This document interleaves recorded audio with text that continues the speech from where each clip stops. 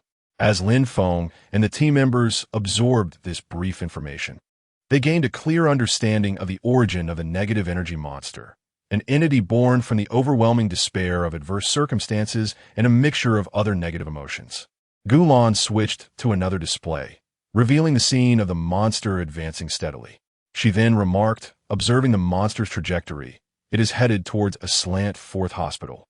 Before anyone could analyze the situation further, she promptly pulled up the monster's data. Monster, Girobusk, despair, height, approximately 58 meters, weight, approximately 2.8 origin, Earth species, negative energy collective, a monster resulting from the negative energy emotions of human despair. Attack analysis. Based on the destruction caused at the scene, it possesses ultraviolet light and electric shock abilities. After reviewing the monster's data, Captain Gus let out a thunderous command, "Gyujin Special Forces, move out." With the captain's roar, the team responded in unison, understood. Except for Gulan, the others rose swiftly, darting out like arrows released from a bow. Just as Lin Feng was about to cross the threshold, he suddenly heard Captain Gus's voice. "Lin Feng, stay behind." Caught off guard, Lin Feng was puzzled. Wasn't he the objective to confront the monster? Why was he being held back? After all, he was one of the main forces. Before he could voice his confusion, Captain Gus clarified, "Wait for news from Lulan. You will depart after the crowd is evacuated." Upon hearing this, Lin Feng grasped the implications of his forthcoming task, nodding emphatically in understanding. The captain nodded at him, choosing not to elaborate further, his gaze fixed intently on the screen, displaying the monstrous devastation of the residential area. Meanwhile, Gulan was filled with perplexity. What was the captain planning? Shouldn't the combat team have already set off? Why was there a need for separate deployment? She glanced at the captain and Lin Feng, hesitating to speak, before ultimately redirecting her attention to the screen. On the battlefield displayed, the creature Grobisk was poised to lift a leg and stomp into the residential building, where several residents had yet to evacuate. Qin Lei and He Haiyang piloted their respective fighter jets, the first and second, firing several light projectiles at the monster's leg. The jets swiftly maneuvered, circling back to target the creature's eyes. Although the monster faltered in pain, it was evident that these light projectiles had not inflicted any significant damage. The shots aimed at its eyes had failed to blind it. Determined to press the advantage, Qin Lei launched another dozen light projectiles at the beast. However, these projectiles merely passed through the monster, striking the ground below. Seizing the moment, Grobisk regained its footing, unleashing purple lightning from its dual horns, which accurately struck Qin Lei's first fighter jet.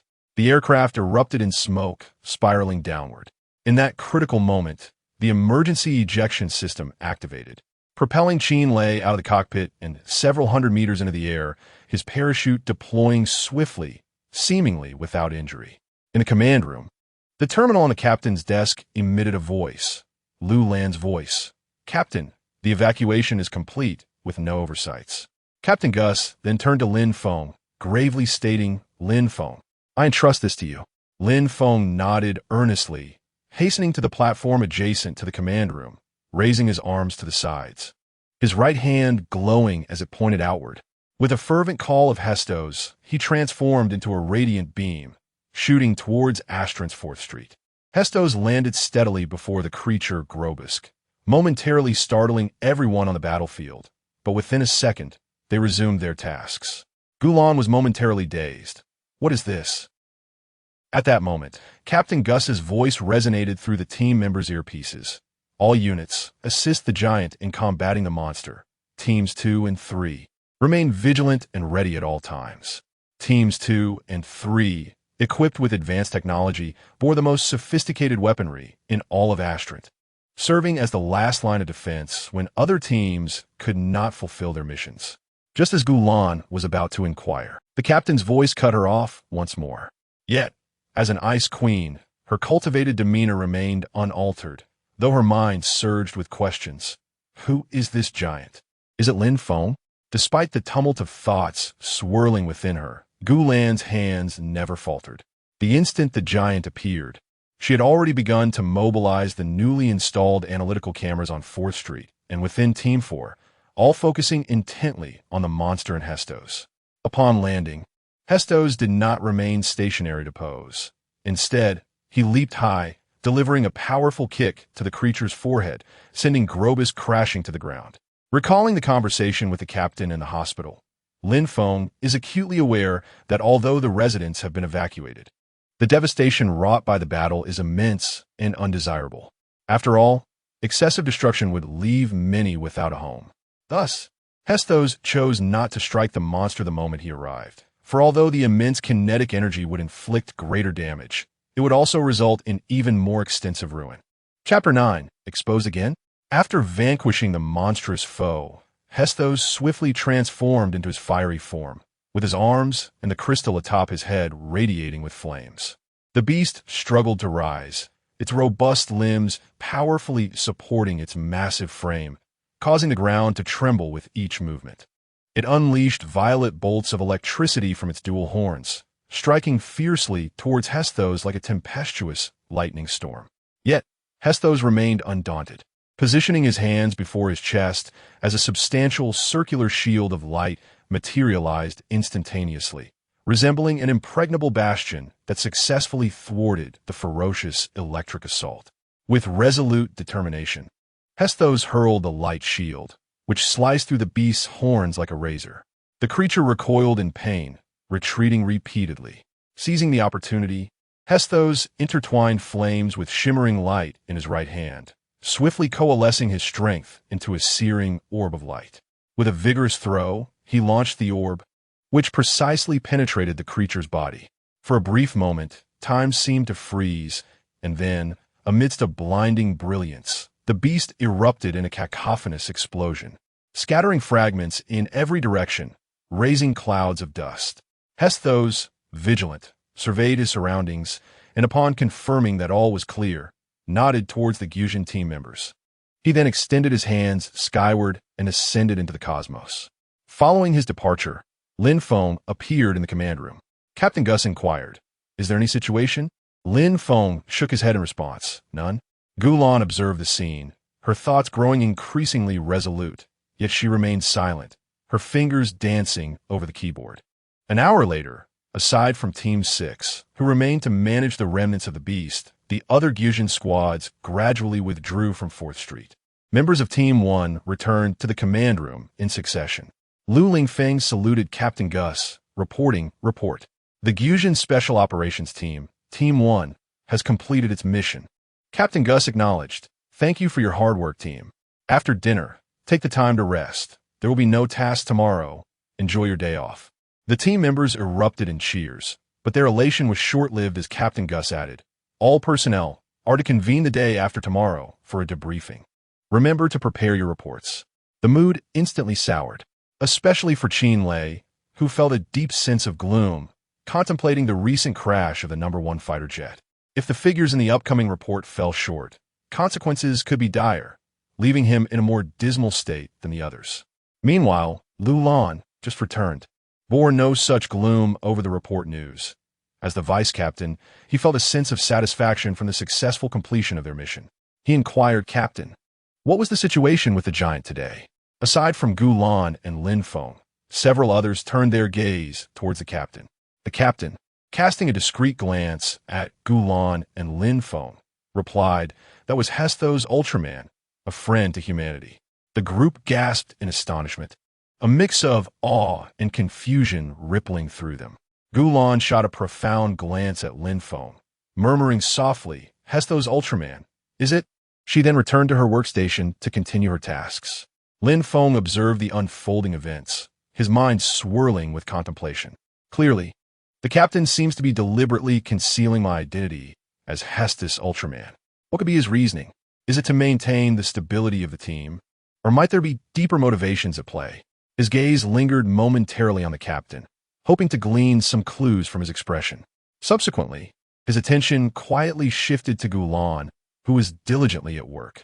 Yet, she too appeared to be aware of the situation. How would she respond? Would she choose to reveal this secret, or would she, like the captain, opt for silence? Lin Feng felt a sense of unease. After all, once this secret became known to more individuals, it could trigger unforeseen repercussions. He pondered whether he should seize an opportunity to converse with Gulan and ascertain her thoughts.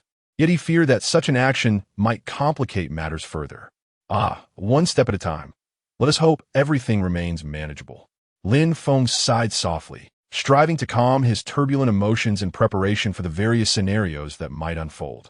In the following days, however, incessant rain confined Lin Feng to the headquarters, yearning to venture out and admire the scenery. His routine became monotonous. Morning meetings at the command center, afternoon training sessions filled with sweat, and evenings spent in restful slumber in the dormitory. On a drizzly afternoon, the city streets were shrouded in a veil of misty rain. On Winhua Street, Jack and Lily stood beneath the awning of a coffee shop. Raindrops cascaded from the eaves, producing a crisp sound. Jack furrowed his brow, a hint of hesitation in his eyes, as he broke the silence. Lily, is there truly no way for us to return to the way things were? Lily's gaze was complex. She gently bit her lower lip, observing the hurried pedestrians in the rain, and responded in a voice tinged with hoarseness. Jack, some things happen and cannot be undone. We cannot go back. A flicker of pain crossed Jack's face. He instinctively clenched his fists, then released them, his voice trembling slightly. But I have been striving to change. I do not wish to abandon what we had. Lily took a deep breath, striving to maintain her composure. She turned her gaze to Jack's eyes and spoke slowly. Jack, not all efforts can reclaim what has been lost. We must look forward. Perhaps it is for the best for both of us. A glimmer of struggle shone in Jack's eyes. He yearned to say more, yet ultimately, he merely opened his mouth without uttering a sound. The rain continued to patter softly, as if lamenting their irretrievable relationship. After what felt like an eternity, Jack finally nodded gently, his voice subdued. All right, perhaps you were right. I hope you find happiness in the future. Lily responded with a soft and the two stood in silence amidst the rain for a moment before turning away, each walking in opposite directions, fading into the curtain of rain. Chapter 10. Jack, good morning. Qinlei. Lin Feng was seated in a corner of the conference room, deeply engrossed in the documents before him. Qinlei approached and sat beside him, inquiring, has no one else arrived yet? It seems we're the earliest ones. What are you reading? This is Gao Yuan's file. Isn't this matter resolved? Lin Feng glanced at Qinlei, his expression tinged with curiosity. He continued, this is not a secret. You are aware that the monster was birthed from the negative energy absorbed from Gao Yuan. However, the autopsy report indicates that Gao Yuan had already succumbed to death a day prior to transforming into a monster, which is unprecedented in the Gyujin database. Lin Feng fell into contemplation once more, his thoughts drifting through the details of the file in his hands. Logically, if Gao Yuan had already passed away, he should not have been capable of transforming into a negative energy monster. Yet, the nature of these monsters is indeed puzzling. Despite their monstrous form, they seem to adhere to the law of energy conservation. The monster absorbs all the energy from human body and subsequently releases it. The reason a person transforms into a monster and perishes is that, at the moment of transformation, they have already become a mere husk. Thus, once the monster is vanquished, only the lifeless body remains. Lin Feng's voice rang out distinctly in the quiet conference room. As Lin Feng pondered, the door to the conference room swung open again, and the team members filed in. After exchanging greetings, they took their seats, awaiting the arrival of their leader. Lulan, what do you think today's meeting will cover? Is it yet another post-event summary? We've been at it for several consecutive days. He Haiyang nudged Lulan with his finger, inquiring. It should not be a post-event summary. Team 7 submitted their results yesterday, so there must be other matters to discuss. Lulan replied with a sidelong glance at He Haiyang, a hint of irritation in her tone. Now that everyone is here, let us commence, Captain Gus declared as he entered the room, noting the presence of all team members. He moved to the center and handed a USB drive to Gulan, indicating for her to connect it. Captain Gus surveyed the assembled team and stated, today, we shall forego the usual formalities and dive straight into the agenda. Firstly, the autopsy conducted by Team 8 revealed that Gao Yuan had been deceased for a day prior to his transformation into a monster. Furthermore, Team 4 has scrutinized all records pertaining to Gao Yuan's movements on the streets, but found no anomalies. Consequently, the higher-ups have instructed me to dispatch 2 members from Team 1 to investigate the vicinity of Gao Yuan. As soon as Gus finished speaking, Lin Feng eagerly raised his hand, exclaiming, "With the continuous rain these past few days, I feel almost moldy. It's quite unsettling. Moreover, my desire to investigate this deceased individual who could transform into a negative energy monster has intensified. Is anyone else joining?" Captain Gus inquired. The others exchanged glances. And at that moment, Gulan suddenly raised her hand, saying, "Count me in." Surprise washed over the faces of the others. Was this long reclusive woman finally stepping out? Not only was Lin Feng taken aback, but everyone else had only seen Gu Lan deliver documents during the last training session, rarely witnessing her move about during working hours, and even less so outside after hours. Ahem. Captain Gus, sensing the situation was amiss, promptly cleared his throat to redirect the conversation. "You have reviewed Gao Yuan's file, which reveals that his social circle is rather limited. Gao's mother's illness may be the catalyst for Gao Yuan's transformation into a monstrous entity, though this is not definitive. The 4th squad investigated Gao Yuan's network of contacts, and recently, only 2 individuals have been in touch with him. One is Jack Kai, and the other is Lily He. Jack met with Gao Yuan merely 2 days prior to the incident, so it would be prudent for you both to focus your inquiries on Jack." Captain Gus continued, presenting the foundational details of Jack Kai and Lily He for your perusal. The screen illuminated with their information. Name, Jack Kai. Gender, male. Age, 28. Network, grew up in an orphanage, graduated from college. Worked in a factory which later closed due to poor performance. Currently employed as a courier. His bank account shows regular transactions, predominantly transferring funds to his girlfriend, Lily He. Notably, 2 days before the incident, he transferred 1,000 yuan to Gao Yuan. Name, Lily He. Gender, female. Age, 26. Network, also raised in an orphanage. Currently employed as customer service at a company. This encapsulates the information regarding these 2 individuals. You may decide whom to investigate first, should you require assistance. Feel free to message Lu Lan. Lin Feng and Gu Lan replied in unison. Understood. Liu Lang, you will oversee operations here, while Gu Lan and I embark on the investigation. Captain Gus turned his gaze towards Lu Lan. Acknowledged. Qin Lei and He Haiyang. You are assigned to Team 8. Your cooperation is essential, particularly for you, Qin Lei, as the last aircraft is still under repair. Make sure to check on it frequently. Understood. 2 distinctly different voices echoed in agreement, with Qin Lei sounding somewhat fatigued, while He Haiyang was robustly vocal. Very well, this concludes our arrangements. I have a meeting to attend. Meeting adjourned. With that, Captain Gus hurriedly exited. Lin Feng and Gu Lan exchanged glances, aware that a challenging investigation was about to commence. Stepping out of the Gyujin base, the sunlight outside was somewhat blinding, yet they hesitated not for a moment. "Let us commence our inquiry with Jack Kai," Lin Feng suggested. "Agreed. Let us locate him and ascertain the situation." Gulan nodded in agreement. Following the address provided in the records, they arrived at the courier company where Jack was employed. At the company, they encountered Jack's colleague. "Jack, he is quite a decent person and takes his work seriously," remarked the colleague. "Do you know about his relationship with Gao Yuan?" Lin Feng inquired. The colleague pondered for a moment before responding. "I believe he mentioned that he grew up in an orphanage, and Gao Yuan's former home was near the orphanage where Jack resided. They attended primary and middle school together and maintained a good rapport." Armed with this information, Lin Feng and Gu Lan's resolve to find Jack intensified. They traced Jack's delivery route through the company's records, methodically questioning residents along the way. Ultimately, they found Jack taking a break at a CAF. "Who are you?" Jack Kai looked at the suddenly appearing Lin Feng and Gu Lan with a hint of confusion. Lin Feng presented his identification and stated, "We are Team Gyujin and seek to inquire about Gao Yuan." Kai Jieka's expression shifted slightly, yet he quickly regained his composure, replying, "Gao Yuan? We are friends, though it has been quite some time since we last communicated." "Did you not meet just 2 days prior to the incident?" Gulan inquired, fixating intently on Jieka's eyes.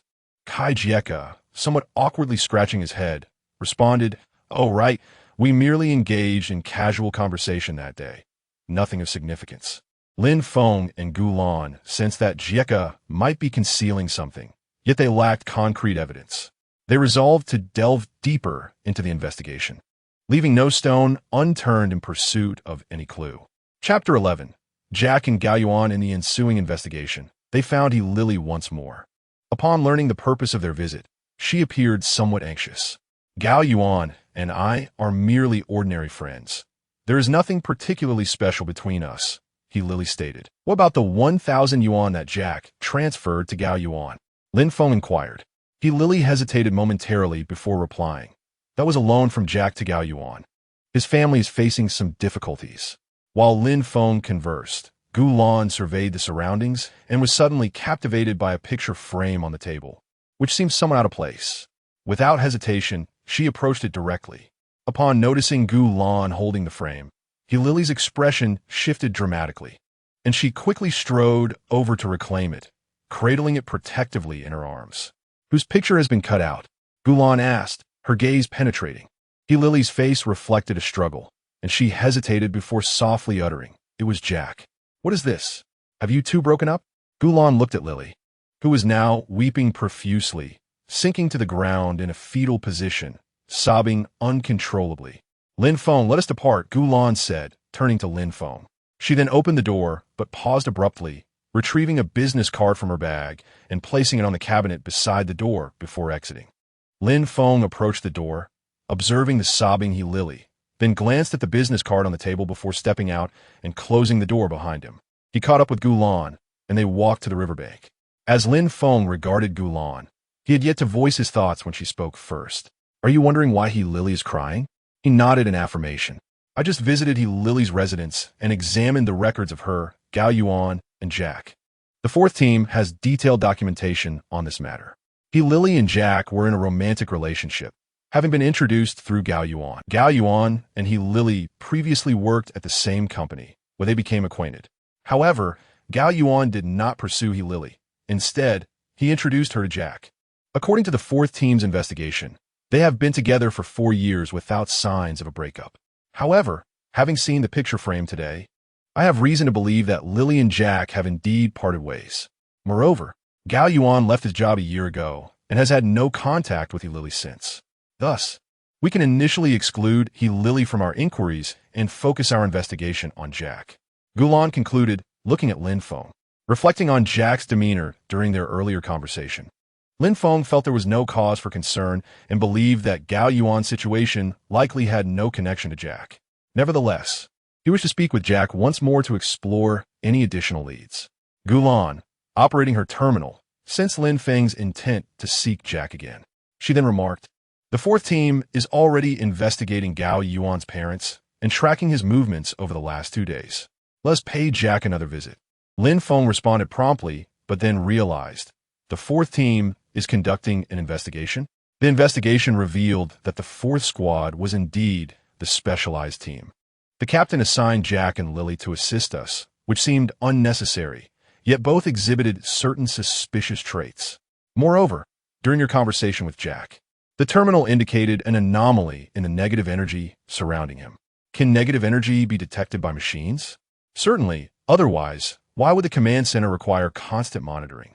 The computer is linked to the entire aslant negative energy surveillance system. If excessive negative energy is detected, an alarm will sound.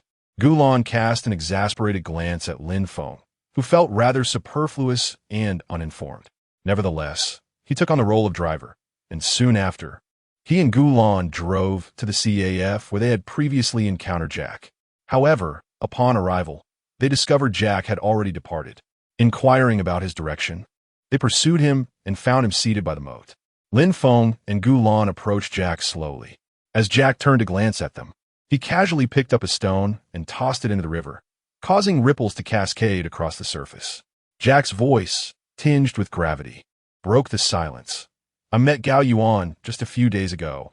He was desperately seeking funds for his ailing mother. At that time, I had little to spare, managing to lend him only 1,000 yuan, which led to a quarrel with Lily. Yet, upon learning it was to aid Gao Yuan in saving his mother, She relented and even raised an additional 2,000 yuan the next day to lend him in an emergency. As Jack spoke, his expression grew increasingly complex. However, when I sought out Gao Yuan, everything had changed. I found him sitting in the road, and it felt as if my worldview had shattered. Gao Yuan had transformed into a monstrous being. He merely wished to save his mother, yet his words faltered as his body began to tremble, and the river beside him surged, mirroring the turmoil within. Lin Feng sensed the impending danger and quickly embraced Gulan, channeling the power of light to leap several meters away. At that moment, Jack was enveloped in a dark mist, and the river water surged towards him, gradually coalescing into a 50-meter-long water bear-like creature. This aqueous monstrosity emanated a chilling aura, heralding an imminent catastrophe. Lin Feng released Gulan, who looked at him with alarm. He nodded, intending to transform into Hestos Ultraman, but just then, the creature plunged into the water, vanishing from sight. Lin Feng hesitated, a wave of doubt and unease washing over him. Simultaneously, their terminals emitted a warning from Lulan. Negative energy alert. Oh, it's vanished again. Gulan swiftly activated her terminal to converse with Lulan. What do you mean it's vanished? Lulan replied, just moments ago, near the moat. We detected monster-level negative energy right by your location, but it disappeared in less than 10 seconds. Please conduct another scan, Lulan. Lin Feng, we must return to the command center, Gulan insisted, hastily making her way to the base vehicle. Lin Feng followed closely, resuming his role as the driver. During this period, Gulan utilized the terminal to elucidate the situation to the team members, concurrently drafting a report to send to the captain. Upon returning to the command center, the team gathered together, embarking on an analysis of the incident. Each member fell into a deep contemplation, pondering the underlying reasons that transformed Gao Yuan into a monstrous being. What role did Jack play in this unfolding drama? It seemed as though a colossal conspiracy lurked in the shadows behind it all. Chapter 12. Report from Squad 4. Everyone, let us first examine the report from Squad 4. Captain Gus broke the silence. It turns out that Gao Yuan's demise was due to an unfortunate accident. However, the question remains, how could one continue to move after death? Moreover, according to the report, Gao Yuan was active for 8 hours post-mortem. Qinlei interjected. Perhaps it was the influence of the dark energy, combined with his desire to save his mother. The report indicates that after borrowing money from Jack, Gao Yuan relentlessly took on part-time jobs, scarcely resting. He Haiyang contributed his analysis. Could it be that his filial piety suppressed the insatiable hunger of the dark energy? Lin Feng offered his speculation. At that moment, Gulan paused her manipulation of the computer, interrupting the Group S discussion. Everyone, take a look at this. 2 months prior, Lily, while out at a bar with her colleague Chun Xiaoqiong, was allegedly drugged and assaulted. Unfortunately, due to the assailant's influence and the fact that her close friend was one of the instigators, Lily's communication records were filled with numerous virtual number warnings. Squad 4 has already contacted the local police to assist in apprehending the suspects, Gulan stated, not bothering to gauge the reactions of her peers as she continued typing. Was there any warning concerning Jack? Lin Feng inquired. There are no records regarding Jack, Gulan replied. The absence of records is quite typical. Someone like Kai Jack, an orphan with only his girlfriend Lily and friend Gao Yuan by his side, would undoubtedly go mad if he were to learn about Lily's violation. Being single and unencumbered, such individuals often stir trouble, Haiyang remarked, almost in jest. I believe Kai Jack might already be aware. Captain Gus addressed his team. The meeting fell into silence once more, as Gao Yuan had been tirelessly raising funds for his ailing mother, working around the clock in hopes of saving her. After transforming into a monster, he had been drawn toward the hospital. Meanwhile, Kai Jack, burdened by the plight of his girlfriend, was overwhelmed with negative energy. Suddenly, the alarm in the command room blared again. It's at 211 Beauty Villa District, Gulan stated succinctly. This is bad. Kai Jack is seeking vengeance, Qinlei responded. Gyujin's Special Operations Team. The group echoed in unison. Beside the 211 Beauty Villa District, a sinister voice echoed in Kai Jack's mind. Have you made up your mind? Merge with me. Do you not wish to take revenge on those who violated Lily? I cannot become a monster. I still want to be with Lily. Kai Jack's consciousness strained against the overpowering urge. Do not struggle. Once you touch the darkness, there is no turning back. Is it not fulfilling to surrender to your innermost desires? The voice insisted. I will not. Kai Jack attempted to resist once more, but the voice's owner disregarded his objections and unleashed a torrent of dark energy into Jack's being. Thunder rumbled ominously as torrential rain poured down. Kai Jack's body convulsed uncontrollably, and as the rain pooled around him, he was instantly transformed into a monster, slithering toward the 211 Villa District. At the 211 Villa District, Xiao Peng, are you ready? Hurry up. Fusion sent a message, warning of an impending monster attack and urging a swift evacuation. A young woman shouted to those inside the room, it's all right. Isn't there a special forces team drawing its attention? You don't say such things. Your father worked hard to secure your release. We must exercise caution, she admonished. It's not a big deal, Yang Xiaoping replied nonchalantly. Outside the 211 Villa District, a temporary command center was established by the special forces. Why has it suddenly started pouring rain? Many of our devices will be interfered with in this weather, a member of the 4th Squad grumbled. Enough complaining. We need to position cameras along all potential routes the monsters may traverse, and once that's done, we retreat, another team member advised. Inside the temporary command center, due to the Villa District's nature, the number of individuals requiring evacuation was relatively small. It wouldn't be prudent to deploy a large number of personnel simply because the wealthy needed urgent evacuation, as that could lead to greater chaos. Moreover, the affluent had their own security teams, further reducing the number of evacuees needed. Lin Feng received the evacuation orders, while Lu Lan was pleased to have less to do, merely needing to relay the evacuation updates to the squad. How is the situation being assessed? Captain Gus Ion inquired. Gulan continued to type furiously on the keyboard when suddenly the large screen displayed information. Monster, water bear, rhinoceros height, approximately 53 meters, standing, weight, approximately 5. 2T characteristics. The monster is predominantly composed of water, resembling a water bear, with a horn shaped like that of a rhinoceros atop its head, and 2 tentacles approximately 10 meters long beside its mouth. Water on its back appeared to evaporate slowly. Identified attack methods. Swinging tentacles, using the horn on its head to charge, and the ability to spray large columns of water from its mouth. Defense. Special Forces attacks will penetrate the monster's body. Since it is made entirely of water, any damage inflicted will be rapidly covered by rainwater. This won't do. The light projectiles will pass through the monster and indirectly strike the buildings. What should we do, Commander? Qin Lei urgently voiced over the communication channel. Focus your attacks on the monster's head, particularly the horn atop it. Do not worry. I will handle the after-action report, Lu Lingfeng instructed. Understood, Commander. Are there still people in the Villa District? Lin Feng queried a member of the evacuation team nearby. There are still individuals unaccounted for in Villa 211. We have dispatched a team to notify them, the team leader replied. Observing the situation outside, Lin Feng saw that the monster had already entered the Villa District. There's no time. I'm going in. You all provide support from the outside, he declared, rushing into the villa area. As Lin Feng arrived, the monster loomed over the villas, facing down at them, just as 2 individuals emerged from one of the houses. Yang Xiaoping looked up and locked eyes with the monster, while Lin Feng shouted, Kai Jieka, don't act rashly. Yang Xiaoping will be judged. However, the monster paid no heed to Lin Feng's warning, gathering rainwater and unleashing a high-pressure water column that struck Yang Xiaoping and her mother. In an instant, they were engulfed by the torrent, blood washing away under the force of the water, leading to their immediate demise.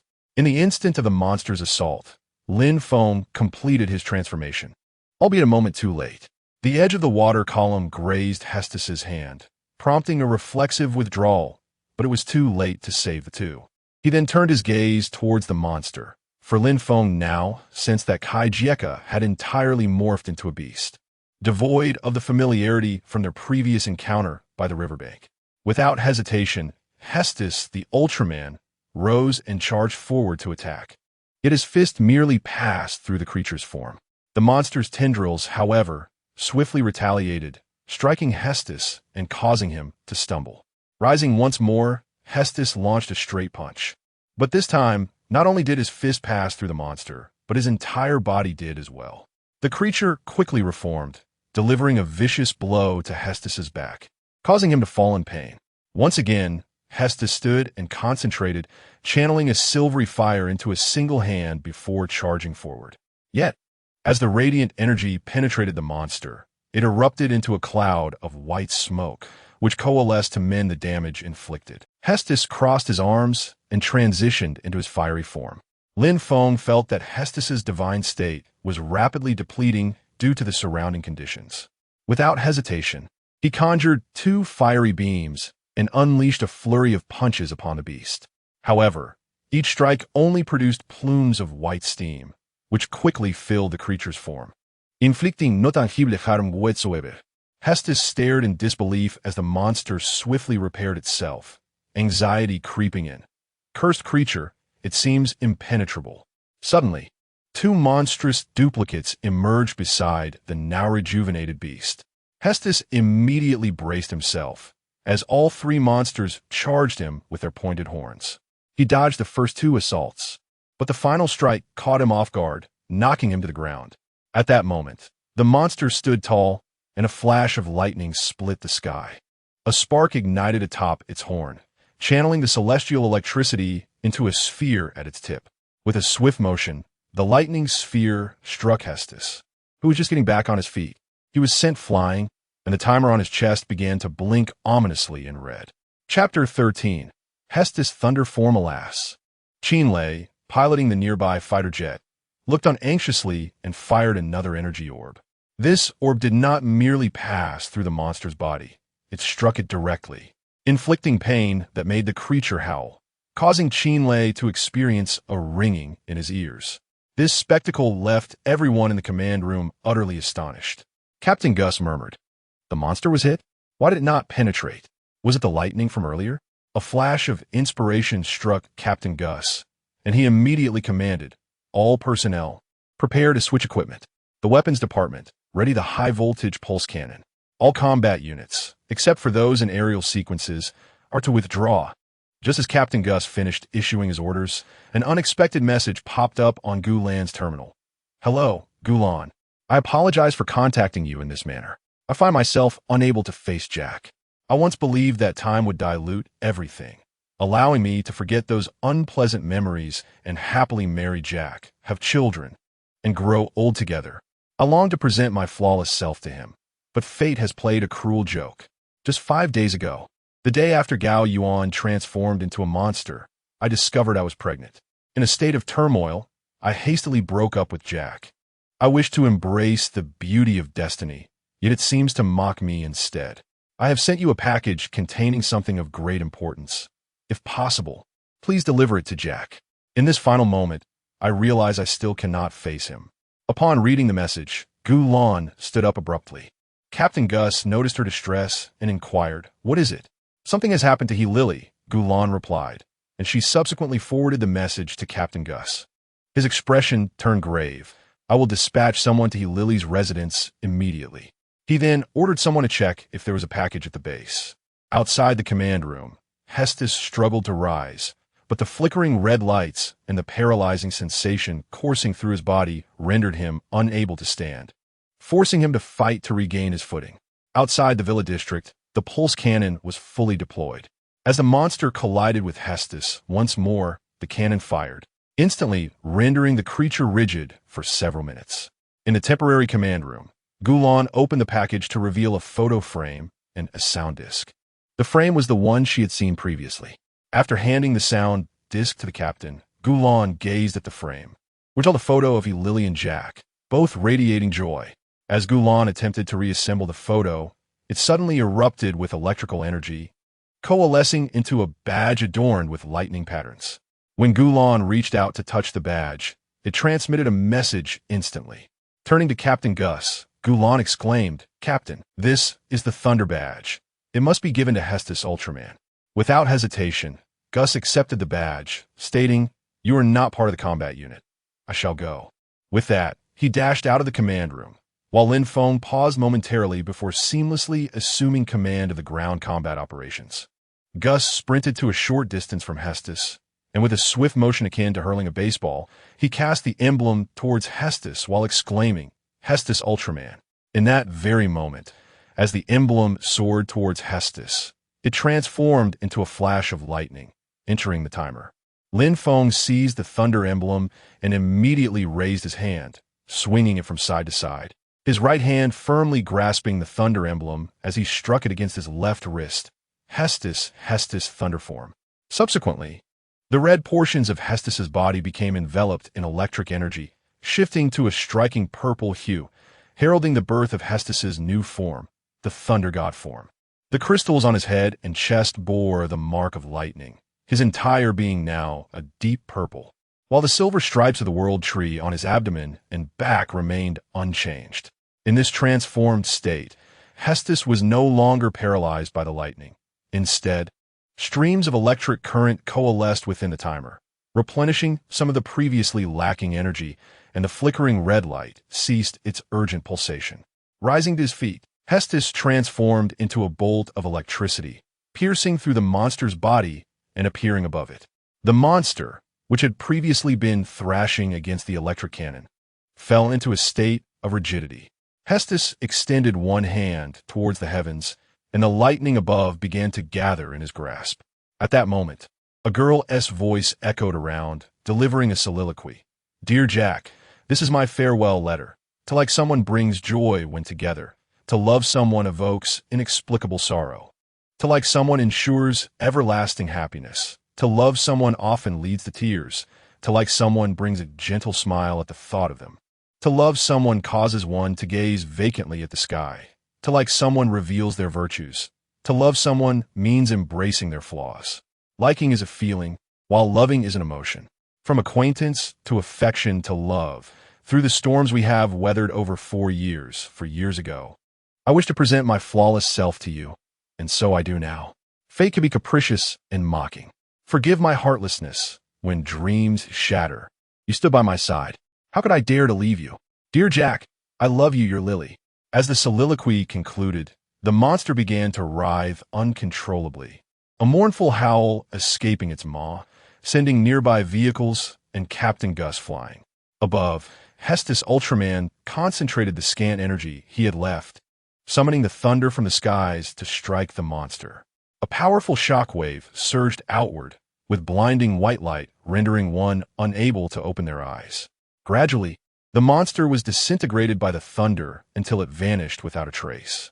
Thereafter, Hestos Ultraman dissipated, and Lin Feng was left lying amidst the ruins. A hand emerged from the debris, as Captain Gus crawled out, glancing at the vacant space where the monster had once stood, now devoid of any trace of its presence.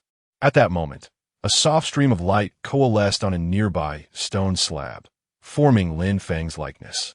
Captain Gus approached to investigate, finding Lin Feng to be relatively unharmed, who then plopped down beside him, gasping for breath. After a brief respite, Captain Gus assisted Lin Feng to his feet, inquiring, "Are you all right?" I have no strength left," Lin Feng replied weakly. Captain Gus did not indulge Lin Feng. Remaining in this place was not conducive, as it would impede the recovery team. He took hold of one of Lin Feng's arms, supporting him as they made their way outside. Lin Feng grasped his heart with his other hand, his breathing gradually returning to a steady rhythm. Lu Lan approached from the side, and Gus inquired, "How did the battle fare?" Lu Lan zet ponde. The majority of the ground combat forces have withdrawn from the center as ordered, while a small contingent has merely endured peripheral impacts, sustaining no significant damage. However, Qinlei's fighter jet sustained considerable damage from aerial assaults and will likely require repairs. Gus nodded in acknowledgement, refraining from further comment. The members of the 7th Squad swiftly assembled, commencing their methodical post-battle operations. The following day, after a meeting in the command room, Lin Feng approached Gulan and asked, "Has there been any progress on the negative energy investigations concerning Gao Yuan and Jack?"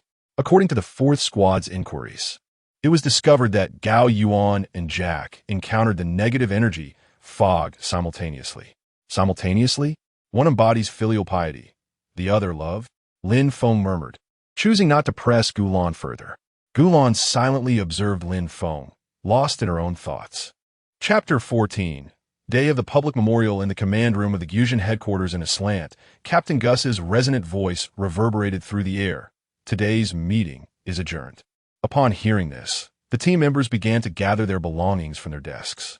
At that moment, Qin Lei approached Lin Feng and playfully tugged at He Haiyang beside him. Inquiring, "Lin Feng, are you free tomorrow?" "What's up?" Lin Feng raised an eyebrow slightly. "Tomorrow, there will be a public memorial event in Crescent City. We are accompanying Haiyang back," Qin Lei replied, all the while teasing He Haiyang. "He Haiyang, if you keep this up, I will get angry," He Haiyang retorted, pushing Qin Lei's hand away with an expression of displeasure. "All right," Lin Feng responded succinctly. Upon hearing this, Qin Lei ceased his playful antics and remarked, "Let's meet at 9 tomorrow morning," before laughingly darting out of the room. He Haiyang hurriedly chased after him, observing the playful banter between the two brothers. Lin Feng couldn't help but feel bemused, pondering to himself, is He Haiyang that amusing? Why does Qin Lei persistently tease him? Liu Lang, accustomed to the antics of Qin Lei and He Haiyang, turned to Lin Feng and remarked, "Crescent City, the day of the public memorial is documented in the archives. You might want to check them out first, as there are some suspicious details in the records. For this reason, the files have been kept and not sent for archival storage." "Understood," Lin Feng nodded in acknowledgement. The archive room was tranquil, filled only with the soft sounds of Lin Feng's breathing and the rustling of pages. As he meticulously reviewed the information on his phone, he found himself increasingly captivated by the mysteries surrounding Crescent City. 15 years prior, negative energy monsters had inexplicably appeared in Crescent City, prompting local authorities to initiate an emergency evacuation. However, at one evacuation point, an individual suddenly transformed into a monster, resulting in numerous casualties and immeasurable devastation for the city. Moreover, since most witnesses observed the transformation of a human into a monster, a sense of mutual rejection began to fester among the populace. 5 years later, another negative energy monster emerged, causing widespread destruction. During this rescue operation, the special forces discovered that both the townsfolk and the rescue teams exhibited varying degrees of amnesia, seemingly forgetting the monstrous attacks. Subsequently, the collective memory of the incident faded from public consciousness. Consequently, a force squad was established to investigate Crescent City, yet they found nothing. Everyone at the center of the events had inexplicably forgotten the monster attack, complicating the investigation significantly. Lin Feng furrowed his brow, slowly shifting his gaze from the phone screen to the seemingly serene Crescent City outside the window. Bathed in sunlight, the city appeared as peaceful as any ordinary town. But Lin Feng was acutely aware that beneath this tranquil facade lay unfathomable secrets and dangers. Suddenly, the peculiar reaction of He Haiyang when Qin Lei mentioned Crescent City during the meeting surfaced in Lin Feng's mind. He resolved to check He Haiyang's information, but the terminal indicated insufficient permissions. After a moment of contemplation, he resolutely made his way toward the command center. Although he lacked the necessary clearance, others undoubtedly possessed it. In the command center, Lin Feng surveyed the surroundings and noted that Captain Gus was absent. Only Gulan remained steadfast at her post. "Is something amiss?"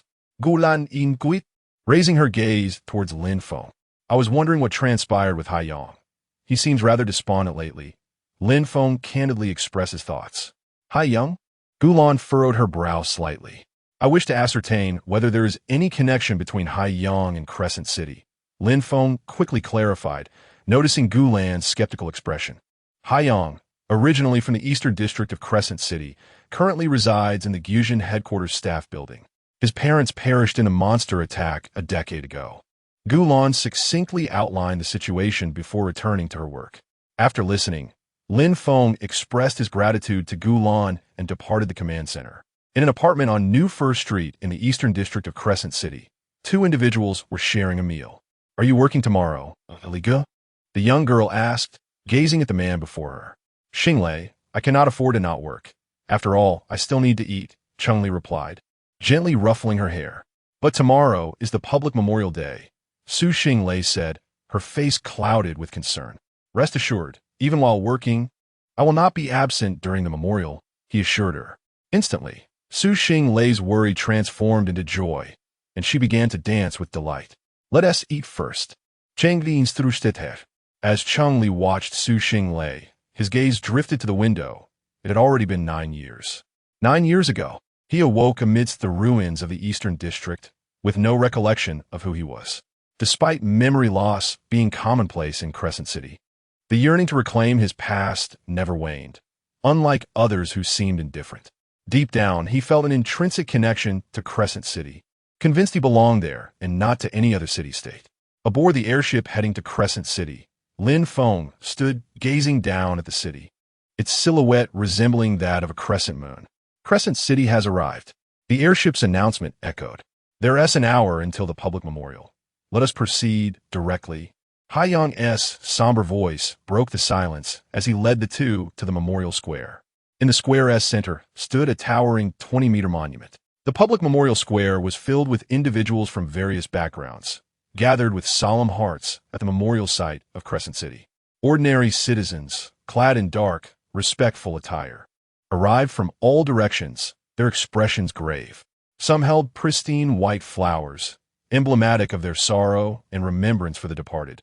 Others tightly grasped their children's hands, hoping to instill in the next generation the importance of remembering this history and the painful lessons it imparts.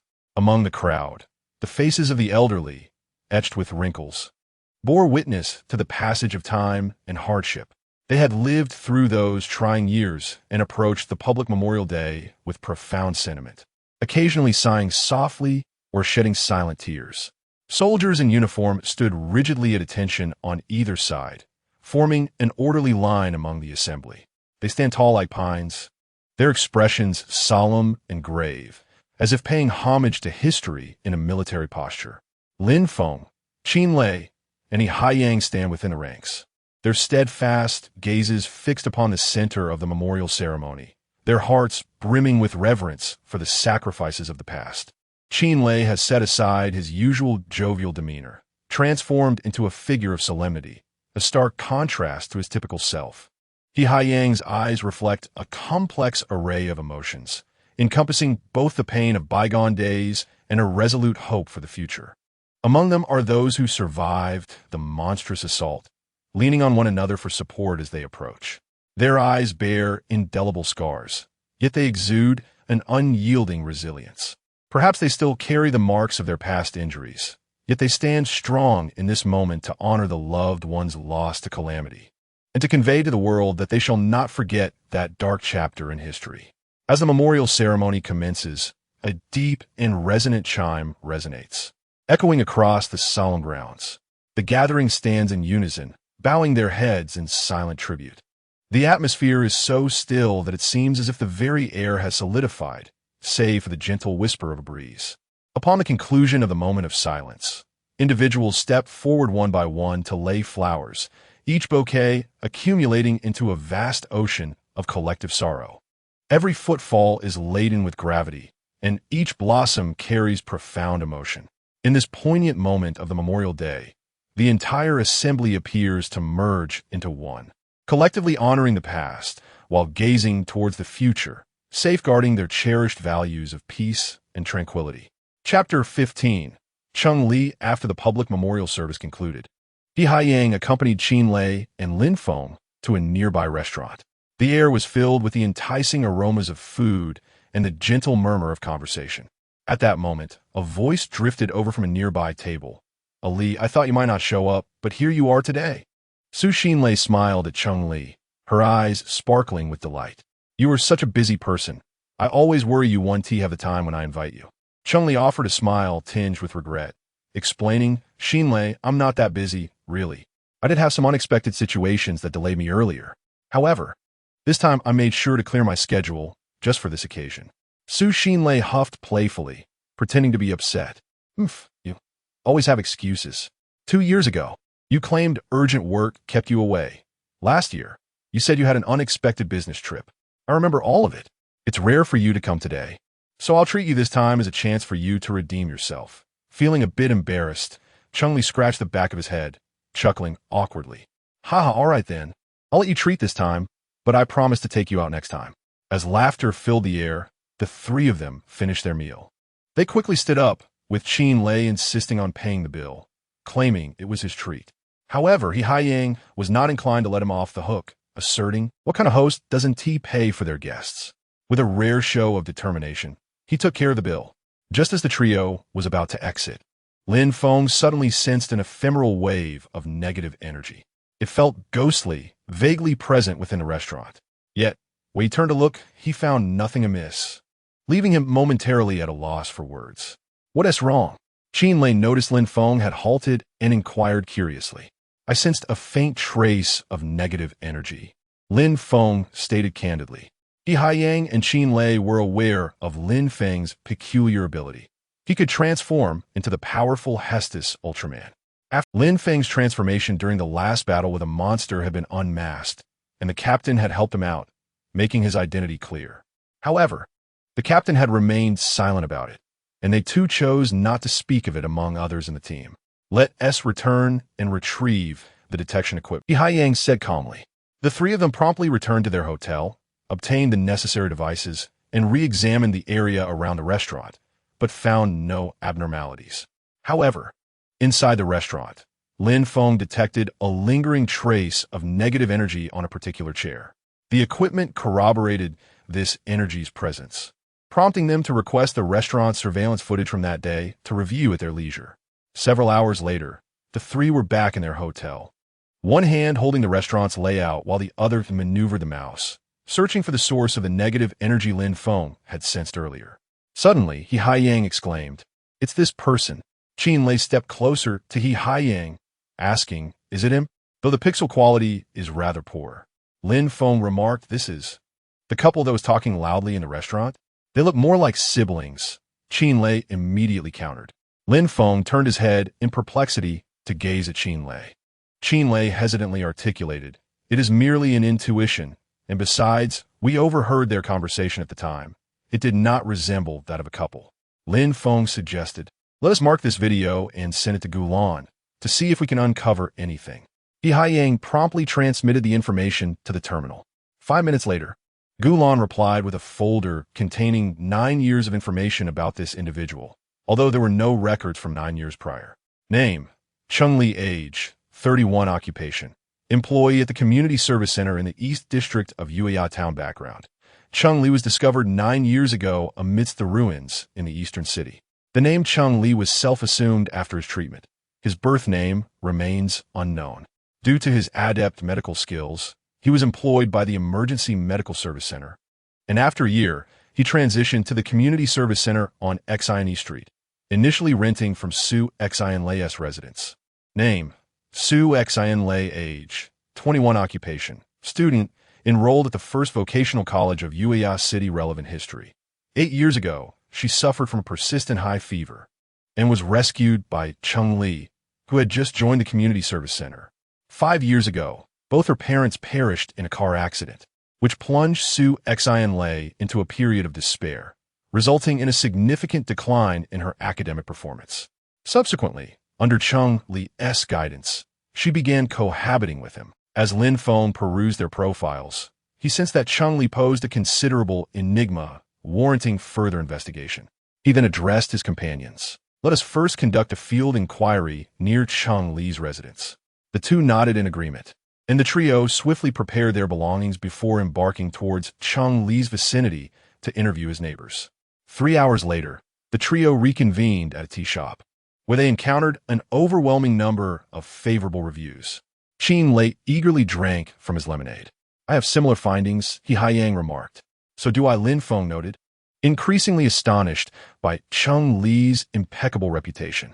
Even his evaluations from the special forces were mixed. Yet Chung Li's reviews were uniformly positive, suggesting an underlying anomaly. The three fell silent, exchanging glances as they contemplated the findings of each other's investigations in search of clues. "Shall we visit the eastern ruins?" Lin Feng proposed, looking at He Haiyang. Without hesitation, He Haiyang replied, "Certainly, I shall guide you there shortly." After organizing the information, he stood up, prompting Lin Feng and Qin Lei to follow suit as they proceeded to the eastern ruins. Despite the passage of many years, the area remained uninhabited. The creatures had vanished, and the city-state of Yuya had cleared the area to prevent any potential crisis arising from its residents. Lin Feng surveyed the ruins before him, overgrown with weeds, with some plants towering even higher than a person. "Follow me." He Haiyang beckoned, leading them to a site that was once his home, now reduced to rubble. Nearby lay a grave mound, which, unlike the surrounding overgrowth, was tended to, indicating that He Haiyang returned annually to maintain it.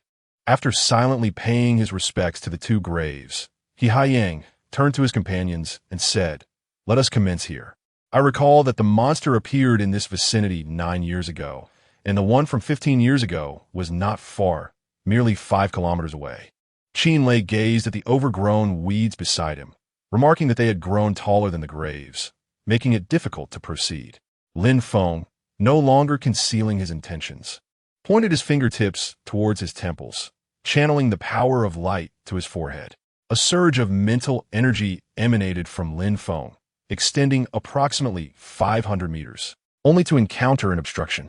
Releasing his mental energy, he approached the spot with a sense of elation, exclaiming that he had found a clue. The other two stared at Lin Feng in astonishment, contemplating, well, he certainly has no intention of hiding this. They promptly followed him. Upon reaching the anomalous location, they found nothing but a large stone slab, devoid of any other features, not even a blade of grass.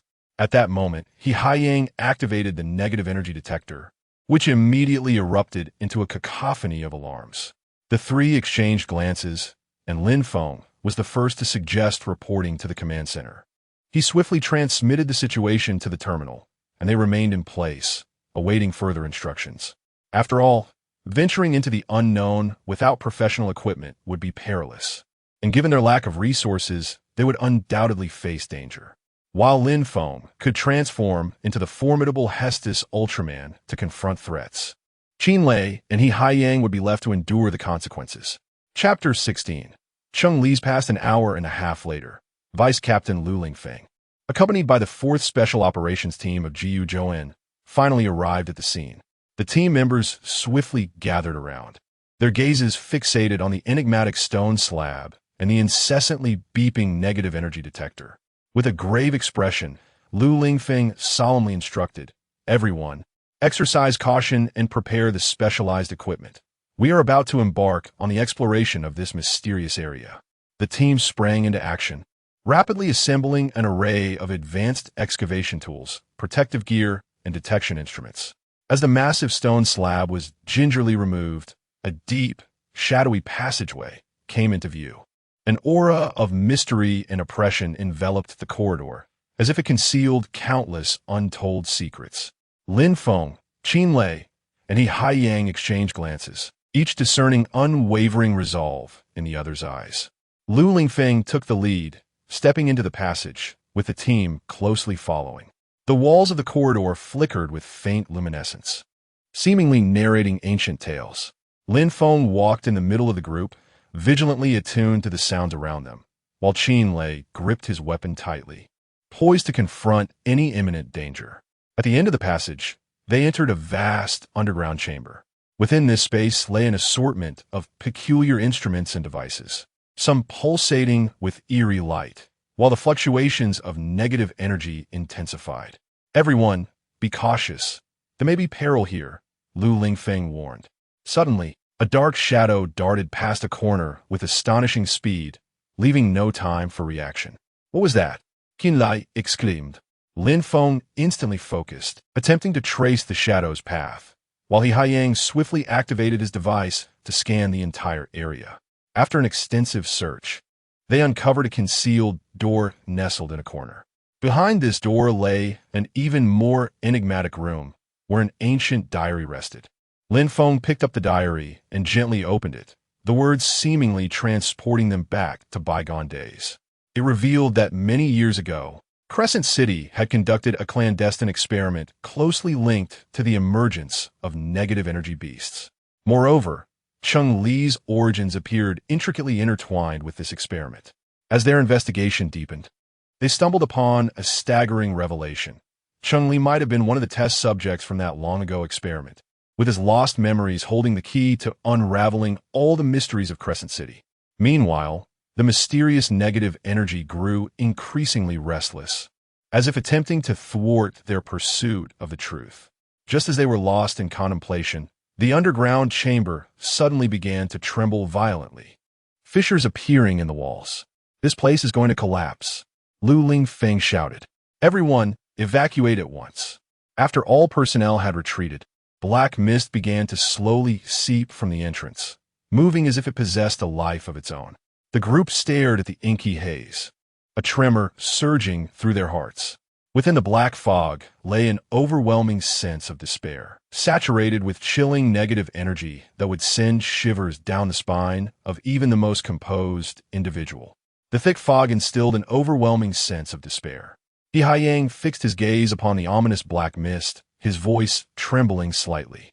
Lin Feng, equally grave, stared intently at the dark cloud, acutely aware of the disquieting negative energy it harbored, pondering silently. What could have transpired here to give rise to such an abundance of malevolent energy? The commander reported, based on a prior investigation, that many years ago, human experiments were conducted here. A leader from the fourth team reported to Commander Lu Lingfeng. Holding the report in his hand, Lu Lingfeng felt no need to peruse its contents. The mere mention of human experiments was sufficient for him to grasp the gravity of the situation, given the palpable intensity of the negative energy before him. He subsequently handed the report to Lin Feng and the others. Upon seeing the report, He Haiyang's hands began to tremble uncontrollably, as he realized that the truth behind his parents' tragic demise might finally be within reach. It was not merely an accident. At that moment, a segment of the black mist, which had been confined to the cave's entrance, suddenly detached and swiftly surged towards Crescent City. "This is bad," the commander shouted.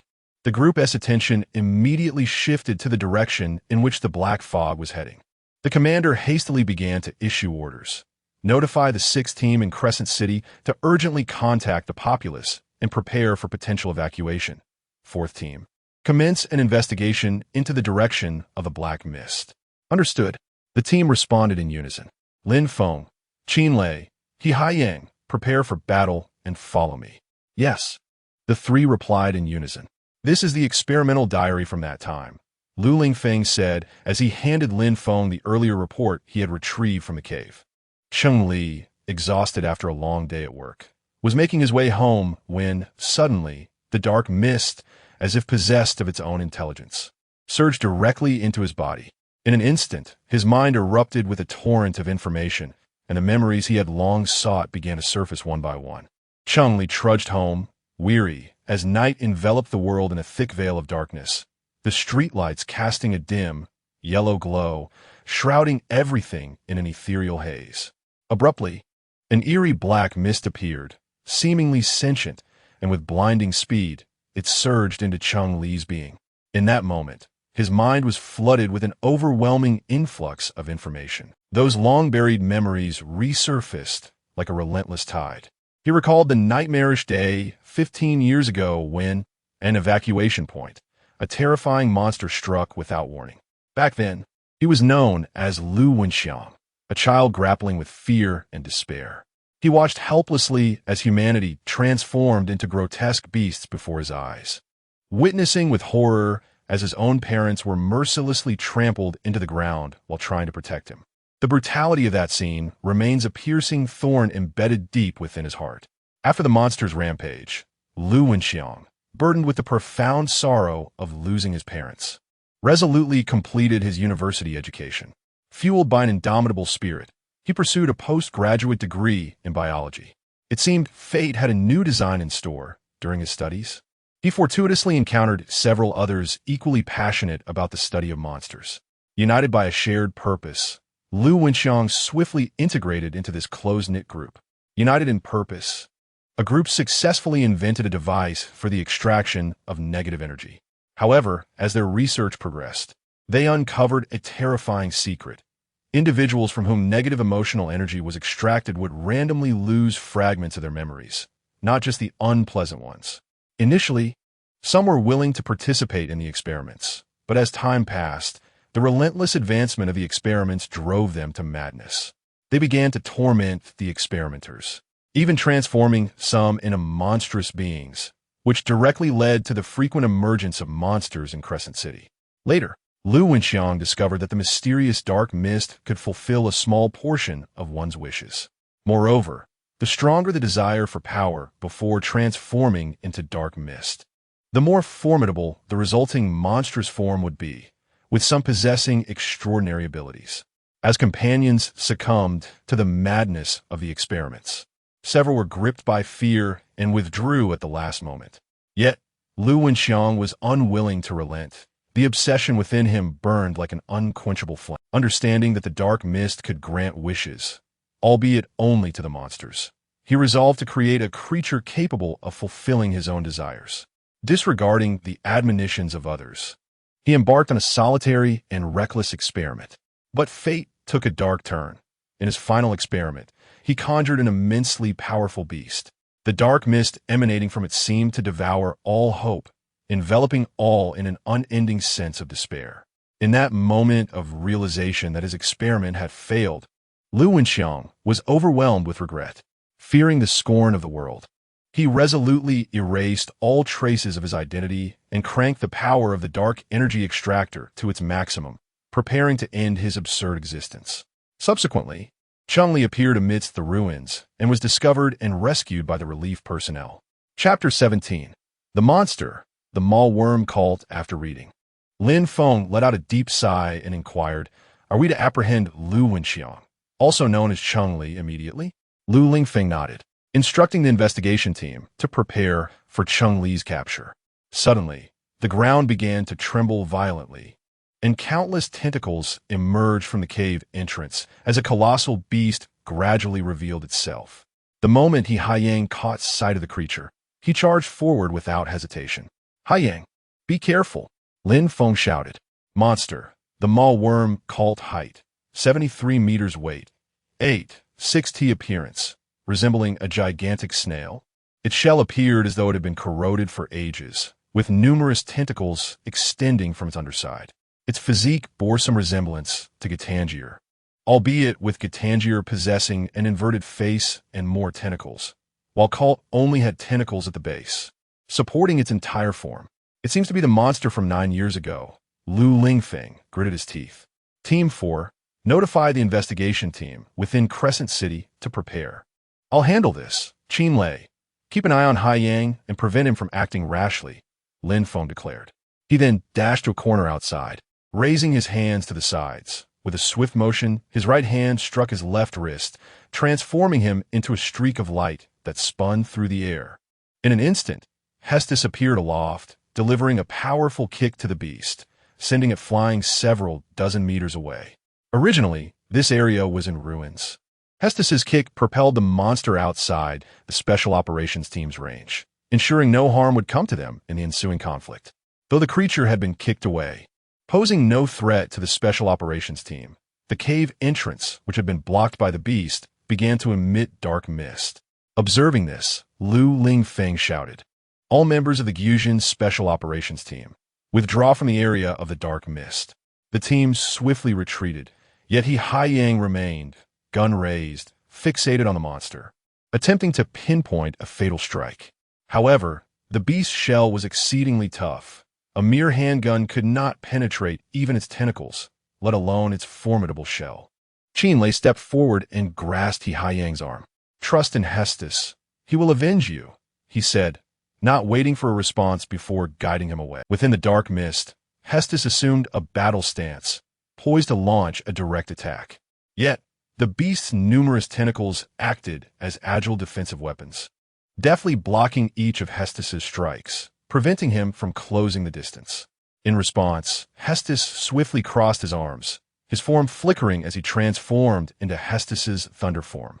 Lightning danced between his hands, bolts shooting forth like silver serpents, fiercely striking at the monster.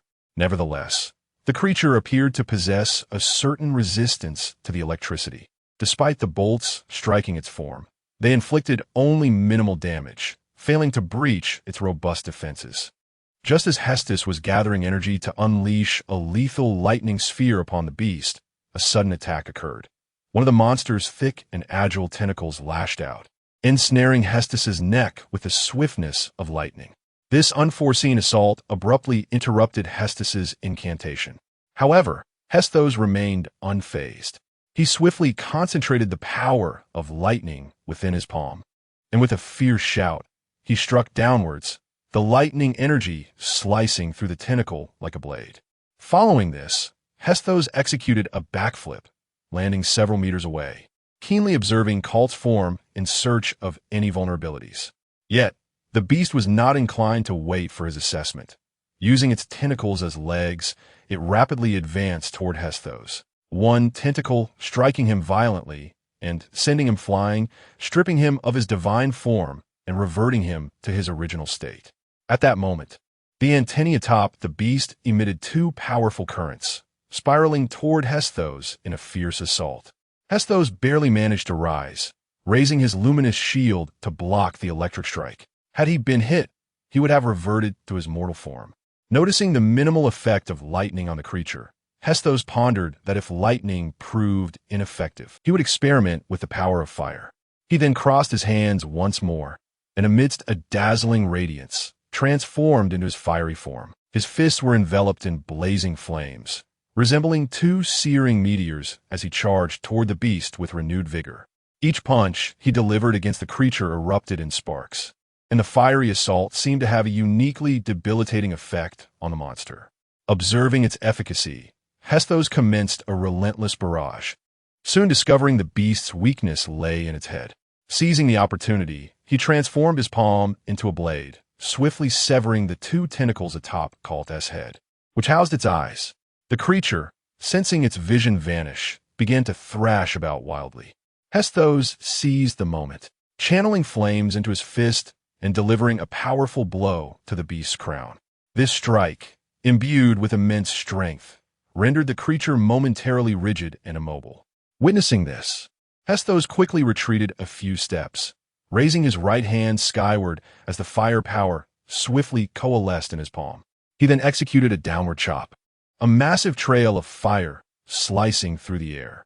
Subsequently, with a graceful turn, he unleashed another horizontal strike, intertwining two fiery trails into a colossal cross, which surged toward the beast with searing intensity. The flaming cross struck the creature at breathtaking speed, the tremendous force cleaving it into four pieces, followed by a cataclysmic explosion that shattered the beast's form. As Hestos soared into the air, he observed that despite the creature's demise, the ominous black mist lingered, and the experimental opening continued to emit the noxious fog. Without a moment's hesitation, Hestos rapidly conjured a massive fireball with both hands and hurled it into the abyss. With a thunderous roar, a violent explosion erupted within the cavity, causing the earth to tremble. Gradually, the repulsive black mist began to dissipate. In the end, Hestos gazed once more upon the tranquil land, then ascended into the skies, vanishing into the horizon. Chapter 18. The Trial of Lu Wenxiang on New E Street. Sunlight cascaded down like shards of gold upon the pavement. Su Xinlei, with her backpack slung over her shoulder, hummed a cheerful melody as she strolled home from school. However, this lightheartedness dissipated in an instant upon encountering Cheng Li, who lay on the ground with his head cradled in his arms around the corner. "Oh, Li Yi, what has happened to you?" Su Xinlei's heart tightened in an instant, and she hurried to Cheng Li's side, delicately caressing his back with her slender fingers in an attempt to alleviate his headache. After a brief moment, Cheng Li's pain eased somewhat under her soothing touch. But just then, investigators from the 4th Squad arrived at the scene, their expressions impassive as they presented their official documents. "Mr. Cheng, you're under arrest." Cheng Li, having regained his composure, turned to Su Xinlei and softly assured her, "Xinlei, I am fine." He then calmly addressed the investigators. "I will go with you." Su Xinlei stood there, bewildered, her mind a blank slate, utterly unaware of the unfolding events. As the 4th Squad conducted their investigation, they also looked into Su Xinlei's background and history. Fortunately, their first encounter had been with Cheng Li, who had lost his memory for a year. Since she truly knew nothing, the investigators did not press her further. Once she gathered her wits, she called out to Cheng Li, who was about to enter the police vehicle. "Li Ge, what is going on?" Cheng Li paused briefly in front of the police car, yet offered no response. simply stepping inside. Su Xinlei could only watch in a daze as the police car gradually receded, vanishing at the street's end, her heart heavy with confusion and concern. In the courtroom, the atmosphere was grave and solemn, as if shrouded in frost. Investigator, serious and resolute Lu Wenxiang. The perilous experiments you conducted have inflicted tremendous harm upon society. Do you acknowledge that all of this is a result of your actions? Lu Wenxiang, slightly lowering his gaze. Pausing for a moment before responding, I admit, those experiments were led by me. Investigator, with piercing eyes. Pressing on, are you aware that your experiments have resulted in numerous innocent victims in Crescent City, as well as those who have transformed into monsters? Their lives irrevocably altered by your hand? Lu Wenxiang, taking a deep breath, his voice somewhat hoarse, I understand. I was blinded by obsession at the time, failing to consider the consequences. Investigator, voice slightly elevated, is your so-called ambition worth the grievous toll it has taken on so many lives? Lu Wenxiang, a flicker of anguish crossing his face. Now, I recognize my mistakes. Yet back then, I was solely focused on achieving my goals, oblivious to the irreversible situation I would create. Investigator, with righteous indignation, your actions must face the full force of the law. Do you have anything further to say in your defense? Lu Wenxiang, shaking his head slightly, his voice calm, yet regretful, I am willing to accept the judgment and punishment of the law. The judge's authoritative voice reverberated like thunder throughout the courtroom. Defendant Lu Wenxiang, do you have anything else to say? Lu Wenxiang slowly turned his head, his gaze briefly lingering on the crowd until it met Su Xinlei's for a fleeting moment. Then, with a calm yet resolute voice, he declared, there is nothing left. The defendant, Lu Wenxiang, openly confessed to his criminal acts, and the court rendered its verdict, death sentence, with a 1-year reprieve. The judge's gavel struck heavily, the dull thud resonating as if it were a hammer upon Su Xinlei's heart. The trial concluded, yet at that moment, Su Xinlei felt as if her world had collapsed around her. Her mind was in turmoil, struggling to comprehend how events had spiraled into such a tragedy. In the days that followed, Su Xinlei finally received the opportunity to visit Lu Wenxiang in prison. Trembling, she grasped the microphone in the visitation room. Her eyes fixated on Chengli across from her, her voice thick with sorrow. Ali, why won't you appeal? I've spoken to the lawyer. Your 9 years of saving lives could earn you a reduced sentence. Tears danced in her eyes, threatening to spill over at any moment. Chengli siga sufli, responding in a gentle tone. Xinlei, you are grown up now. Think of happier things. Do not cry. His words acted as a spark, causing Su Xinlei's tears to flow like a deluge. Her thoughts drifted back to her parents' funeral following their tragic accident, where Chengli had comforted her with the same tenderness. Chengli continued, his voice steady. Merit is merit, and wrongdoing is wrongdoing. The two cannot offset each other. The Lu Wenxiang who committed crimes is one person, while the Chengli who saved lives is another. After Lu Wenxiang's memory resurfaced, Chengli ceased to exist. He then stood, his expression transforming into one of chilling coldness. Su Xinlei, Chengli is already dead. I am merely Lu Wenxiang, nothing more than Lu Wenxiang. The ferocity in his tone, coupled with the indifference in his eyes, left Su Xinlei momentarily paralyzed, even forgetting her tears. As Su Xinlei exited the prison, she found herself engulfed in a blinding sunlight that felt painfully harsh. Yet, she perceived herself as ensnared in an endless abyss of darkness. Confusion enveloped her. She could not fathom why fate had chosen to torment her so cruelly. The once warm and kind-hearted Ali seemed to have vanished in an instant, replaced by the unfamiliar and unfeeling Lu Wenxiang standing before her. Lin Feng, Qin Lei, and He Haiyang silently observed Su Xinlei as she emerged from the prison. None of them inclined to approach her. Qin Lei broke the silence, softly inquiring of the two, do you think Su Xinlei might do something drastic? Lin Feng and He Haiyang fell into silence, lost in their own thoughts. Given previous information, Chengli had always been perceived by Su Xinlei as the gentle, caring older brother from the neighborhood. Such a monumental shift will be challenging for anyone to accept. Why not? Haiyang, why don't you go comfort Su Xinlei? Qin Lei teased He Haiyang. Don't be foolish. If I go now, it will be taking advantage of her vulnerability. I won't do such a thing, He Haiyang quickly retorted. Well, I wonder what Changli ultimately said to Su Xinlei. After losing her parents, to have someone she had been close to for years turn out like this, it's truly worrisome. I'm afraid she might take an extreme path, Lin Feng interjected, steering the conversation away to prevent Xinlei and He Haiyang's banter from delaying important matters. At that moment, Lu Lan, who had arrived unannounced, suddenly spoke, saying, "It is unlikely." Lu Wenxiang preserved the last semblance of dignity for Cheng Li in front of Su Xinlei. Given this girl's temperament, she would not harbor excessively extreme thoughts. Lu Lan then joined the others in observing Su Xinlei, who appeared lost in thought. Subsequently, she inquired of the three, "What are your thoughts on Cheng Li?" Lin Feng was the first to respond, stating, "The misdeeds have already become a matter of fact. Even if he had lost his memory and performed many virtuous acts, the merits cannot offset the sins. One might consider Cheng Li as two distinct individuals. The one who must atone should bear the consequences, rather than allowing another to shoulder the burden." Xinlei and He Haiyang nodded in agreement, reflecting a shared sentiment. Lu Lan slightly nodded, acknowledging a very rational perspective. The group continued to watch Su Xinlei as she walked away until she vanished from sight, after which they returned to their lodgings to attend to their belongings, preparing to embark on their journey back to the Gyujin Special Forces Headquarters. Chapter 19. Captain Gyujin Headquarters Conference Room. The meeting concludes here. The handling of the Crescent City incident has been quite commendable. In the coming days, everyone may take turns for a brief respite. All right, disperse, Captain Gus Ion stated with a serious demeanor. The duty roster is as follows. Monday, Tuesday, Wednesday, Gulan, He Haiyang, Lu Lan. On leave, Lin Feng, Xinlei, Lu Lingfeng. Thursday, Friday, Saturday, Lin Feng, Xinlei, Lu Lingfeng. On leave, Gulan, Lu Lan, He Haiyang. There's still time off?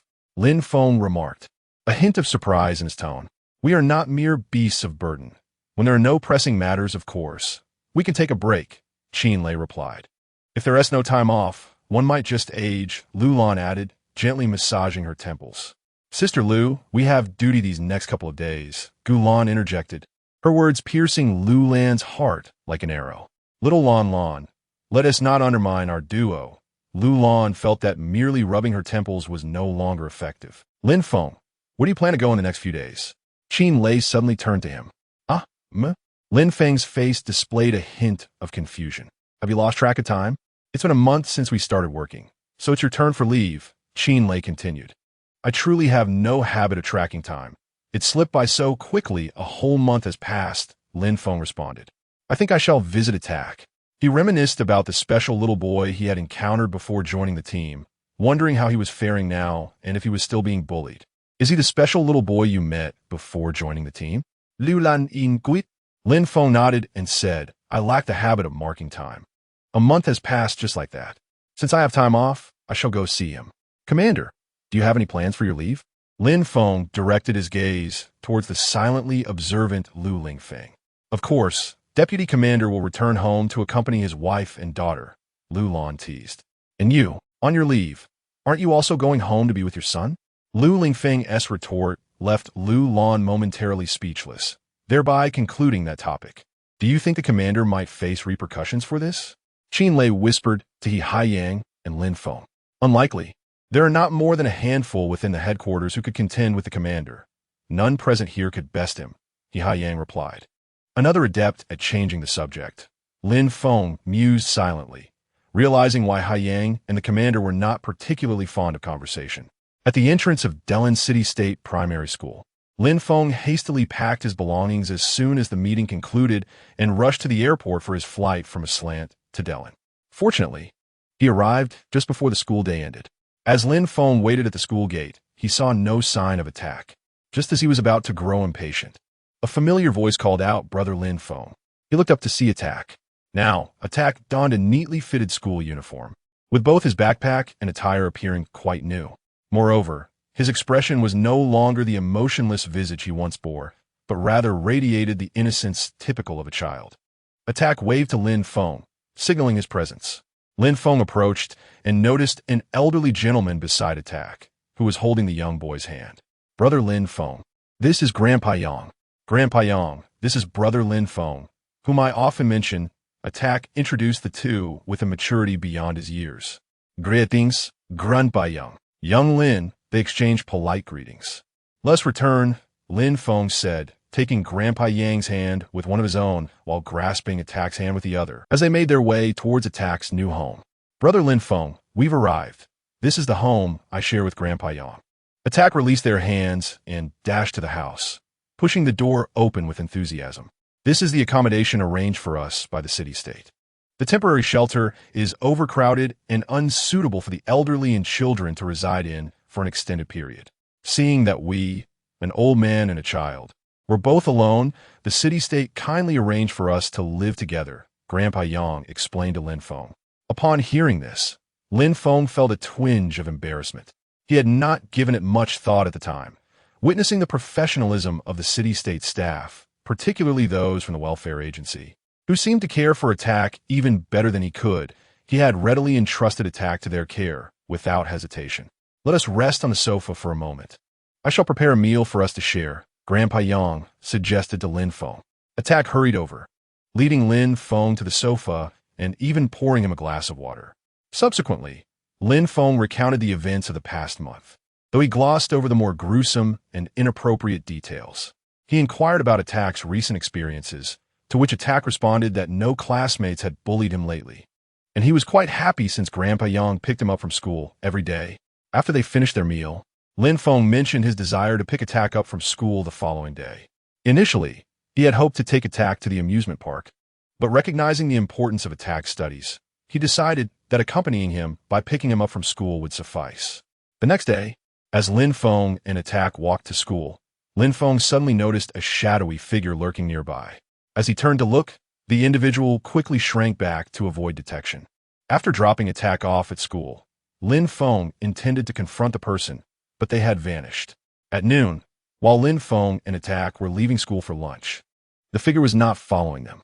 However, upon their return to school, Lin Feng spotted the mysterious person again and committed their features to memory. When he delivered Attack back to school, he again noticed the figure behaving suspiciously, prompting him to run towards them. Seeing Lin Feng approach, the individual turned and fled, ultimately cornering themselves in a dead end. "Why are you following us?" Lin Feng demanded, gripping the person's hand with one hand while pressing down on their shoulder with the other, causing them considerable pain. It hurts, please. Don't hurt me, I can't take it," the individual cried out in distress. "Do not attempt any tricks," Lin Feng warned, tightening his grip. All right. I'll tell you. I am a member of the 8th Special Forces team, named Tang Jing," he said hurriedly. "The 8th team? Why the secrecy?"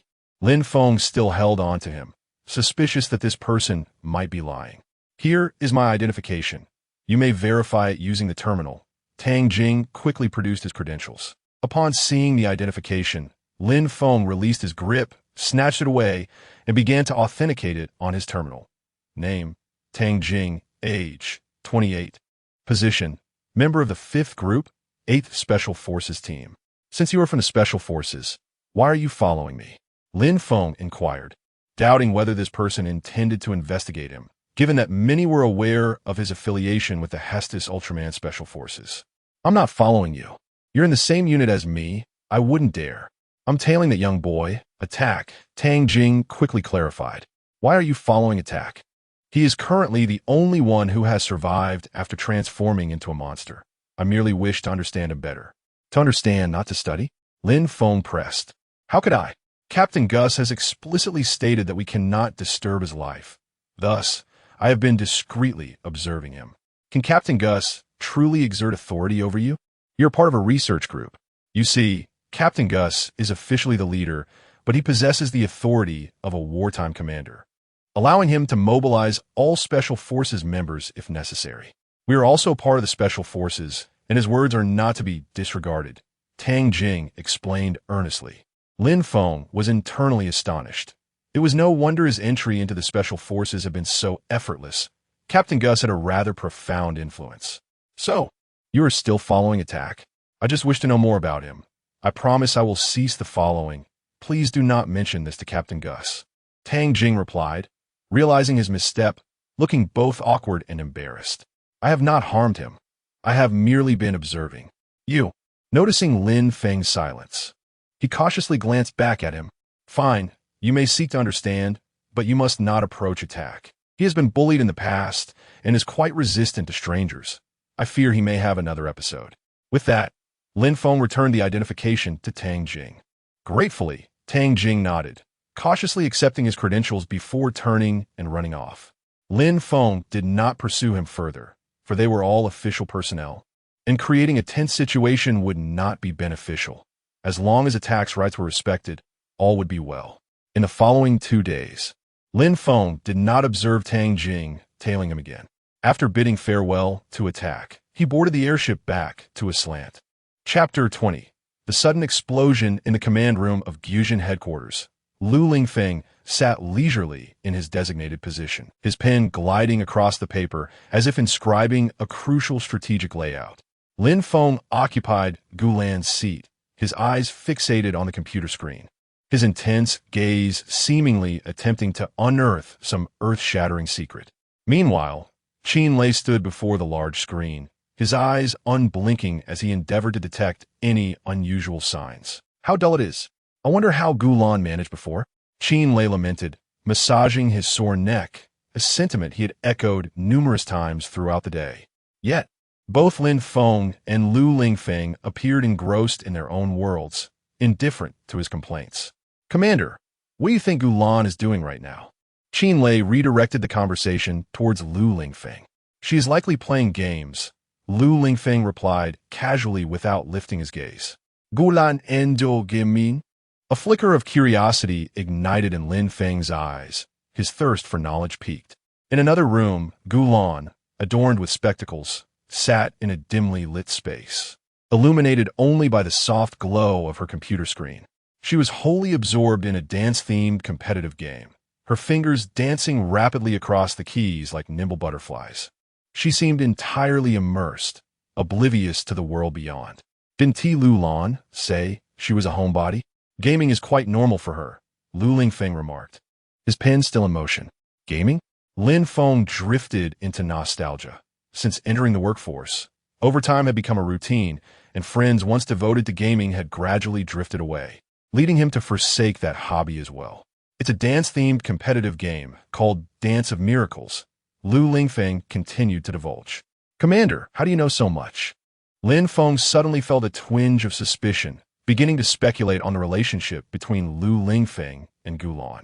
Aren't you and Gulan related, Commander? Qin Lei asked uncertainly, recalling that a few members of the second team had mentioned it during training. Her mother is my sister, Lu Lingfeng replied, pausing his writing to glance at Lin Feng with a knowing smile. What is this? Does Lin Feng have an interest in Gulan? Lin Feng immediately felt as if he were sitting on pins and needles, straightening his posture and responding awkwardly, no, not all. Suddenly, a deafening explosion reverberated throughout the command room, causing Lu Lingfeng's pen to scratch across the page in response to the abrupt jolt. Lin Feng and Qin Lei sprang to attention, their faces etched with alarm. Lu Lingfeng furrowed his brow, gazing toward the direction of the explosion, the source being the research team's location. His eyes swept over the alarm system, noting with concern that it had not been activated, leading him to deduce that someone must have encountered an issue during an experiment. He promptly instructed Lin Feng and Qin Lei, you two go check what happened. Understood. Lin Feng and Qin Lei responded in unison and hurried towards the direction of the research team. Upon their arrival at the entrance, they were greeted by a thick cloud of smoke, enveloping the area like a dense fog. Several members of the research team rushed out, gasping for breath, clearly struggling against the suffocating smoke. A couple of them were already in tears, their eyes red and swollen. One of the team members dashed to a switch and pressed the button, instantly activating a fan that began to vigorously draw away the smoke. As the haze gradually dissipated, the laboratory's features slowly emerged. Remarkably, the lab had not suffered extensive damage. Only one workbench had turned pitch black, as if coated in a layer of ink powder. Cough! Cough! A figure crawled out from beneath the workbench, coughing as he struggled to rise.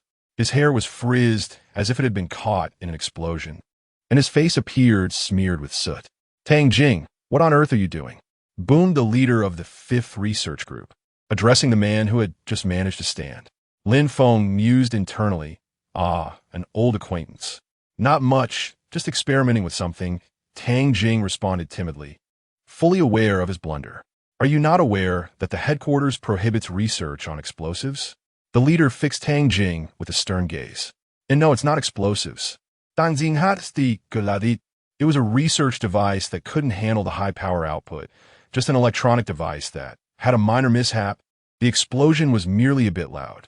A bit loud? The entire base heard it. The leader glanced at Lin Feng and Qin Lei, then leveled his unwavering stare back at Tang Jing. I want to do it again. Tang Jing's voice dwindled to a whisper. Clean this up before the end of your shift.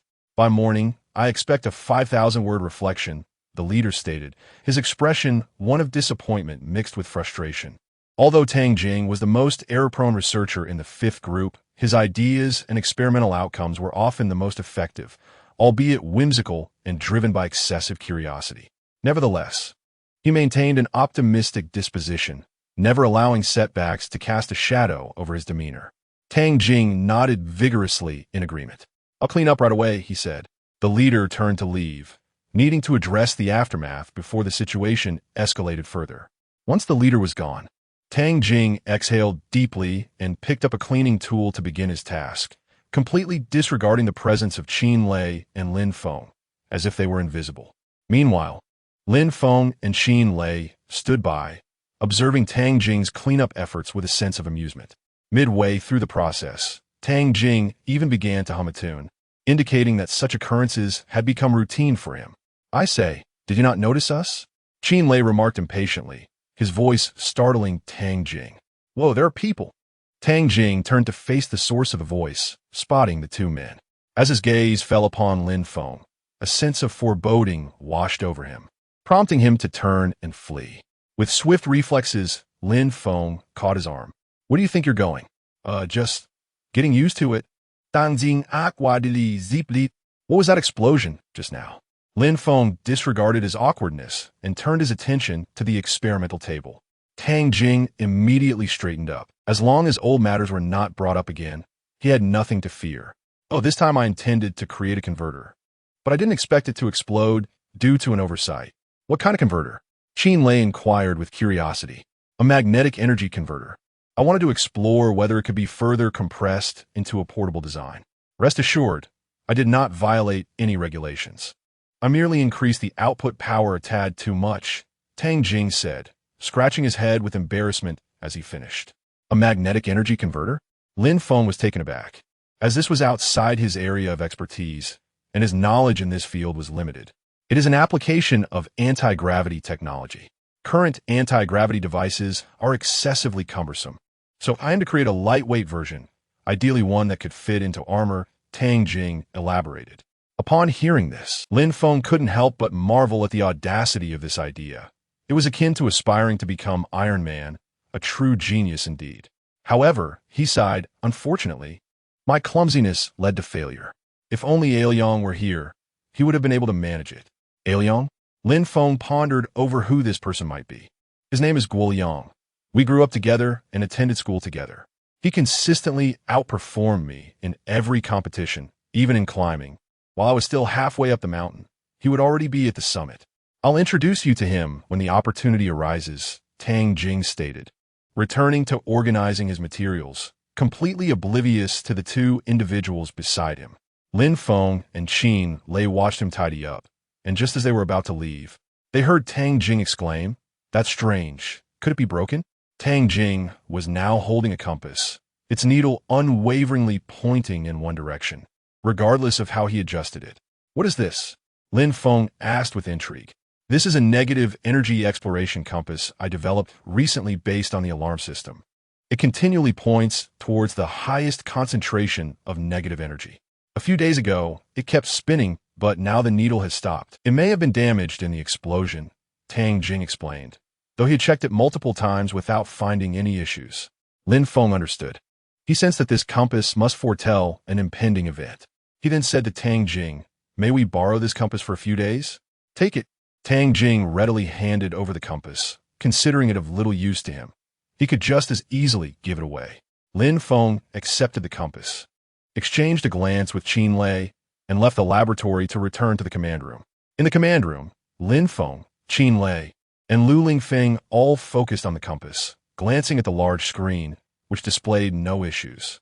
Tang Jing mentioned that this compass points towards the highest point of negative energy. I believe that the negative energy has yet to reach a critical threshold, but it should be imminent, Lin Feng remarked. Lu Lingfeng furrowed his brow slightly. Regardless of whether there is a situation or not, it is prudent to conduct an investigation. I will dispatch the investigation team to look into it. Within a dim and damp cavern, Guoliang was wholly engrossed in his experiment. Liang, cease your experimentation. If discovered, you shall face imprisonment. A woman urgently implored the individual beside her. She was Su Jing, Guoliang's girlfriend. Jing, do not disturb me. I cannot abandon this, Guoliang replied, his eyes brimming with resolve. Yet, the experiment involving negative energy is perilous. The city has expressly forbidden it. And I fear for your safety, Su Jing insisted, her face etched with concern.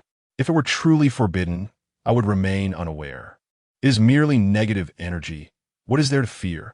Guoliang retorted dismissively, his hands continuing to manipulate the experimental apparatus. Nevertheless, Su Jing was genuinely apprehensive about Guoliang's well-being.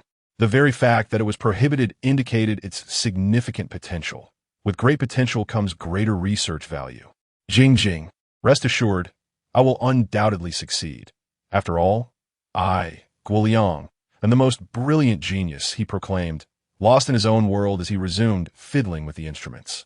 Su Jing gazed at Guoliang in disbelief, unable to comprehend why someone so accomplished would stubbornly pursue further accolades. I am destined for success. I have always been first. Why should that foolish Tang Jing gain entry to Gyujin while I cannot? I must be first. I am the one who stands atop the summit, Guoliang chanted fervently. Witnessing Guoliang's near-manic fervor, Su Jing felt he was on the brink of madness. Tears streaming down her face, she fled the cave. Upon emerging into the open air, her thoughts began to clarify. She resolved, I cannot abandon Guoliang. Thus, she decided to seek out Tang Jing, hoping he could help persuade Guoliang to abandon his reckless pursuit. Chapter 21. The Monster, Baltan Tang Jing, someone is looking for you. The voice of a researcher disrupted Tang Jing's intense concentration. He lifted his head, a hint of curiosity in his eyes, and inquired, Who? I don't know. She's outside the base. You should go check. She said she is Guoliang's girlfriend and needs your assistance. Who is Guoliang? A friend of yours? Yes, thank you. After expressing his gratitude to the team member, a surge of emotions welled up within Tang Jing. Guoliang, his dear friend since childhood. With a heart full of uncertainty, he made his way towards the base's exit, his steps unconsciously quickening. Upon reaching the gate, Tang Jing immediately spotted Su Jing, anxiously waiting outside. As soon as Su Jing saw him, she hurried over, her voice laced with urgency. Tang Jing, you finally came out. What happened? Seeing Su Jing's distressed demeanor only intensified Tang Jing's unease. Guoliang is in trouble. I believe you need to persuade him. Without giving him a chance to respond, Su Jing pulled Tang Jing along outside. Hey, slow down. Tang Jing stumbled slightly, nearly losing his balance. But Su Jing, consumed by worry, paid no heed to his protests and dragged him into a vehicle, speeding away. Meanwhile, in the command room of the Special Operations Headquarters, the atmosphere was equally tense. Any news? Qin Lei asked Lin Feng anxiously. Be patient, just a moment longer, Lu Lingfeng replied calmly. After a brief interval, a team member shouted, They've emerged. The investigation team reports that the convergence point of the two lines from the compass at different locations is on a hillside. Lin Feng and Qin Lei, you are to direct the investigation team for a thorough search. Lu Lingfeng commanded decisively. Understood. The two responded in unison, turning towards the exit. Wait, deploy Machine 1. Lu Lingfeng added, just as they reached the door. On board the Gyujin Special Operations Machine 1, Qin Lei skillfully piloted the aircraft, with Lin Feng seated behind him. How's it going? Impressive, isn't it? Qin Lei boasted with a touch of pride. Impressive, yet you've crashed it twice, Lin Feng retorted, unrelenting in his sarcasm. That was just an accident. Besides, there's still the ocean, Qin Lei attempted to defend himself. The ocean has no crash records, Lin Feng shot back mercilessly. Qin Lei was momentarily at a loss for words, while Lin Feng secretly reveled in his triumph. Now you know not to boast. Before long, the two arrived at their destination. Disembarking the aircraft, Lin Feng gazed at machine one in front of him, exclaiming, "I'm somewhat eager to see Tang Jing's gravity-defying device. It's quite rare for a fighter jet to land vertically." At that moment, members of the investigation team rushed over, saluting before report, suspicious individuals have been identified. Shortly thereafter, Su Jing and Tang Jing were brought forward. "Oh, Tang Jing, we meet again. And who is this?" Lin Feng inquired, his gaze shifting from Tang Jing to Su Jing. Tang Jing, blushing with embarrassment, quickly shielded Su Jing behind him and explained, "This is Su Jing, Guo Liang's girlfriend. We are here to find Guo Liang, not to intrude on the investigation team." "Guo Liang? Your childhood friend?" Lin Feng gazed at Tang Jing, who nodded in affirmation. Subsequently, Lin Feng instructed the members of the investigation team to release Tang Jing and Su Jing. Tang Jing, Lin Feng in Guit. "Are you certain that the Guo Liang you seek is here?" As he spoke, he handed the compass to Tang Jing, whose needle unwaveringly pointed towards the mountain. "What purpose does this compass serve?" Su Jing asked curiously, glancing at Tang Jing. "It is a negative energy locator," Tang Jing replied softly, signaling Su Jing to remain calm and assuring her that there was no cause for alarm. However, upon hearing this, Su Jing's expression shifted to one of alarm. She suddenly called out Guo Liang's name and dashed toward the cave, fearing he might be captured. Lin Feng and Qin Lei exchanged a glance, and Lin Feng decisively instructed, "Qin Lei, stay here and be prepared to provide air support if necessary." Qin Lei nodded in agreement. Lin Feng called for the group to follow and led the investigation team in pursuit, with Tang Jing closely trailing behind. At the entrance of a cave, they observed flashes of electricity illuminating the interior, where a swirling mass of black mist enveloped the central apparatus. Following Su Jing to the cave's mouth, they caught sight of the exuberant Guo Liang. "Liang, you must cease. This is far too perilous," Su Jing exclaimed, stepping forward to grasp Guo Liang. Her eyes filled with concern. Just as Guo Liang was about to boast of his achievements, he noticed the Gyujin Special Forces and Tang Jing behind him. The sight of Tang Jing ignited a competitive fire within Guo Liang. He regarded Tang Jing, adorned in the Gyujin Research Team uniform, and reflected on their past mountain climbing adventures where he consistently outpaced Tang Jing. Why had Tang Jing ascended to Gyujin while he remained behind? With no turning back, Guo Liang forcefully pushed Su Jing aside and pointed toward Tang Jing, declaring loudly, "Tang Jing, I have succeeded. I am the one who has reached the summit." With that, he seized a nearby pipe and struck the apparatus with great force. The device shattered, unleashing a torrent of black mist that merged with Guo Liang. The dark vapor emitted from Guo Liang, causing his form to shift. Witnessing this, Lin Feng shouted, "Retreat." He quickly pulled the fallen Su Jing to her feet and grasped the dazed Tang Jing, urging them to flee the cave. As the cave began to collapse under the pressure, Guo Liang's monstrous transformation became visible to all. Designation: Baltan Guo Liang. Height: 51 meters. Weight: 4.8 form, a quintessential representation of the Baltan alien. The iconic laughter of the Baltan echoed, accompanied by the proclamation, "I have succeeded, I." Before he could finish, the black mist enveloped him entirely, causing his body to turn dark and his eyes to glow red. Observing this, Lin Feng entrusted Su Jing to Tang Jing's care and instructed the investigation team to ensure their safety.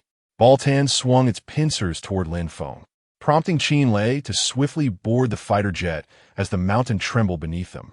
Just in time, he spotted Lin Feng and the others, launching a series of flares that struck true, intercepting Baltan's attack aimed at Lin Feng. Once the investigation team had escorted Tang Jing and Su Jing to safety, Lin Feng executed a somersault, transforming instantaneously. In his transformed state as Hestos, he utilized the momentum of the flip to deliver a powerful kick to Baltan. Subsequently, Lin Feng assumed a combat stance, fixating his gaze on the struggling Baltan as it attempted to rise.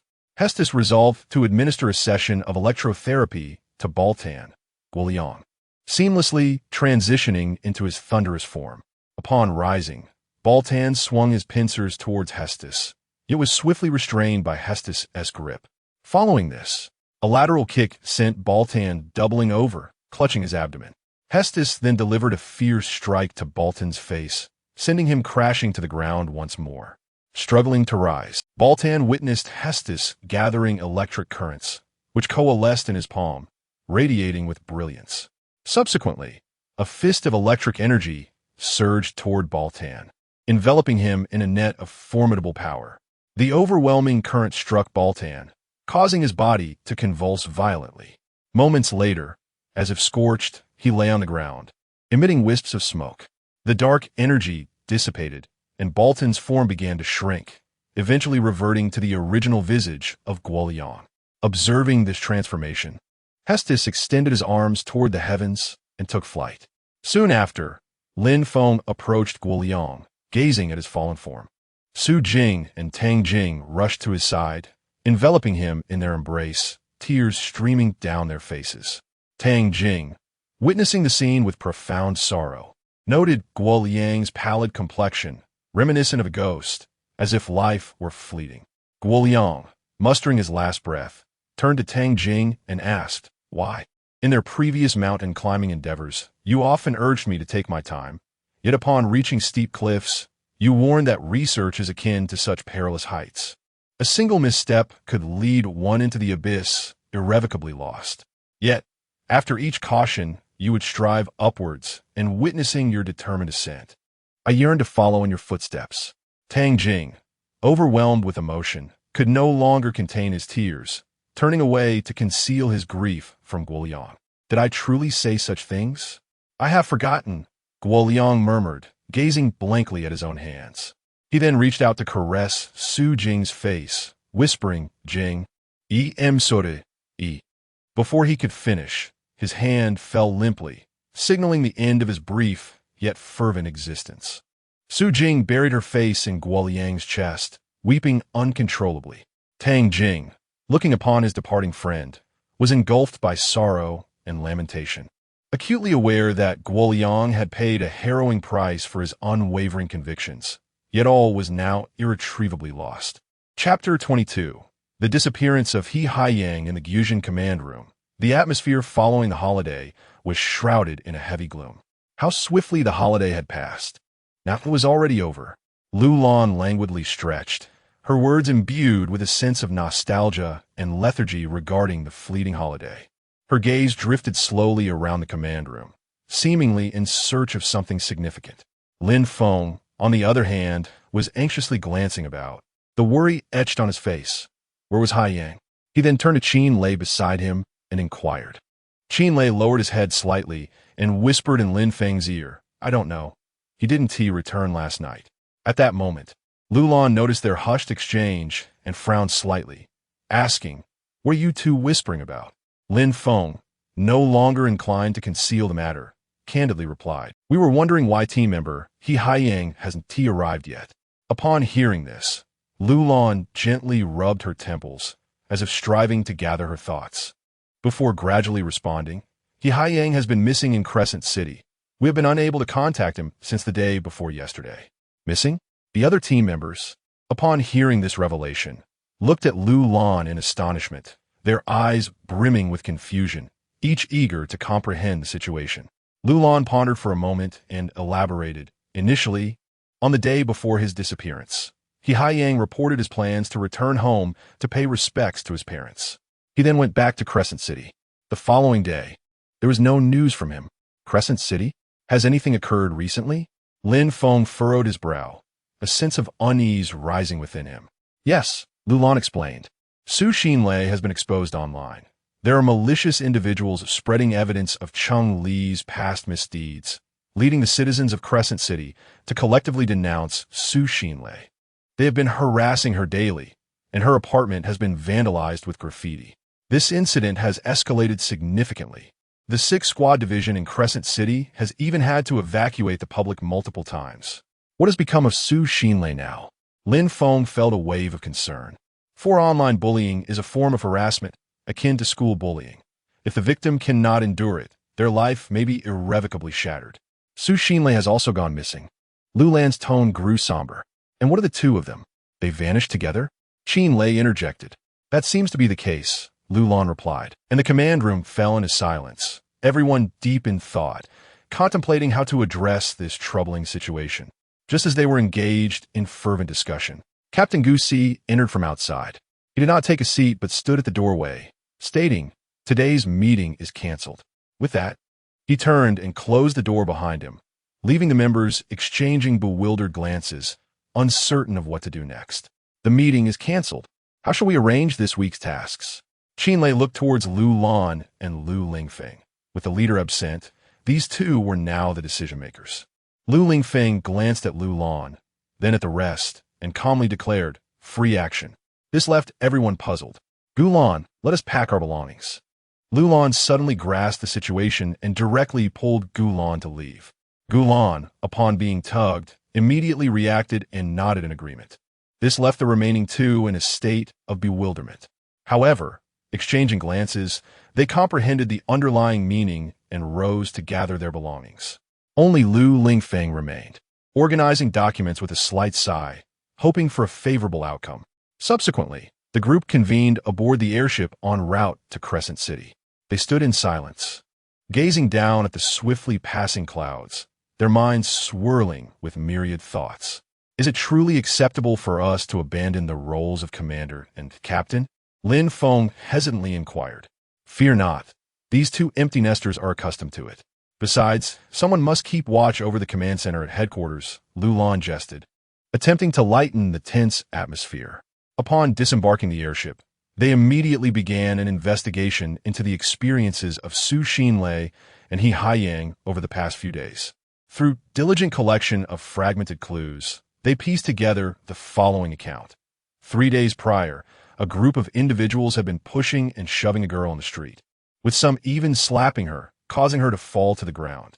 He Haiyang, having just paid respects to his deceased parents, could not bear to witness the bullying and promptly intervened to halt the abuse. After the assailants departed, they cursed, declaring Su Xinlei an accomplice, along with anyone who assisted her. Afterward, He Haiyang approached Su Xinlei, who was curled up on the ground, sobbing uncontrollably. He offered her a tissue and gently said, "Please, do not cry. I will take you home." Su Xinlei glanced up at him and slowly rose to her feet, making her way home at a deliberate pace. Upon arriving at her residence, He Haiyang was struck by the sight of her home, which was covered in graffiti.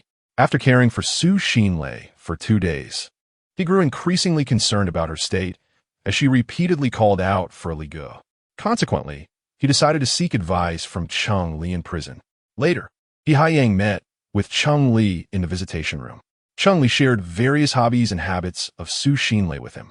As He Haiyang prepared to leave, Cheng Li remarked, "If you wish for Xinlei to emerge from her predicament, although it is due to me, I am powerless to assist her. However, you can penetrate her inner world and take my place. I once did the same, helping her navigate through the tragedy of her parents' passing." Cheng Li fixed his intense gaze upon He Haiyang. "I will not replace you, nor will I intrude upon her heart," He Haiyang responded, shaking his head and turning to depart. Observing his intent to leave, Cheng Li called out, "The moment you chose to help her, it was destined. Promise me, take good care of her." Subsequently, he was escorted away by the prison guards. He Haiyang, unfazed, returned to Su Xinlei's home, eager to see whether Cheng Li's words bore any weight. However, upon reaching her door, he discovered a group surrounding Su Xinlei once more. He hurriedly rushed in to shield her from the tormentors. Soon after, a fierce wind swept through, and both Su Xinlei and He Haiyang vanished without a trace. After clarifying the sequence of events, Lin Feng and the others began to ponder how to address the matter at hand. They are acutely aware that the crux of the matter lies in addressing the issue of bullying. Otherwise, even if Su Xinlei were to return, the situation would remain unresolved and only worsen. The malevolence has already been subdued, and innocent lives should not be sacrificed. Lin Feng sighed and spoke. "Do you have a solution?" Liu Lan inquit eagerly. "I have a few ideas. First, We must identify the signs of bullying and ascertain who is responsible, followed by clarifying the situation based on the incident. I'm already investigating and have sent a report to the captain, Gulan replied. Next, we need to implement measures to halt the bullying and provide psychological support. I trust He Haiyang to handle Su Xinlei's therapy. The methods to take action include 1. Clearly demand that the bullies cease their behavior, while avoiding online communication and opting for face-to-face discussions. We will need the city's assistance for this. 2. Refrain from responding to the bullies' messages to prevent escalation, and avoid retaliating with threats or intimidation. Preserve evidence of the bullying, such as screenshots and emails, and document the time and date. If necessary, this evidence can be submitted to the authorities. Block the bully on all online platforms by deleting contacts, adjusting privacy settings, and adding them to the SMS blacklist. 3. Provide a constructive outlet for those who harbor genuine resentment towards Lu Wenxiang. Rather than allowing them to seek solace by targeting the weak, we must find a way to assuage their grievances. This will primarily require assistance from local law enforcement. I will rely on you for this, Lulan. Lin Feng looked at Lulan. Rest assured, I will ensure that Team 6 assists as well, Lulan replied. As the plan gradually unfolded, they began to mobilize. Lulan actively coordinated with Team 6 and the local police to secure their full support, while Gulan continued her in-depth investigation, leaving no potentially useful clue overlooked. Lin Feng took charge of organizing and coordinating various actions, ensuring everything proceeded methodically. Meanwhile, on the other side, where am I? He Haiyang opened his eyes, seeing not the familiar ceiling, but a canopy of twinkling stars above, surrounded by a multitude of fireflies, creating a breathtaking scene. Wake up! He Haiyang nudged the sleeping Su Xinlei beside him. Su Xinlei slowly opened her eyes, experiencing the most restful sleep she had had in days, feeling her fatigue dissipate. Gazing at the enchanting surroundings, she asked, "Where is this?" However, this time a voice responded, "This is my space. Here, you will not be disturbed by the outside world, allowing you to rest." "Who are you?" He Haiyang inquired. "Can we go outside?" He continued to ask, but received no response. Calling out a few times yielded silence as well. And then He Haiyang remembered the terminal at his waist, pulling it out to check, but finding no signal. He had no choice but to abandon hope. After a long while, Su Xinlei asked again, "Can we go outside?" But the voice remained silent. "We should be able to." He Haiyang glanced at Su Xinlei and said, "Someone will come to rescue us." He firmly believed that Lin Feng and the others would certainly come to Crescent City upon realizing their disappearance, and would come to save them. With this unwavering faith, He Haiyang remained undaunted, his resolute gaze stirring a torrent of emotions within Su Xinlei. It would be impossible to assert that Su Xinlei was devoid of thoughts. This individual had done so much for her in the past 2 days, making her feel as though she had clutched a lifeline. Chapter 23. The wind spirit Lin Feng began an extensive series of visits, yielding remarkable results. The residents nodded in agreement, pledging not to trouble Su Xinlei any further. However, a small faction with ill intentions attempted to incite discord. Lin Feng and Qin Lei decisively intervened, administering a thorough lesson to them. After all, if issues could not be swiftly resolved, one must address the instigators, allowing them to experience firsthand the plight of the bullied. Under such formidable deterrence, these individuals ultimately had no choice but to concede.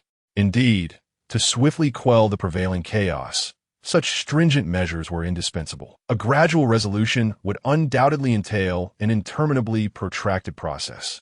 Once the majority of the issues had been settled, Lin Feng approached the members of the investigation team, urgently inquiring, "What news on He Haiyang?" The team members shook their heads in response, stating, "None as of yet," and curiously, there is no detectable negative energy response. Lin Feng let out a resigned sigh and replied, "Continue the investigation." The team members immediately straightened up and affirmed, "Understood." Minutes passed quietly, and just as Lin Feng was about to seek out another mediator, a gentle breeze caressed his face. A nimble spirit flitted past him like a bolt of lightning. Lin Feng quickly turned his head and saw the spirit cheerfully waving at him, beckoning him to follow. Without hesitation, Lin Feng took a step forward, prompting the spirit to dart off in a particular direction, leading Lin Feng to chase after it. He pursued the spirit relentlessly until he reached the mountain pass of Crescent City. In front of a concealed cave, the spirit gracefully waved, revealing an entrance, and flew inside. Lin Feng hastily arrived at the cave's mouth, but the opening was far too narrow for him to enter. He could only strain to peer inside. Initially, as he gazed into the darkness, he saw nothing but an impenetrable blackness, until a powerful gust of wind suddenly swept through, knocking him back. Shaking his slightly dazed head, Lin Feng took a moment to rest. His curiosity piqued as he contemplated the secrets that lay within. He cautiously leaned in to take another look. This time, to his astonishment, he discovered He Haiyang and Su Xinlei engaged in a joyful conversation. A wave of indescribable joy surged within Lin Feng upon finally locating the two. Observing Su Xinlei's relaxed demeanor while conversing with He Haiyang indicated that she was evidently on the mend. It seemed that He Haiyang's psychological counseling had proven remarkably effective. Within the cave, He Haiyang sought to help Su Xinlei understand that he could fully empathize with the pain she had endured, and began to recount the tragic tale of his parents, who had met their untimely demise at the hands of a monster. Yet, the subtle shifts in Su Xinlei's expression made it difficult to discern whether she mourned for He Haiyang's parents or worried about the crimes committed by Li Ge. Noticing that Su Xinlei appeared increasingly distressed, He Haiyang swiftly changed the subject, launching into a vivid narration of his various experiences over the years, particularly the amusing anecdotes involving Xinlei. He spoke exuberantly, for Xinlei had not spared him for mischief, and as he recounted these stories to Su Xinlei, he resembled a child lamenting his woes. Outside the cave, after sending a message to his teammates, Lin Feng gazed at the cavern before him, pondering that it might hold the key to their quest. He attempted to breach the entrance, but as a mere mortal, his efforts proved futile. Growing increasingly anxious with the lack of progress, Lin Feng decided to reveal his bracelet. "Hestos!" he shouted, and in an instant, he transformed into the towering figure of Hestos, the Ultraman. He began to push against the stones at the cave's entrance, elated to feel movement. Sensing the stones shift slowly, Hestos exerted more force.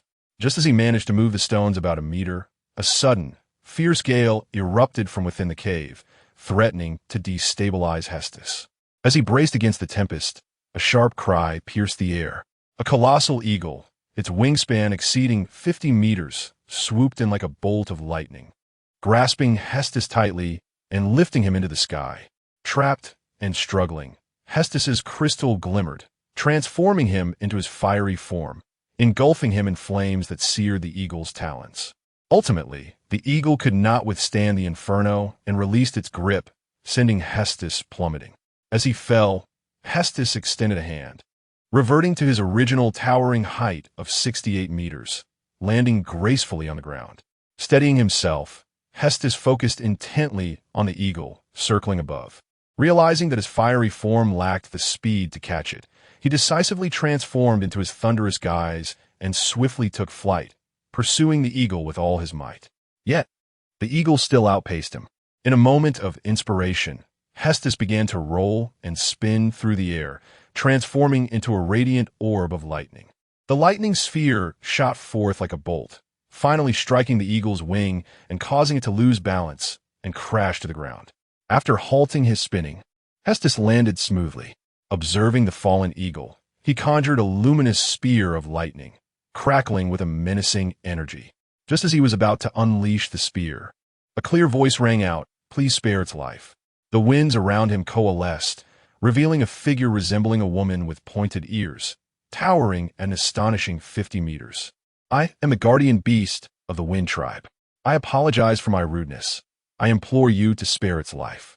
The spirit bowed slightly, speaking earnestly. Hestos, it did not dissipate his lightning spear, signaling her to explain further. "I am Infi, a spirit of the Wind Tribe." The two individuals within the cave were enveloped in negative energy, particularly the girl, who has reached a critical point. I intended to rescue them, thus bringing them to the purification space of my tribe. In response to your aggression, it is due to your interference with the guardian stone of our ancestral land. I did not realize it was you. Please accept my apologies. Hestos gazed at Infi, gradually dispersing the luminous spear in his hand. This was not due to a lack of desire to maintain an offensive stance, but rather the sudden appearance of a sprite. Until he discerned whether she was friend or foe, he had to remain vigilant. Should she prove to be an adversary, Hestos would not hesitate to pierce her and the great eagle with his radiant weapon. Our elven kin once shared the same mission as you, purifying negative energies. However, we could not confront formidable foes alone, which is why the world tree necessitated your assistance to resolve this crisis. Infi observed Hestos dissipating his spear and quietly exhaled in relief. She then extended her right hand, revealing a badge resting within her palm, the wind badge. Take this. When you grasp the essence of the wind, you shall wield it like any other badge, she declared. Hestos accepted the badge and placed it within his timer.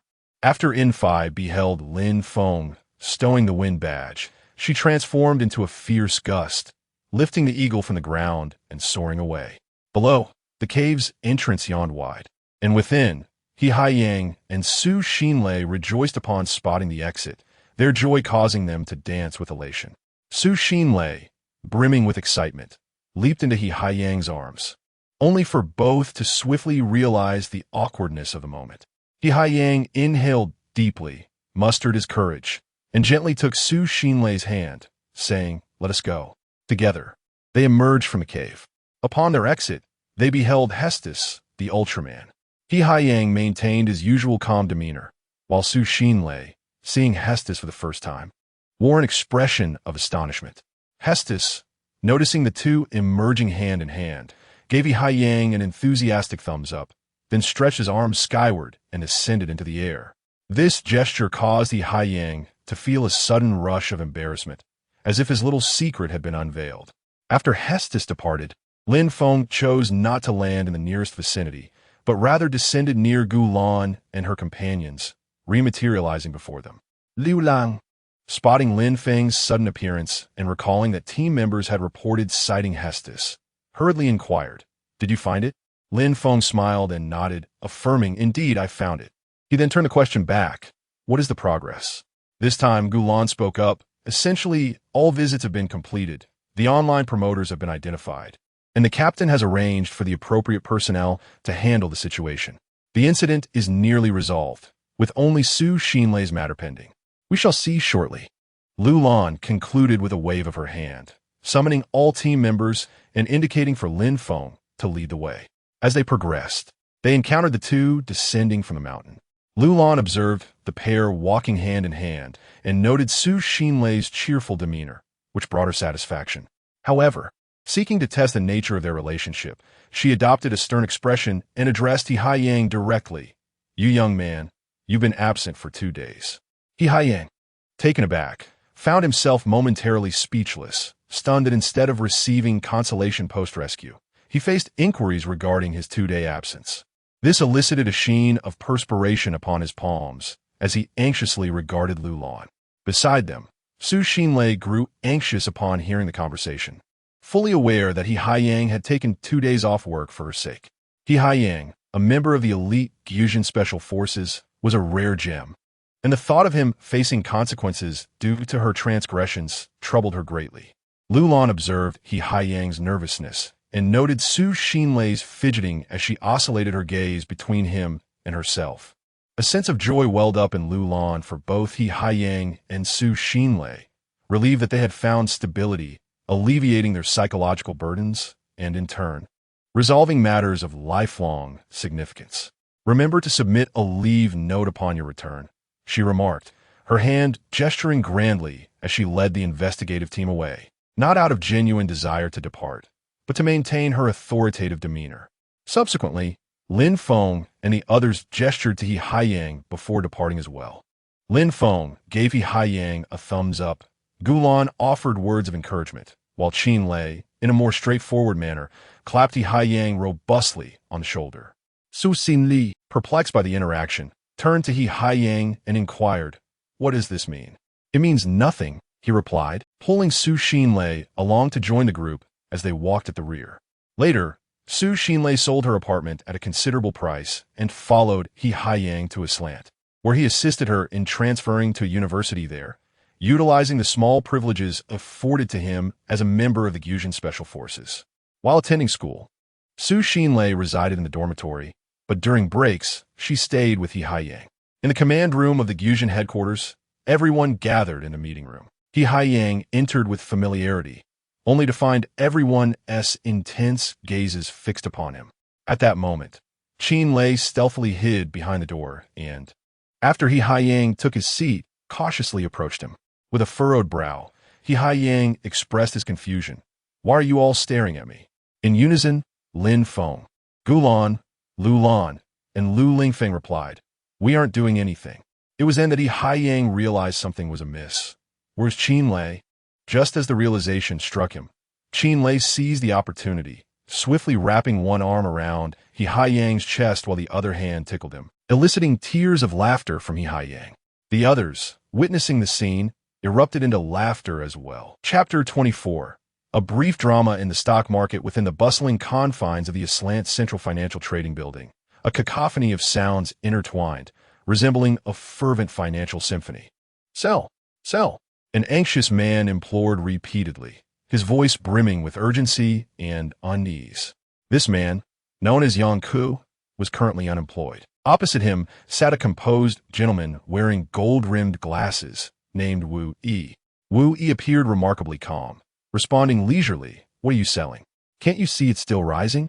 Yang Ku, in a state of desperation, exclaimed loudly, "We've already made 10 million.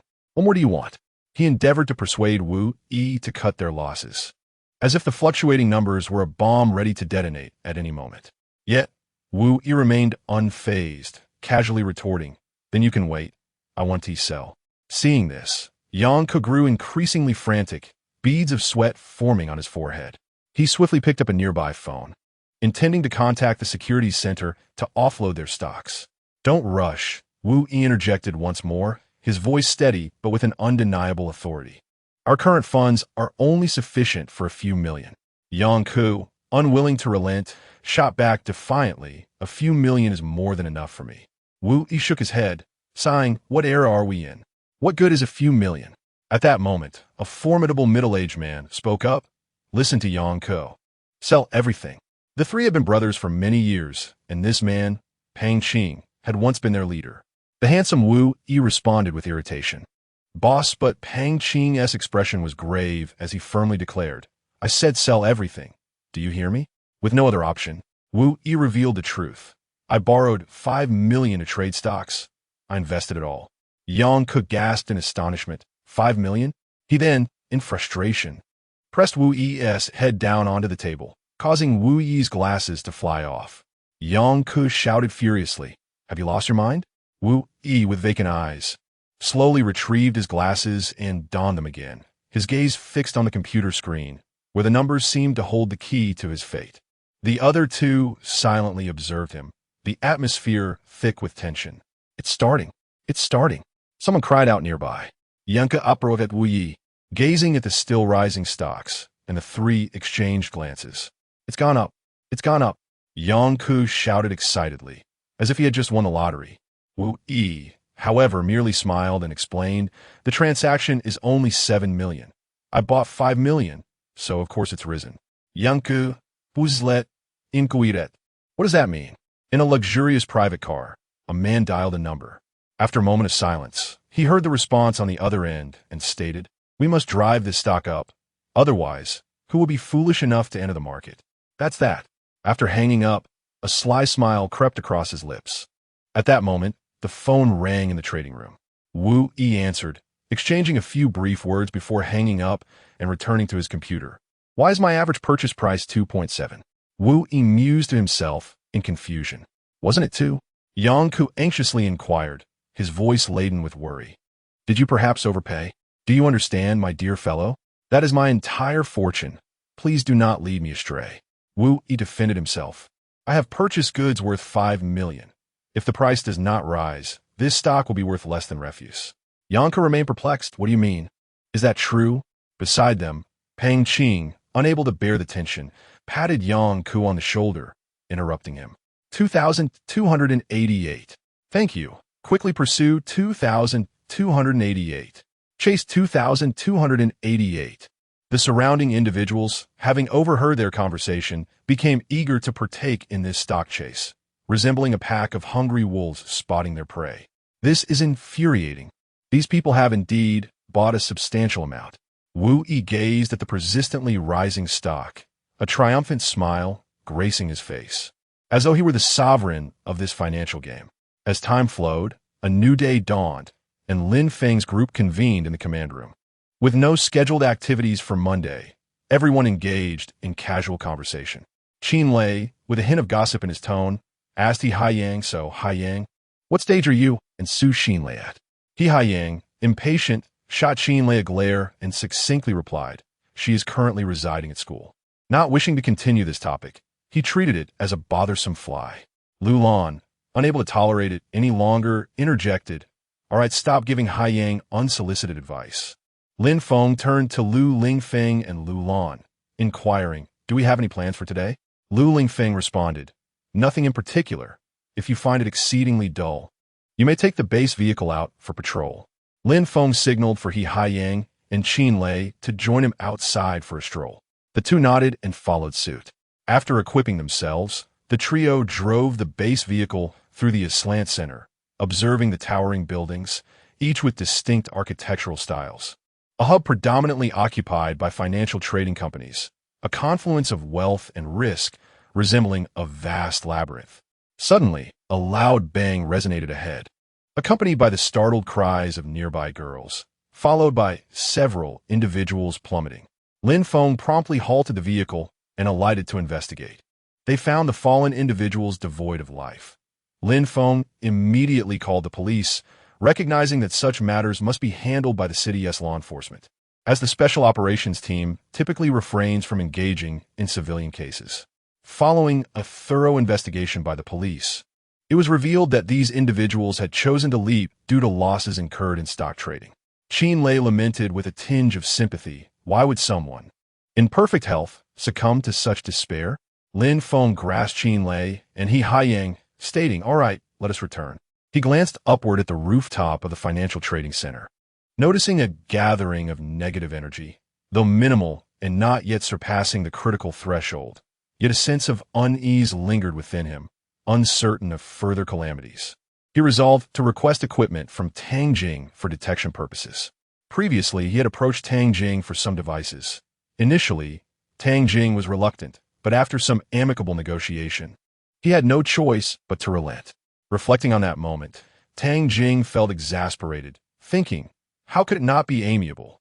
The moment he approached, he clamped down on my shoulder with such force that I grimaced in pain. How could I refuse? Yet, I did remind Lin Feng at the very least to provide a note. Upon returning to the base, Lin Feng briefed the command center on the situation at the financial hub. However, Captain Gus remarked that direct investigation into the financial center was fraught with complications due to the abundance of affluent individuals. Initiating such inquiries could lead to unfounded blame. Consequently, Lin Feng requested a note from Gus to summon the research team for the study of certain artifacts. After acquiring the note, Lin Feng proceeded to seek out Tang Jing in the research group. "Hello, Tang Jing. What brings you here again?" Tang Jing glanced nervously at Lin Feng before promptly inquiring, "Is there something you need?" Noticing the assorted components scattered on Tang Jing's desk, none of which he recognized, Lin Feng posed a question.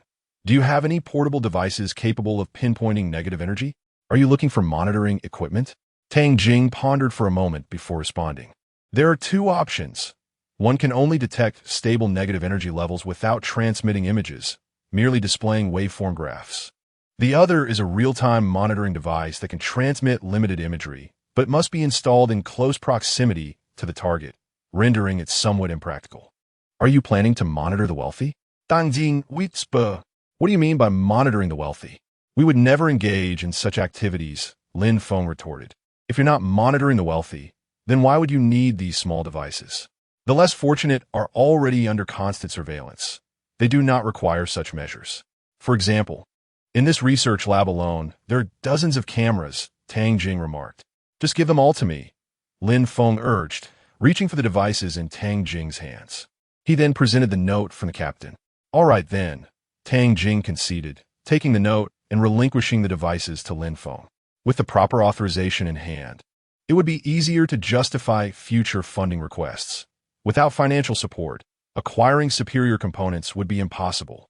Afterward, Lin Feng brought the equipment back to the command center, where he discovered that there were 16 devices capable of detecting stable negative energy and 6 that could observe real-time effects.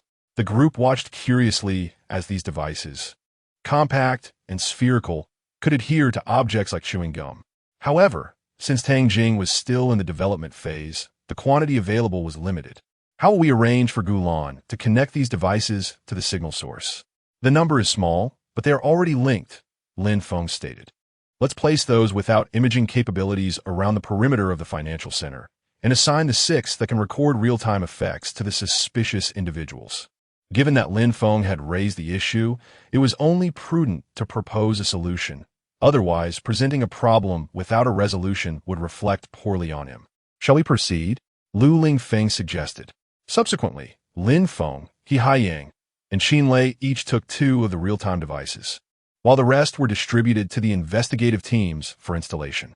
These devices are remarkably compact, Qin Lei remarked, examining the transparent spherical object in his hand, which could detect negative energy while also recording real-time imagery. By simply squeezing it to soften and placing on the target, it could even change color and become invisible. Truly, a stroke of genius, He Haiyang mused. All right, let's change into our outfits and seek out our targets. Focus on those who have suffered losses in the stock market and observe their reactions. If anything seems amiss, we can intervene, Lin Feng instructed. Shortly thereafter, the 3 donned suits that exuded an air of social elite as they arrived at the entrance of the financial center. What should we do next? Qin Lei inquired. Lin Feng glanced around, noting the bustling crowd in the first-floor lobby. Many individuals lingered, and he spotted several seated on the sofas near the entrance. Pointing to an available sofa, he suggested, "Let us wait over there for our destined encounter." He then led the 2 to the sofa to keep watch. As the workday drew to a close, He Haiyang and Qin Lei positioned a disguised energy detection device on either side of the table, scanning the departing crowd. Thus, the trio remained seated on the sofa, awaiting the arrival of fate. As they waited in vain, Yonka passed by, appearing despondent. His sorrow stemmed not from the abrupt decline of stocks after a surge that cost him hundreds of thousands, but rather from the encounter with a woman earlier that morning. He had seen her fervently praying for blessings to attract wealthy patrons, only to witness her tragically leap from a window by noon, leaving him in a daze. The detection device emitted beeping sounds in the headphones worn by Lin Feng and his companions. Qin Lei promptly rose and approached Yang Ku, placing the monitor on his shoulder. "Hey, brother, why the long face?" he inquired with familiarity. "Who are you?" Yanka asked, Buzlet. "I heard recently that trading stocks could be quite profitable, so I came to the Securities and Financial Center today to seek some wisdom. You seem experienced. I wanted to ask you a few questions." Qin Lei replied with a smile, feigning an eagerness for stock market success. Yang Ku scrutinized Qin Lei, sensing he did not fit the profile of a stock trader. He shook his head and remarked, "You don't seem like someone interested in trading." Although he lacked knowledge about the stock market himself, he had friends who were knowledgeable, and feeling defeated after losing a substantial sum, he turned away, muttering under his breath, "I told you to sell, but you wouldn't listen. Now look where you are." Recognizing that his attempt at conversation had failed, Qin Lei returned to the sofa, signaling that the mission was complete, and now they awaited further information. Subsequently, they equipped the monitoring device on several individuals passing by who exhibited excessive negative energy. Observing that their preliminary task had been accomplished, Lin Feng signaled to his companions to wrap up and head back to the command center. Inside the command center, everyone gathered around Gulan, scrutinizing the indistinct images on the monitor. Their attention gravitated toward Yang Ku, as he currently exhibited the highest level of negative energy. Meanwhile, Yang Ku's wife was reviewing their bank book. After checking all the accounts, she angrily confronted Yang Ku. "Why have you withdrawn all the money from the account?" "I haven't." Yanka attempted to protest. "Not all. If you're lying, I will leave right now." His wife pointed toward the door, her anger palpable. "Did I take the money to trade stocks?" She pressed again. "Have you made any profit?" Yang Ke lowered his gaze to his hands. No, this money is meant for our son's medical treatment. What will you do if something happens to him? His wife slammed the door in frustration as she exited. Yang Ke watched her leave, his head in his hands, deep in thought. The individuals in the command room fell into a prolonged silence upon witnessing the scene. Every household bears its own burdens, and in the case of gamblers like these, the collective chose to disregard them. However, the excessive negative energy could not be overlooked. Let's focus solely on monitoring the negative energy, Lin Feng proposed, and temporarily disable the visual feed. Gulan Gungut, promptly severing the footage and retaining only the negative energy detection, additionally programming the system to automatically record visuals should the negative energy spike again. Gambling is a game where one loses 9 out of 10 times. Trading stocks is no different, as it too resembles gambling. Lin Feng sighed. Lin Feng possesses profound insights regarding stock trading, Gulan remarked, turning her gaze towards him. It is hardly insight. Stock trading is merely a means of siphoning money from the impoverished. I, too, am impoverished and dare not engage in such ventures, Lin Feng replied sheepishly. We need only concern ourselves with our own tasks. This matter does not fall within our jurisdiction, Lu Lingfeng interjected, directly interrupting the group's thoughts. Another day passed, and the members of the command room reconvened, fixated on the monitoring devices installed at various locations. At that moment, Yang Ke's detection apparatus illuminated once more. He was anxiously awaiting someone on the rooftop. After a while, Pang Qing and Wu Yi approached. Yang Ke stood up in haste, striding towards Wu Yi. Wu Yi, I've gathered some funds. Shall we set up another scheme? Pang Qing, observing Yang Ke's anxiety, interjected, Are you in your right mind, Yang Ke? Wu Yi glanced at both Pang Qing and Yang Ke, turning away from Yang Ke's unappealing gaze, and awkwardly responded, I cannot participate. Yang Ke stared at Wu Yi in disbelief. How can you not? Wasn't the last endeavor successful? This time, we can inflate the stock prices as we did before, and when we profit, we shall cease. Wu Yi lowered his head, repeating, I cannot. Without hesitation, Yang Ke grasped Wu Yi by the collar. What do you mean you can't? How can you not? Fang Qing forcefully pushed Yang Ke away. Yang Ke, still incredulous, looked at Wu Yi. Wasn't the last time a success? If you won't do it, who will? Fang Qing seized Yang Ke's thigh, fixing him with a steely gaze. Scheming is illegal, Yang Ke. Yang Ke paused, pacing back and forth, then turned to face both Pang Qing and Wu Yi. If we execute the scheme, we can profit and then flee to Derlin, Yuya, or even Parks. He forced a smile at Wu Yi and Pang Qing, inching closer to Wu Yi, brimming with excitement as he exclaimed, If we make money, we can leave. We can make money and then depart. Wu Yi, unable to bear his brother's fervor, shouted, Stop dreaming. Without significant players, we cannot succeed on our own. Pang Qing looked at Wu Yi incredulously, recalling the time during stock trading when Wu Yi had received a phone call. He cautiously asked, Were you collaborating with major investors last time? Wu Yi, hesitant to speak, simply nodded.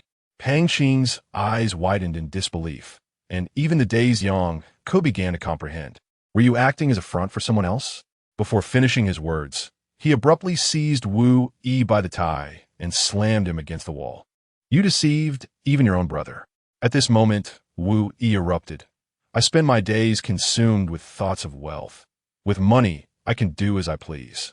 Pang Qing responded, Money is not of utmost importance. Some things are beyond its reach. Wu Yi retorted, Himepe. What is most important then? Family? Love? The one I cherish most is myself. You will come to realize this. With that, he pushed Pang Qing aside, unable to face Yang Ke. Yang Ke, overwhelmed by the blows he had received, began to lose his grip on reality, his negative energy surging uncontrollably. On one side stood his brothers, yet it was they who had led to his family's ruin. Subsequently, Yang Ke glanced towards a rooftop and, in a moment of despair, ran and leapt off. Pang Qing watched in horror, attempting to intervene, but once an individual reaches such a breaking point, the distance of several paces and Yang Ke's inherent agility rendered Pang Qing unable to stop him as he plummeted. Yang Ke! Pang Qing cried out. In the command room, Everyone was transfixed by the unfolding scene, but the palpable negative energy signaled that calamity was imminent. As Yang Ke descended, the monitor shattered. Captain Gus commanded, Gyujin Special Forces mobilize. Lu Lingfeng will oversee operations on site, and Lu Lan is in charge of evacuation. Move swiftly. Asianka Liaped. His overwhelming negativity summoned dark mist that enveloped him. He fell from over 30 stories, his body grotesquely contorted, yet not a drop of blood was shed. A thick cloud of black energy began to rise. Soon, the entire black mist engulfed the upper echelons of the financial center, drawing in the negative energy born from those lost to the stock market. Lu Lan was the first to arrive, observing the ominous black mist above the financial center, and urged the evacuation team to hasten their efforts. Around Yang Ke's lifeless body, the dark energy coalesced into a whirlwind, preventing anyone from approaching. The wind whipped around Lu Lan, nearly blinding him. The swirling black energy resembled a tornado, reaching skyward and drawing forth the accumulated negative energy over the financial center, which spiraled into the vortex's eye. Moments later, a skeletal hand emerged from the whirlwind, tearing it apart, which began to dissipate slowly. As the tornado unraveled, it revealed a monstrous entity. The creature, a mere framework of bones devoid of flesh, resembled a skeletal gorilla. It let out a deafening roar, while the dark mist coiled around it, and white fur began to sprout from its bony form. Its eyes were vacant, resembling a grotesque figure draped in the skin of a gorilla. Name: Monster Neriku. Height: 56 meters. Weight: 3.6 tons. Form: a bloodless gorilla-like creature, drawing comparison to Neriku's initial form in Inuyasha. As the monster fully materialized, Qinlei and Haiyang arrived, piloting their respective machines. Number 1 and Number 2. They circled overhead, feeling the weight of the pressure emanating from the creature. Unperturbed by the circling fighter jets, the monster raised its hand and plunged its fingers directly into the 23rd floor of the financial center. Yet, the monster did not strike any human, as the higher-ups had been evacuated in advance. Witnessing the monster commence its assault on the buildings, Qinlei unhesitatingly fired a light projectile. Hahowever, to his astonishment, the projectile merely pierced through the monster's hide and struck the structure, resulting in an explosion. At this juncture, Haiyang was reluctant to act recklessly. Nevertheless, he focused his attention on the monster's bones, seeking a new point of vulnerability. Fortuitously, his first strike shattered the monster's bones. Yet, to his surprise, in the blink of an eye, the shattered bones appeared to reverse time, swiftly restoring to their original state. Without a moment's hesitation, Haiyang aimed once more at the bones, but this time the targeted bones seemed to develop an immunity, deflecting the light projectile effortlessly. Qinlei, activate plan B. Haiyang communicated through the voice channel. Subsequently, the two began to accelerate in a spiral above the monster. During this maneuver, Qinlei adjusted the frequency of the light projectile, minimizing its power to reduce the risk of inadvertently striking the buildings. He then began to fire at the monster. Wherever the light projectile failed to penetrate, Haiyang would immediately follow up with a shot. Although this tactic would empower the monster further, it afforded Lu Lan additional time to evacuate the crowd, thereby diminishing potential loss of life and property. Through their combined efforts, they successfully delayed the monster for at least 10 minutes. After 10 minutes, the monster seemed to grow weary of their onslaught, emitting a fierce roar as its eyes unleashed laser beams. Qinlei's aircraft was regrettably struck, yet Haiyang narrowly evaded the attack. Lin Feng had actually arrived at the scene long ago, weighing his towering height of 68 meters against the monster's formidable offensive capabilities. He could not afford to gamble with lives and was determined to save every soul. Naturally, if Qinlei and Haiyang failed to restrain the monster, Lin Feng could transform at any moment. Just then, Lu Lan relayed good news. The crowd had been successfully evacuated. Lin Feng immediately revealed his bracelet, exclaiming, Hestos, Thunderform. As the announcement resonated in Lin Feng's mind, he instantaneously transformed into Hestos, the Thunder God. Hestos recalled that the light projectiles previously traversed the monster's body. Thus, he resolved to test the extent of the monster's vulnerability to penetrating attacks. He dashed forward, striking down towards the monster's head with an open palm. The monster swiftly dodged to the side, allowing Hestus's hand to pass harmlessly through its fur. He struck again, this time successfully hitting the monster's head, which exploded instantaneously. However, within 2 seconds, it restored to its former state. Hestos continued his assault. Though he did not shatter the monster's head, he managed to tilt it to one side. The disoriented monster retaliated, delivering a powerful blow that sent Hestos staggering back several steps. Eager to further probe the monster's defenses, Hestos enveloped his palm in lightning. Perhaps due to the electric augmentation, this strike cleaved the monster in half from head to tail. Regrettably, the two halves swiftly recombined, returning to their original form. As he observed the monster rapidly regenerating, Hestos placed his hands upon his waist, his fingers curling inward, and instantly, bolts of lightning crackled and arced before him. Hestos unleashed a technique akin to a thunderous palm, launching a barrage of strikes upon the beast like a relentless downpour. Initially, the creature was shattered repeatedly, yet within mere moments, it recovered. Moreover, as time progressed, the monster's resistance to electricity grew increasingly formidable, evolving from an inability to withstand even the slightest arc to enduring multiple assaults, until ultimately it could no longer be directly obliterated. Seizing an opportunity amidst Hestos's onslaught, the monster struck with a powerful palm, sending Hestos flying into a towering building. However, after casting Hestos aside, the creature did not pursue him further. Instead, it turned its attention towards the financial center. Atop the skyscraper, 2 individuals, I Ching and Zhou Yi, remained, having disregarded the evacuation team's advice and sought refuge on the rooftop.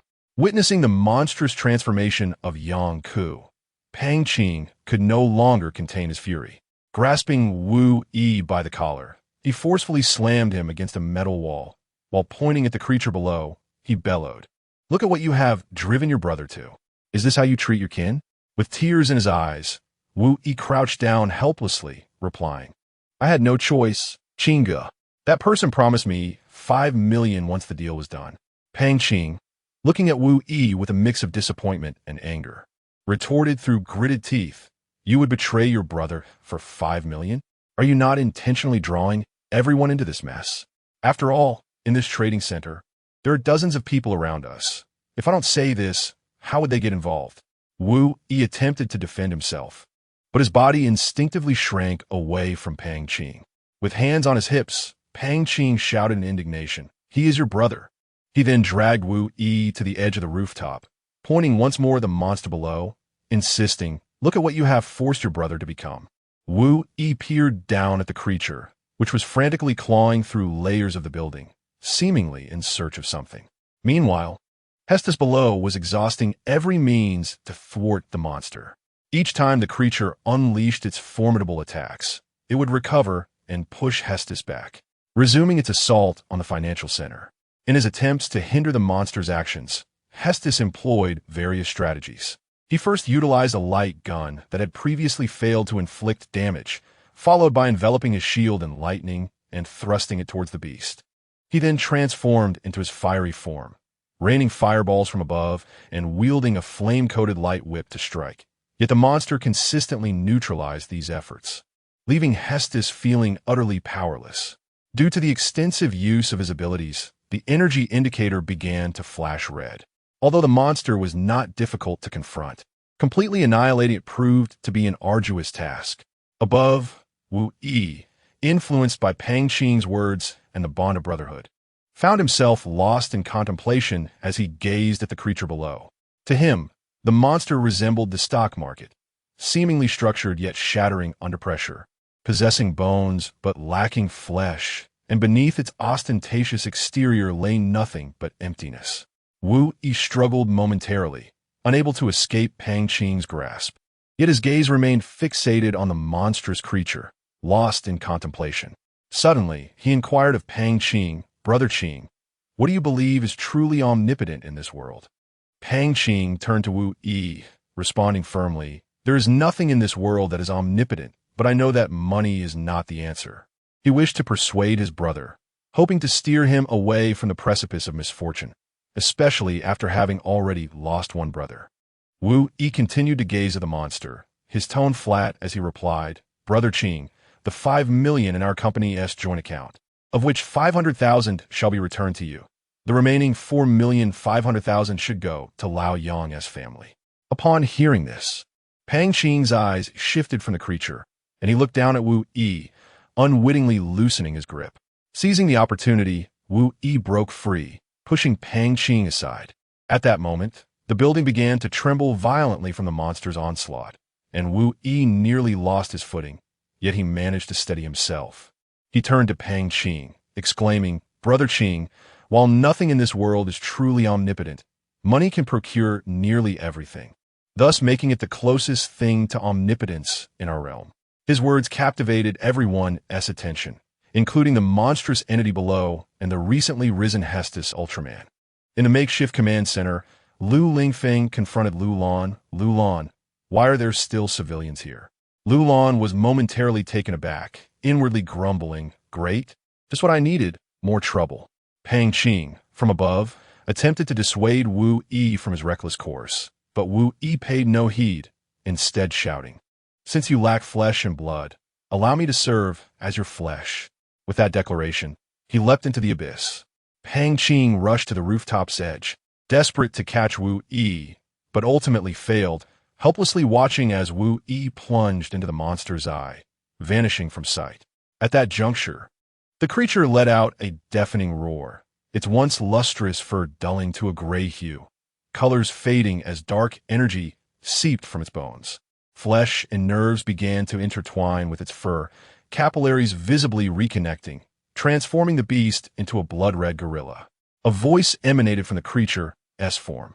"Hestos, Ultraman, I implore you, now is the time." Without hesitation, Hestos curved his fingers inward, forming a half-circle with his hands at his chest, which quickly coalesced into a fiery red orb. He unleashed the orb towards the creature. Upon impact, the monster staggered back and then erupted, this time failing to regenerate, confirming its demise. Hestos extended his arms skyward, ascending into the cosmos. On the same day, having lost 2 beloved brothers, Pang Qing stood transfixed, gazing into the distance. Before collapsing onto the floor, a mix of laughter and tears overtaking him, ultimately giving way to anguished sobs. Meanwhile, Lin Feng chose to reveal his true identity. After Hestos Ultraman disappeared, a beam of light surged into the temporary command center, and Lin Feng materialized before the gathered crowd. Lu Lingfeng and Lu Lan, seemingly oblivious to Lin Feng's presence, simply stated, "Wrap it up, retreat, and leave the aftermath to Team 7.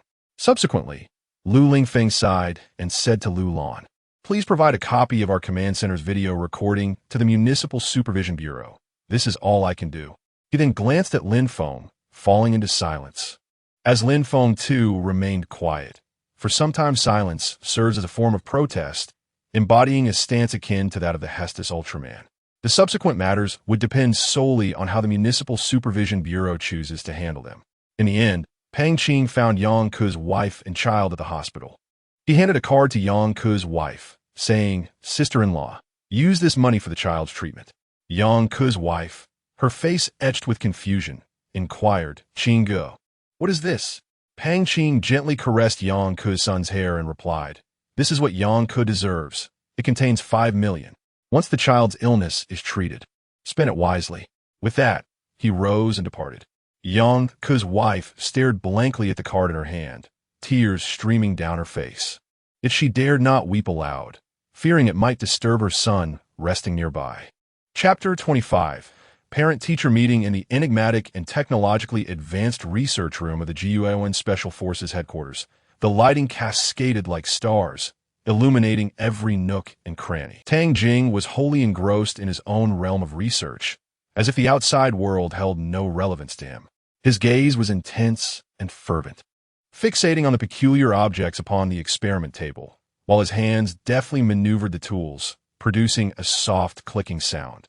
Suddenly, a voice of urgent admonition sliced through the tranquility like a sharp blade. "Stop moving." Tang Jing's anxious tone reverberated in the air as he swiftly dashed to Lin Feng's side, halting his hand from tampering with the components on the experimental table. This is something I have painstakingly worked on for 3 days. If you break it, I will have to start all over again. Tang Jing's movements were nimble and decisive, resembling a guardian of treasured artifacts, as he promptly retrieved the object Lin Feng intended to touch. In his hands, the item seemed to transform into the world's most precious treasure, his expression imbued with vigilance, fearful that Lin Feng might meddle again. Look at this strange shape.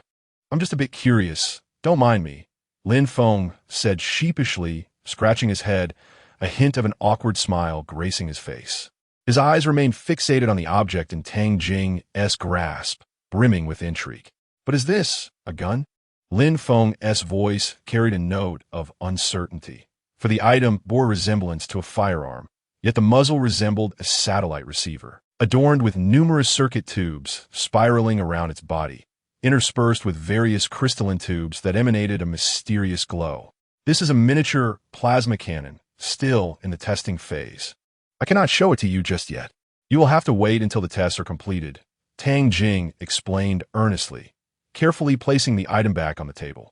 His eyes reflected a deep appreciation for his creation and a meticulousness regarding his unfinished work. Then, as if recalling something significant, he directly inquired, "What brings you here this time? Are there any lightweight protective gear available?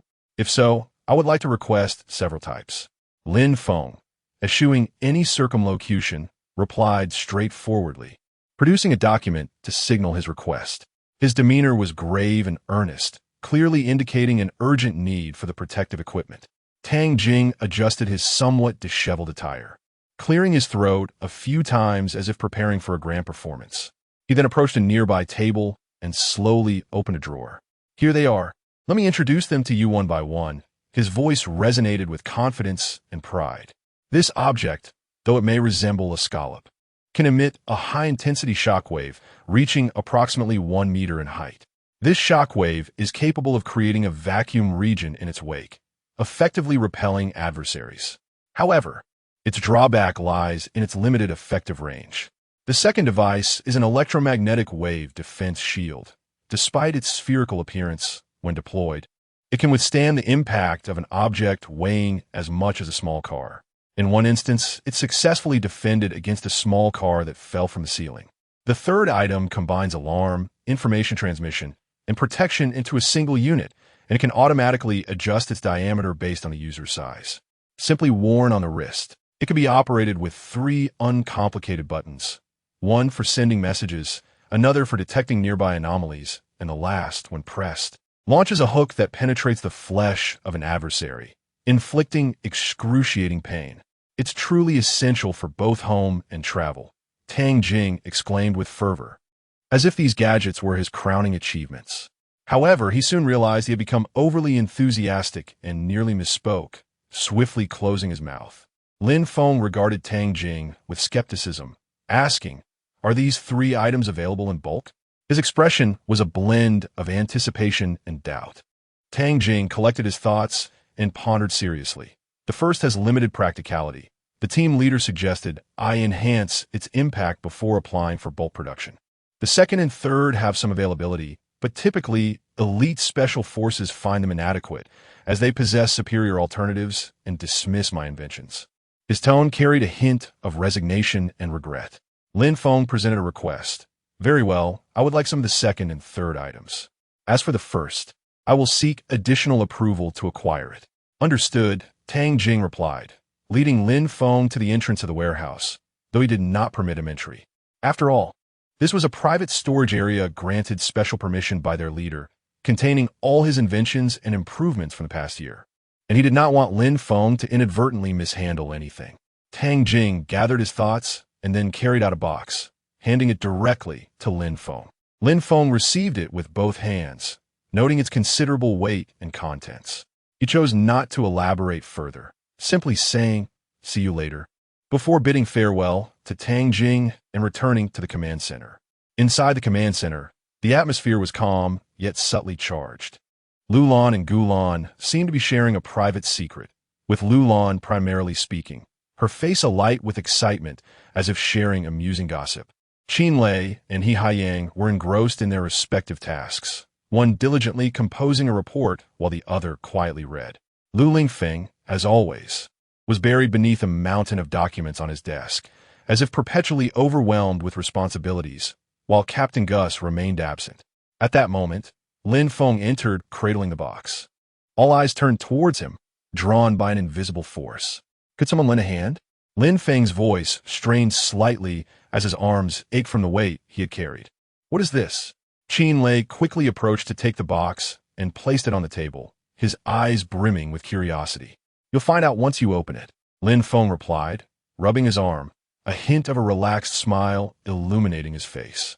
Subsequently, Qin Lei opened the box, revealing 14 bracelets and 7 spherical objects. He picked up one of the spheres and inquired, "What is this?" Lin Feng then elucidated its purpose to the group before distributing the items. 2 bracelets and 1 sphere to each individual. The attendees eagerly donned 1 bracelet, their eyes sparkling with wonder, as if they had discovered a new world. This hook allows for the convenient attachment of military-grade fine rope, showcasing its remarkable practicality. Lu Lingfeng dismantled the base of the bracelet to retrieve the hook, noting its inverted design, which facilitated the tying of the fine rope, advantageous for climbing. After inspecting the bracelet's surface, he found the operation straightforward, yet opted to wear the bracelet. It served as an efficient negative energy warning device, compact and unobtrusive. At that moment, Lulan hurriedly organized her belongings on the table before rushing out. Lin Feng observed her sudden departure with a hint of confusion, asking, "What is going on with Sister Lulan?" Gulan explained, Lulan took a half-day leave this morning, expressing the need to attend a parent-teacher meeting at the school.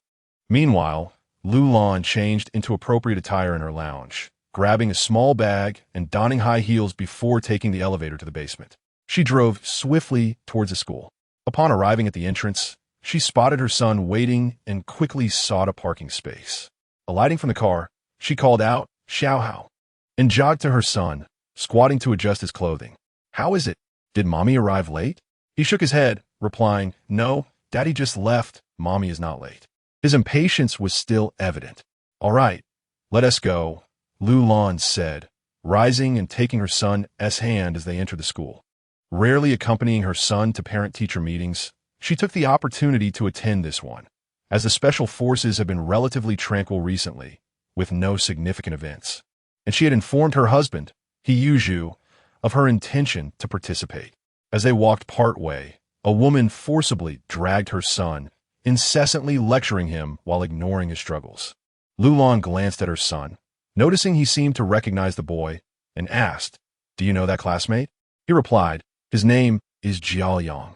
He's in my class." Lulan nodded, choosing not to probe further, understanding that everyone has their own methods of educating their children. And even as a member of the Special Forces, she could not intervene arbitrarily. Soon, all the classmates and their parents gathered, and the homeroom teacher began addressing the class's final exam rankings, particularly praising several high-achieving students, including He Xiaohao, and using them as examples to share educational insights. At that moment, Zhao Yang reached for the exam papers on the desk. Unbeknownst to him, perhaps his mother had become irate, she struck his hand, leaving it reddened, with a sharp sound echoing through the classroom, creating an immediate heavy atmosphere that momentarily stunned the teacher. However, the teacher recognized the situation and continued with the presentation. Ultimately, after discussing various matters pertaining to the summer break, the meeting concluded rather hastily. After returning home and finishing dinner, Lulan inquired of He Xiaohao, "Xiaohao, are you aware of the situation concerning your classmate Jiao Yang?" It was not that Lulan sought to meddle in affairs that did not concern her, but rather, at the parents' meeting, at the moment when Jiao Yang's mother struck him, the bracelet emitted a bright red light, signaling an alarming level of negative energy. He Xiaohao sat on the sofa and remarked, "Mom, Jiao Yang's academic performance is, according to our homeroom teacher, neither here nor there. He mentioned during recess that his mother constantly enrolls him in inexplicable tutoring classes. He yearns to play outside, yet each time he is either bound for a tutoring session or buried in homework. His mother does not allow him to step outside the house, and he feels as though she is perpetually watching him with an eagle eye. Consequently, we seldom see Jiao Liang smile in class. The few occasions arise when we engage in origami or craft making. He added under his breath, "Fortunately, you are not like his mother." Upon hearing this, Lu Lan felt a surge of indignation and quickly retorted, "Go complete your summer assignments. If you encounter difficulties, consult your father. He is a high achiever, so do not hesitate to seek his guidance." Nearby, Zhou, who was watching television, felt a twinge of frustration. A high achiever, yet here he was, merely a low-level clerk, while Lu Lan, who was not an academic prodigy, served as the vice captain of the Gyujian Special Forces and managed a small team. This realization weighed heavily on him, but the most burdensome thought was the need to assist their child with homework, which was quite overwhelming. In the dead of night, Zhou observed Lu Lan holding a book, yet her mind appeared far from reading. He inquired, "What troubles you?" Lu Lan pondered for a moment before replying, "You are aware of my department's nature. During the parents' meeting today, at the instant Zhao Yang's mother struck him, the device detected an anomaly. I fear something may transpire." After speaking, she lifted the bracelet from the table to show Zhou. However, Zhou did not glance at the bracelet. Instead, he turned to the side, pulled back the covers, and lay down, saying, "Let us sleep. Tomorrow's matters can wait. If it becomes unbearable, you have team members to accompany you to investigate." Without waiting for Lu Lan's response, he took the book from her hands, placed it on the table, turned off the light, and embraced Lu Lan as they drifted off to sleep. Chapter 26. Repressed Love. The following day, upon reaching the command room, Lu Lan remained engrossed in contemplation regarding the underlying issues and subsequently brought the matter to light during the meeting. Captain Gus paused for a moment before responding. "Let us undertake some necessary monitoring.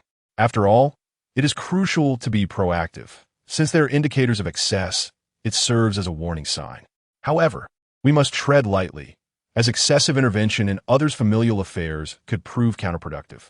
He then instructed Gulan, "Please conduct a thorough data analysis and compile the details of this family, particularly focusing on Jiao Yang and his mother, Lin Feng, Qin Lei, and Yi Haiyang. You will be responsible for setting up the monitoring devices at Jiao Yang's residence. Lu Lan, you will communicate with Jiao Yang's mother regarding this matter.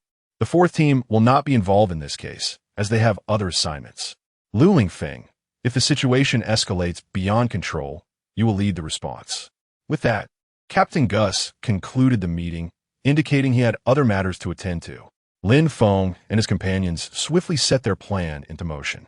They arrived at Jiao Yang's home in Yi Haiyang's vehicle, where they discreetly installed a monitoring device designed solely to detect negative energy levels, ensuring it would not capture surrounding sounds or visuals. After a moment of hesitation, Lin Feng knocked on the door, but received no response. He knocked again, and a voice from within finally replied, "My parents are not home." Upon hearing this, Lin Feng refrained from knocking further, recognizing the lack of intent to open the door from inside. He signaled to Qin Lei and Yi Haiyang before departing. He perceived that the child exhibited a degree of awareness regarding safety, albeit limited. Under normal circumstances, silence would suffice. After all, he had already knocked twice and had no intention of a third attempt. If a malicious individual were to hear that an adult was absent and only a child remained inside, it would pose a significant danger to the child. Thus, enhanced vigilance was imperative. Once seated in their vehicle, Yi Haiyang occupied the driver's seat with Qin lay beside him, while Lin Feng took his place in the back. After a brief wait, their terminal devices relayed concise information regarding Jiao Yang's family.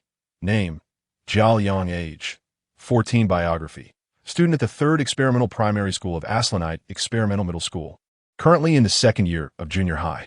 Father, Jia Tianming. Age, 42. Biography, graduated from 2nd-tier university, currently employed as a manager in a private enterprise.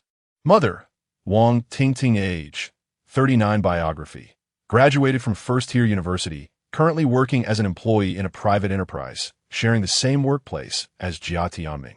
Family situation.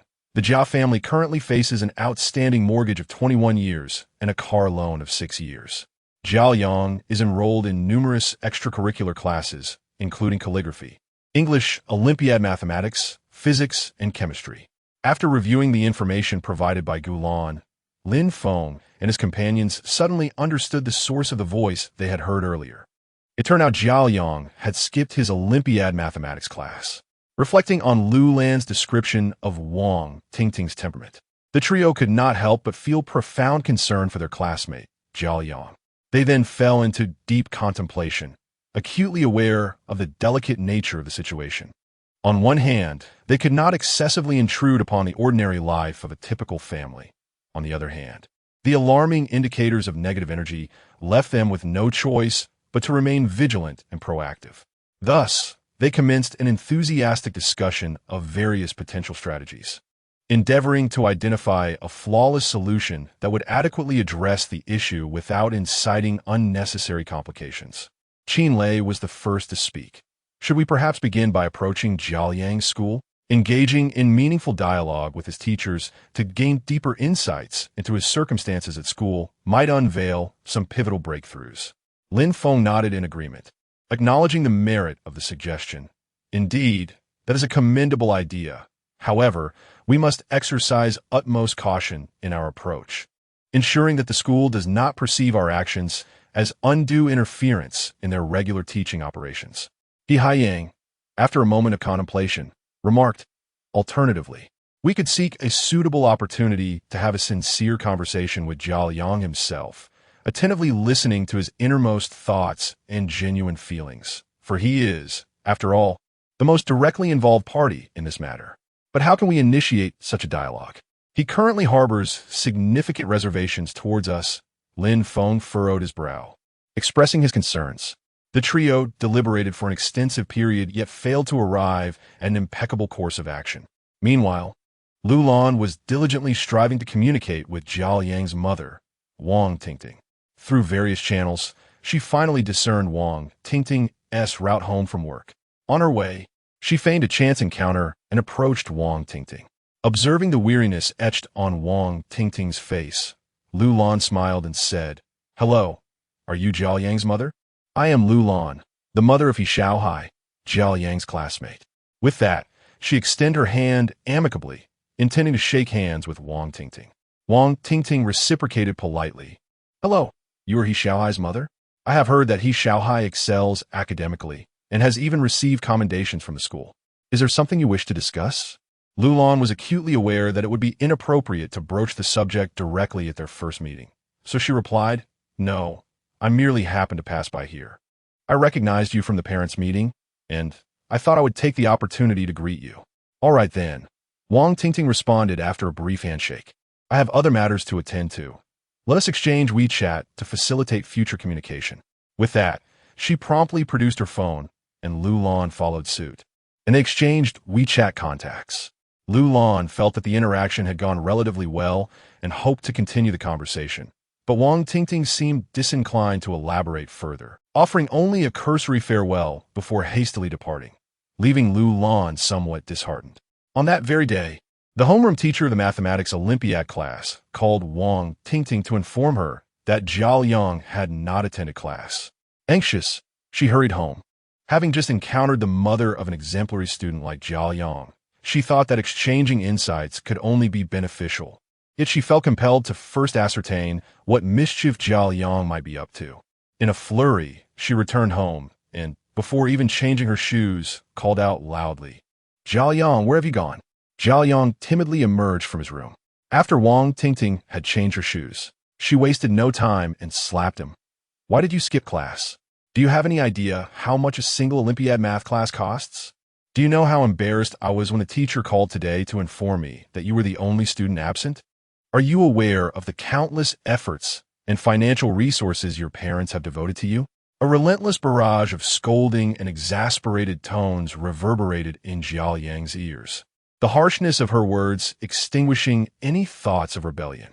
"Tonight, you shall not eat. I want you to understand precisely what you have done wrong." With that, Wang Tingting seized Zhao Yang by the collar and roughly dragged him back to her room. Upon witnessing the disheveled state of the room, her anger flared even more. She unceremoniously tossed Zhao Yang onto the floor and began tidying up, muttering incessantly, "At your age, you still can't clean up after yourself. All you do is play. Sleeping in a pigsty?" While straightening the pillows, she stumbled upon an object, an unremarkable clay figurine that Zhao Yang had crafted during his art class. Now, the figurine was in ruins, its form grotesque. Wang Tingting's temper surged again at the sight. You don't attend class, you neglect your homework, and all you do is play games. If you enjoy playing so much, then stop. With that, she hurled the clay figurine violently to the floor before shutting the door and turning to prepare dinner. Zhao Yang stared blankly at the shattered pieces of the figurine, his finger lightly grazing the jagged edge, which pricked his skin. He stifled a yelp, fearing further reprimand from his mother. Carefully, he wrapped the fragments in his clothing and placed them gently on the table, returning to his trance-like fixation. Eventually, he slumped over the table, drifting into a deep sleep. In his dreams, he frolicked on a beautiful meadow with a figurine, which had regained its charming original form. Meanwhile, the remnants of the figurine on the table began to emit a faint glow, gradually absorbing the dark energy accumulating within Jiao Yang's mind. After a while, Jia Tianming returned home. Upon seeing his wife waiting with crossed arms at the dining table, he said little, simply washing his hands in preparation for dinner. However, he did casually inquire, "Where is the child?" Wang Tingting replied sharply, "He skipped his Olympiad math class today, so I locked him in the small dark room to let him go hungry and learn a lesson." After a few bites of his meal, Jia Tianming headed towards Jiao Yang's room. Upon opening the door, he intended to call Jiao Yang out for dinner, only to find him peacefully sleeping. Recognizing how rare it was for Jiao Yang to sleep so soundly, and recalling his wife's fiery temperament, he gently lifted Jiao Yang and placed him on the bed before quietly leaving. At that moment, the connection between the figurine and Jiao Yang abruptly severed. The figurine began to pulsate with an inexplicable black and red light, and Jiao Yang plunged into a nightmare. In his dream, his dear friends vanished, replaced by his mother's incessant lectures. These tormenting visions gradually sowed within him the sinister desire to escape his home, to wreak havoc on his school, his tutoring classes, and even to abandon his education altogether. At that moment, a surge of immense negative energy suddenly enveloped the school, coalescing rapidly into a terrifying creature. The alarm in the command room of Gyujin headquarters blared instantaneously, rousing Lin Feng and his companions from their slumber. They hurriedly donned their attire, eager to ascertain the unfolding situation. Upon the arrival of Lin Feng and Captain Gus, the assembly had already gathered. Gulan immediately addressed the captain, stating, "A monster has emerged at Experimental Middle School Number 3, wreaking havoc within the classrooms." The group turned their gaze towards the astonishing visuals captured by the satellite surveillance. "Gyujin Special Forces mobilize," Captain Gus declared resolutely. Lin Feng boarded the second machine piloted by He Haiyang, while Qin Lei and He Haiyang hastened to the scene in their fighter jet. Upon witnessing the monster rampaging through the educational building, they swiftly opened fire in an attempt to halt its destruction. To their astonishment, the light projectiles merely passed through it. Observing this, Lin Feng did not hesitate. He transformed into Hestos, the Hestos Ultraman. Upon landing, Hestos was determined to deliver a resounding blow to the creature, for such wanton destruction of a school was utterly intolerable. Even during summer vacation with no students present, he charged forward, delivering a powerful punch, only to find his fist passing right through the monster's form. He launched several more assaults, with each meeting the same disheartening fate. Stunned, Hestos examined his palm and then the creature, which continued its relentless demolition of the structure. He rushed forward once more, swinging his arm, yet the outcome remained unchanged. The creature, seemingly growing impatient with Hestos, retaliated with a kick that sent him sprawling onto the playground. Bewildered, Hestos pondered how a creature so corporeal could resist his attacks. In his fiery form, he crossed his arms, completing his transformation into a blazing incarnation, flames igniting from his hands as he charged again to strike. Yet once more, his efforts passed harmlessly through the beast. Just as Hestos found himself at an impasse, the monster emitted a deafening roar and abruptly vanished into thin air. The personnel who had just arrived on the scene stood in astonishment, having anticipated how they could assist Hestos Ultraman in the battle, only for the creature to disappear without a trace. Meanwhile, Jiao Yang was roused by Jia Tianming, who reminded him that one cannot sleep on an empty stomach. Gently, Jia Tanming said, "Keep your voice down. I've ordered takeout for us to share." As he unveiled the meal, he watched Jia Liang devour his food, tenderly stroking the back of his son's head. Deep down, he recognized that his wife's actions were misguided, yet every time he attempted to voice his concerns, she would assert that everything was for the benefit of their child, often elaborating with a slew of philosophical reasoning. Reluctantly, Jia Tianming acquiesced. Once Jia Liang finished his meal, he advised, "After eating, go back to sleep. Your mother only wishes the best for you. Do not harbor resentment towards her." He adjusted the air conditioning in Jia Liang's room, tucked him in, and stepped outside with the takeout container. This time, Jia Liang did not suffer from nightmares, and the monster did not reappear. At the school, Hestos observed that the monster had not reappeared, so he took flight and transformed back into Lin Feng. Upon returning to the command room, Lin Feng eagerly inquired, "Are there any new discoveries?" Lu Lingfeng sighed, "Let us retreat for now. We have detected nothing." Subsequently, the command team began to withdraw, leaving only the 7th Squad to handle the aftermath at the school. Chapter 27. The Clay Doll as Dawn Broke. The group had only managed a brief slumber before converging at the command center, gathering around the large screen to commence their analysis. At that moment, Lin Feng suddenly inquired, "Is there any abnormality at Jia Liang's residence?" Gulan responded, "No. The monitoring device set up at Jia Liang's house has shown no signs of disturbance." This interruption momentarily disrupted Lin Feng's limited train of thought. Another day passed, and on the central street, an unusual sound erupted from the sky, heralding the reappearance of the monstrous creature. It was evident that this beast had a specific target. After wreaking havoc on a training institution, it vanished without a trace, leaving Lin Feng and his team unable to arrive at the scene in time to witness its departure. 2 more days elapsed, and the enigmatic creature resurfaced on a different street. Its intentions remained glaringly clear. After wantonly destroying another area, it slipped away silently. Although Lin Feng and his companions reached the location promptly, they remained utterly powerless against the creature. They could not strike it, as it seemed to lack a tangible form. It was capable of brazenly assaulting structures. However, Lin Feng keenly observed that, in contrast to its previous appearances, the creature bore numerous cracks upon its body, igniting a spark of curiosity within him. Who could have inflicted such injuries upon this beast? Time flowed quietly onward, and 8 days passed. During this interval, many assumed the creature would not return, and life gradually returned to its former rhythm, with children's tutoring sessions resuming. In one such mathematics training room, He Xiaohai was scanning the surroundings, yet he had not spotted Jia Liang's figure. He murmured to himself, "Is Jia Liang not coming again?" "What are you looking for, Xiaohai?" a curious girl inquired. "I'm searching for Jia Liang. Hasn't he shown up today? I heard that when he missed class last time, his mother scolded him severely. If he is absent again, he'll probably face another lecture." He Xiaohai replied candidly. "Perhaps he is just a coward, too scared of the monster to come." The girl remarked somewhat disdainfully, finding Jia Liang's timid demeanor far less appealing than He Xiaohai's sunny disposition. "Class is starting, everyone," announced the teacher as he entered, gently tapping the desk to signal for silence. After taking attendance, he noted yet another absence. "Is Jia Liang not here again?" When the students fell silent, the teacher prepared to call Jia Liang's mother. "Teacher, could you refrain from calling Jia Liang's mother? He got a harsh scolding last time he missed class." He Xiaohai implored urgently. "Unfortunately, I must inform a parent when a student is absent. It is essential. What if something were to happen?" The teacher explained kindly. Afterward, he dialed the number. "Is this Jia Liang's mother?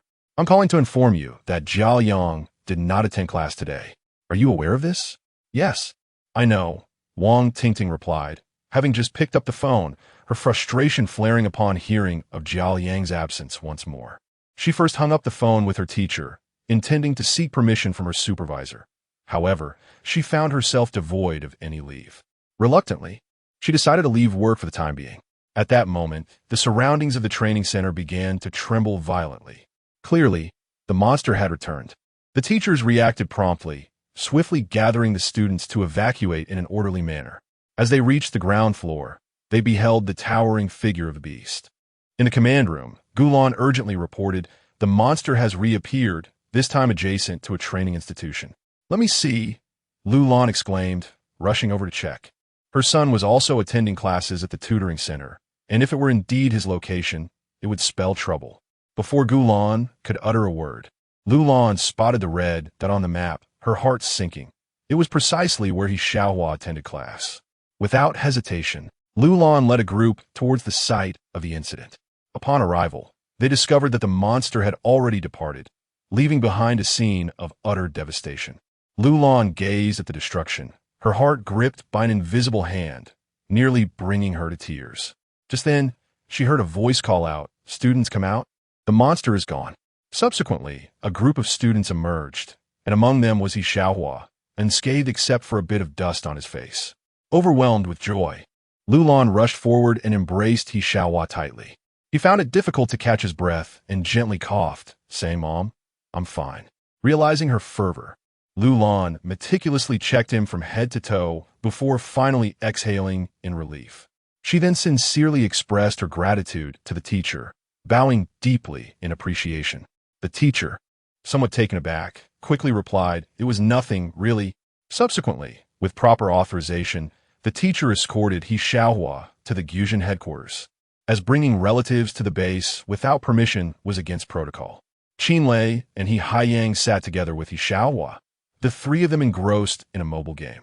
At that moment, Lu Lingfeng walked in, lightly clearing his throat and casting a glance at Lu Lan. "Is this your son?" Lu Lan, unreservedly teasing, replied, "Indeed. Isn't he handsome? How about making him a suitor for your daughter?" Lu Lingfeng shot Lu Lan a disapproving look, thinking that his precious daughter was not so easily to be approached, even if he Xiaohua had black hair. He cleared his throat again, attempting to shift the topic, and began, "Let us continue analyzing the reasons behind the monster's appearances today." Hearing this, he Xiaohua curiously followed Lu Lan, standing quietly behind her and gazing intently at the large screen. At that moment, the screen displayed the silhouette of the monster, which seemed vaguely familiar to he Xiaohua, though he could not recall why. The group commenced a lively discussion, passionately deliberating the situation. After all, the monster had targeted training institutions and schools, and its motives were glaringly apparent. However, without identifying the source of the negative energy, the underlying issue could not be resolved. The primary challenge now lay in locating the individual harboring such negative energy. Zhao Yang bears a certain degree of suspicion. However, the monitoring device did not trigger an alarm, and no one anticipated his involvement. Yet, there was another individual present, he Xiaohao, observing the ravaged surroundings, which were either his own school or various tutoring centers he had heard Zhao Yang mention, all of which his mother insisted he attend. He Xiaohao suddenly experienced a moment of clarity. It was no wonder the scene seemed so familiar, resembling the clay figurine Zhao Yang had sculpted back at school. "Mom." He Xiaohao tugged at Lu Lan's sleeve. "What is it? If you need to use the restroom, go by yourself," Lu Lan replied. "Mom, that monster resembles Zhao Yang's clay figure." This statement immediately captured Lu Lan's attention, though she had not heard him clearly. "Could you repeat that?" He Xiaohao, having heard her, spoke again at a normal volume. "The monster looks like the clay figure Zhao Yang made during our class." "How do you know that?" Liu Lan in Guit. Feeling a bit shy, he Xiaohao replied, "I caught a glimpse of it. After all, there was only one such grotesque piece of craftsmanship, so it left a lasting impression." At that moment, Lu Lan playfully pinched he Xiaohao's cheek. "Good boy. Mommy loves you dearly." Lu Lingfeng disregarded Lu Lan's antics and addressed the group. "Everyone, let us proceed." "Understood," the group replied in unison. Lu Lan crouched down beside he Xiaohao and said, "Xiaohao, stay with Sister Gulan at the base while Mommy goes on a mission. I will return as soon as I can." He Xiaohao acknowledged her with a nod and settled beside Gulan with his phone in hand. The others then set off, commencing their actions. On the way, Lin Feng posed a question to Lu Lan. "Sister Lu, do you think the monster is destroying the school and the tutoring centers for Zhao Yang's sake? What does he truly desire?" After a moment of contemplation, Lu Lan responded, "Perhaps he seeks a sense of space, or perhaps freedom." Chapter 28. The Winged Bird on the Other Side, within the confines of Zhao Yang's home. The air was thick with the echoes of harsh reprimands. Wang Tingting's voice rang out. "Why didn't you attend the study group I enrolled you in?" With a shove directed at Zhao Yang, she continued her tirade. I invested money for your education, not for your amusement. All you do is play, play, play, without a thought for learning something worthwhile. Feeling wronged, Zhao Yang retorted, You've never played with me. This only ignited Wang Tingting's fury further. What do you mean I've never played with you? Whenever you excelled academically, have I ever denied you the toys you desired? All I wish is for you to study diligently. Haven T, I provided you with everything you wanted. Tears welled in her eyes as she gazed at Zhao Yang. But Zhao Yang's temper flared, and he shouted back, Then what is it that I truly want? What do you think I desire? After his outburst, he fled to the balcony, sobbing uncontrollably. Wang Tingting, tears streaming down her face, felt utterly at a loss. Her eyes darted around, landing on a clay figurine that Zhao Yang had not yet finished molding. She recognized it as the very one she had broken previously. Yet in her moment of anger, she failed to consider that this figurine was a cherished companion for Zhao Yang. Instead, her need for control surged, and she thought only of the folly of playthings. If you love playing so much, then perhaps you should stop, she declared, and, without a second thought, she hurled the figurine off the balcony. Seeing the figurine fall once more, Zhao Yang dashed forward without hesitation. However, the balcony's height loomed perilously as the clay figurine glimmered red in the air.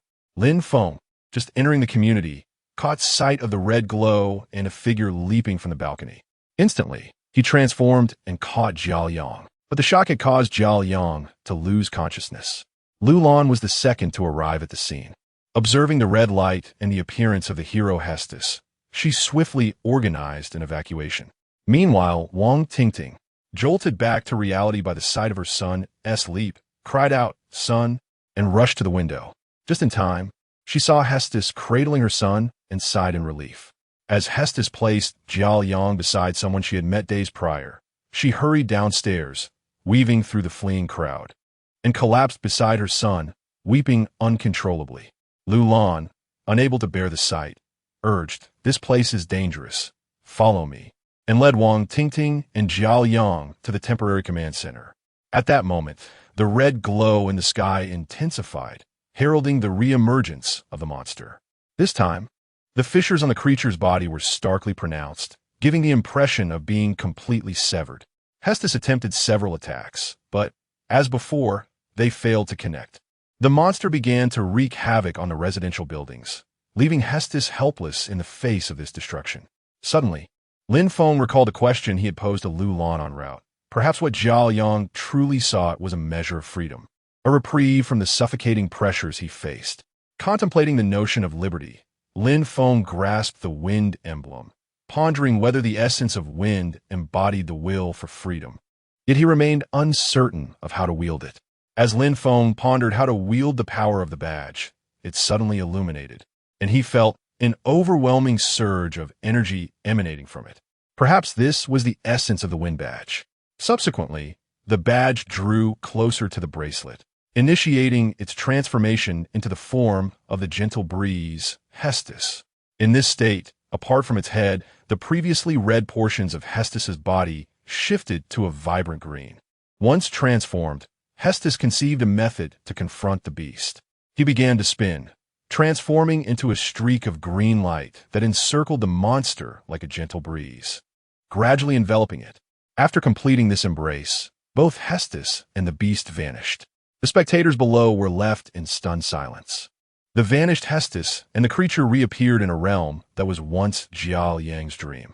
By harnessing the abilities of the gentle breeze and leveraging the dreamlike essence within the beast, Hestos succeeded in transporting the creature into this dream space. Observing the battered beast, Hestos intended to launch an attack, but a voice rang out from below. Please spare Homo, Ultraman Hestos. Hestos glanced down at Zhao Yang, then at the motionless creature. Halting his actions, Zhao Yang looked at the monster and asked, Homo, are you all right? Witnessing Zhao Yang's concern, Hestos was taken aback. The beast let out a feeble call, seemingly indicating that it had reached its limits. Mr. Homo, I'm sorry. It was my fault that Mom hurt you, Zhao Yang sobbed, and the creature responded with another sound, as if to convey that there was no need for remorse. Soon after, Zhao Yang sank into profound sorrow, Why does this always happen? Why do you never listen to what I want to say? You always assume what I should like and constantly scold me. Mr. Amo, do you think Mom doesn't love me? The beast, Amo, remained silent, its cracks deepening. At that moment, Lin Feng also regained his human form and approached Zhao Yang. Your mother does love you. It's just that her affection feels stifling to you. Zhao Yang gazed up at Lin Feng, lost in thought. The creature emitted a sound that seemed to affirm Lin Feng's words, though it sounded faint and weak. Zhao Yang looked anxiously at the monster and cried out, Mr. Amo, what is wrong? The creature did not respond to Zhao Yang's pleas. Its fissures having spread to their utmost extent, and it ultimately shattered, leaving behind a visage reminiscent of broken shards. Part of the fragmented beast transformed into a soft starlight, and Lin Feng instantly comprehended its significance. However, the resolution lay within Zhao Yang. He needed to navigate his inner turmoil on his own. Upon witnessing the beast's disintegration, Zhao Yang realized that Mr. Amo was on the brink of death, prompting him to weep uncontrollably. Lin Feng refrained from comforting him, understanding that sometimes offering solace to a grieving child can amplify their sorrow. Thus, he waited quietly. As Zhao Yang's sobs gradually subsided, he tearfully inquired, Has Mr. Amo passed away? Lin Feng crouched down to observe him and said, Zhao Yang, Mr. Amo has not perished. He resides perpetually within your heart. Would you care to engage in a game with your elder brother? As he spoke, Lin Feng produced 5 stones and continued, Allow me to demonstrate. He placed the 5 stones in his palm, tossing one into the air while leaving 4 behind, then repeating the process, throwing another into the air, picking one up, tossing another, placing one down, and so forth until at the final stone he deftly caught them all with the back of his hand, then flipped his hand over to secure them once more. Zhao Yang watched in silent awe as Lin Feng performed this feat. Have you ever played this game? It was a pastime of mine in my youth, though I was rather inept at it, and often the subject of ridicule from my peers. Lin Feng smiled at Zhao Yang, offering him the stones. Would you like to give it a try? After playing for a while, Lin Feng turned to Zhao Yang and said, Let us return home. He reached out to lift Zhao Yang, but the boy remained firmly in place, expressing his discontent. I do not wish to go back. Mother does not love me. Lin Feng, feeling a touch of helplessness, gently replied, Your mother does not dislike you. Rather, she loves you deeply. See, your brother has spent this time playing with you. You must trust me, for the words you find difficult to voice. I shall speak on your behalf. We must bravely express our thoughts. Then, Lin Feng declared, Allow me to show you a magic trick. In an instant, he transformed into the form of the gentle breeze, Hestos. Zhao Yang gazed at Lin Feng in astonishment as Hestos waved one hand skyward.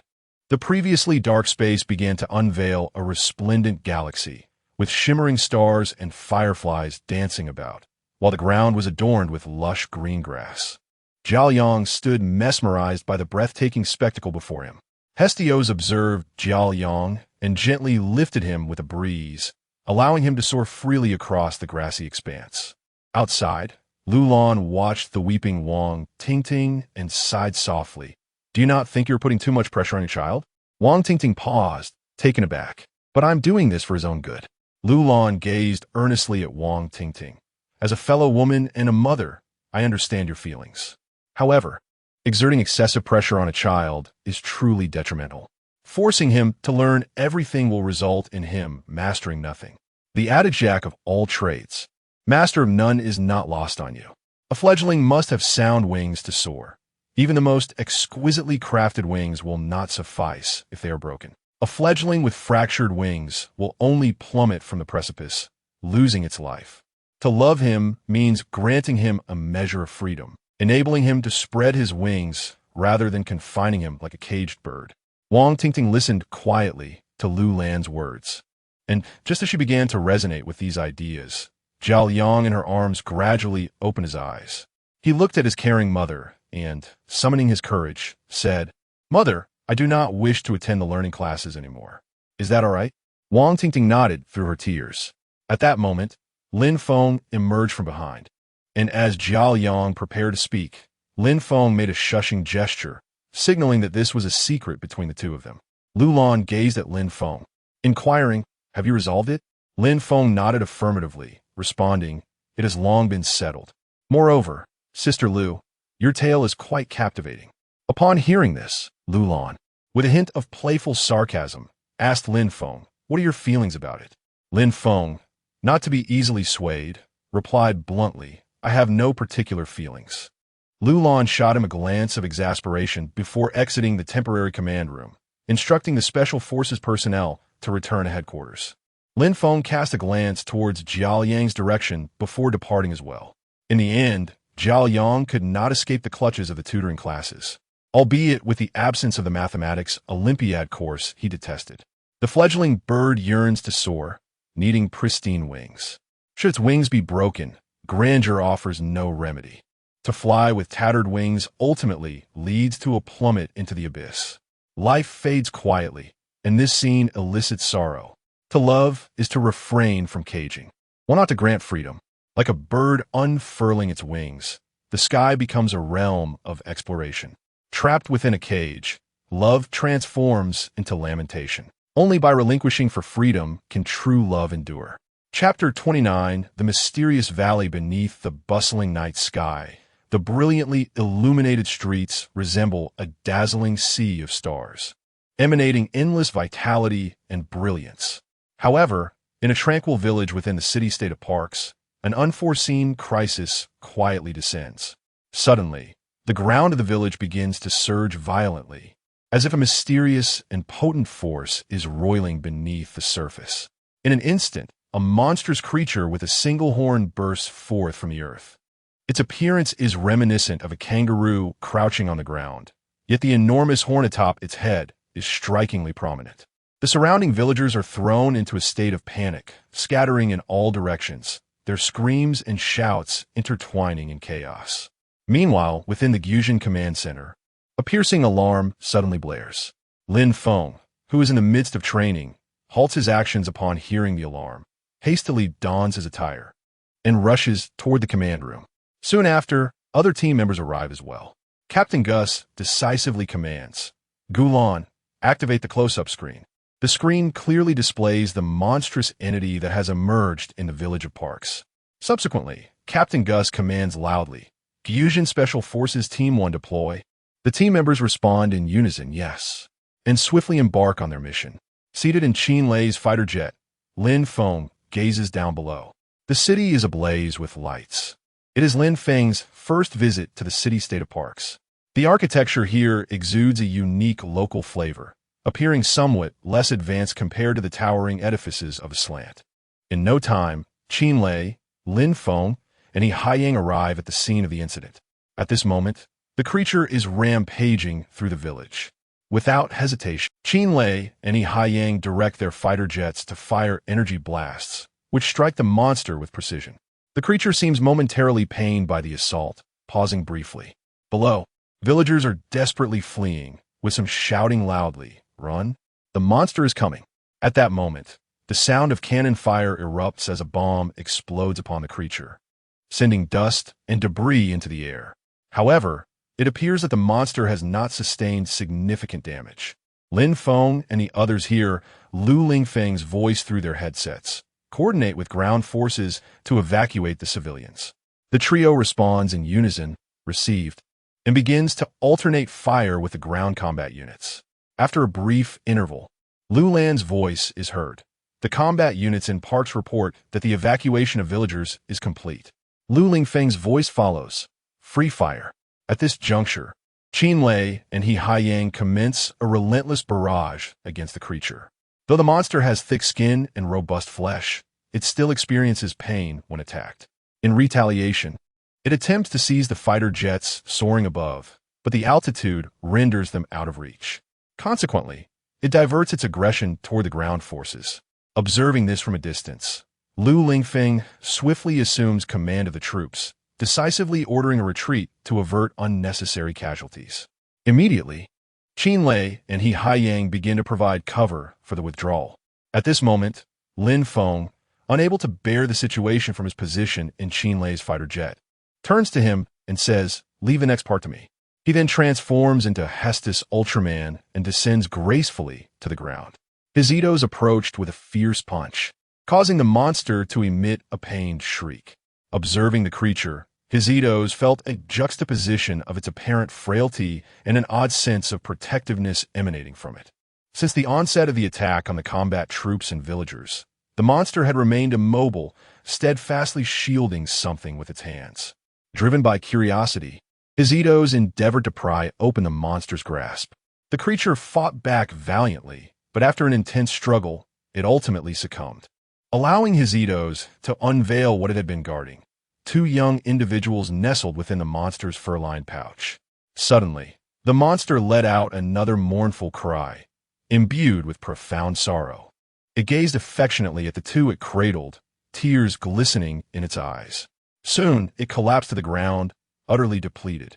Hestos instinctively moved to support it, but the monster roared once more, rejecting his approach. Attempting to rise again, it ultimately lacked the strength to do so. Upon noticing Hestos' concerned demeanor, the creature relaxed its defenses, perhaps recognizing him as a benevolent soul. It then extended its hand into the pouch, entrusting the two young ones to Hestos. After receiving the two, Hestos gently laid them on the ground and, dissipating his form, stood vigil beside them. Moments later, Qinlei and Haiyang hurried over, their eyes falling upon the motionless monster. Qinlei inquired with confusion, "What transpired?" "This creature appears to be deceased, though further examination is warranted. The individuals on the ground were just entrusted to me. Throughout our assault, the monster fiercely protected them. We must investigate further." Lin Feng promptly relayed all pertinent information to the command center. Approaching the monster, Qinlei gently stroked its massive form, which remained still. He lamented, "Such a colossal creature, even in death, poses a challenge for handling."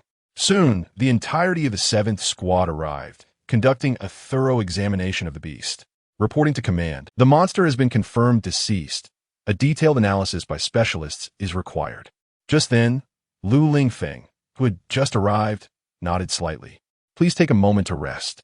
Tomorrow we shall jointly investigate the origins of this monster and the circumstances surrounding these two individuals."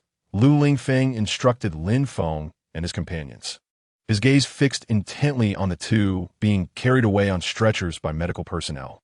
Their vital signs remained stable, with no immediate danger to their lives. Yet further inquiries would have to wait until they regained consciousness. The following day, Lin Feng and his companions spent half the day in the village investigating, yielding no fruitful results. When questioned about the monster, the villagers only recounted how it had appeared suddenly, causing them to flee in panic, with no additional details to provide. Disheartened by their lack of findings, the trio made their way to the medical point to check on the peculiar individuals. At that moment, Lu Lingfeng, having assumed command on the front lines, arrived to take full control of the situation. Gazing at the two enigmatic figures, they awaited their awakening.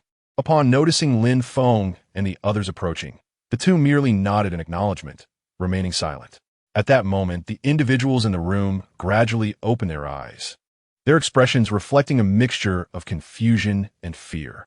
They surveyed the unfamiliar surroundings and the crowd gathered around the bed, instinctively shrinking back. Lin Feng was the first to offer a friendly smile, softly assuring them, "There is no need for fear. We mean you no harm. You are safe here, at a medical facility." One of the young men, his voice slightly hoarse, inquired, "What has happened? Why are we here?" Lu Lingfeng stepped forward, his tone steady as he replied, "You are under the protection of a creature which has perished in battle against us. We seek to understand the connection between you and this creature." The two young individuals exchanged glances, falling into a brief silence. After a moment, one of them bit his lip and began to recount their tale. They were siblings from a nearby village who, during their childhood, had stumbled into a mysterious valley where they discovered an injured creature named Rami. They could have chosen to leave, yet out of kindness and compassion, they decided to aid Rami in its recovery. Throughout their time together, they forged a profound bond with the creature, which came to regard them as family. Lu Lingfeng queried, "You mentioned discovering the injured creature in a mysterious valley. Do you recall its location?" The siblings fell silent, unable to remember. At that moment, personnel from the operations department entered, whispering a few words to Lu Lingfeng, who nodded in response. "Let us step outside and allow them some time to rest," he suggested. Lin Feng and the others followed him out, where they reviewed an investigation report conducted by the investigative team, which proved to be more detailed than their own findings. After perusing the report, a member of the investigative team added, "This village has long been associated with the legend of the Rain Woman. It is said that after 3 consecutive years of drought, if the Rain Woman is located and offered to the rain god, one can beseech for rain." Suddenly, the ground began to tremble once more, causing instability among the people present. A massive creature broke through the surface of the soil, resembling the previous one, but significantly larger. Upon seeing Rami's lifeless body, the creature let out a deafening roar, prompting those nearby to cover their ears in fear of eardrum rupture. Lin Feng quickly transformed into Hestos and advanced to confront the creature. Hestos, firmly grounded, vigilantly observed the newly emerged giant beast. Its furious roars seemed to unleash an unbridled rage, likely provoked by the sight of Rami's remains. Drawing a deep breath, Hestos initiated the assault, dashing forward to deliver a powerful punch toward the creature. The monstrous creature reacted with remarkable swiftness, raising its robust arm to block the impending strike. The collision produced a deep, resonant sound, and the tremendous force caused the surrounding ground to fracture. Infuriated by the impact, the beast violently lashed its tail, striking towards Hestos like a steel whip. Hestos leaped nimbly, evading the attack, while the tail crashed against the ground, sending up a cloud of dust. Immediately thereafter, Hestos crossed his arms and unleashed a powerful beam of light, which shot forth like a dazzling laser, aimed straight at the monster. Undeterred, the creature opened its massive jaws and exhaled a torrent of searing flames, colliding with the beam and resulting in a tremendous explosion, with shockwaves radiating outward. Within the medical station, the intensity of the battle outside was palpable. The siblings peered anxiously through the window, their hearts heavy with concern.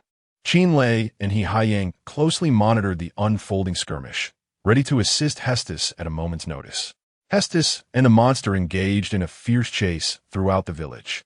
The beast rampaged, demolishing nearby structures, while Hestos diligently searched for its vulnerabilities.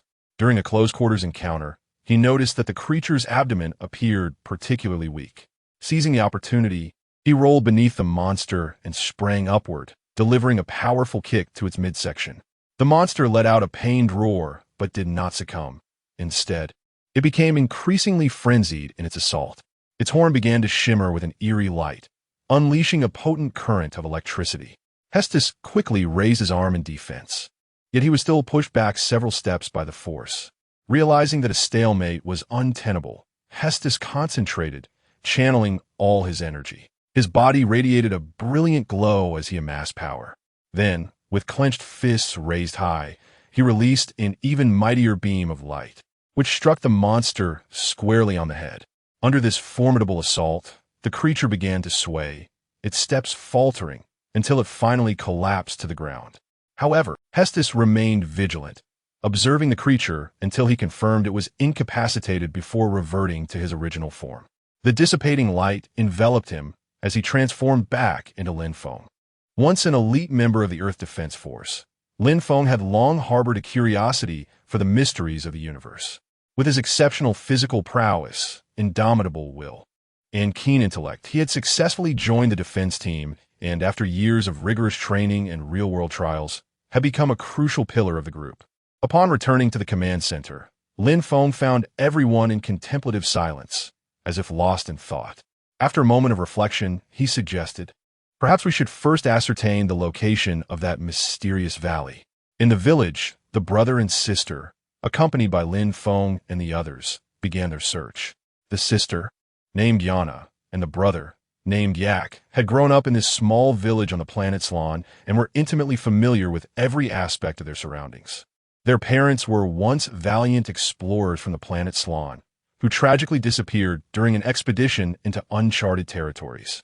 The siblings inherited their parents' fearless spirit and adventurous genes, and although they resided in a small village, they harbored a deep yearning for the outside world and an insatiable curiosity for the unknown. They were also known for their helpfulness within the village, earning the affection of the villagers. As they wandered through the village repeatedly, guided by their reflections, They finally grasped a thread of memory, leading them to a general direction. Lin Feng and Qin Lei made a decisive choice to act first. On the rugged mountain path, they pressed forward with great difficulty, eventually discovering the entrance to the valley.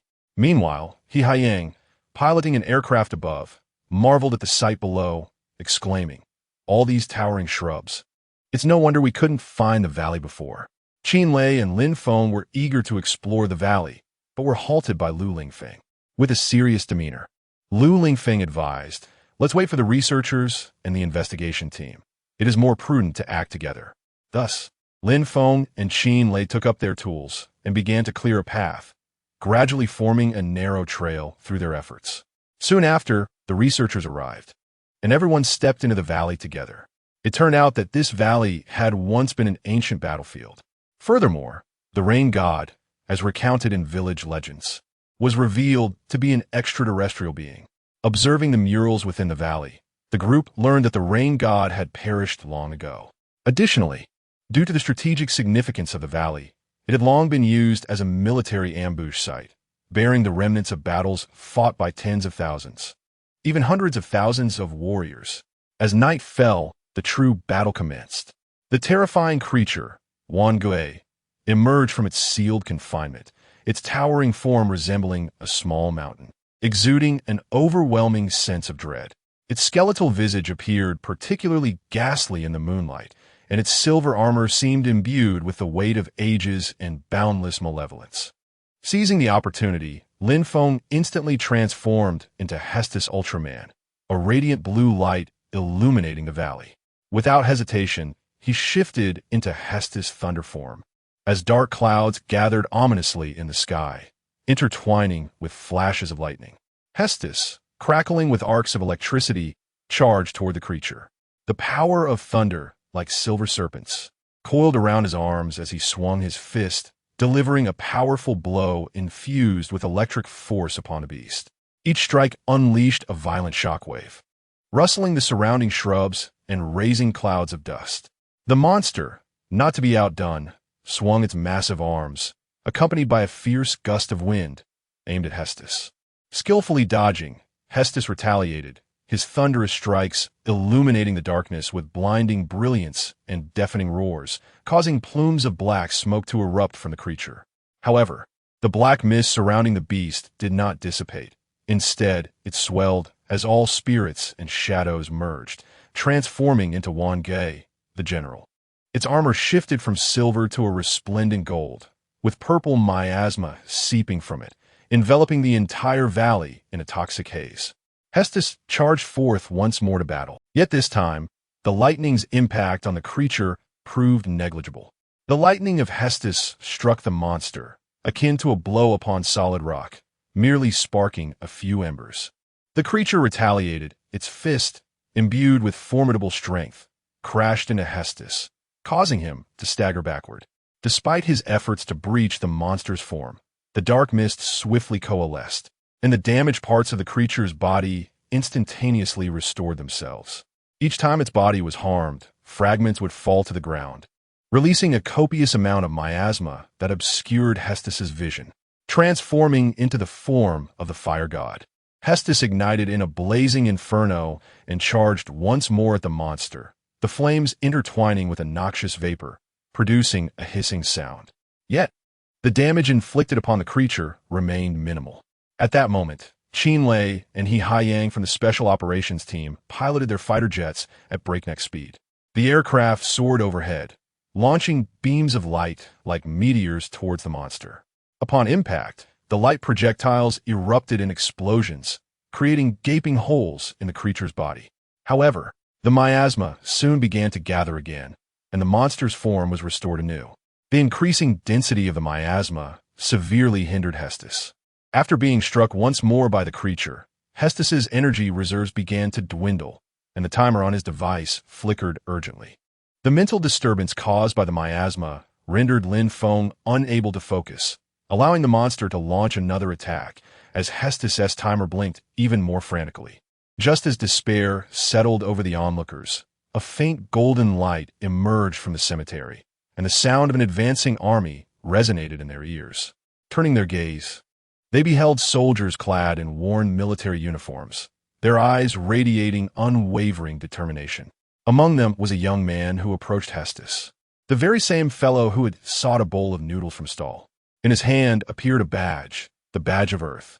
It soared towards Hestos, alleviating some of Lin Feng's miasma-induced disorientation. Observing the badge of Earth, Lin Feng swiftly transformed into Hestos in the Earth spirit form. In this guise, Hestos could draw upon the power of the Earth, gathering an abundance of gold and earth elements that replenished his energy instantaneously. Rejoining the fray, Hestos shone even more brilliantly.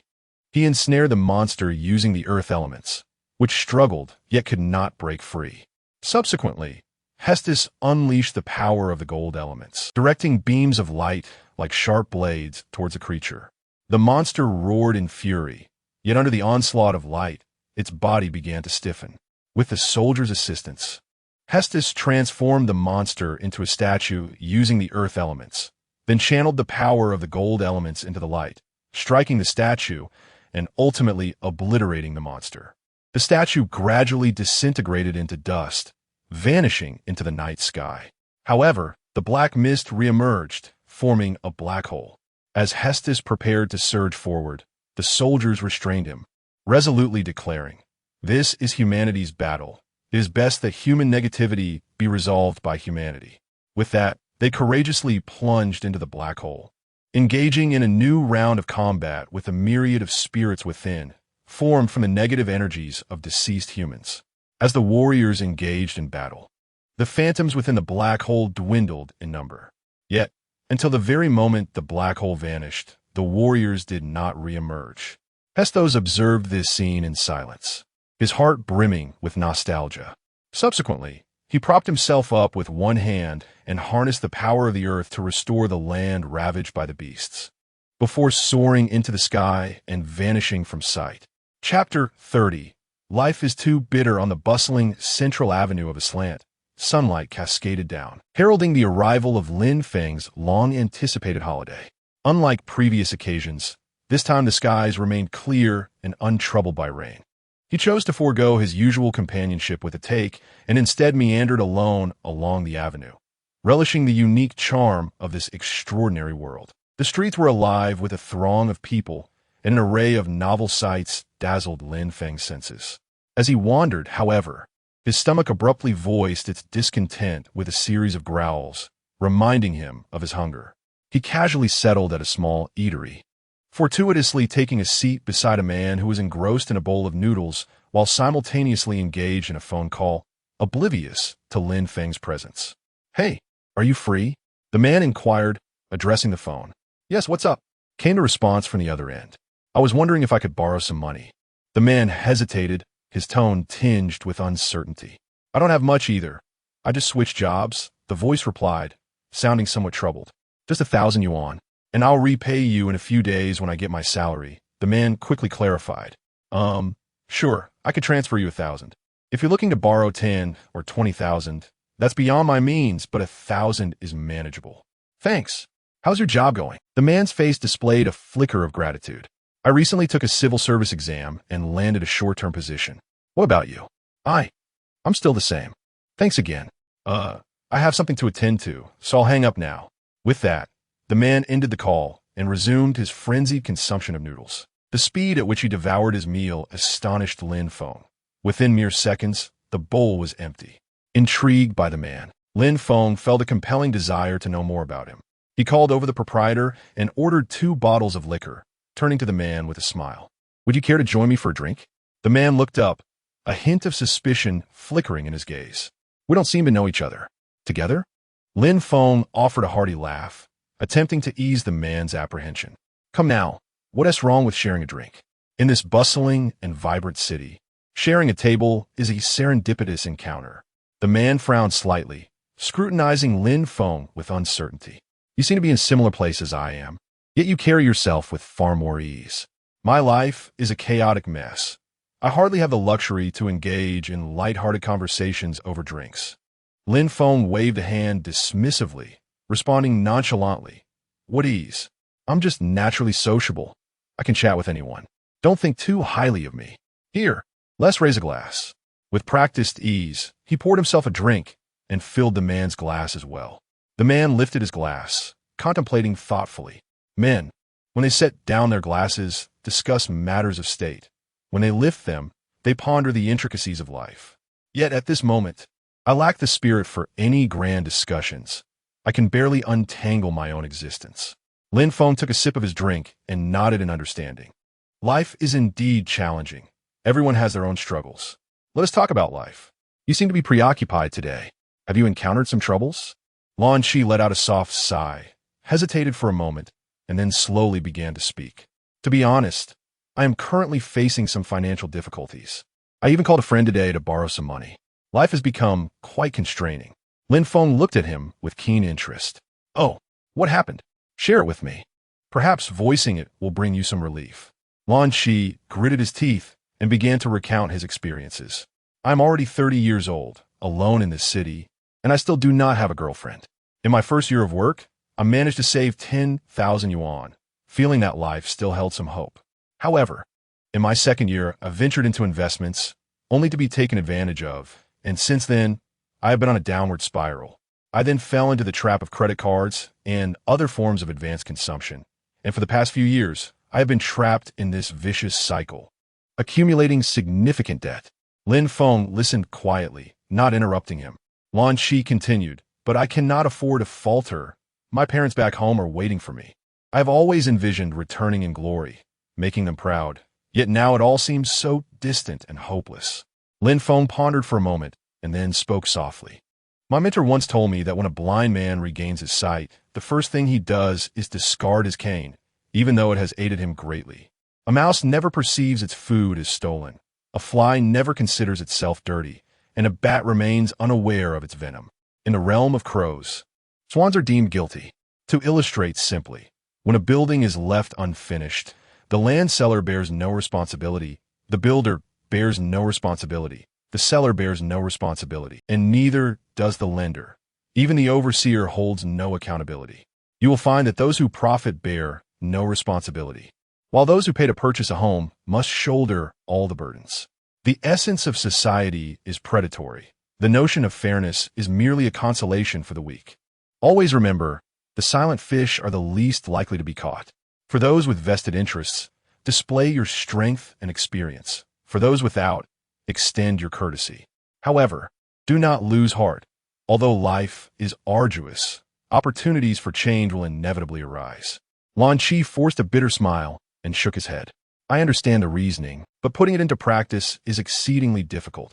While I comprehend the situation, life remains a mystery. At times, I truly feel like a failure. Lin Feng patted Lan Shi's shoulder.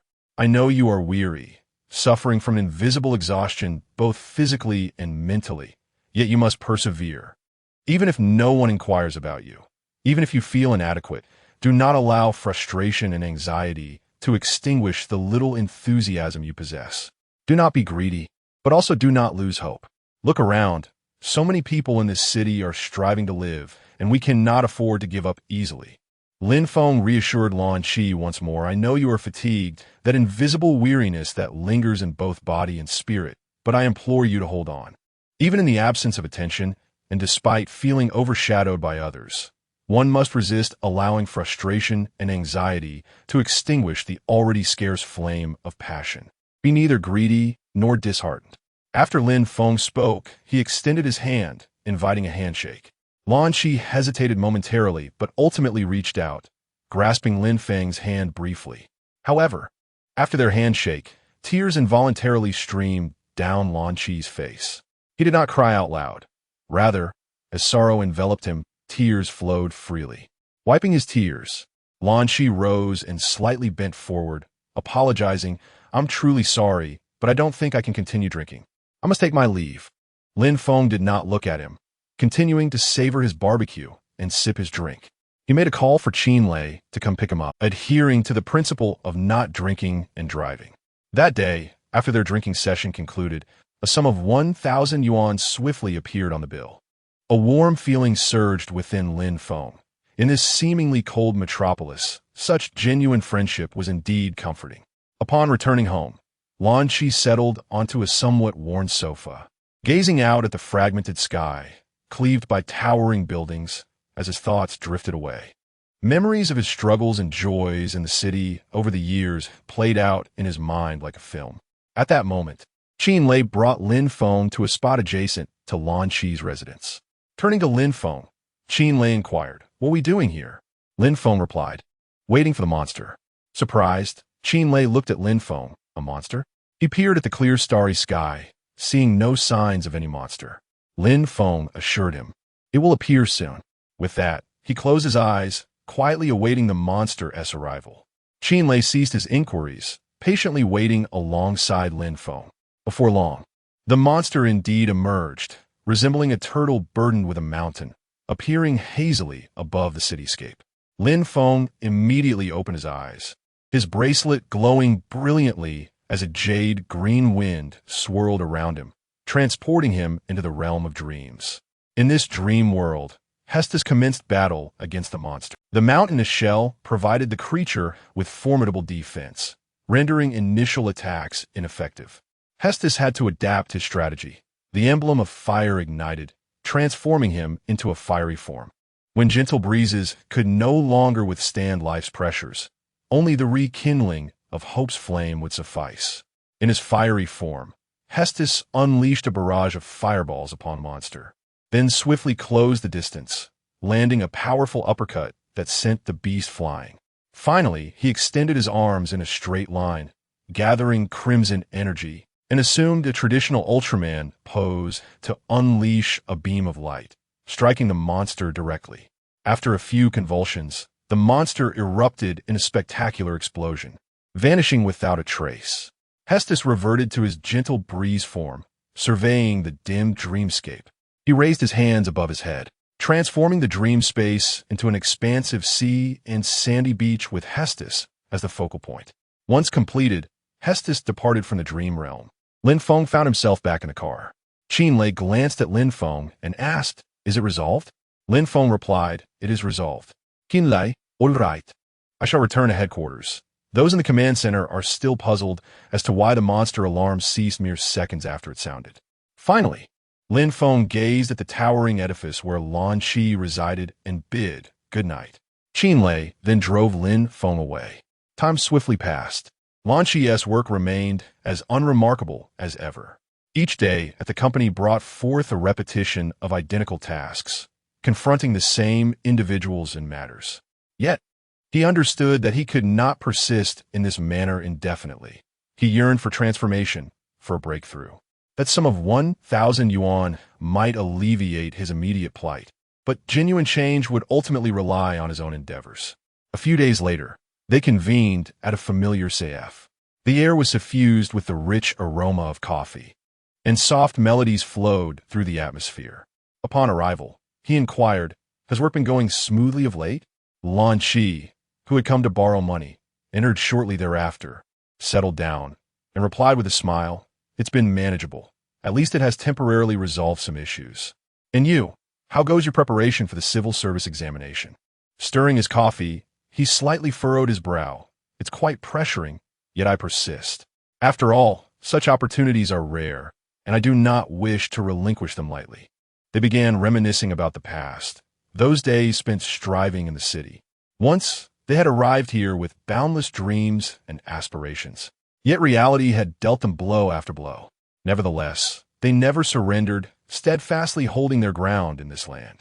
"Do you recall when we first arrived in this city? We had nothing, yet were filled with vigor," Lan Shi reflected wistfully. "Indeed, how swiftly time has flown. Now, we each bear different experiences and transformations." He gently sipped his coffee, his gaze revealing a flicker of determination. "Regardless, we must continue to strive. In this city brimming with challenges and opportunities, Lin Feng, Lan Shi, and Qin Lei each tread their own paths, pursuing their dreams and hopes. And that mysterious Ultraman power will continue to safeguard this city, protecting every individual who toils within its urban expanse." Chapter 31. Those in love can never forget in the bustling city-state of Aslant. The headquarters of the Gyujin Special Forces erupted with the piercing sound of alarms, shattering the tranquility of the moment. The well-trained team members swiftly assembled. Gulang, with a serious expression, pointed at the screen and declared, "A monster has appeared on 3rd Street in a slant." This is the footage of the creature. All eyes turned to the screen, where the monster was seen lingering on 3rd Street, neither attacking the surrounding structures nor harming any humans. Seemingly a solitary wanderer exuding an air of mystery. Captain Gus issued a decisive command: deploy the first squad of the Gyujin Special Forces. The team responded in unison, yes. Shortly thereafter, Qin Lei and He Haiyang piloted their advanced fighter jets, racing to the scene with remarkable speed. On the street, the creature continued to amble leisurely, as if patiently awaiting someone or desperately searching for something of great importance. Exchanging glances, the two fired several flares in an attempt to provoke a reaction from Monster. However, it remained unperturbed, not even lifting its head. Instead, at a crossroads, it slowly crouched down, leaving Qin Lei and He Haiyang somewhat perplexed. They refrained from further attack, fearing the creature might become aggressive. At that moment, Lin Feng transformed into the magnificent Hestos Ultraman. Hestos cautiously approached the monster, attempting to gently nudge its hand. But the creature merely swatted it away in annoyance, continuing to sit quietly, absorbed in its own world, seemingly oblivious to the powerful presence beside it. After several attempts, the creature finally grew impatient and lightly pushed Hestos, causing him to stumble precariously. Following this encounter, the monster ambled toward the setting sun and inexplicably vanished. This peculiar scene left Hestos bewildered, and all the Gyujin team members who witnessed it were equally baffled. The creature had made a grand entrance without causing destruction, merely wandering aimlessly before departing. In the ensuing days, the monster appeared several more times. During its second appearance, it engaged with Hestos for a brief moment before disappearing.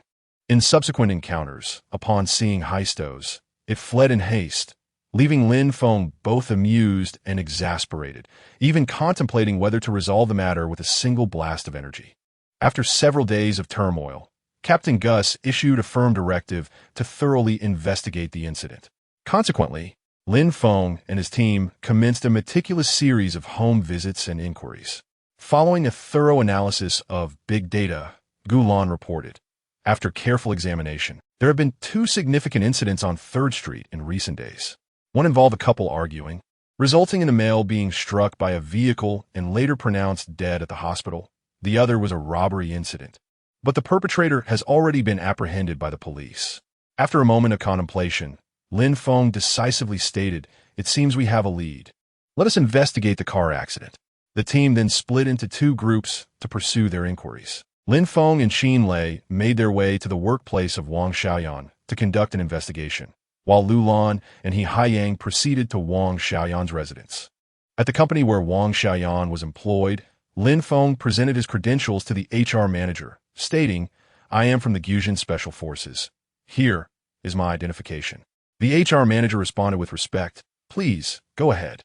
Lin Feng continued his inquiry. "Have there been any unusual occurrences regarding Wang Xiaoyan recently?" The HR manager furrowed his brow and recalled, "Wang Xiaoyan indeed seemed distracted a few days ago, which led to significant losses for the company, causing the chairman considerable displeasure.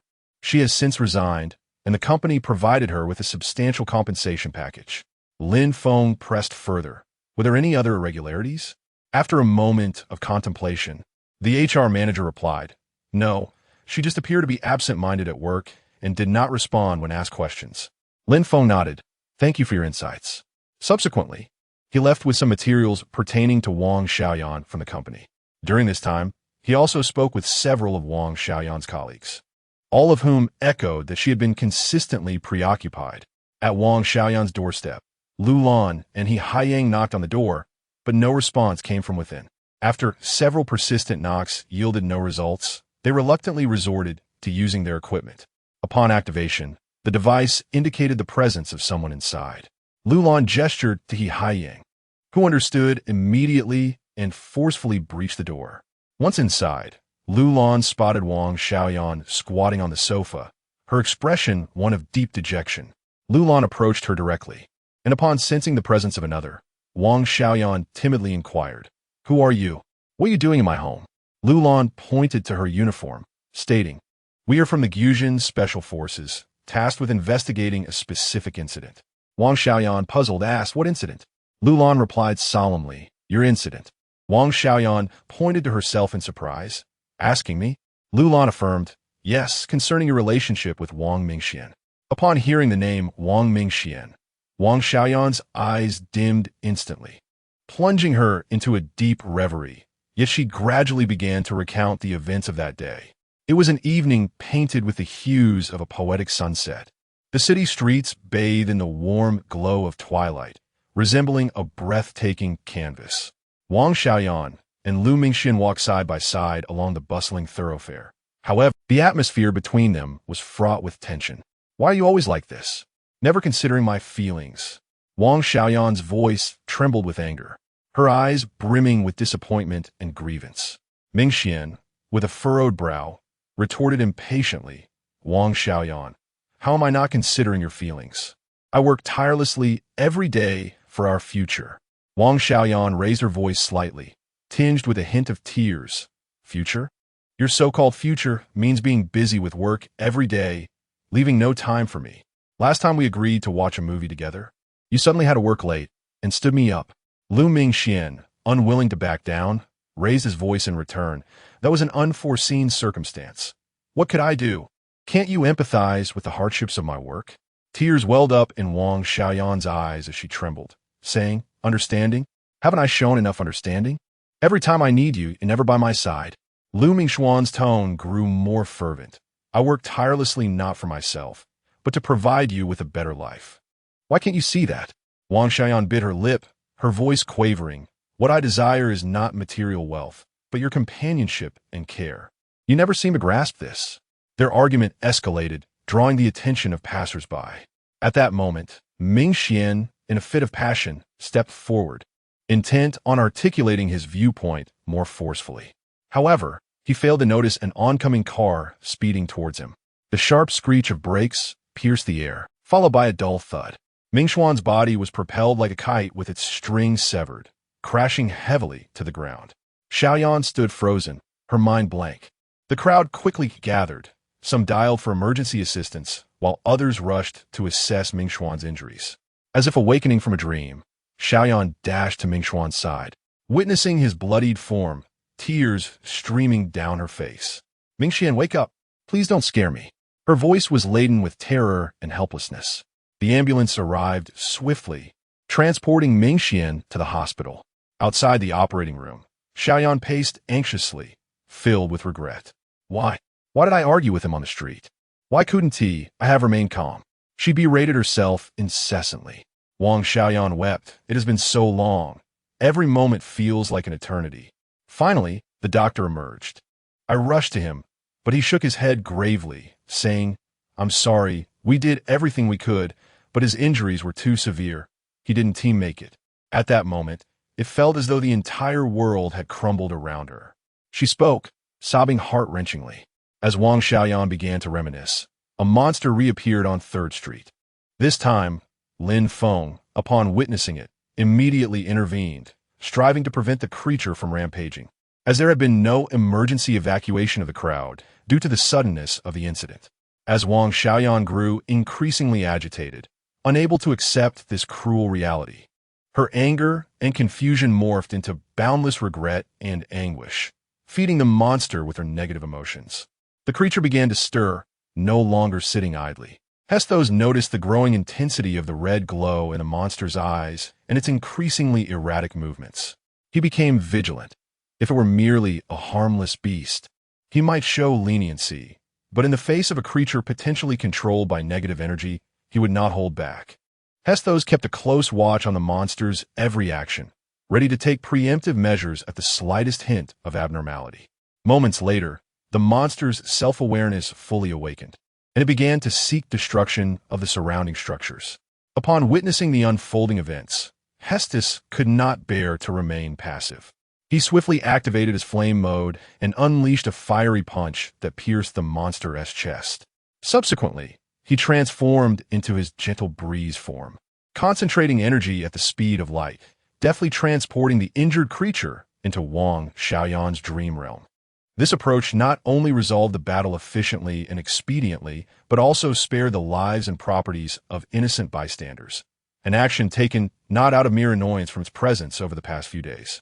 In the dream world, as the monster was sent forth, it erupted into a dazzling explosion, scattering into countless specks of starlight. Meanwhile, Wang Xiaoyan felt a sudden sharp pain in her head and succumbed to slumber. In her dream, she found herself once again traversing the familiar street where they had once quarreled, memories flooding her like an overwhelming tide. She revisited the moment of their first meeting, where shy yet electrifying glances were exchanged. She strolled through the park with Ming Xian, who had plucked the most exquisite flower to adorn her hair. She relived that starry night when they lay on the grass, dreaming of the future, as Ming Xian held her hand tightly, promising to care for her for a lifetime. She also returned to the day of Ming Xuan's tragic incident, meticulously sorting through his belongings stored away in the wardrobe. Ultimately, the dream shattered into fragments, pulling her back into the realm of reality. In reality, Lu Lan sensed the urgency of the situation, pinching Wang Xiaoyan's acupoint to forcibly awaken her. Upon regaining consciousness, Wang Xiaoyan disregarded Lu Lan's concerns, hastily checking for any injuries before rushing to the wardrobe to retrieve Ming Xuan's belongings, which she had been too apprehensive to face. Among them, she discovered a diary. Opening its pages, she found it filled with Ming Xuan's profound love for her and his aspirations for the future. Today, Xiaoyan was upset. I recognize my shortcomings in not providing her with enough companionship. I must strive harder to balance work and our relationship. Xiaoyan's desires are simple. I cannot let her down again. I must create a warm home for her. As she read those words, Xiaoyan's heart ached, rendering her breathless. Regret washed over her for her past stubbornness and lack of understanding. If given the chance to relive those moments, she would cherish every second spent with Ming Xian. Meanwhile, after vanquishing the monster, Hestos sensed the locations of Lu Lan and He Haiyang, promptly dissipating and transporting himself there. Observing Wang Xiaoyan, who was weeping over the diary, and He Haiyang standing nearby, he felt that his arrival might be ill-timed. Nevertheless, matters must be resolved.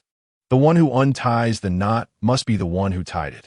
Lin Feng invoked the power of the wind badge, compelling Wang Xiaoyan in his slumber once more to allow her a proper farewell with Lu Mingxian in her dream. In Wang Xiaoyan's dreamscape, a hazy glow enveloped her surroundings. She walked slowly, and suddenly, Lu Mingxuan's figure materialized before her. Tears streamed down her face as she trembled, exclaiming, "Mingxian, is it truly you? I miss you so dearly." Lu Mingxian smiled, his eyes brimming with tenderness and affection, softly replying, "Xiaoyan, do not cry. I have always been here." Wang Xiaoyan bit her lip, struggling to contain her emotions, and said, "I deeply regret our quarrel. Had I remained calmer, perhaps this tragedy could have been averted." Lu Mingxian gently shook his head, extending his hand to tenderly wipe away the tears from her face. "Xiaoyan, do not blame yourself. This is not your fault. Fate can be capricious at times. Yet the beautiful memories we have shared are treasures that no one can take away." Wang Xiaoyan sniffled, her voice tinged with sorrow as she inquired, "Will you always be by my side, even if only in my dreams?" Lu Mingxian smiled and nodded, saying, "Yes, I will always reside in your heart, guarding you as you embark on a new chapter in life, growing ever stronger." Wang Xiaoyan clung tightly to Lu Mingxian, as if fearful of his vanishing once more, declaring, "I will strive to do well for you and for myself. I will live my life to the fullest." Lu Mingxian gently patted her back, assuring her, "I believe in you, Xiaoyan. You must find happiness. That is my greatest wish." In the realm of dreams, they embraced, as if time itself had come to a standstill, enveloping Wang Xiaoyan once more in the warmth and love of their past, bestowing upon her the courage and strength to face life anew. Ultimately, the Special Forces team, save for Lu Lan, withdrew after observing Wang Xiaoyan. After enduring a long and painful dream, Xiaoyan resolved to begin anew. She understood that Ming Xian, from above, would undoubtedly wish to see her live with strength and joy. Meanwhile, Lin Feng had just exited Wang Xiaoyan's home when he heard a sound. Ding, ding. Has the data collection been completed? It is done. After hearing this, Lin Feng pursued the source, yet he found no one. Chapter 32. The discovery of addicts. Upon hearing two peculiar sounds, Lin Feng immediately rushed outside, only to find himself in an empty space, devoid of any shadow. Just then, He Haiyang appeared. Noticing the perplexed expression on Lin Feng's face, he inquired, "Lin Feng, what are you searching for?" Lin Feng furrowed his brow and replied, "I'm looking for someone. I heard two voices just now, but upon coming outside, there's no sign of anyone." After a moment of contemplation, He Haiyang, aware of Lin Feng's naturally high vigilance, suggested, "Let us search the vicinity." Thus, the two began their aimless quest. Time passed, and they were soon drawn to a peculiar trio. The two adults bore hollow, vacant eyes, their dark circles resembling ink stains, as if they had endured 3 consecutive days and nights without rest. They appeared utterly exhausted, emanating an eerie aura. The woman stood silently, resembling a statue, while the man leaned lazily against a nearby surface. A little girl beside them played innocently, seemingly oblivious to the complexities and dangers of the world around her, retaining her naive and carefree spirit. Suddenly, a stranger approached, money in hand, addressing the woman, "Care to sell some cigarettes?" However, the woman remained unresponsive, like a soulless puppet. The man, observing her lack of reaction, turned to his companion and remarked, "Looks like there's business to be had." One nearby woman, unable to contain her disdain, pointed at the man and scolded, "You filthy drug addict. You let your wife sell herself?" Another woman chimed in, "People like him are capable of any wickedness. It would be better if he perished sooner." The man, however, merely flashed a disingenuous grin and carelessly retorted, "If I die, I'll be sure to take you with me." The women, feeling cursed by his insolence, spat and walked away. The stranger, seeing that the woman remained unresponsive, returned less than a minute later and continued, "I'll add 100. Will you sell?" The woman still exhibited no awareness of her surroundings. At that moment, the little girl noticed Lin Feng and He Haiyang approaching, seemingly sensing the warmth radiating from Lin Feng. She joyfully called out, "Uncle! Uncle!" The man, witnessing his daughter address a stranger as uncle, became instantly enraged, poking her head with his finger and scolding, "Uncle, do you even know who your father is?" He then turned to Lin Feng and sarcastically added, "What is this?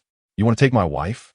Upon noticing Lin Feng's gaze on his daughter, he shamelessly continued, "If you want my daughter, that LLB 8,000. He Haiyang, upon hearing this, was filled with righteous indignation, having never encountered such moral degradation in his life.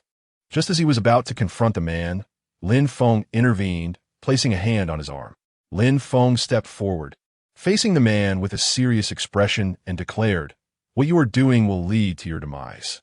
The man, however, displayed a nonchalant demeanor, reclining once more and muttering, "You are the one who should die." After speaking, he picked up the newspaper beside him and covered his face, exhibiting an unmistakable desire to disengage from the world. Lin Feng, in turn, ceased to pay him any attention and began to scrutinize the scene before him. The man appeared to be a shadow of his former self, gaunt and emaciated, his visage marked by exhaustion. The woman was in a similarly dire state, her arms riddled with wounds, a clear testament to a prolonged battle with addiction. At that moment, a group of plainclothes officers approached, and Lin Feng and He Haiyang immediately recognized them as narcotics agents. As they drew nearer, He Haiyang presented his credentials and engaged in a brief exchange. The man, sensing something amiss, instinctively heightened his vigilance, a consequence of a life spent on the run. Just as he attempted to flee, Lin Feng seized him with a firm grip. The man's frail limbs, weakened by years of drug use, rendered him incapable of breaking free from Lin Feng's hold, leaving him effectively restrained. The officers swiftly encircled him, apprehending the man. One of the team leaders approached Lin Feng, saluting him with gratitude. "Thank you for your assistance," he remarked. Lin Feng, gently patting the little girl's head to reassure her, replied, "It is our duty to assist in such situations." The team leader returned the salute to both Lin Feng and He Haiyang before escorting the man and his wife to the vehicle, ultimately ushering the little girl aboard as well. As she entered the car, she glanced back at Lin Feng, who waved goodbye, watching as she departed with the officers. At that moment, He Haiyang approached Lin Feng and remarked, "It was that group of Andes who reported the incident, faster than we could contact headquarters." Lin Feng chuckled. Reporting drug use is a collective responsibility. However, his demeanor soon shifted to seriousness. Yet, I sensed something unusual about the man. A wave of negative energy emerged only to vanish, as if absorbed by something. After a moment's contemplation, He Haiyang replied, "We must investigate this further and seek the narcotics department's assistance. We need to return and consult the captain." Lin Feng nodded in agreement. "Let us return and inquire about our next steps." Upon returning to the Gyujin headquarters command center, Lin Feng and He Haiyang recounted the recent events in detail to their colleagues. As they listened, everyone fell into a contemplative silence, pondering their subsequent course of action.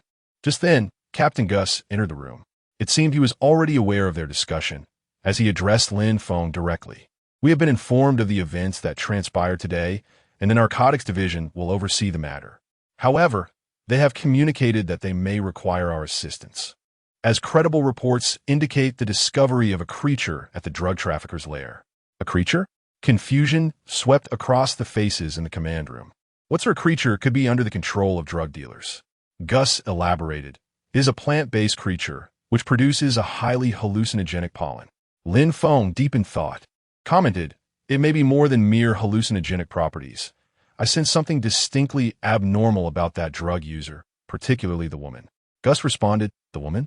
I will inquire further." Captain Gus, while somewhat informed about today's events, was not fully acquainted with the specifics of the Drug Enforcement Agency, as it was outside his domain of expertise.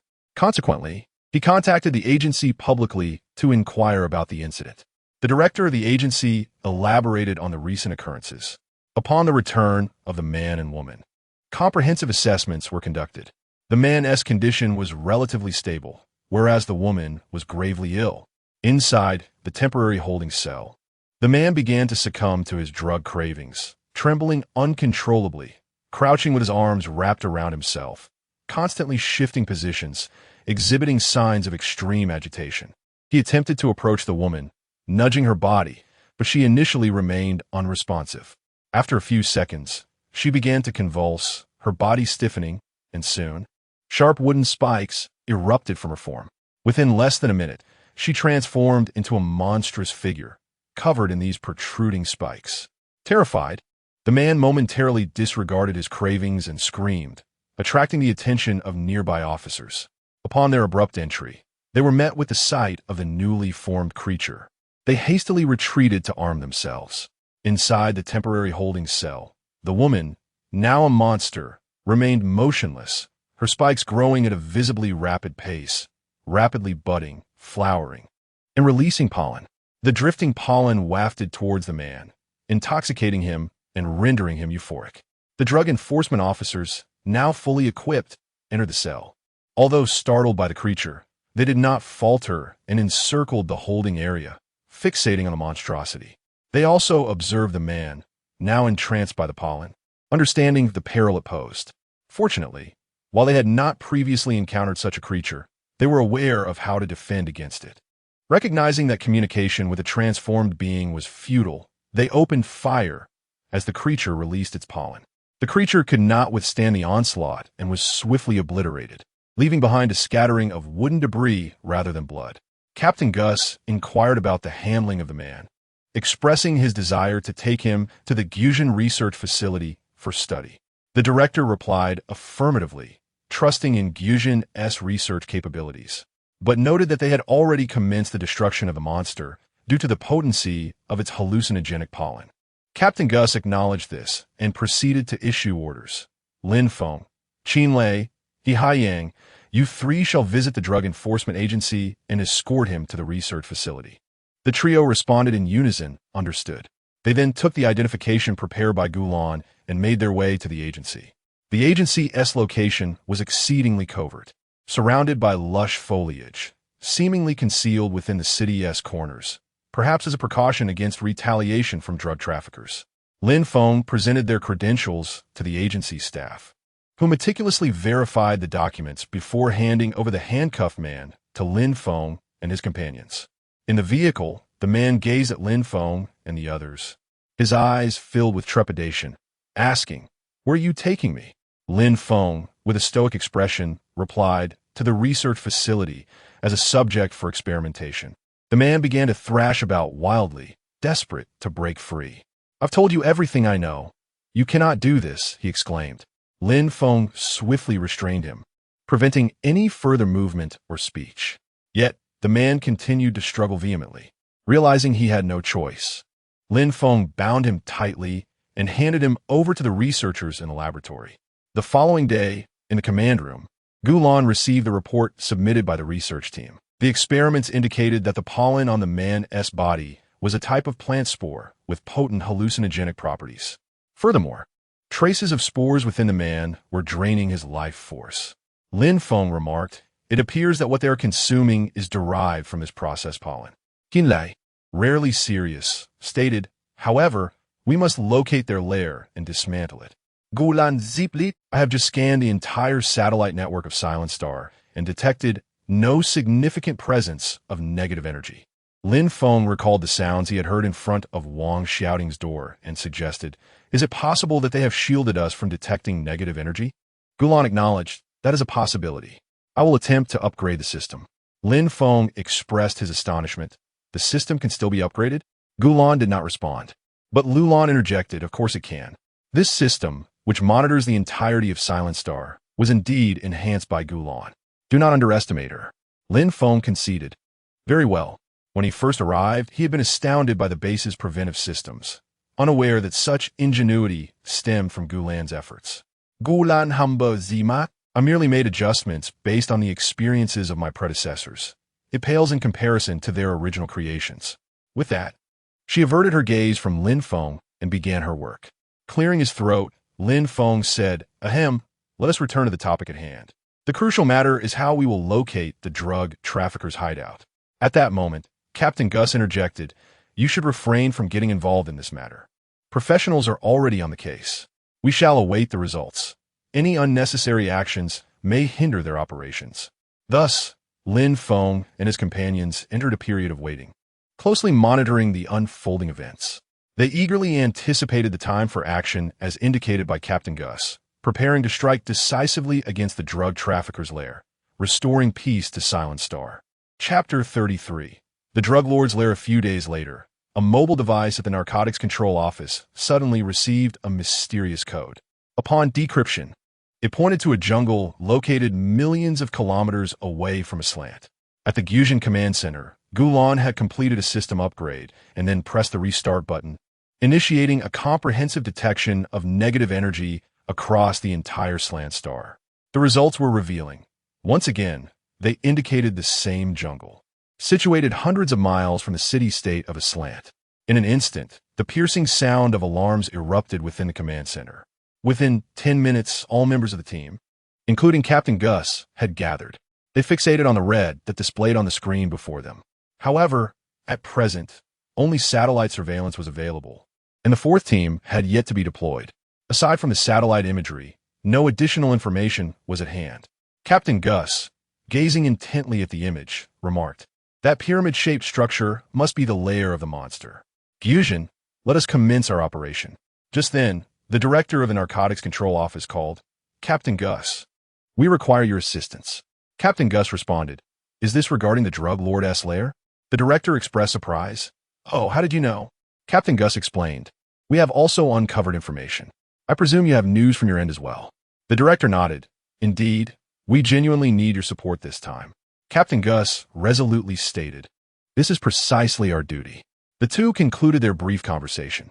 Captain Gus designated Lu Lingfeng to lead the operation, emphasizing the necessity for both parties to collaborate seamlessly and refrain from taking unilateral actions. Deep within that distant and enigmatic border jungle lies a seemingly forgotten shadowy enclave. Amidst this seldom trodden area stands an unremarkable estate. Yet, this estate is far from ordinary. It is, in fact, the meticulously crafted den of iniquity belonging to the notorious drug lord, Brother Cohen. The estate is encircled by towering, robust walls, adorned with sharp barbed wire, as if proclaiming its inviolability to the outside world. At the entrance, armed personnel stand like statues, their expressions stern, vigilantly observing every approaching figure. Inside the estate, patrolling guards traverse back and forth, their footsteps echoing dully on the stone pathways, resembling the eerie pulse of this dark domain. Brother Kuan, the fearsome drug lord, sits quietly in an intricately carved black wooden chair. His fingers rhythmically tap against the armrest, the sound resonating distinctly in the silent room. His gaze is profound and complex, revealing an elusive sense of doubt. Recently, an inexplicable unease has haunted him like a specter, prompting him to question everything around him. His subordinates scurry about the estate like industrious ants, perpetually engaged in their tasks. Some individuals wear an expression of indifference upon their faces, seemingly apathetic to the world around them. Others don a sycophantic smile, striving to curry favor with their superiors. However, in the discerning eyes of Brother Kuan, these ostensibly normal expressions may conceal unspeakable secrets and facades. He turned his gaze towards his longtime deputy, I Ching, a Kiangis imposing physique, with muscles that bulged like hardened stone, exuded an overwhelming sense of intimidation. His fierce gaze seemed capable of penetrating the very soul, sending shivers down one's spine. Throughout the long years, I Ching had been Brother Kuan's most trusted aide, executing tasks with remarkable efficiency and never lingering on trivialities. Yet now, Kuan detected a fleeting peculiarity in his gaze. It was an ineffable, subtle shift, akin to the ripples that disturb a tranquil lake's surface. I Ching, have there been any irregularities of late? Brother Kuan's voice was low and frigid, reminiscent of a chilling wind emanating from a deep cavern. I Ching responded, "Boss, everything is normal." At that moment, Brother Kuan stepped closer, pressing a gun directly to I Ching's head and demanding, "Speak again. Are there any anomalies?" I Ching momentarily froze, his expression solidifying, unable even to glance at the weapon, seized by the profound fear that Kuan's volatile temperament might trigger a fatal shot. With a quavering voice, he replied, "Boss, everything is normal. I have not detected any issues." However, his response did little to quell the doubts brewing in Brother Kuan's mind. Kuan narrowed his eyes slightly. His penetrating gaze was as sharp as a blade, seemingly intent on piercing I Ching's innermost thoughts. He began to recall every minor incident that had transpired recently. An inexplicable communication disruption had occurred, the signals twisted as if by invisible hands, rendering him unable to maintain normal contact with the outside world. Additionally, unfamiliar footprints had appeared after an unexpected downpour. Though somewhat obscured by the rain, they were clearly not made by anyone within the estate. These seemingly trivial details gradually accumulated in his mind, forming a veritable mountain of suspicion. In another corner of the estate, a young man named Xiaofeng was quietly fulfilling his tasks. He stood tall, yet endeavored to appear inconspicuous. With a countenance as cold as an unmelting iceberg, his demeanor belied a vigilant spirit, akin to a leopard lurking in the shadows. He was an undercover operative planted within the drug cartel by law enforcement, having remained hidden in this perilous environment for several months. Xiaofeng was acutely aware of the extreme danger of his situation. A single misstep could unveil his true identity, plunging him into a chasm of irredeemable despair. He meticulously concealed his genuine emotions and intentions, striving to assimilate into this realm of vice. Every action, every utterance, required careful consideration to ensure that he aroused no suspicion. In recent days, Xiaofeng had also sensed an anomaly in Brother Kuan. He astutely recognized that Kuan had begun to suspect the presence of an undercover agent among them, compelling him to exercise even greater caution. Unbeknownst to others, he continued to gather intelligence, much like a patient hunter, quietly awaiting the opportune moment to report back to headquarters.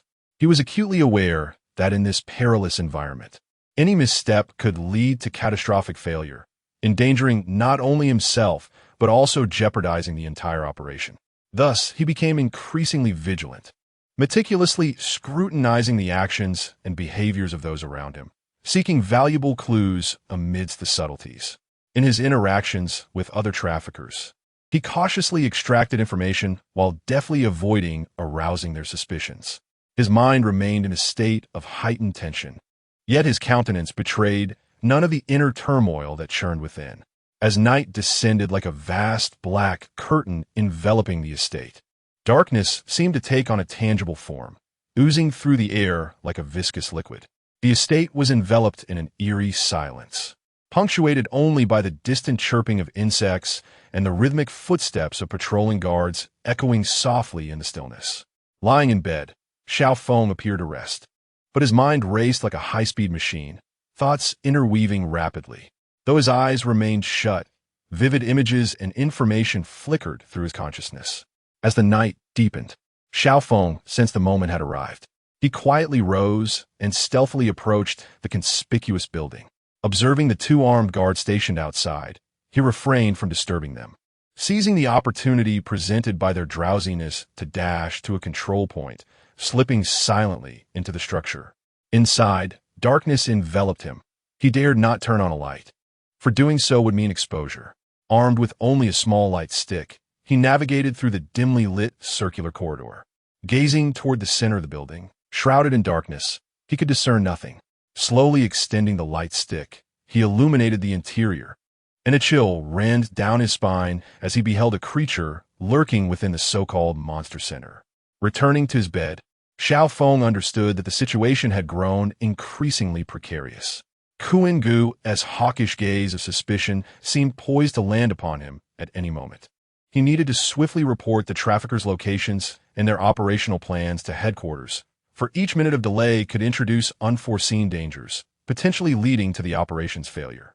However, accomplishing this task was far from straightforward. Communications within the estate were under stringent surveillance by Kuan Gu's subordinates. Every signal sent and received could trigger their alertness. The traffickers, akin to cunning foxes, remained ever vigilant, with even the slightest anomaly in signal fluctuations arousing their suspicion. Like a patient detective, Xiao Feng began to meticulously observe every corner of the estate, leaving no detail overlooked. He moved with light, cautious steps, striving to minimize any sound that might draw unnecessary attention. After countless observations and explorations, he finally discovered a corner largely overlooked by others. Situated at the edge of the estate, obscured by a tangle of unruly shrubs, the signal interference was relatively weak. A glimmer of hope surged within him, yet he was acutely aware that this remained an exceedingly perilous endeavor. Under the cover of night, when most souls were lost in the embrace of slumber and the patrolling guards had momentarily let their vigilance wane, a figure named Xiao Feng stealthily slipped out of his room. His movements were as ethereal as a specter, silent and undetectable. His heart raced uncontrollably, echoing like a frantic war drum, while beads of sweat began to form on his brow. Each second stretched into eternity as he anxiously awaited a response from headquarters. Just then, he heard the faintest sound of footsteps approaching. Though subtle, in the profound stillness of the night, they resonated distinctly. A wave of dread washed over Xiao Feng, as if he were plummeting into an abyss. He quickly concealed his communicator, striving to compose himself and feign nonchalance. A patrolling drug dealer ambled closer, his eyes brimming with suspicion and wariness. He scrutinized Xiao Feng with a penetrating gaze, as if seeking to uncover some telltale sign. "What are you doing here?" The dealer's voice was low and frigid, akin to an inquiry from the depths of hell. Xiao Feng forced himself to appear calm, a faint smile gracing his lips as he endeavored to mask his inner turmoil. "I couldn't sleep, just needed some fresh air." His tone was serene and unassuming, devoid of any hint of panic. The dealer furrowed his brow, seemingly unconvinced by the explanation. His gaze lingered on Xiao Feng for a moment, as if pondering something profound. Yet, perhaps sensing no irregularity, he ultimately chose not to press further and turn away. Xiao Feng exhaled deeply, a wave of relief washing over him. But he understood that he needed to hasten his pace, as this encounter had escalated the risks of his mission. After a tense and arduous effort, he finally succeeded in establishing communication with headquarters. With succinct and precise language, he swiftly relayed the dealer's location and pertinent information. Upon completing his task, Xiao Feng cautiously stowed away the communicator and quietly returned to his room. Nevertheless, his heart remained heavy with unease. He was uncertain whether his actions had been exposed or what dangers lay ahead. Yet, he knew there was no turning back. He must forge onward, steadfast in the perilous shadows, awaiting the dawn of ultimate victory. Chapter 34. The battle commences upon receiving the intelligence relayed by Xiao Feng. The director of the Narcotics Control Headquarters concluded the conversation with Captain Gus and immediately set about organizing an operation. Following a series of strategic deployments were meticulously arranged, transforming the Narcotics Headquarters into a finely tuned war machine that sprang into action with remarkable speed and efficiency. Inside the headquarters, a palpable tension and order enveloped every corner. Commanders gathered around a colossal operational map, diligently orchestrating every detail of the impending mission, their eyes reflecting unwavering resolve and determination. A well-equipped and highly trained narcotics team assembled in a remarkably short span of time.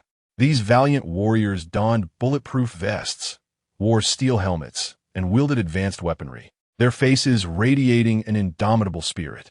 Each individual was acutely aware of the significant risks associated with this operation, yet there was no hint of retreat or fear among them. As the first light of dawn gently illuminated the horizon, Lin Feng and his team convened with the narcotics unit just beyond the drug traffickers' territory before resolutely setting forth. The narcotics squad surged forward like a torrential wave of steel, steadfastly advancing toward the traffickers' stronghold. Their silhouettes weaved through the border's jungles, the sound of their footsteps harmonizing with the clinking of their equipment, reminiscent of a stirring martial anthem. Meanwhile, within the confines of the estate, Brother Kuen's suspicions had ignited into a blazing inferno. He resembled a wild beast ensnared in a cage, growing increasingly frenzied and irritable. He began to impose stricter scrutiny on those around him, resorting even to extreme measures. Each subordinate felt the suffocating weight of his pressure, and the atmosphere within the estate reached an unbearable tension. With bloodshot eyes, Brother Kuen paced the hall, vociferously commanding his men to bolster their defenses. The traffickers scrambled to arm themselves, nervously holding their positions, their hearts brimming with fear and unease. Subsequently, Brother Kuen entered a clandestine room he had never mentioned to anyone, where several staff members were engaged in data analysis. "What are the results?" he inquired. A person clad in white replied, "Brother Kuen, not yet. The monsterization experiment remains unstable." "But weren't there previous successes?" "That young boy and that woman transformed into monsters," Kuen retorted. "Brother Kuen, those were merely extreme cases and differ greatly from our current situation," the researcher explained helplessly. Though Kuen lacked understanding of the technical aspects, he was aware that the creature confined nearby could release a highly hallucinogenic pollen, more potent than his drug products. Thus, he began to concoct a blend of the pollen and his drug. After some time, he discovered that individuals who inhaled this pollen gradually morphed into monsters, while outsiders remained unaffected due to insufficient dosage. Consequently, he dispatched researchers to investigate an experiment, leading to the incident where Lin Feng overheard a conversation at Wang Xiaoyan's doorstep. Finally, dawn broke, and as the first rays of sunlight pierced the horizon, the narcotics team appeared around the estate like divine warriors descending from the heavens. A fierce gunfight erupted instantaneously, bullets whistling through the air, producing a sharp cacophony. The flames instantaneously illuminated the entire estate, resembling an unexpected tempest. The drug traffickers were thrown into a state of panic, initially caught off guard by this sudden onslaught. However, being a ruthless band of miscreants, they swiftly regrouped and mounted a counterattack after a brief moment of chaos. Utilizing the estate's robust structures and defensive fortifications, they unleashed a barrage of gunfire upon the narcotics officers. Brother Kuen, his eyes ablaze with fury, bellowed commands to his subordinates, his voice cutting through the cacophony of the battlefield like a demon from the abyss. The narcotics officers displayed unparalleled bravery, charging forward through a hail of bullets, inching closer to the estate. Their silhouettes danced amidst the flames and smoke, reminiscent of indomitable iron warriors. In the midst of the fierce combat, several officers sustained injuries, yet none wavered in their resolve. Each individual steadfastly held their ground, defending justice with their lives and fervor. Xiao Feng, too, unhesitatingly joined the fray. Leveraging his intimate knowledge of the estate's layout, he deftly maneuvered through the gunfire, providing invaluable assistance to the officers. At times, he directed the assault routes, while at others, he alerted his comrades to concealed adversaries. In the heat of battle, he seemed to forget his own safety, driven solely by one unwavering conviction: to ensure that these drug lords faced justice. Outside the estate, shrouded in the chaos of war and smoke, the clash between the narcotics personnel and the traffickers erupted with the ferocity of a tempest. The officers surged toward the traffickers' lair like an iron tide. As they emerged around the estate, the traffickers, initially bewildered, quickly regained their composure and, fortified by the estate's sturdy architecture and meticulously constructed defenses, launched a frenzied counteroffensive. Bullets whizzed through the air like raindrops, emitting sharp whistling sounds. The narcotics officers, undeterred, pressed forward amidst the gunfire. Each officer understood the gravity of their mission: to dismantle the traffickers' stronghold and eradicate this societal blight. Among them was a young narcotics officer, his face still bearing traces of youth, yet his eyes radiated determination and resolve. He nimbly navigated through the dense gunfire, sometimes ducking to evade bullets, other times raising his weapon for precise shots. Suddenly, a bullet zipped from the side, grazing his arm and causing blood to flow forth. Yet he merely furrowed his brow, briefly bandaging the wound before rejoining the fray. Meanwhile, an experienced veteran officer commanded his team with poise. His voice rang clear and powerful amidst the battlefield's din: "Stay concealed. Advance in alternation." He himself led the charge, fearlessly confronting the barrage of bullets fired from the traffickers' windows, skillfully utilizing cover to inch closer to the estate. The traffickers, fiercely resistant, shot wildly with red-rimmed eyes, attempting to thwart the officers' advance. Nevertheless, the narcotics personnel exhibited no fear or retreat. A group of officers found themselves pinned behind a low wall under the traffickers' relentless fire. They exchanged glances, a silent understanding passing between them as they nodded in unison. Seizing the fleeting moment when the drug dealer was reloading, they leapt forth like cheetahs, racing toward new cover with astonishing swiftness, relentlessly closing in on their target. Amidst the ferocious clash, numerous narcotics officers sustained injuries, yet they seemed oblivious to the pain. One officer, struck in the leg by a bullet, collapsed to the ground, but he steadfastly propped himself up with his weapon, continuing to fire upon the drug dealer, providing vital support for his comrades. As the battle raged on, the narcotics officers gradually breached the dealer's defenses, compressing his space for survival with resolute determination and fearless valor. Although the dealers fought desperately, their lines began to crumble under the unyielding assault of the officers. Inside the manor's grand hall, an intense close-quarters struggle unfolded. A narcotics officer grappled with the dealer, who ferociously wielded a dagger in an attempt to inflict harm. However, the officer, displaying agility and indomitable spirit, deftly evaded the dealer's strikes and ultimately subdued him to the ground. Throughout the entire confrontation, the narcotics officers maintained their unwavering morale and heroic demeanor. Their actions epitomized a relentless pursuit of justice and a loyal guardianship of the people, vowing not to yield an inch even in the face of mortal peril. Determined to eradicate the drug dealers and restore tranquility to society. Chapter 35. The emergence of the monster after a fierce battle.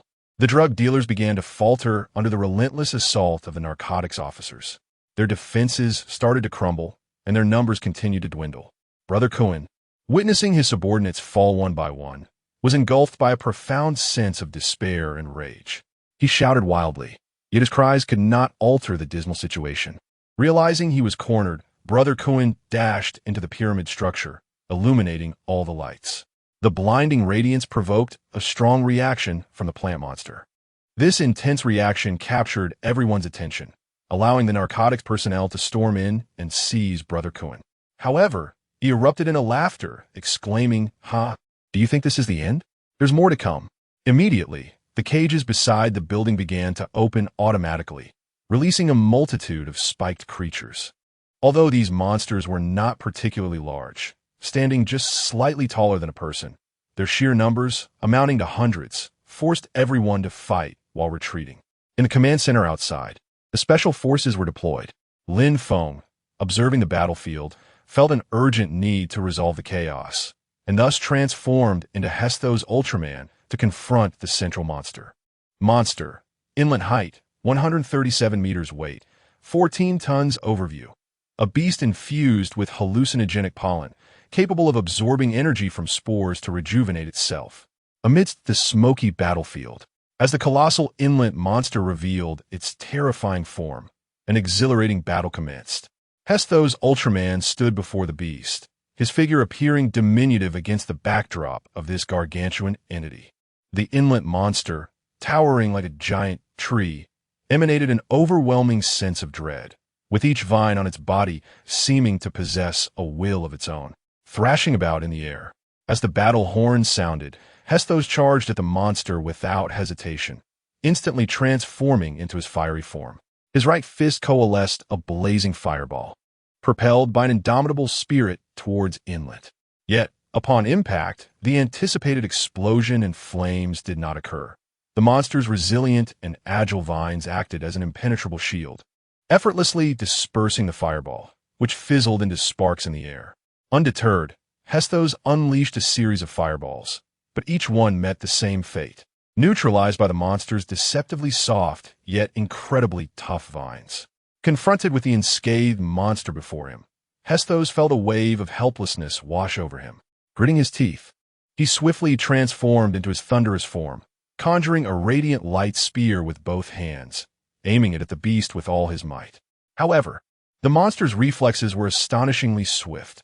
A thick vine lashed out like lightning, striking the light spear with precision, causing it to veer off course and detonate in an empty space, creating a large crater in the ground.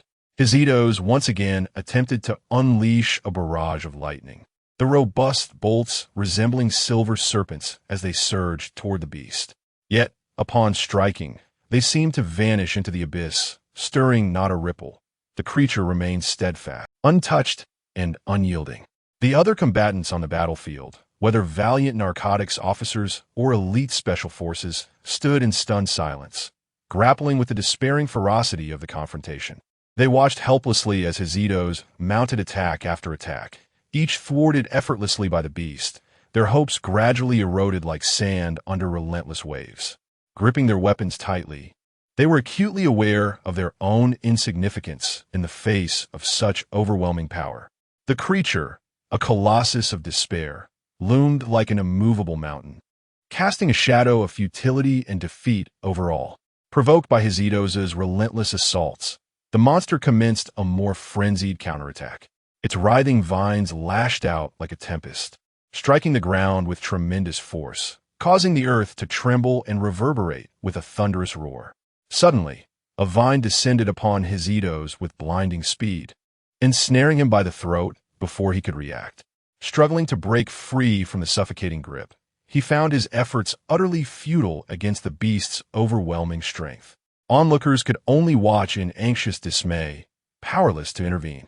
Their hearts plummeted into despair, uncertain how this battle could possibly continue against such a formidable adversary, as the glimmer of victory seemed to be engulfed by darkness. In a sudden twist, a silver-blue figure appeared, enveloped in a radiant blue light, vanishing alongside Hestos. Gulang, observing the battlefield from the command center via satellite surveillance, gasped in alarm at the sight of Hestos' abrupt disappearance. "Hestos Ultraman," she exclaimed.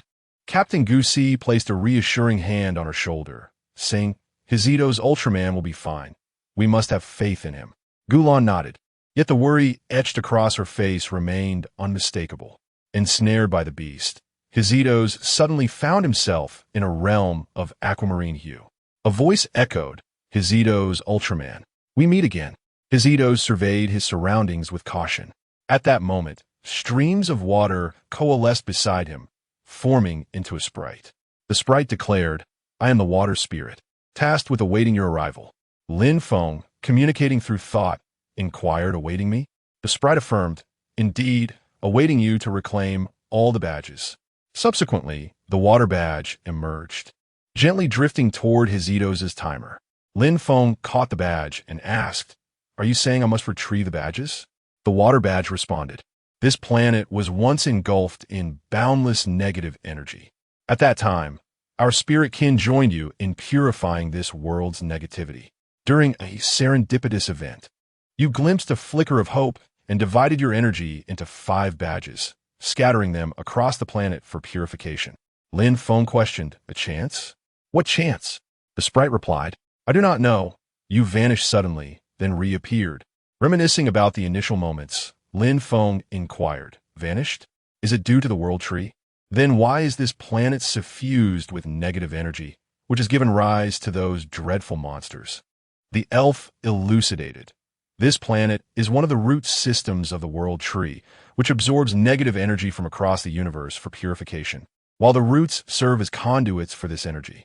Initially, there were not so many monsters here, but ever since you purified the negative energy 10,000 years ago, and the human beings from another world migrated here 5,000 years ago, various monsters began to appear. At first, their numbers were manageable for humanity, but now they have begun to proliferate in large swathes. Hence, the world tree has summoned you back. Lin Feng remarked, "So, it is." He did not wish to dwell on it further, for there were monsters outside that required his attention. He then inquired of the elf, "What is one exit from here?" The elf replied, "Only when you have comprehended your inner self." Lin Feng was momentarily taken aback. "Comprehend my inner self?" The elf continued, "The badge is inherently your power. You once stated that to regain what was lost, the foremost task is to seek your inner self and understand what you truly desire. The essence of water, the justice of water, the purification of water. May you soon rediscover your inner self." With that, the water elf transformed once more into a cascade of flowing water and vanished. On that smoke-filled battlefield, the anti-drug force engaged in a gripping battle against the relentless tide of monsters. As the spiked beasts erupted from their confines, it was as if the gates of hell had been flung wide open. The warriors of the anti-drug unit were instantly on high alert, as if facing a formidable foe. Gunfire reverberated through the air, and the warriors unleashed flames from their weapons, with bullets shooting forth like meteors towards the monsters. Yet, these creatures seemed to possess resilient hides. Ordinary bullets merely sparked upon impact, failing to fell them instantly. A young anti-drug warrior, eyes wide with determination, gripped his firearm tightly and unleashed a barrage upon an advancing beast. The monster, claws bared and teeth glistening, carved deep gashes into the ground as it leapt, propelled by a foul wind towards the warrior. With agility, the soldier sidestepped, yet his gunfire never faltered, and in a critical moment, he finally struck the beast, causing it to stumble. Meanwhile, a group of soldiers formed a tactical unit, standing back to back, mutually shielding one another as they faced the onslaught of monsters from various directions with courage. One soldier hurled a grenade into the throng of beasts. With a resounding explosion, flames erupted skyward, sending several monsters flying, yet an even greater horde surged forth. On the battlefield, the roars of monsters intertwined with the battle cries of the soldiers. A burly warrior, wielding a heavy machine gun, unleashed a frenzied barrage upon the oncoming beasts. Bullets rained down like a torrential storm, forcing several monsters to retreat. Still, the relentless creatures pressed on, seemingly oblivious to pain or fear. As some soldiers were toppled by the beasts, their comrades rushed to their aid without hesitation.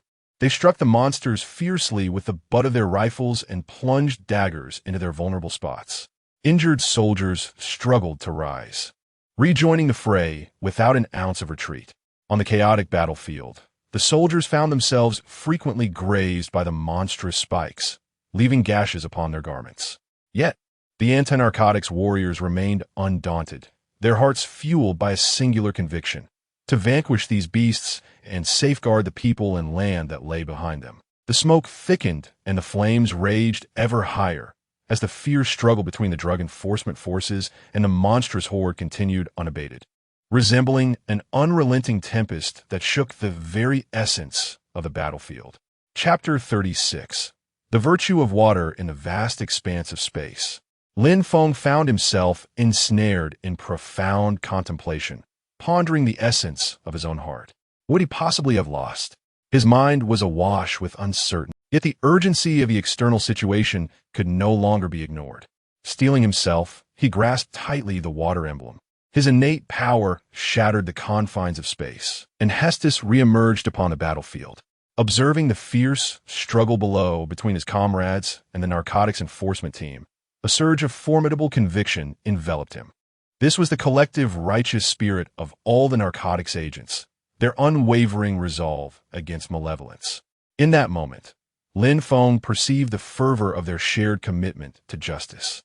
Realizing that while his own passion might enable him to transcend his constraints, the fervor of many could indeed render judgment upon evil. Lin Feng comprehended the philosophy encapsulated within the water emblem. The highest virtue is akin to water. Water, which benefits all things without contention, dwells in places that others disdain, thus aligning with the way. It abides in tranquil settings, maintains a profound heart, embodies kindness, speaks with integrity, governs with righteousness, acts with capability, and moves at the opportune moment. Only by refraining from strife does it incur no blame. At that moment, the water emblem radiated a brilliance surpassing all others, merging seamlessly with Lin Feng rather than soaring away. A realization dawned upon him, the primal form of Hestos. Before him stood Hestos, towering and majestic, its form shimmering under the sun's rays with a unique luminescence. Its crimson body resembled a blazing flame, exuding boundless power and fervor, while newly manifested azure streaks flowed like animated water waves, intertwining amidst the red, emanating an aura both mysterious and formidable. With piercing eyes, Hestos fixated on the grotesque beast before it. The creature, brandishing serpent-like tendrils, lunged forth with menacing intent, saturating the air with an atmosphere of tension and peril. Yet Hestos remained undaunted, swiftly raising its arm to conjure razor-sharp blades of water. These blades glimmered with a chilling radiance under the sun's refracted light, seeming capable of cleaving through the very fabric of existence. With a decisive sweep of its arm, the water blades shot forth like lightning, accompanied by a sharp whistle, precisely targeting the wildly thrashing tendrils surrounding the beast. The sound of slicing echoed continuously as the tendrils fell, severed cleanly, with emerald sap splattering in all directions. The beast, racked with the agony of its severed appendages, let out a fierce and mournful roar. Its central flower bud began to tremble violently, soon releasing a cloud of pollen that enveloped the battlefield like a yellow mist. Witnessing this, Hestos's resolve intensified. It promptly summoned its inner strength, bringing its hands together before gradually parting them. A vibrant azure energy sphere coalesced rapidly between its palms, growing ever brighter, radiating like a blue sun. With a sudden thrust, Hestos propelled the energy sphere forward, unleashing a dazzling beam of light that cleaved downward, reminiscent of a divine axe carving through the cosmos. Where the light traversed, the air seemed to split as it descended upon the beast with an unstoppable momentum. With a thunderous roar, the monstrous creature was cleaved in two by an overwhelming force, its massive body collapsing to the ground and raising a cloud of dust, resulting in its immediate demise. Harnessing the power of flames, it incinerated the beast's remains and the spores, for unlike narcotics, the spores could be directly consumed by fire.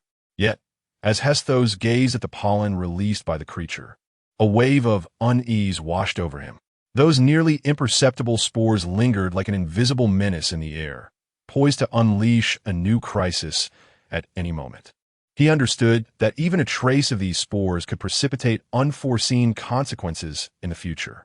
Taking a deep breath, Hestos summoned his aqueous abilities once more.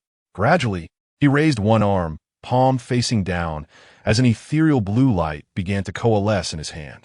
This luminescence, akin to lively threads, unfurled and, upon touching the ground, transformed into a delicate stream of water. Though seemingly ordinary, this stream possessed extraordinary power. It flowed with the grace of a sentient being, weaving through the crowd and the earth, diligently tending to every crevice. At the feet of the onlookers, it gently coursed by, whisking away any spores that may have clung to their shoes. Within the soil's fissures, it quietly infiltrated, drawing out the hidden spores one by one. Upon contact with the water, the spores seemed to lose their vitality, becoming ensconced within the liquid. Having cleansed the ground, Hestos felt a lingering dissatisfaction. He gazed upward, seemingly contemplating something profound. Then, he concentrated his energy anew, a halo of blue radiance enveloping him. He began to commune with the energies of the planet, as if engaging in dialogue with the cosmos itself. Gradually, the sky began to transform. Clouds gathered, and moisture began to condense. Soon, in the areas where spores were detectable, a gentle rain began to fall. The raindrops, like messengers of nature, carried with them purifying power. They fell softly upon the earth and upon the people. Each droplet infused with Hestos' strength, acting as a fine filter to absorb and purify the lingering spores in the air. Those drenched by the rain seemed to experience a unique solace, their anxieties gradually dissipating. As the rain continued to descend, the spores in the air diminished, until they vanished entirely. Hestos hovered quietly in the air, surveying the fruits of his labor, a sense of fulfillment swelling within him. He knew that his efforts would bestow new vitality and hope upon this land. Once he confirmed that all spores had been eradicated, he slowly withdrew his power. After accomplishing this, Hestos dissipated into the ether. Lin Feng appeared, not standing but rather collapsing onto the floor of the command room, utterly drained from the exertion of the cleansing. His arrival was unceremonious, yet the command personnel were aware of his presence. However, he was taken aback by the increased number of individuals in what had once been a sparse command room. Lin Feng's sudden appearance startled Lu Lingfeng, for it was the first time he had witnessed Lin Feng materialize before others. Now, the command center was not only populated by special operations personnel, but also by members from the Drug Enforcement Headquarters. Lu Lingfeng hurriedly instructed Lu Lan to attend to Lin Feng, who lay on the ground, and then proceeded to elucidate the situation to the rest. The others, seasoned veterans in the realm of officialdom, grasped the intricacies involved and nodded in agreement. Thus, the incident was effectively concluded. Ultimately, the narcotics police successfully dismantled the drug trafficker's den, apprehending Kuan Ge and his accomplices in one fell swoop. Amidst the smoke-laden battlefield, as sunlight bathed the once shadowy terrain, Xiao Feng stood silently, his gaze imbued with determination and hope. He understood that while this battle had reached its conclusion, the journey of combating drug abuse was far from over. Countless traffickers roamed freely, and innumerable citizens continued to suffer under the scourge of narcotics. Yet, undeterred, he resolved to forge ahead, steadfast in his commitment to safeguard the tranquility of this land and the happiness of its people, never to falter. He envisioned a future devoid of drugs, one brimming with peace and hope. A day later, Lin Feng slowly rose from his slumber, stretching comfortably, and remarked with satisfaction, "What a refreshing sleep." Lu Lan shot him a sidelong glance, teasingly quipping, "Someone certainly enjoyed their rest," completely oblivious to the awkwardness in the command room. Lin Feng scratched his head, feeling a bit sheepish as he replied, "Well, that's true. In the final moments, after expending all my energy, I thought the command room would have the fewest people, so I went straight there without much consideration." Lu Lingfeng inquired with concern, "So, how are you feeling, Lin Feng?" Lin Feng responded, "I'm fine, just completely spent after clearing out that monster S spores." At that moment, Qin Lei jumped in with surprise. "You cleared all the spores?" Lin Feng nodded affirmatively, saying, "Of course. Otherwise, how could I have fallen asleep so easily? It was only possible thanks to the Earth emblem's synergy with the planet. Otherwise, I could never have managed it alone." Lu Lingfeng concluded, "All right, let's leave it at that. We should return to Aslan. This matter is now in the hands of the narcotics department." As Lin Feng sat aboard the returning fighter jet, which ascended gradually, he gazed down at the people tidying up the scene. He looked at the emblem on his bracelet, pondering, "I can only continue to wait, for it is impossible to fully activate the emblem on my own." Finally, the fighter jet surged forward, accelerating suddenly like an arrow released from its soaring towards the horizon. Chapter 37. The monster that cannot build houses in the command room of the Jiuzhouan Special Operations Headquarters. Qin Lei twirled his pen like a graceful dancer at his fingertips, his legs unconsciously swaying gently. The swivel chair beneath him creaked softly, echoing his inner boredom. Lulan, sitting nearby, could no longer bear the sight and furrowed her brows, saying, "If you're bored and have finished your summary, go patrol. If not, continue writing." With a resigned sigh, Qinlei set down his pen, propping his hands against his eyes as he lamented, "Ah, Lu Jie, it's not that I'm bored, but rather that I don't know how to write. It has been over a month since any monsters have appeared, and I simply cannot fabricate a summary." His gaze then shifted to Lin Feng beside him, sliding over with both chair and body, and inquired, "Lin Feng, how is your writing coming along?" Without lifting his head, Lin Feng curtly replied, "Not great." Curious, Qinlei glanced at Lin Feng's notes, only to find them filled with mundane accounts of either training or traveling to training, which indeed lacked excitement. He thought it best not to echo such dullness and lost the desire to read further. "Haiyang, what about you?" Qinlei turned his attention to He Haiyang. He Haiyang quickly covered his notebook, resolutely stating, "Write your own, don't look at mine." Ultimately, unable to continue writing, Qinlei exclaimed, "How utterly boring. Lin Feng, shall we go patrol?" Lin Feng adjusted his recently penned notes, glanced at Qinlei, and responded, "Have you thought it through? Don't blame me later if you can't write your summary." At that moment, Lin Feng's gaze fell upon Gulan, who had yet to put pen to paper, leading Lin Feng to suspect she had not written anything at all. "Gulan, have you finished your summary?" he asked. "Subit, Gulan dito. Are you asking me? The summary? ISNT, it's something that can be done with just hands? I finished it long ago." Her three rhetorical questions caused everyone else in the command room, who were diligently writing their summaries, to stop and reflect, shaken by her confidence. Unable to endure the monotonous atmosphere any longer, Qinlei approached Lin Feng once more, asserting, "Let us go patrol." Lin Feng nodded slightly. "Let us go. Besides, I've already completed my summary, so I'm not worried about Qinlei dragging me down." The two drove the base vehicle slowly through the core area, and upon reaching a construction site, they suddenly heard someone shouting, "An accident! Come quickly! Something has happened!" Just moments ago at the construction site, Li Ming was laboriously exerting himself as usual. He carried a heavy bag of cement on his shoulder, struggling along the narrow scaffolding. Sweat cascading from his forehead like a string of pearls, blurring his vision. At that moment, a loose wooden plank suddenly gave way, causing Li Ming to lose his balance and fall straight from a height.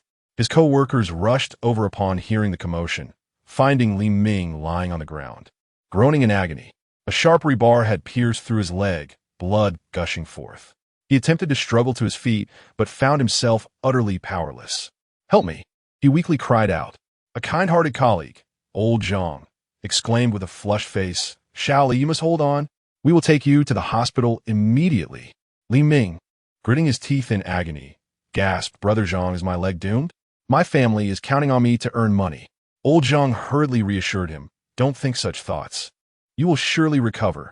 Overwhelmed with despair, Li Ming cried out, "What are we to do? The boss certainly won't care about me." Enraged, old Zhang stomped his feet and said, "Stop worrying about these unfounded fears. We must treat your injury first. You are still bleeding, together with other workers." Old Zhang lifted Li Ming onto a makeshift stretcher and carried him to the entrance, anxiously awaiting transportation. At that moment, Qinlei, alerted by the commotion, arrived with a vehicle. Lin Feng lowered the window and said, "Bring him over. We will take him to the hospital." Recognizing the Guxian emblem, the workers wasted no time in placing Li Ming into the car, and Lin Feng promptly sped him to the hospital. Inside the hospital, Li Ming was wheeled out from the operating room, staring blankly at the ceiling, his eyes vacant. After the doctor's relentless efforts, his life was saved, but his leg was rendered useless, leaving him unable to walk or perform strenuous tasks again. He sat there in a daze, memories of his past flooding his mind. Li Ming was born into a poor rural family, with parents who were humble farmers, their backs bent under the weight of life's burdens. From a young age, Li Ming understood the harshness of existence. Their dilapidated home leaked incessantly during the rain. One day, gazing at the dripping roof, he asked his parents, "When will this house stop leaking?" With resigned sighs, his parents could only respond, "Child, we are poor. Having a place to shelter us from the wind and rain is already a blessing. For Li Ming, attending school seemed a distant luxury. His backpack was cobbled together from old cloth, and his pencils were worn down to stubs. At school, he faced ridicule from classmates for his ragged clothing. Look at his tattered clothes. How pitiful. The laughter echoed in his ears as he lowered his head, returning to his seat. Filled with indignation, I wish I could be like you, but I have no means. Due to the lack of a conducive learning environment at home, Li Ming's academic performance suffered greatly. After struggling to complete junior high, he had no choice but to drop out and join fellow villagers in the city for work. However, lacking education and skills, he was relegated to the most arduous labor on construction sites. In his youth, destitute and homeless, he once wandered the streets with nowhere to turn. Eventually, he encountered a girl whose gentle demeanor brought him a long-lost warmth. She softly assured him, "Li Ming, no matter what, I will be by your side." Deeply moved, he replied, "You are so kind. I thought I had finally found hope in life." Yet, her parents vehemently opposed their relationship solely due to his poverty. The girl's father sternly warned her, "If you choose to be with him, you shall not consider me your father." The girl wept, saying, "Father, why can't you understand me?" Each day, Li Ming toiled under the scorching sun, the exhaustion of his body pale in comparison to the anguish within his heart. He gazed upon the city's prosperity, acutely aware that none of it pertained to him. Yet, he yearned to earn money, to reclaim hope, to encounter that girl once more, even if she were now married. All he wished was to tell her and her father, "I have wealth now, an abundance of it." However, fate played a cruel jest upon him once again. This relentless barrage of setbacks caused the negative energy within Li Ming to accumulate incessantly, eventually transforming into a fearsome beast. This creature rendered Li Ming increasingly despondent and irritable, filling his existence with bitterness. Above the hospital, Lin Feng perceptively sensed the gathering of negative energy. He turned to his companion Qin Lei, saying, "Notify the command center. We have work to do." The negative energy is drawn here, yet its destination remains unknown. In the command center, shortly after Qin Lei relayed this information, Lu Lan and her team heard the alarm sound. Through surveillance, they learned that the concentration of negative energy was precisely above the hospital. A voice emanated from the terminal. "Gyujin Special Forces, please acknowledge. Negative energy has amassed above the hospital and has yet to descend." Just as Lu Lan intended to dispatch her team to the hospital, Lin Feng interjected, "According to my reconnaissance, the beast may soon land on a construction site in the core area. The primary target is Li Ming, who was recently injured on the site and has just been admitted to the hospital. We need to investigate his background thoroughly." Lu Lan ziplit undes. Upon hearing Lin Feng's report regarding the beast's potential landing site, Lu Lan wasted no time and promptly led the 6th team towards the construction site to initiate evacuation procedures. When the members of the 6th team arrived at the site with remarkable speed, they found the workers still engrossed in their tasks, oblivious to the impending danger. Without hesitation, Lu Lan seized a megaphone and declared, "Workers, pay attention. Danger is imminent. We are the Gyujin Special Forces, and we need everyone to stop working immediately and evacuate in an orderly manner with our team." Her voice, resolute and powerful, resonated clearly amidst the noise of the construction site. The team members swiftly sprang into action, dividing into smaller groups to navigate the various corners of the site. Some rushed to the crane operators, urging them, "Come down quickly. You must leave this place." Others approached workers transporting construction materials, assisting them while insisting, "Forget about the materials. Your safety is paramount. Hurry." Initially, the workers were somewhat flustered, but seeing the calm and organized demeanor of the team, they gradually regained their composure. They set down their tools and began to follow the team's instructions. At the evacuation exit, team members maintained order, continuously reminding everyone, "Do not crowd. One at a time. Watch your step. Be cautious to avoid falling." Some elderly and frail workers moved slowly, prompting team members to step forward and assist them in making a swift exit. As time progressed, the evacuation efforts unfolded with both intensity and order. Despite the multitude of workers at the construction site, chaos was averted through the diligent efforts of Team 6. The workers formed orderly lines, methodically advancing towards the safe zone. Suddenly, a dark mass of negative energy clouds loomed in the distant sky, rapidly approaching the site, heightening the tension in the atmosphere. Lulan raised her voice, urging everyone, "Quicken your pace, the monster is coming." Instinctively, the workers hastened their steps. Although fear gripped their hearts, under the calming guidance of Team 6, they maintained an admirable order. The team members continuously encouraged the crowd, "Do not be afraid. We will ensure your safety, as long as you follow our commands." At last, before the negative energy monster descended upon the construction site, all workers were successfully evacuated to safety. Gazing at the now deserted site, Lulan and her team exhaled deeply, knowing their efforts had not been in vain. They had secured precious time for the impending battle and fortified a robust line of defense for the workers' safety. Approximately 10 minutes later, having absorbed all the negative energy from Li Ming, the monstrous cloud indeed flew directly towards the construction site, just as Lin Feng had anticipated. Shortly after Lu Lan and her team completed the evacuation, the monster landed, wreaking havoc on several pieces of equipment. In the hospital, Lin Feng was about to transform and take flight when he noticed Qin Lei preparing to drive back to the base. Lin Feng paused, puzzled, and asked Qin Lei, "Are you heading back to pilot the fighter jet now?" Qin Lei, equally perplexed, replied, "What else would I do here if not return?" Lin Feng explained, "Of course, to counsel Li Ming inside. Do you want him to be drained by the monster?" With a sigh, Qin Lei responded, "Alas, but I'm not cut out to be a life coach." Lin Feng encouraged him, "You're always so cheerful. Just share your experiences with him." With that, Lin Feng disregarded Qin Lei and took flight. The monster landed on the construction site, stirring up dust and causing it to cough. It began to clumsily tamper with the buildings, but due to its oversized hands and utter lack of construction skills, it merely dismantled rather than built. As it continued to absorb negative energy, the monster's eyes turned crimson, gradually losing all rationality. Hestos, the Ultraman, could no longer bear to witness the wanton destruction and stepped forward, delivering a powerful slap that sent the monster crashing to the ground.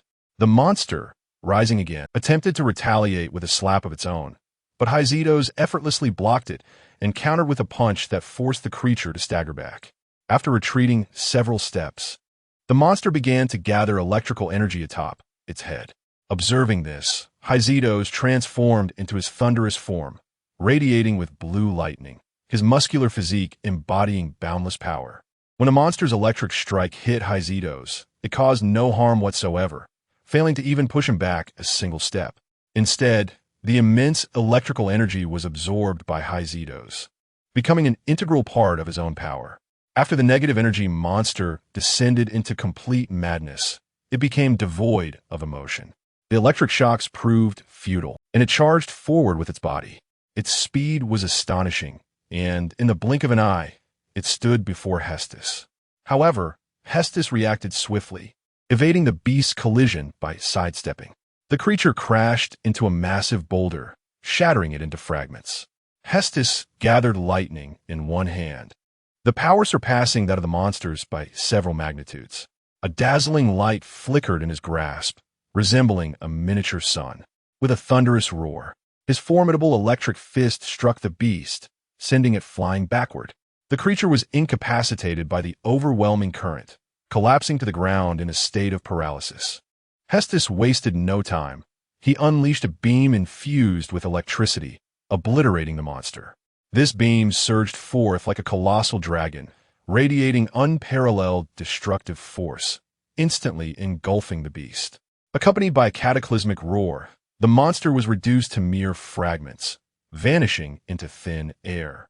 After vanquishing the monster, Lin Feng returned to the hospital, appearing in a restroom, feigning a hand-washing after using the facilities, before making his way back to Li Ming's hospital room. Inside, Qin Lei sat on a chair beside the bed, striving to engage Li Ming in conversation. However, it was predominantly Qin Lei talking to himself, while Li Ming remained listlessly fixated on the ceiling, his demeanor exuding profound weariness, as if life had lost all significance. At that moment, Lin Feng entered, prompting Qin Lei to stand and approach him, exclaiming, "Hey, Lin Feng, look at this situation. I truly am ill-suited to be a life coach. I've said so much, yet he shows no response. Lin Feng gazed at Li Ming, speaking softly. Perhaps he simply needs time to gradually accept reality, especially after such events.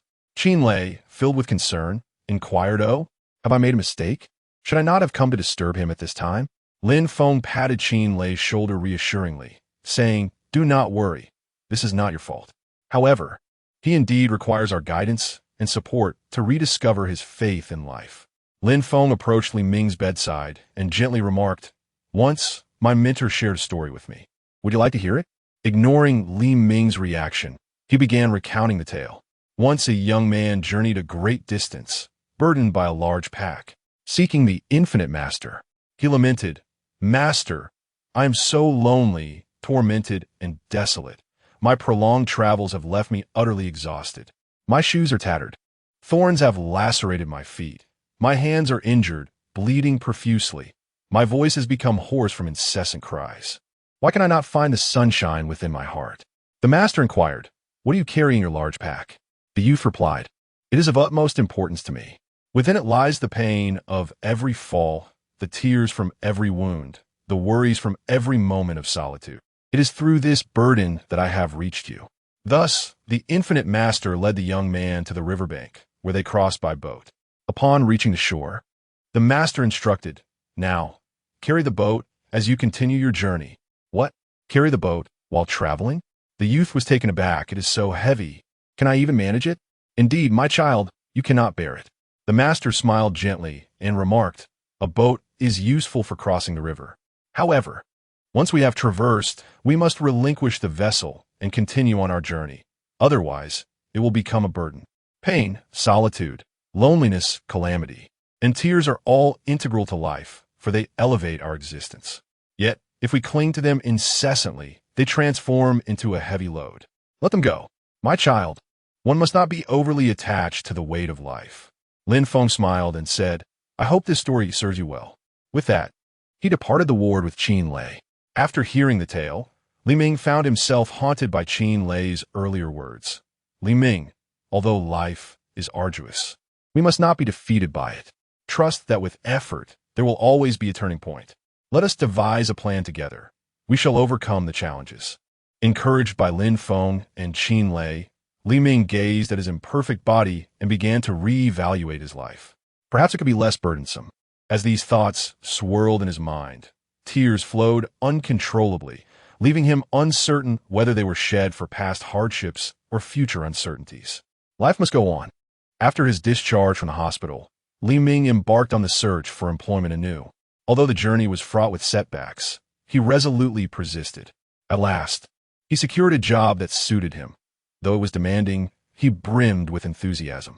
Gradually, Li Ming emerged from the shadows, setting forth once more, striving toward a brighter future.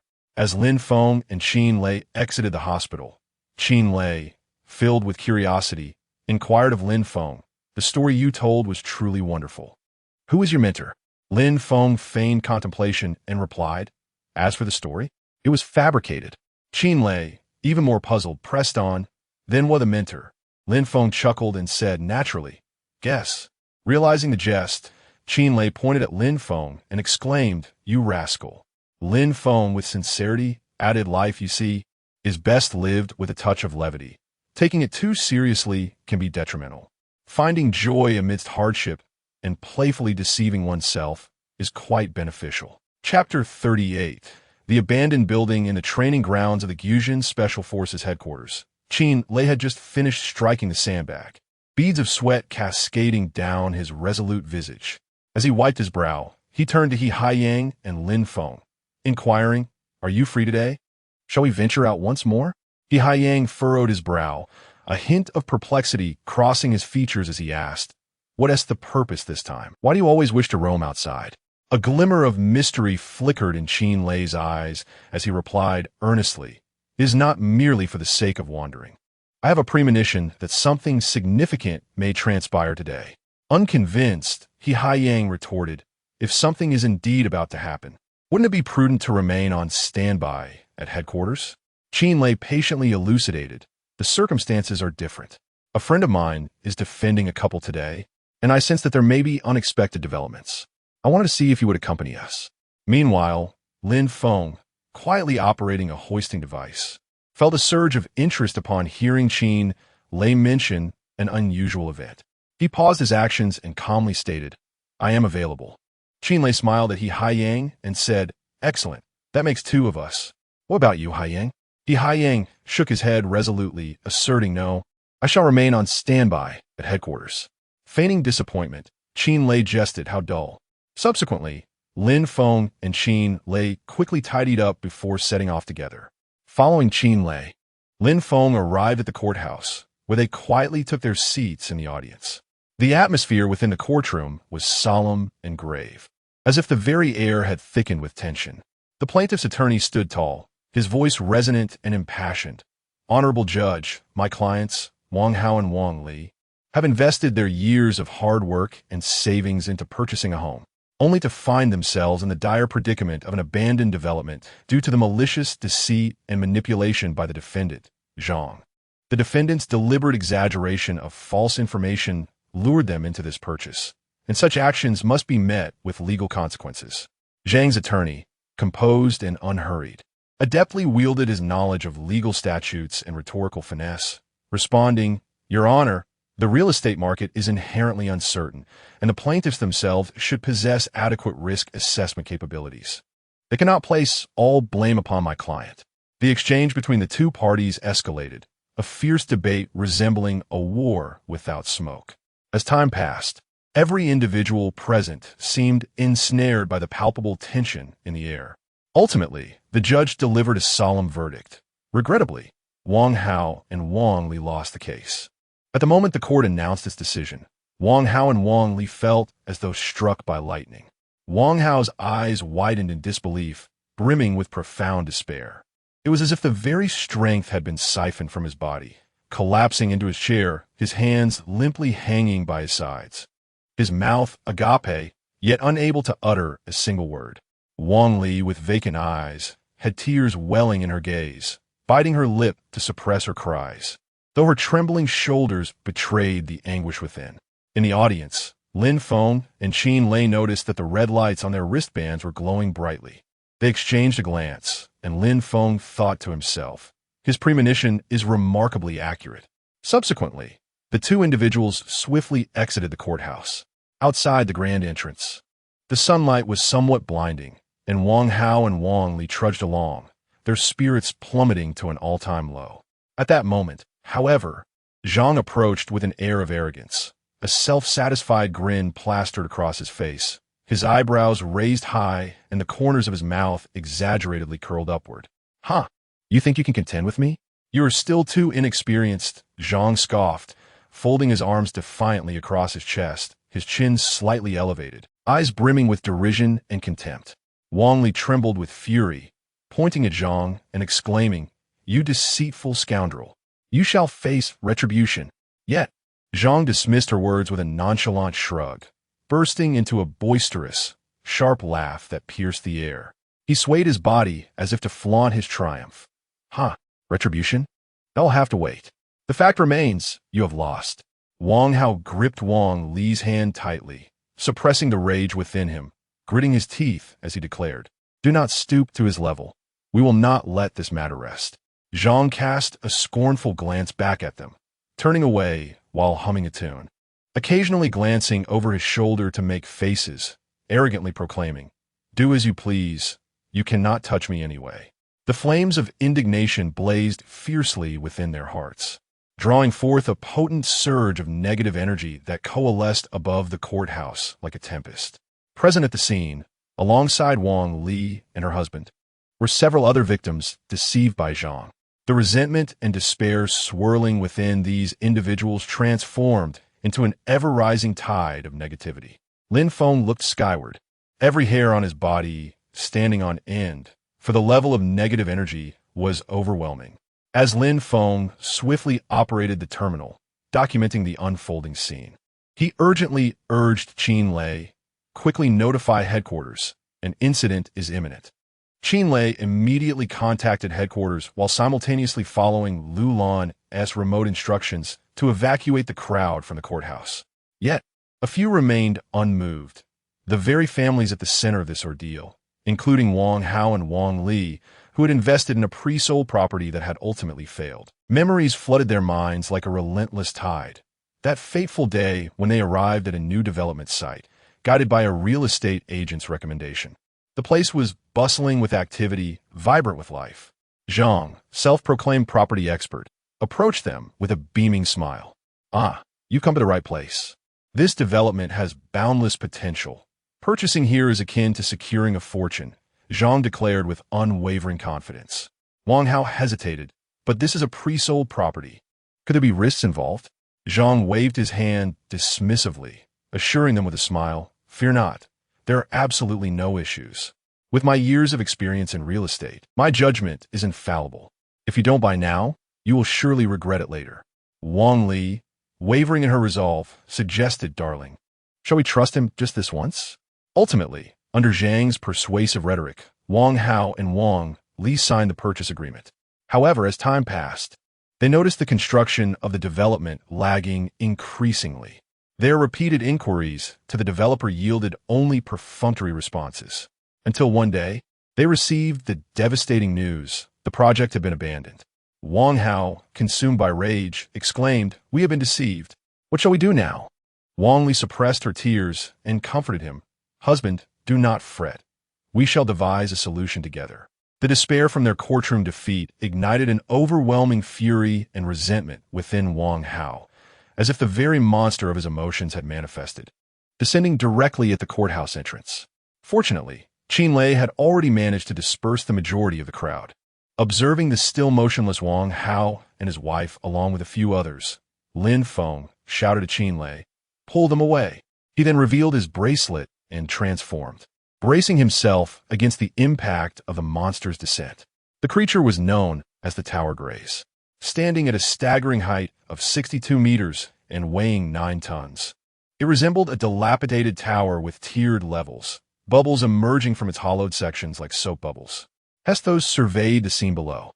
Qin Lei had seized Wang Hao and his wife and fled, and thankfully, Lulan's reinforcements arrived just in time, evacuating the remaining individuals to a temporary shelter. The shockwave from the monster's landing soon dissipated, and Hestos rose to scrutinize the beast. This was a type of house monster, one that Lin Feng had never encountered before. Suddenly, the tower monster, seemingly indifferent to Hestos' presence, executed a swift teleportation and appeared behind him, delivering a powerful blow that sent Hestos spinning to the ground. Caught off guard by the creature's sudden movement, Hestos momentarily faltered. However, his extensive training and repeated combat experiences enabled him to quickly regain his composure and rise once more. At that moment, the monster reappeared behind Hestos, but this time he was prepared, managing to evade the attack albeit with a few steps back. Recognizing the precariousness of the situation, Hestos transformed into his earth form, opting for a defensive strategy. Thus, a stalemate ensued between the monster and Hestos. In his earth form, Hestos boasted formidable defense and regenerative capabilities, withstanding the pressure from the tower as if enduring a mortgage. Meanwhile, within the courthouse, 2 individuals remained inside, the defense attorneys from earlier. Upon witnessing the chaos outside, Wang Hao's attorney, Xiao Ning, struck Zhang's attorney, Xiao Wei, exclaiming, "Look at what you have done." To which Xiao Wei, clutching his face, retorted, "What have I done? I am merely safeguarding my employer's rights." Xiao Ning, filled with indignation, replied, "Have you forgotten the first lesson of our legal education? Did your mentor not teach you the importance of upholding justice?" Xiao Wei scoffed, "Justice? What is justice? Money is justice. It is only natural for me to work for my employer in exchange for payment." Xiao Ning continued fervently, "Look at those people outside. Do they possess knowledge of construction or the building of that edifice? Their demands are simple. They seek merely a modest home. Why should they spend their entire lives paying for a single dwelling? They invest a pittance, inflate property prices, and reap exorbitant profits. Is this what you call making a fortune? Is this fairness? Ask them. Just pose a question to any one of them, and their answer will be clear. They desire nothing more than a simple, unassuming house. Why do they spend a lifetime paying for a house? It is because the wealthy manipulate them. The wealthier one is, the more they can afford to pay. Is this world fair? Is it truly fair? Xiao Wei, you speak to me of fairness, of seeking equity? Every day, I board a bus for work at 9 o'clock, earning merely a few thousand a month, living frugally while investing in stocks, hoping for a stroke of fortune that may never come. They remain oblivious to who the real victors are. Xiao Wei, this world mocks the impoverished while indulging the debauched. Those who move swiftly are spared disdain, while those who lag behind are subjected to scorn. One must not be so obstinate in life. Xiao Ning, this bastard. With that, he struck Xiao Wei with a punch. Is this world such that having more money than others grants one the liberty to act without restraint? I have erred in the past, yet I accept my responsibilities and will cease my misdeeds, unlike you, who merely shifts blame onto others, evading accountability and sinking deeper into trouble, causing greater harm. With that, he dashed out, determined to gather more evidence and file another complaint. This time, he resolved that he could be both the plaintiff and the defendant. Meanwhile, Xiao Wei stood, dumbfounded, watching the struggle between Hestos and the monster unfold. As time stretched on, this beast proved to be starkly different from those with unique regenerative abilities. Its formidable hardness and density rendered it difficult to destroy easily. After enduring prolonged attrition, the monster was nearly exhausted. Upon sensing a glimmer of victory, Hestos's gaze hardened with resolve, his muscles tensed, and he surged forward with great speed. He shot forth like a bolt of lightning, fast enough to leave a series of afterimages in the air. As he neared the creature, he unleashed all his might, his fists aglow with radiant energy, striking the monster with precision at its core. A thunderous explosion reverberated, the tremendous force cleaving the beast in two. Its lower half plummeted uncontrollably, crashing to the ground and sending clouds of dust swirling, leaving a massive crater in its wake, while the surrounding earth fissured. Yet, the severed upper portion did not lose its vigor. The loft and roof ascended into the air, hovering ominously. Fragments of the structure shimmered with an eerie luminescence, continuously emitting bizarre bubbles, resplendent in a kaleidoscope of colors, evoking a dreamlike quality. However, the moment these bubbles floated free, they detonated, releasing astonishing energy that caused the surrounding air to hum with intensity. Observing this, Hestos acted without hesitation, swiftly reverting to his primal form. He waved his hands, harnessing the potent force of water to commence cleansing the remnants of the monster. A colossal waterfall cascaded from above, akin to the Milky Way pouring down, crashing against the beast's debris. Inferior soil was swept away by the torrent, which flowed with muddy vigor, creating a turbulent current. Subsequently, he transformed into a gale, his arms sweeping wide. Instantly, a tempestuous wind erupted, roaring like thunder, causing the precarious buildings to sway perilously. The tempest roared like countless invisible hands, tearing apart the fragments of the monstrous creature, lifting them skyward before casting them down with great force. Ultimately, it transformed into a manifestation of thunder, its entire form aglow with dazzling arcs of electricity, its hair standing on end. With hands clasped together, he thrust them forward vigorously, unleashing a formidable bolt of lightning that surged forth with a resounding crash. This bolt, imbued with an aura of annihilation, swiftly struck the already shattered monster. A deafening explosion followed, radiating blinding light.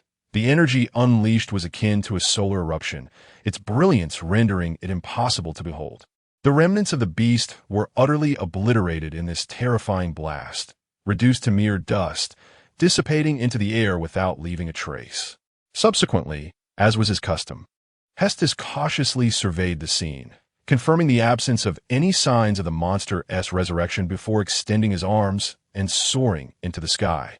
After meticulously organizing the evidence once more, Xiao Ning approached the couple, Mr. Li and his wife Wang Li, saying, "I wish to advocate for you again. Do not abandon hope." On the day of the retrial, the courtroom was packed to capacity. Wang Hao and Wang Li sat anxiously in the plaintiff's seat, facing the disdainful Zhang and his attorney. The plaintiff's lawyer spoke first. "Honorable Judge, my clients, Wang Hao and Wang Li, with dreams of a better life, invested their savings into a property, only to find themselves ensnared in a predicament of a derelict development due to the malicious deception and manipulation by the defendant. Zhang, the speculator, exaggerated false information for his own gain, misleading my clients into purchasing this property, thereby severely undermining their legal rights. Zhang's lawyer rose calmly to counter. Your Honor, my client has not engaged in any alleged malicious deceit. The real estate market inherently carries risks, and the plaintiffs should have exercised their own judgment when purchasing. Moreover, the failure of the development is the developer's responsibility, unrelated to my client. Wang Hao could no longer contain his anger. He stood up, pointing accusingly at Zhang. It was you who assured us without a doubt that the development was sound, yet now you shirk responsibility. You are a fraud. Zhang merely scoffed. What evidence do you have to prove that I deceived you? I merely offered you some advice. Bangli, Aqualin Sansa, interjected. You claimed this development had limitless potential and warned that not investing would lead to regret. Is that not deceit? Zhang's lawyer interjected again. These are merely standard sales pitches and cannot be construed as evidence of deceit. Furthermore, the plaintiff should have conducted thorough research and inquiry prior to purchasing. The plaintiff's lawyer calmly responded, Your Honor, we possess evidence demonstrating that the defendant, Zhang, colluded with various speculative groups to artificially inflate property prices, creating a facade of prosperity and luring consumers into purchases. Moreover, he concealed the issues plaguing the development, which constitutes deceit.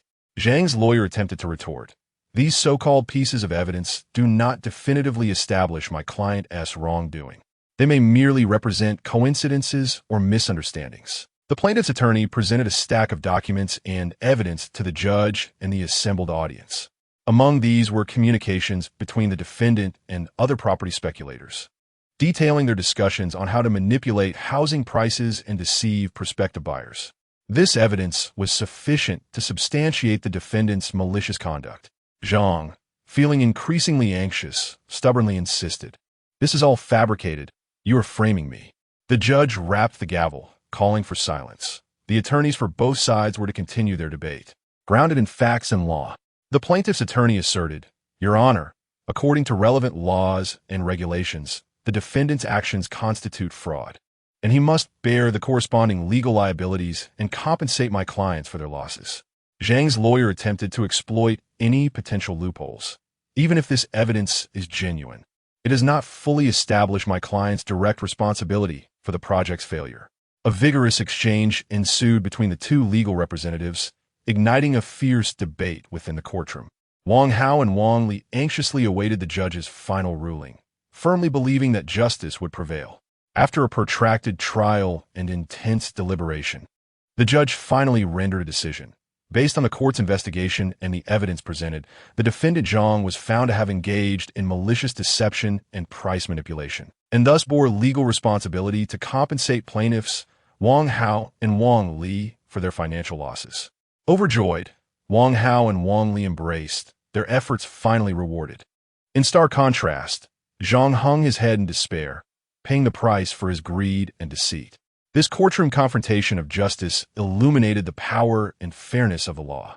At the Guzhan Special Forces headquarters, Qin Lei and Lin Feng witnessed justice being served, their hearts swelling with satisfaction.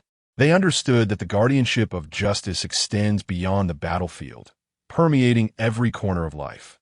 Meanwhile, the figure of Hestos Ultraman seemed to silently oversee the tranquility and fairness of the city from the skies. As Lin Feng and Qin Lei exited the courthouse, Qin Lei drove back to the base in silence until he suddenly broke the quiet. By the way, Lin Feng, do you buy houses? Lin Feng, resting his hands behind his head and gazing out the window, replied, I would purchase a finished house if necessary, but not a pre-sale one. What about you? Qin Lei smiled. I already own a house, so I don't need to buy. Lin Feng, uninterested in further conversation, delved into thoughts about the chaotic state of the real estate market. Speculative groups, leveraging substantial financial resources, acquire properties in bulk across various cities and regions, creating an illusion of scarcity and inflating prices for substantial profits. Beyond professional speculators, individual investors also entered the fray. employing various tactics, such as fraudulent divorces to secure additional purchasing qualifications or buying properties under others' names to engage in speculative activities. Developers, in their quest to attract buyers, frequently exaggerate the advantages of their projects, promising the construction of large shopping malls, reputable schools, and hospitals, only to fail to deliver upon completion. Or they excessively tout the quality and environment of their developments, such as green space and decoration standards, which do not align with reality. Some developers, without obtaining the necessary pre-sale permits, have commenced the illicit sale of properties. Certain entities have engaged in practices such as collecting earnest money and deposits to secure prospective buyers ahead of time. In some instances, projects have been pre-sold even before construction has commenced. This poses significant risks to purchasers, including the potential for unfinished projects and concerns regarding the quality of the dwellings. A number of developers, in their pursuit of cost reduction and maximum profit, have resorted to substandard construction methods during the building process, resulting in a myriad of quality issues. Common defects include wall cracks, leaks, poor sound insulation, and foundation settlement, all of which severely compromise the living experience of buyers and the longevity of the properties. Certain real estate agents, eager to facilitate transactions, deliberately conceal critical defects or disputes associated with the properties. For instance, properties may have histories of unnatural deaths, ownership disputes, or existing mortgages. Buyers, unaware of these issues, may unwittingly sign purchase contracts, subsequently confronting a series of legal and financial challenges. Some unscrupulous agents collude with speculators, creating an illusion of scarcity in housing supply and disseminating false information regarding price increases, thereby artificially inflating property prices. They exploit buyers' anxiety and the asymmetry of information to extract exorbitant commissions and profit margins.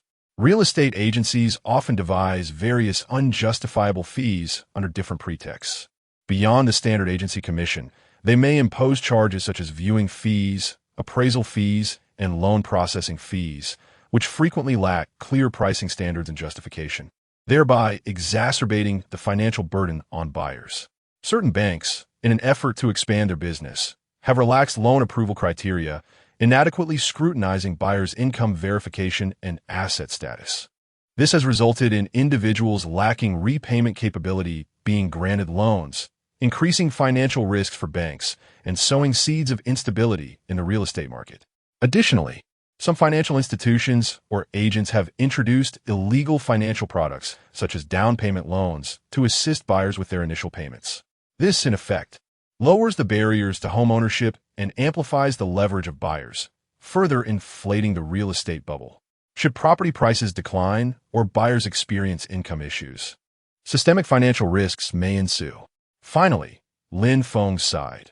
The journey of purging negative influences is indeed a formidable task ahead. Chapter 39. The golden wheat fields in the tranquil village of Nissalent on the planet Slan, one finds a paradise that seems untouched by time.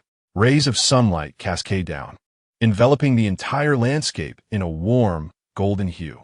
Lin Feng stands there in serene contemplation, his gaze fixed upon the endless expanse of golden wheat fields before him. A gentle breeze caresses the land, causing the waves of grain to sway like a golden ocean, producing a soothing rustle that resembles a magnificent symphony composed by nature itself. The boundless sea of wheat, with each stalk brimming with vitality, evokes an indescribable sense of joy within Lin Feng. Nearby, a farmer diligently maneuvers a harvester through the fields, the roar of the machine blending harmoniously with the soft rustling of the wheat, crafting a unique tableau of rural abundance. This idyllic countryside scenery captivates Lin Feng, drawing him into a reverie as memories of his own past wheat harvest begin to surface like radiant pearls strung together by the thread of time. It has been far too long since he last touched wheat. Nostalgia and reflection fill his heart in this moment.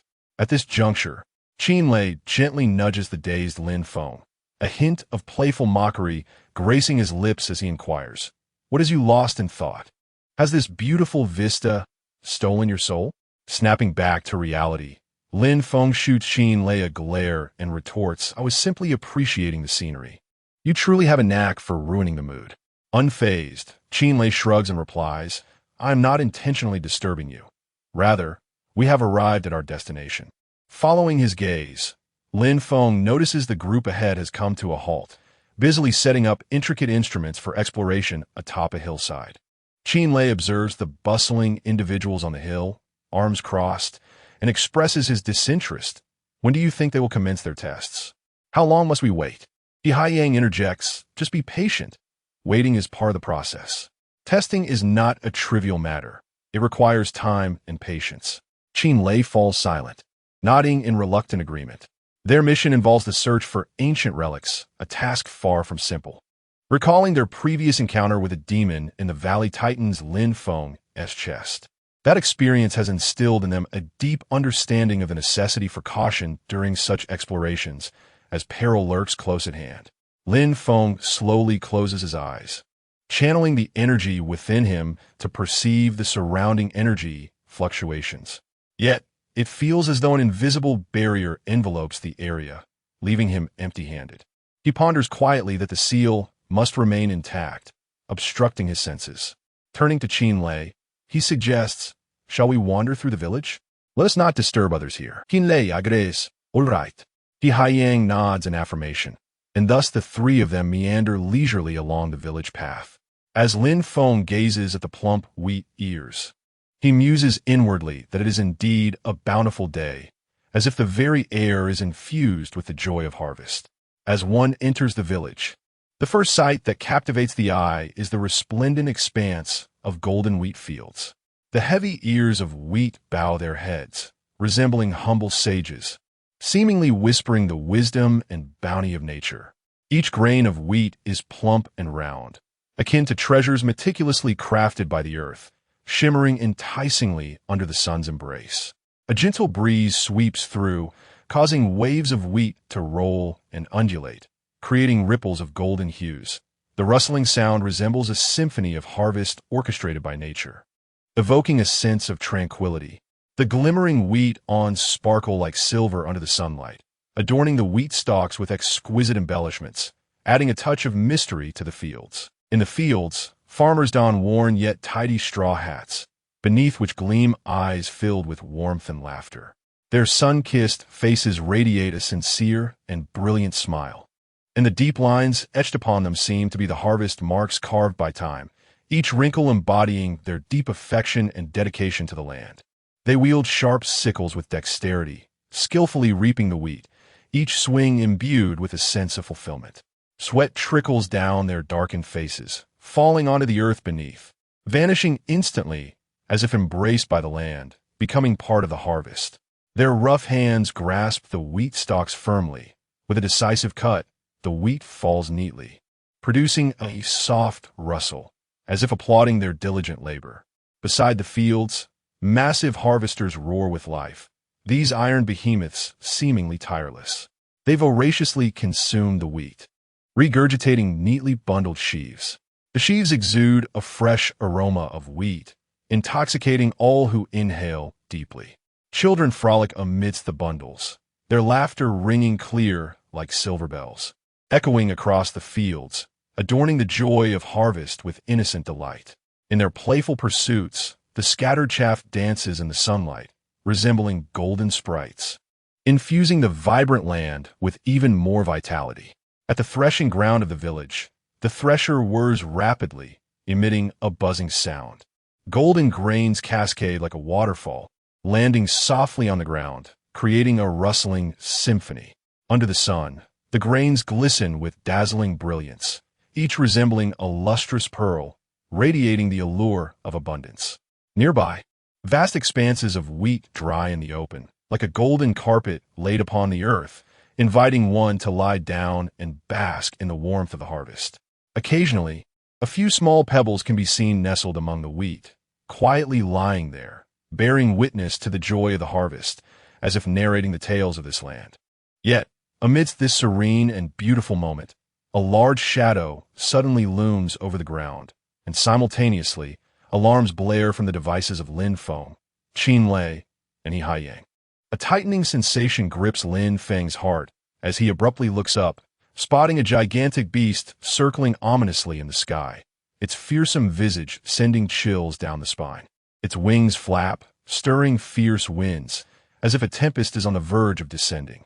After circling a few times, the beast prepares to land. Lin Feng looked at the two without hesitation, his voice resolute as he declared, "You both take care of the villagers. I shall confront the threat." In that instant, his form radiated a brilliant light, transforming him into Hephaestus. Hephaestus swiftly launched a powerful kick, sending the beast tumbling into a freshly harvested clearing. When the creature regained its footing, it did not immediately attack. Instead, it pursued an uncle operating a harvester, who turned pale with fright and desperately sought to escape. The beast, seemingly drawn to the uncle, did not relentlessly chase him. Upon hearing another harvester, it leaped beside it, terrifying the uncle inside to the brink of despair. Hephaestus, determined to protect the innocent, swiftly delivered another kick, sending the beast sprawling aside. Observing its fixation on the noisy tractor and neglecting the nearby harvester, a spark of insight ignited within him. He surmised that the creature was attracted by sound. He positioned himself in front of the uncle and signaled him to turn off the harvester. Although the uncle was in a state of panic, he complied, and indeed, the beast's fixation on him waned. However, devoid of auditory allure, the creature began to lash out indiscriminately, swinging its massive claws at everything around. Hephaestus advanced and delivered a resounding slap, knocking the beast to the ground, followed by a concentrated beam of energy, delivering a fatal blow. The creature let out a deafening cry of anguish. Ignoring its cries, Hephaestus seized the moment, focusing his energy as the monster attempted to rise. He unleashed a ray of light that obliterated it. Subsequently, Hephaestus departed gracefully. Lin Feng, observing the aftermath, felt a twinge of regret. The beast's attack had damaged several harvests, significantly impeding the farmer's progress. Qin Lei and He Haiyang rushed over, with Qin Lei frowning as he remarked, "The monster was quickly defeated, and no one was harmed. However, its remains will hinder the wheat harvest." Lin Feng contemplated for a moment before suggesting, "Let's assist the villagers in clearing the wheat. We can notify Team 7 to handle the monster's remains." He Haiyang nodded in agreement. "All right, I will make the call." Lin Feng and Qin Lei immediately set to work aiding the villagers, while He Haiyang, after updating headquarters on the situation, joined their efforts. In a rice field, an elderly woman admired Lin Feng, exclaiming, "Young man, I didn't realize you were from the Special Forces. You tie those bundles quite adeptly." Lin Feng smiled and replied, "It's nothing, ma'am. I've done this before. Look, there is still someone struggling over there." He pointed towards Qin Lei, who was still wrestling with the wheat. Although He Haiyang did not tie as well as Lin Feng, his efforts were commendable. They were primarily in the area recently ravaged by the beast, while the intact sections continued to be harvested by the machines. Meanwhile, the elderly woman chatted amiably with Lin Feng as they worked, discussing everything from age to employment, and eventually broaching the topics of romance and marriage. Lin Feng, drenched in cold sweat, felt as if this perspiration surpassed that of the labor itself. He remarked, "This is the last bundle." He exerted himself to finish the last bundle, enabling the harvester to commence its work, thereby alleviating the burden of manual harvesting. The elderly woman warmly suggested, "Why not stay for a meal?" Lin Feng promptly waved his hand in refusal. "Say no, thank you, Annie. We must return to our team." Undeterred, the woman insisted, "Look at how much you've helped us. It would be impolite not to share a meal." In the end, Lin Feng decided against staying in the village for dinner and instead urged Qin Lei and He Haiyang to leave with him. They returned to their temporary tent on the hillside, awaiting the completion of the research team and survey group's work, ready to continue their unfinished mission. Chapter 40. Enveloped in a dreamlike space as dawn broke, Lin Feng was immersed in a sweet slumber, akin to a vessel docked in a tranquil harbor. However, without any forewarning, a thunderous clang erupted, resonating like a fierce thunderbolt, abruptly jolting Lin Feng from his dreams. With bleary eyes, remnants of slumber still lingering in his mind, he felt a lingering haze. Yet the experiences of the past few months in special operations served as a sensitive nerve, swiftly bringing him back to reality. He hurriedly tidied himself and strode out of the tent, a blend of intense curiosity and a hint of caution swelling within him. eager to comprehend the unfolding situation. Fortunately, the absence of a piercing alarm provided him a fleeting sense of reassurance, leading him to speculate that it could not be excessively grave. Meanwhile, the investigative team, which had been diligently laboring since morning, finally succeeded in unveiling a mysterious entrance through their relentless efforts. As the aperture gradually opened, a colossal stone door thunderously collapsed to the ground, its resounding crash echoing like surging waves, swiftly awakening a multitude of individuals in the vicinity. Soon after, the curious researchers, unable to contain their excitement, eagerly gathered around. Their faces were a tapestry of exhilaration and anticipation, as if on the verge of unraveling a world-shattering secret. The members of the investigation team gazed intently at the now-revealed entrance, their eyes sparkling with fervor, akin to brilliant stars, exclaiming, "It seems this is the gateway to the ruins." The researchers nodded in agreement, yet their minds stirred with rippling thoughts. How shall we enter? What unknown dangers might lie within? At that moment, Lin Feng, drawn by the commotion, approached with keen eyes, fixated on the dark recess of the entrance. Yet, within it lay an infinite abyss, shrouded in darkness, obscuring all visibility as if devoured by shadows. Without a moment's hesitation, he decisively hurled a light stick, which instantly radiated a brilliant glow, akin to a sword piercing the darkness, illuminating a portion of the space within. Upon careful examination, he was pleasantly surprised to find no creatures like bats lurking inside, prompting him to boldly take the first step forward. Following suit, a few intrepid staff members mustered their courage to follow him. As their feet crossed the threshold into the enigmatic ruins, an ancient and mysterious aura surged forth, enveloping them like a tidal wave. This essence seemed imbued with magical properties, transporting them through a time tunnel of millennia, immersing them in a distant and unfamiliar era. The weathered walls of the ruins bore deep scars left by time, with indistinct patterns resembling cryptic codes, as if silently narrating thrilling tales of yore. Deteriorated statues stood silently in the corners, and despite enduring countless storms and relentless erosion, they still conveyed a profound sense of past grandeur and majesty through their unique stances. The members of the Special Operations Team exchanged glances, their eyes filled with astonishment and disbelief.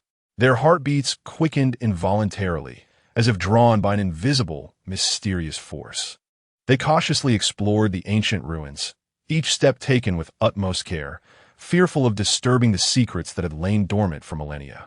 Suddenly, one team member gasped in astonishment upon discovering strange runes and mysterious energy fluctuations, which bore a striking resemblance to those found in the enigmatic valley previously. After meticulous comparison and in-depth analysis, they ultimately concluded that this site too sealed a demonic entity. However, this seal appeared to possess a unique source of power. From the remnants within the ruins and the enigmatic energy waves, it could be inferred that the one who imposed this seal must have been an Ultraman, though the name of this Ultraman remained elusive.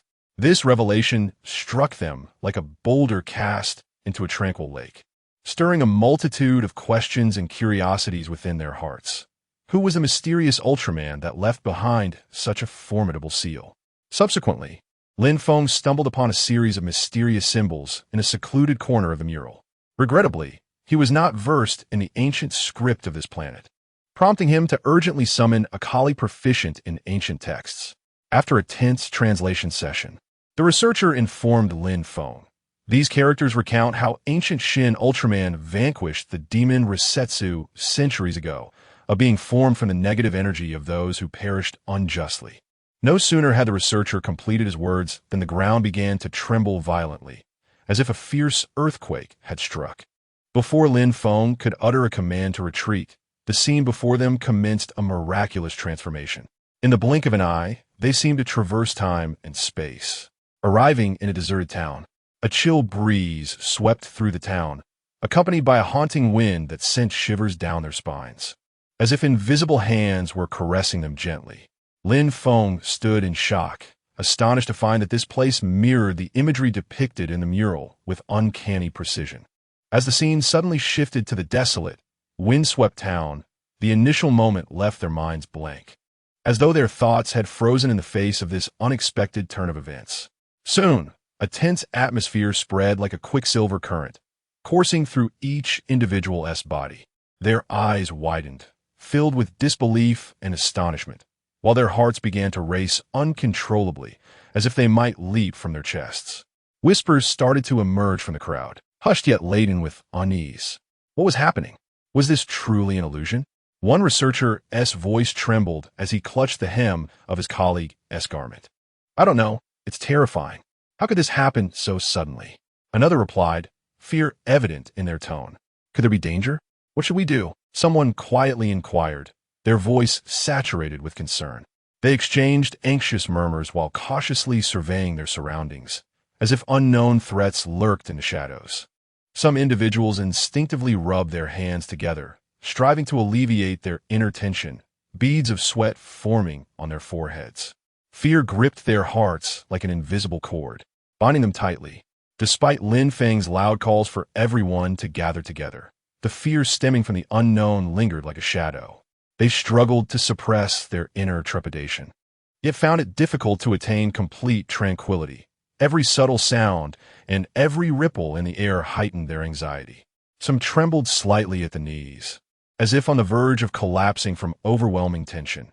Others repeatedly swallowed, attempting to alleviate the dryness in their throats, while a few scanned their surroundings incessantly, seeking any sign that might offer reassurance.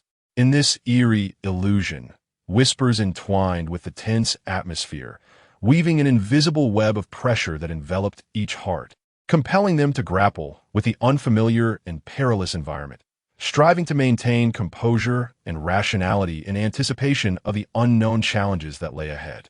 Lin Feng urgently called out, everyone, gather together and refrain from wandering. We are in an illusion.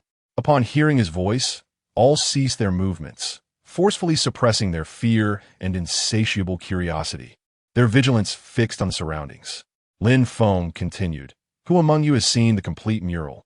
Please share what you observed. At that moment, a researcher cautiously stepped forward, adjusting his crooked glasses, and said slowly, I have just finished viewing all the murals. According to their depiction, this place is the city of wrongful deaths, a realm for the innocently deceased, where the demon will, through the power of the illusion, extract strength to forcibly resurrect the dead. Lin Feng resolutely declared, do not act alone. We must care for one another. We cannot lose any team member, and I will protect you with my life. He spoke emphatically to those ensnared in the illusion, fully aware that neglecting them could lead to dire consequences for those already gripped by fear. Under Lin Feng's reassurance, the researchers steadied their nerves. The investigation team commenced their cautious exploration of the city of wrongful deaths, ensuring they traveled in groups of 3 for safety. Outside, Qin Lei and He Haiyang, having just regained consciousness, intended to greet Lin Feng, only to discover he was absent from the tent. They proceeded towards the excavation team, yet found it deserted as well. Subsequently, they hurriedly attempted to locate Lin Feng's signal, but to no avail, leading them to report back to the command center in frustration. Chapter 41. Exploring the city of the wrongly executed within the Gyujin Command Center. Gulan's expression turned gravely serious upon receiving the news of Lin Feng and the other team members' disappearance. Without a moment's hesitation, she swiftly reported this alarming information to Captain Gu. Upon hearing the news, Captain Gu furrowed his brow slightly, plunging into a brief yet profound contemplation. Then, with a gaze as piercing as a hawk's, he made a resolute decision. Gulan sent a message for Lu Lingfeng to lead the 2nd team and Lulan's 6th team to secure the perimeter and facilitate evacuation, with Lu Lingfeng as the overall commander. Gulan pomtili apfim understol. Meanwhile, in the enigmatic and unpredictable realm of the city of the wrongly executed, Lin Feng gazed skyward, observing as the once bright light gradually dimmed, reminiscent of a sun setting on the horizon. The encroaching twilight seemed to drape the entire city in an even more sinister veil of mystery.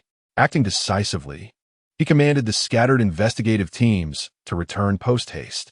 Once all members had regrouped, Lin Feng's gaze swept over the assembly, finally resting on Su Yoji, the leader of the investigative team. Has everyone returned? What discoveries have been made? He inquired. Zhou Yi, beads of cold sweat forming on his brow, responded with a tremor in his voice. The city is entirely deserted. There isn't even a trace of livestock. Lin Feng, observing the capricious sky, felt a surge of profound unease. He understood that lingering here was unwise, yet rushing into the city could potentially expose them to even greater peril. After careful consideration, he turned to Zhou Yi and asked, "Can you construct a shelter now?" "Yes, we can. The tools are available," Zhou Yi replied without hesitation. Lin Feng nodded slightly, then, with a serious demeanor, instructed, "Very well, once the shelter is prepared, everyone must gather inside and hang this on the door. Regardless of any sounds from outside, do not open the door." With that, he conjured the water emblem and handed it to Zhou Yi. Lin Feng was acutely aware of the immense power embodied in the water emblem. Water represents the abyss, and the wisdom of the abyss teaches that in the face of danger, difficulties, and traps, one must remain calm, uphold integrity, and steadfastly believe in one's convictions, employing wisdom and courage to confront challenges. It also serves as a reminder to be perpetually vigilant against potential deceit and pitfalls, never acting blindly. As long as the team members resist temptation in the face of danger, they can transform peril into safety. Zhou Yi accepted the emblem, filled with questions yet refraining from voicing them, instead solemnly assuring his commitment. Subsequently, Lin Feng resolutely advanced towards the city of the wrongly executed. The moment he stepped into the city, it felt as though he had entered a realm forgotten by time. A veil of faint gray mist enveloped the surroundings, resembling a colossal, mysterious curtain that shrouded the entire city. A chilling aura emanated from a mist, as if rising from the depths of the underworld, gently brushing against the skin and eliciting involuntary goosebumps. The city walls, constructed from obsidian-like massive stones, flickered with an eerie, ethereal glow. The passage of time has etched profound and shallow scars upon the city wall, creating a tapestry of decay that serves as a silent narrator, recounting the countless vicissitudes and tribulations endured by this citadel. At intervals along the wall, dim oil lamps flicker in the wind, their feeble flames casting an uncertain light upon the surroundings, further enhancing the eerie atmosphere. The grand and formidable city gate is adorned with grotesque carvings of malevolent spirits, their menacing visages seemingly poised to leap forth and drag any intruder into an abyss of darkness. As the gate creaks open with a spine-chilling groan, reminiscent of a hellish roar, one steps into the interior where narrow, winding streets intersect like an intricate labyrinth. The ground is paved with unidentifiable black stones, occasionally revealing dark red veins that resemble dried blood, exuding a pungent metallic scent. The surrounding houses are low and dilapidated, their doors and windows tightly shut, as if concealing countless hidden secrets. Some walls have partially collapsed, exposing dark, gaping rooms within, akin to maw-like openings awaiting prey. Lin Feng unabashedly unleashes his radiant energy, instantly sensing the overwhelming negativity that permeates the city. Contrary to the investigation team's assertions of desolation, the streets are teeming with people, though they remain eerily motionless. Under Lin Feng's luminous glow, they resemble lifeless wax figures. As he approaches these statuesque individuals, they instinctively shift. But when he attempts to dim his light, the inhabitants gradually begin to move, albeit with vacant expressions, akin to mindless puppets. Lin Feng tries to engage one person in conversation, only to have them pass right through him. When he reignites his illumination, the crowd once again succumbs to a state of paralysis. He reaches out to touch a passerby and finally makes contact. However, a voice filled with despair resounds in his mind. "Why me? Why me? I do not wish to die." This anguished cry sends a shiver through Lin Feng, momentarily staggering him. As he reaches towards another individual, the voice shifts to, "Bodhisattva, are you not meant to protect me? Why do you not shield me? Why must the affluent retreat first?" The plea to the divine is laced with the bitterness of a life once lived. Thus, Lin Feng moves cautiously through the city, endeavoring to uncover the thoughts of its inhabitants. In the corners of this accursed town, eerie sounds occasionally echo, whispers that seem born of the wind, yet also resemble the murmurs of vengeful spirits, the clamor of collisions that might as well be the footsteps of demons. In the dim shadows, it feels as though innumerable eyes are watching, igniting an indescribable fear within. Outside, the investigation team and research group huddle within a single room, following Lin Feng's instructions. Tsuyoshi hangs a badge at the entrance. Just as he intends to sit and rest, the gusts of wind howl outside, accompanied by the sound of approaching footsteps. Tsuyoshi immediately tenses, signaling for silence among those within. Fortunately, all those present had undergone rigorous selection and possessed exceptional psychological resilience, quickly settling into silence. Outside, footsteps drew nearer, and soon a knock echoed at the door. When there was no response from within, they attempted to push the door, but the radiant emblem barred their entry, preventing it from yielding. At that moment, a voice called from outside. "Is anyone inside? We're lost tourists, and the wind is fierce outside. Could you let us in to take shelter?" One person inside felt an urge to respond, but Tsuyoshi swiftly covered his mouth, signaling everyone to remain silent. All eyes turned toward the glowing emblem, and a collective understanding dawned upon them, instilling a cautious fear that silenced their voices. Outside, the visitors varied their tones and tactics, attempting to entice those within to open the door. Yet, everyone resolutely adhered to Lin Feng's admonition. Maintaining their unity, they would not open the door nor speak, enduring the torturous first night with great difficulty. Hours later, the brightness of the city began to rise. Lin Feng observed the figures around him gradually fading, and even the surrounding structures began to resemble those outside. Realizing the exploratory value of the city had diminished, he decided to venture outside. Beyond the threshold, the anxious crowd, having spent a night on edge, slowly approached the door as the sound subsided. They hesitated to open it, merely pressing their ears against the wood to listen for any signs of life. However, when footsteps echoed once more, they recoiled in fright, their eyes glued to the door. Lin Feng slowly approached the entrance, gazing at the still-closed door, and let out a sigh of relief. He pushed it open, startling those inside. Tsuyoshi quickly regained his composure and stammered, "Are you a human or a ghost?" Lin Feng extended his hand and replied, "I am human. Dawn has arrived, and the specters outside have vanished. If you doubt me, feel for yourself." Tsuyoshi cautiously moved closer, gingerly touching Lin Feng's arm and sensing warmth, which allowed him to exhale deeply in relief. "You scare me to death," he gasped. Hearing his tone, the others recognized that Lin Feng was not a ghost and began to release their pent-up emotions.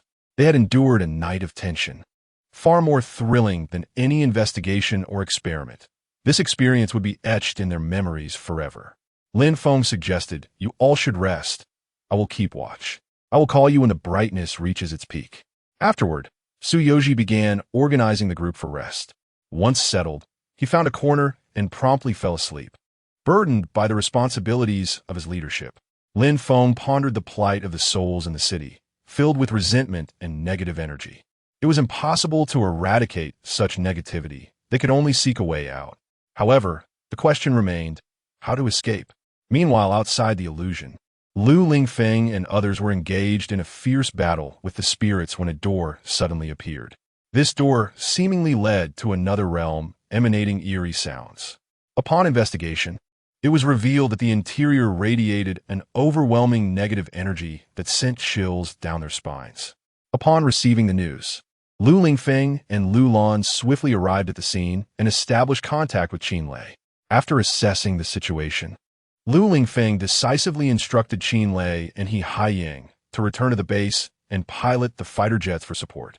Meanwhile, he remained on the mountainside, meticulously preparing the battleground to confront any imminent dangers. On the other side, Lu Lan had already commenced her operations, tasked with evacuating the nearby populace to ensure their safety. Concurrently, she relocated essential logistical supplies to a nearby location, facilitating immediate assistance for Lu Lingfeng's endeavors. The atmosphere was charged with tension, yet remained orderly, as everyone exerted their utmost efforts to tackle this unforeseen crisis. They understood profoundly that only through unity could they conquer the unknown fears and safeguard the peace and tranquility of this land. Chapter 42. Confrontation with the Rakshasa time flowed like a silent hourglass, hastily slipping away as the blazing sun quietly descended beyond the horizon, leaving only a blood-red glow streaking across the sky. The brightness in the city of the wronged began to diminish alongside it. In this eerie atmosphere, Lin Feng racked his brain, desperately seeking a means of escape.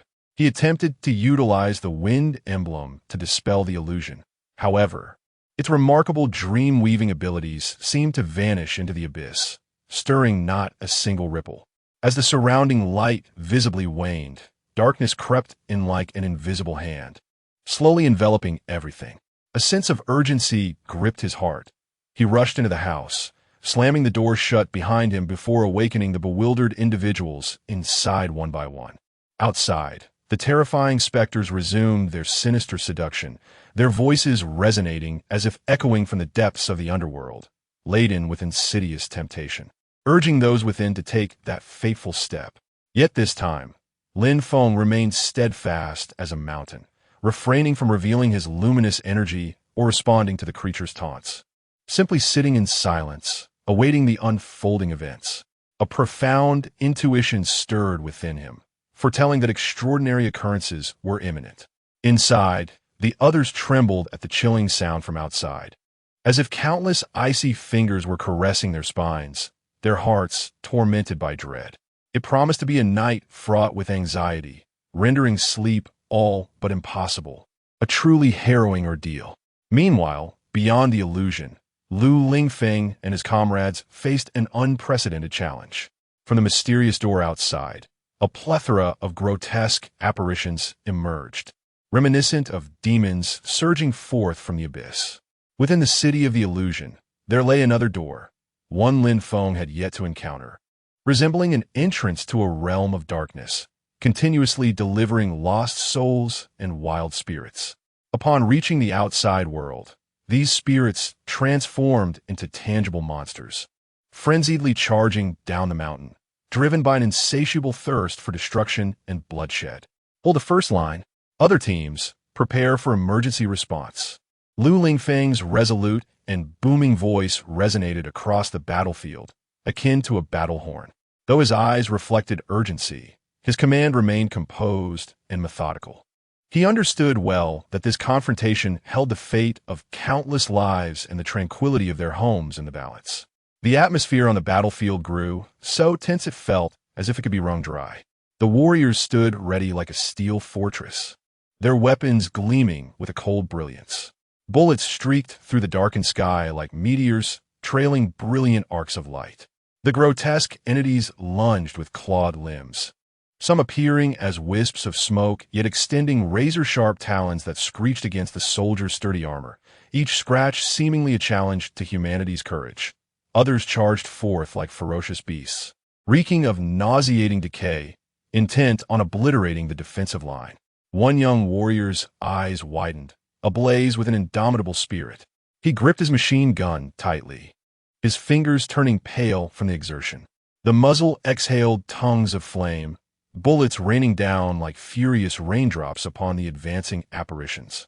The fire flickered in the darkness, resembling a beacon of hope.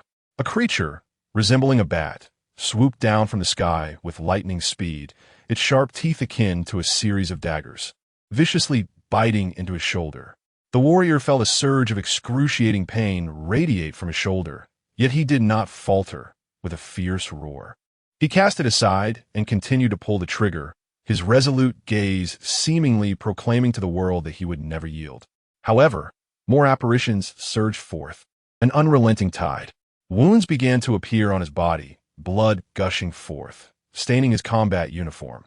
Yet he steadfastly held his ground, refusing to retreat even an inch.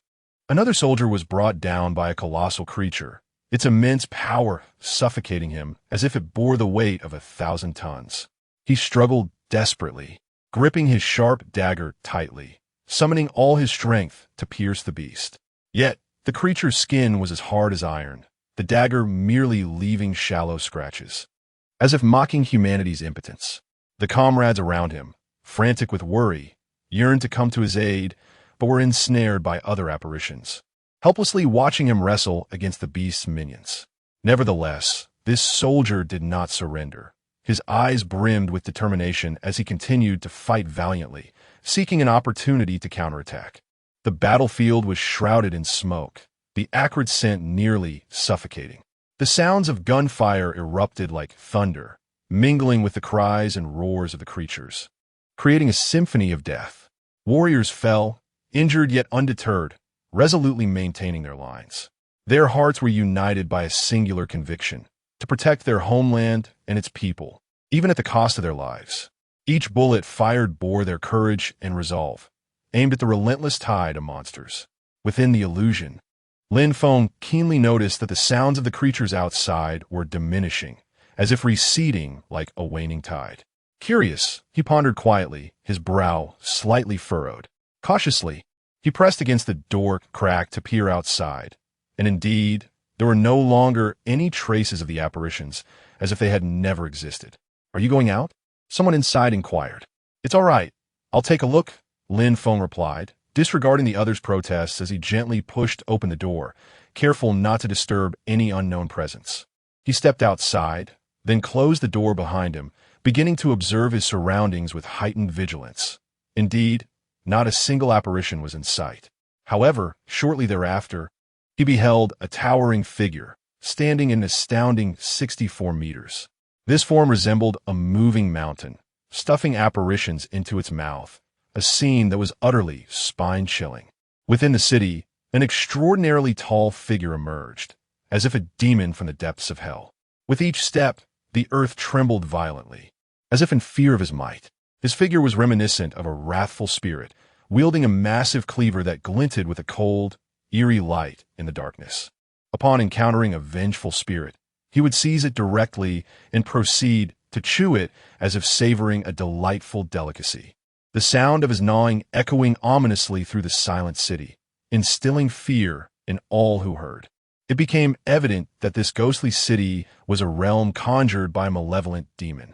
Ever since it was sealed away by the ancient Ultraman, it had gradually begun to attract the souls of those who perished unjustly, continuously absorbing their resentment and negative energy, thereby constructing this citadel steeped in the essence of death.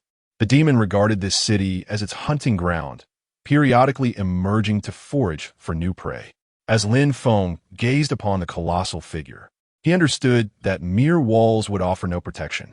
He hastily urged everyone to take refuge, fearing the monstrous entity could obliterate them in an instant. Everyone quickly outside. The monster approaches. Lin Feng's voice resonated within the confines of the building, tinged with urgency and concern. Subsequently, the group cautiously emerged, and as they beheld the enormous silhouette, an indescribable dread surged within them. Yet, the demon paid no heed to those at a distance. Instead, it pursued the fleeing spirits that scurried toward the exit. As the little ghost squeezed through a doorway, the demon forced its way out as well, but its massive form shattered the door, breaking the seal that confined it, and allowing the demon to re-enter the world. Lu Lingfeng, witnessing the sudden appearance of the demon, narrowed his eyes and decisively commanded, "Withdraw the first line of defense. Artillery team, fire at that monstrous apparition." Instantly, the sound of cannon fire erupted like thunder, enveloping the scene in smoke, as if the apocalypse had descended upon them. The artillery, wielding formidable destructive power, unleashed a barrage upon the demon, the flames glowing vividly against the darkness. However, the powerful artillery inflicted minimal damage upon the beast. Its immense physique seemed impervious. With a slight shake, it continued its advance toward the combatants. Its heavy and powerful footsteps reverberated through the ground, making the earth tremble as if the entire world quaked beneath its weight. Lu Lingfeng furrowed his brow, beads of sweat forming on his forehead, yet his gaze remained resolute. He issued another order. "Armored units, move forward. I must safeguard every single person and ensure the monster does not breach our defenses." The armored units sprang into action, their vehicles charging toward the demon like iron behemoths. Weapons mounted on the vehicles fired incessantly, flames flickering in the dark, striving to impede the monster's advance. though the armored vehicles appeared somewhat insignificant before the demon. The soldiers exhibited no fear whatsoever. Thus, Lu Lingfeng orchestrated relentless assaults against the demon, though their efforts yielded only minor victories against the creature, which remained largely unscathed. Nevertheless, the soldiers displayed unwavering valor, their hearts united by a singular conviction, to repel the monster and protect their homeland and its people.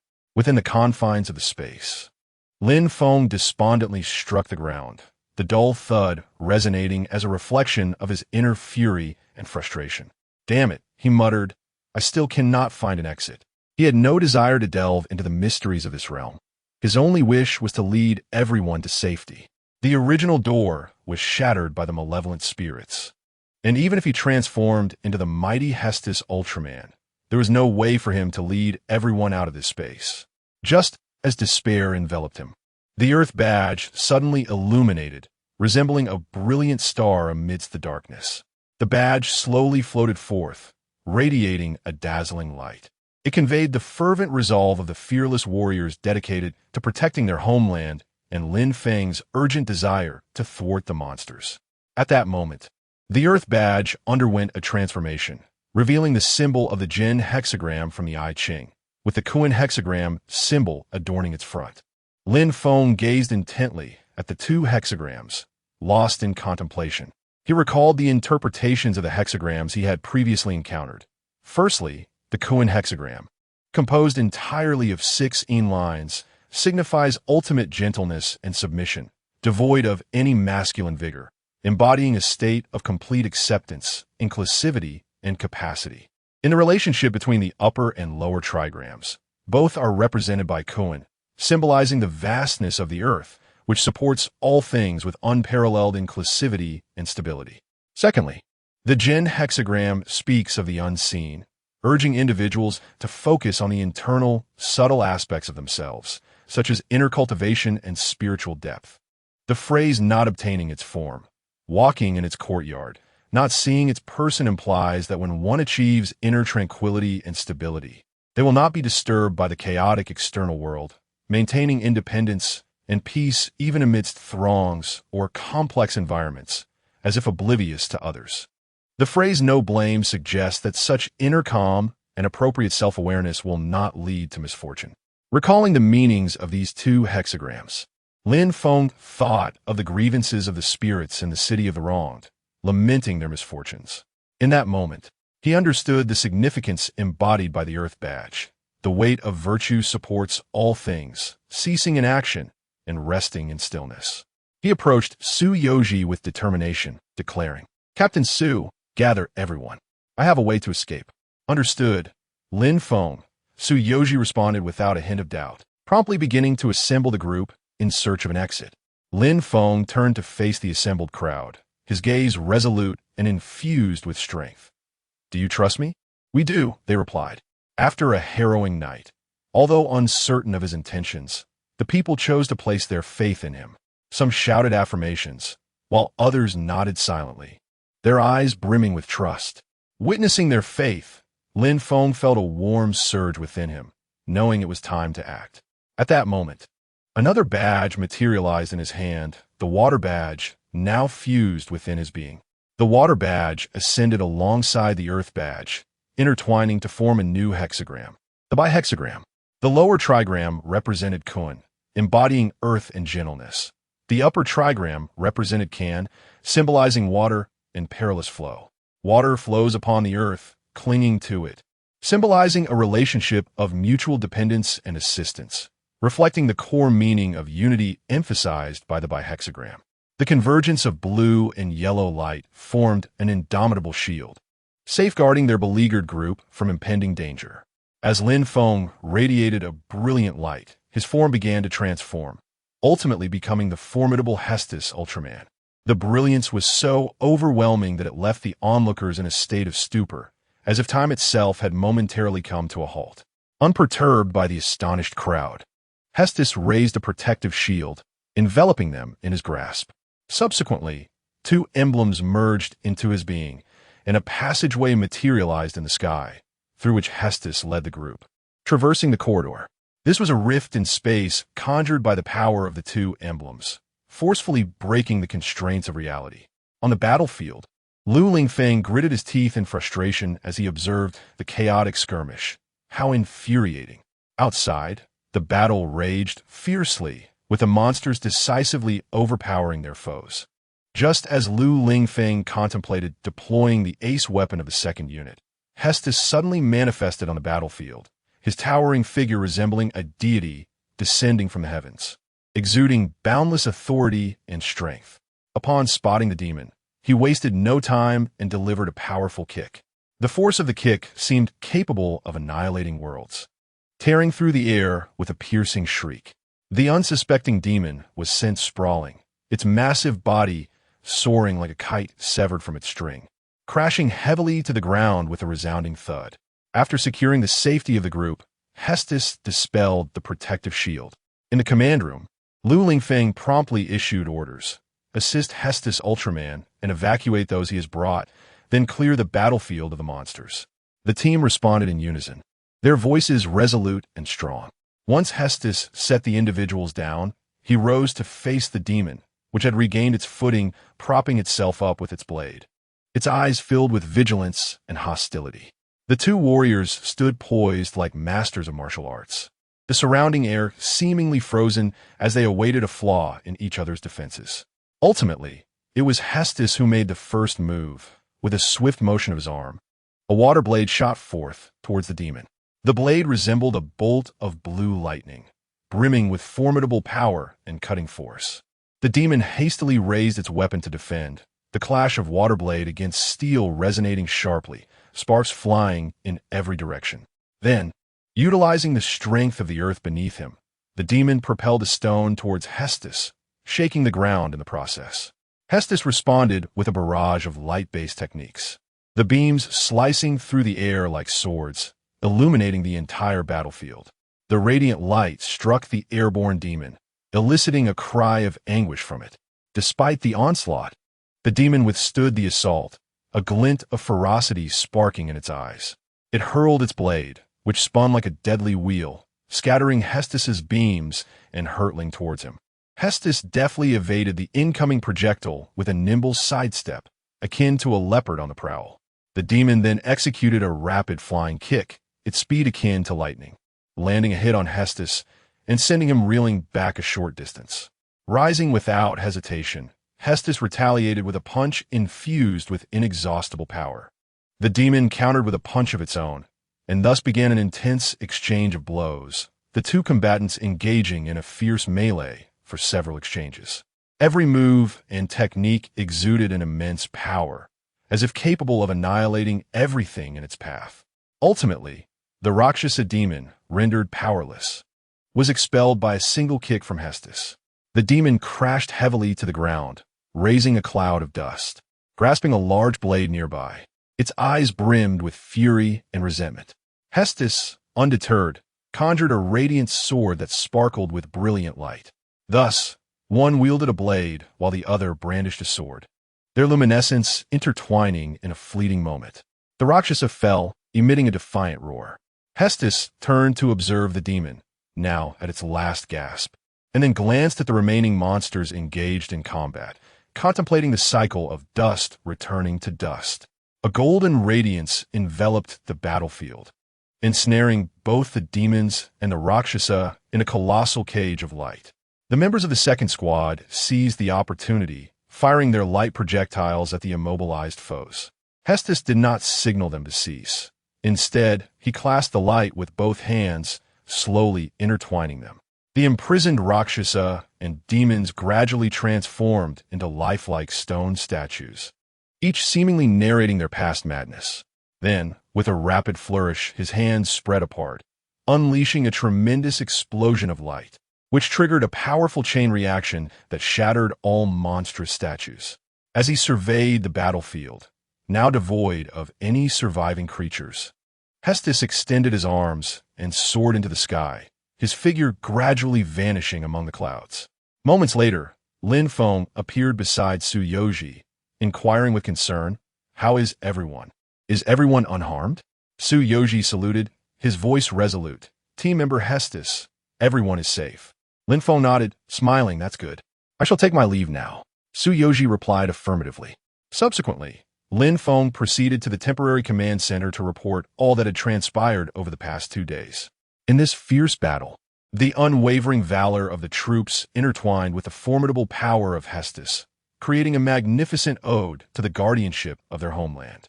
Faced with the relentless tide of demons and the mighty Rakshasa, they did not falter, embodying courage and responsibility through their actions.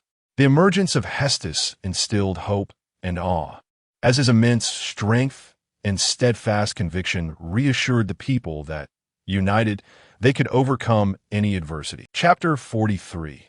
Kuan and Jin Gyujin Temporary Command Center. Have you been in the city of Wangxi for the past couple of days? Will it reappear? Lu Lingfeng pondered deeply, a slight furrow forming on his brow, his eyes betraying a hint of concern.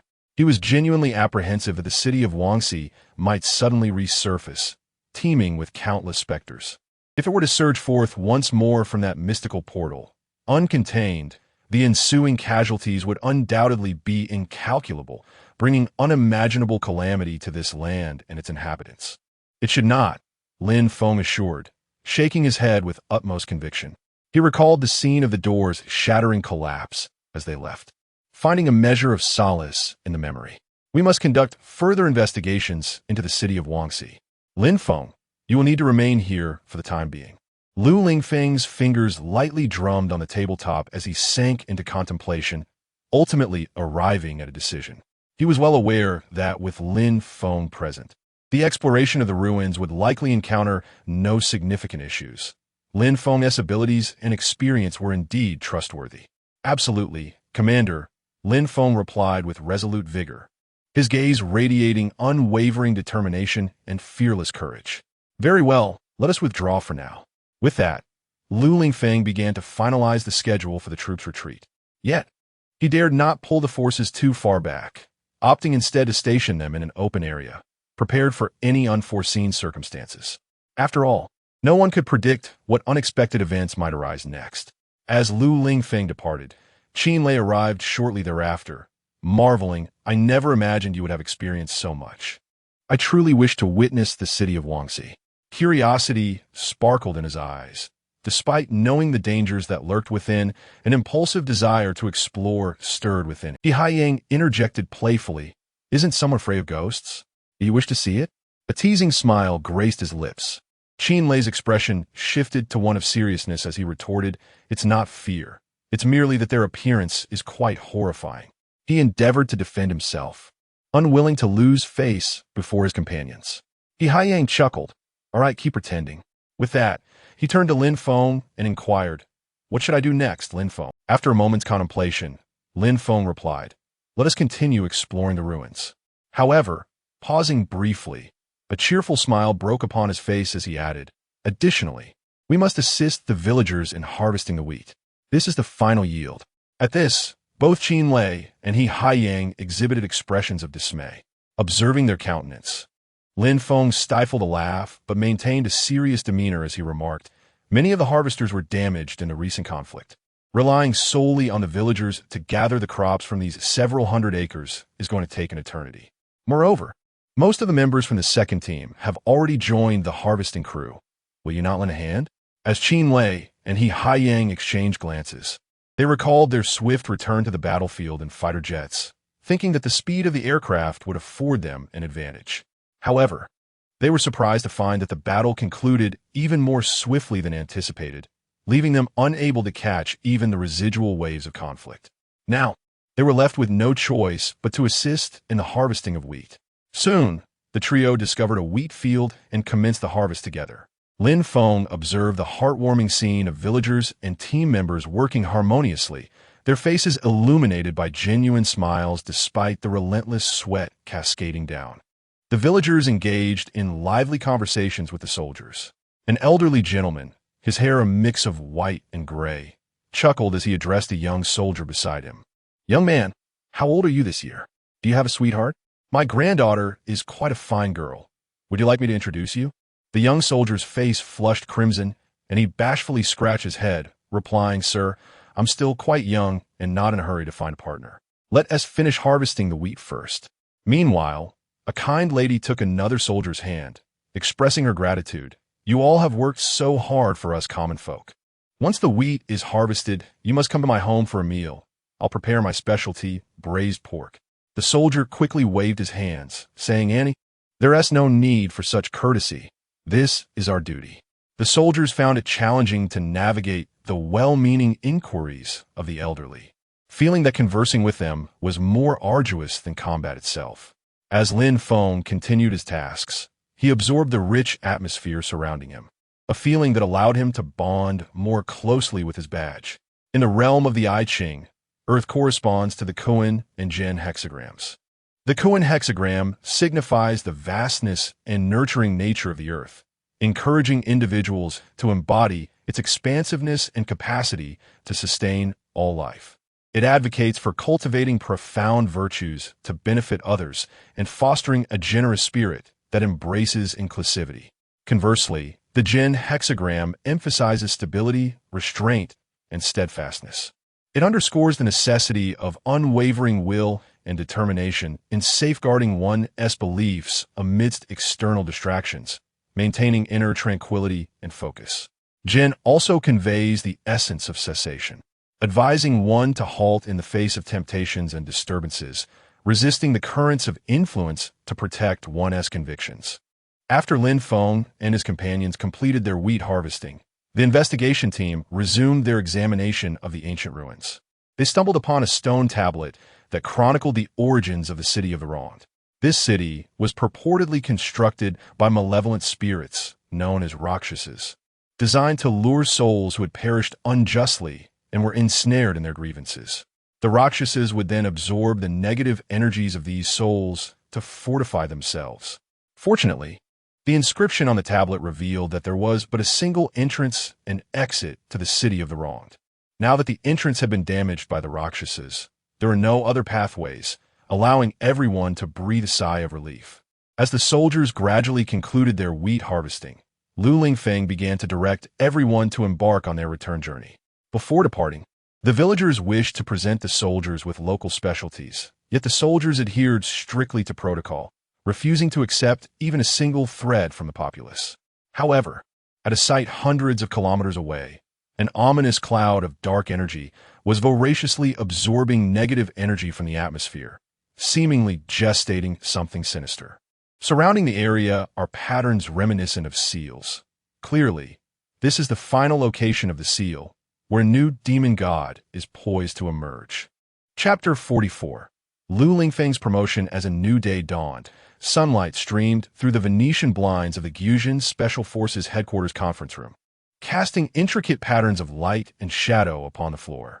Lin Feng, weary and aching, slowly entered the room, muttering, "Good morning, everyone."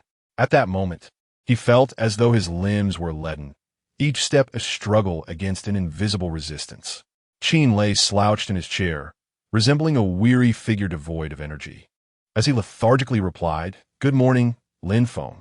I've never felt this exhausted. Not even during the most grueling training sessions did I feel such soreness."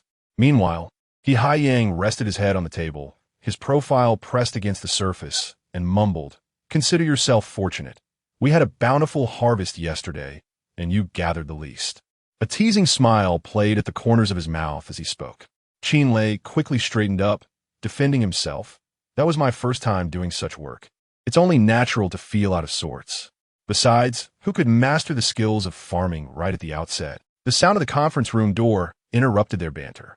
Lin Feng immediately straightened his posture and whispered to Qin Lei and the others, "The captain has arrived." This announcement abruptly halted He Haiyang and Qin Lei's playful exchange. Instantly, everyone in the room adjusted their seating, shedding their lethargy for a more spirited demeanor. As if infused with a newfound vigor, Captain Gus strode into the room with measured steps, his presence commanding and authoritative, each footfall resonating with significance. Today marked a routine meeting with no particular agenda, although any changes in future dates will be promptly communicated. His voice rang out, firm and resonant, filling the conference room. He then solemnly declared, "There is an important matter to address today concerning the promotion of Deputy Captain Liu to the rank of captain. Henceforth, Lu Lingfeng will lead the first team of the Gyujin Special Forces.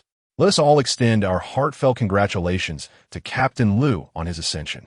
With that, Captain Gus initiated a round of applause, his claps sharp and invigorating, akin to the beat of a motivating drum. The others quickly joined in, the sound of applause weaving a tapestry of exuberant congratulations throughout the room.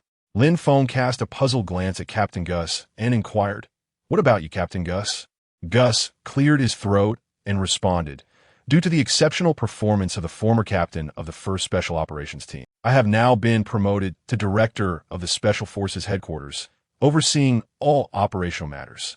Once again, the room erupted into enthusiastic applause, the sound seemingly striving to break through the ceiling of the conference room.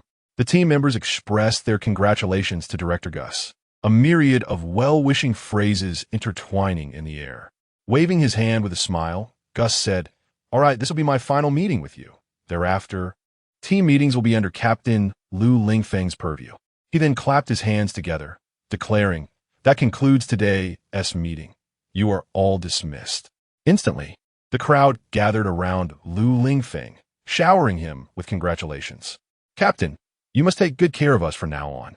Qin Lei smiled, his face radiating genuine joy. "Indeed. Captain Lu, I believe under your leadership, our team will reach new heights." Lin Feng chimed in. Lu Lingfeng responded with a warm smile. "Let us all strive together. We shall surely enhance the Special Operations Team." At noon, the cafeteria was filled with the tantalizing aroma of delicious food. Qin Lei, He Haiyang, and Lin Feng sat together at a table enjoying their meal. Suddenly, Qin Lei turned to Lin Feng and said conspiratorially, "Lin Feng, did you know? The individual involved in the stock scandal was apprehended." Lin Feng paused mid-bite, his chopsticks frozen in mid-air as he gazed at Qin Lei. "Are you referring to the incident at the financial center?" Qin Lei nodded, excitement gleaming in his eyes. "Yes, that's the one.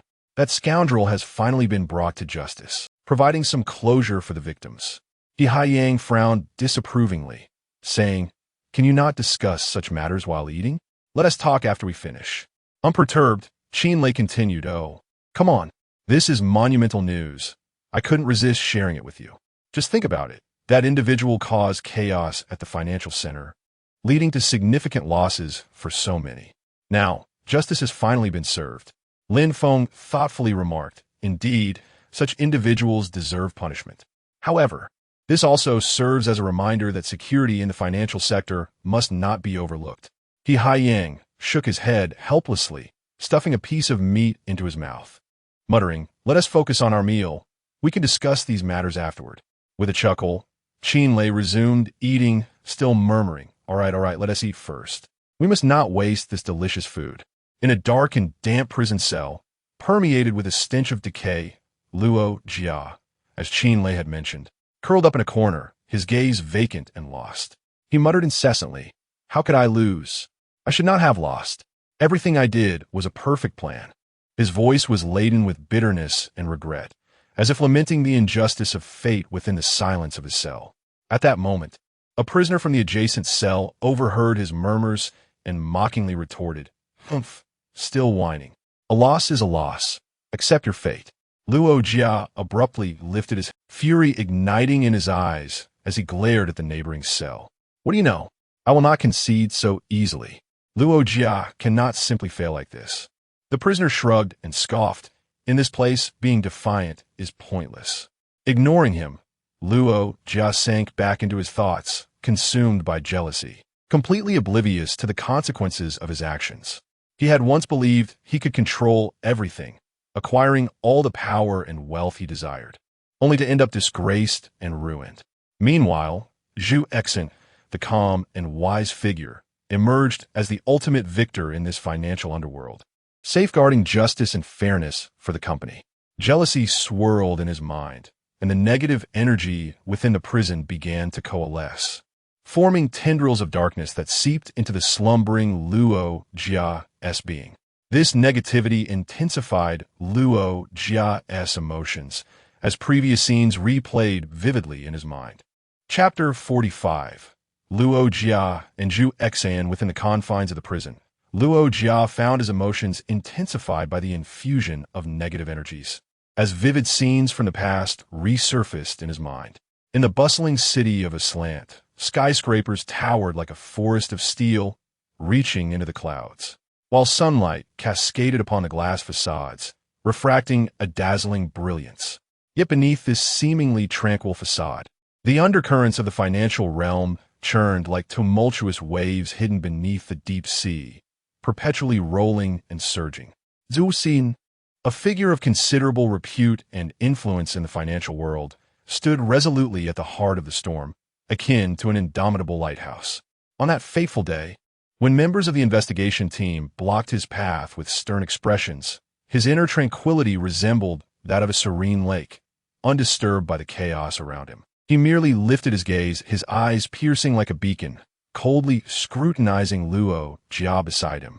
Luo Jia stood there, feigning nonchalance as he loosened his tie, a sight that struck Zhou Xin as comically absurd. Zhou Xin spoke softly, "Luo Jia, do you truly believe your little ruse can deceive the world?" To which Luo Jia responded with indifference, "Humph, we shall see who ultimately has the last laugh." On the street, Zhou Xin ambled toward the car awaiting him, unhurried. Before entering, his gaze met that of Luo Liang by the window. In that fleeting moment, their eyes locked, transcending the bounds of time and space, conveying a profound meaning imperceptible to others. Once inside the car, Zhou Xin gently loosened his tie, a mysterious smile curling at the corners of his mouth as he contemplated. "Luo Jia, the show has begun, and your triumph shall be fleeting."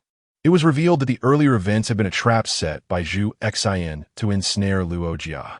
A month prior, a new stock had burst onto the scene like a dazzling star, radiating attention with its remarkable ascent.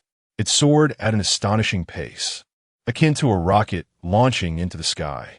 In the company's conference room, Luo Jia exuberantly declared to his subordinates, Such an extraordinary opportunity shall not be missed.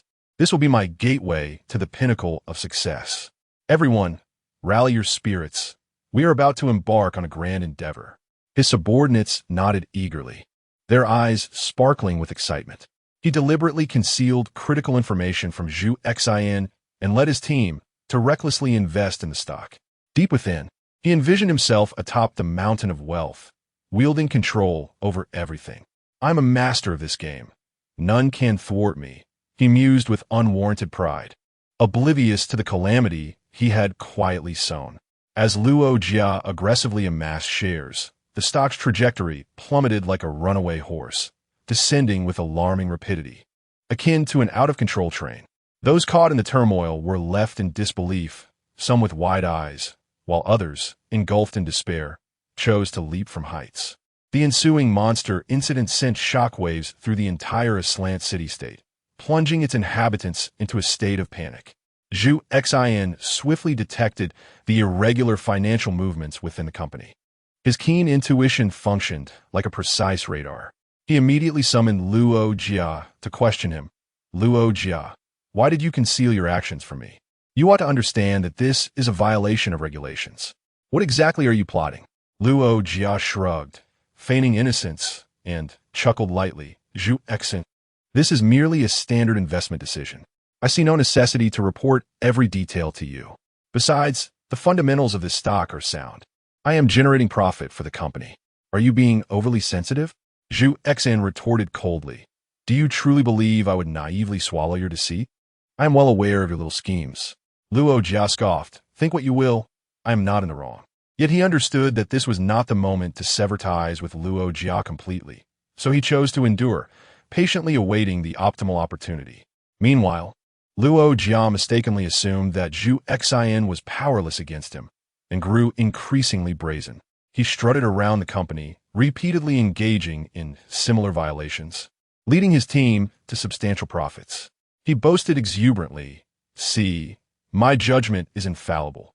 This profit is ample proof of the excellence of my investment strategy. You all should follow my lead."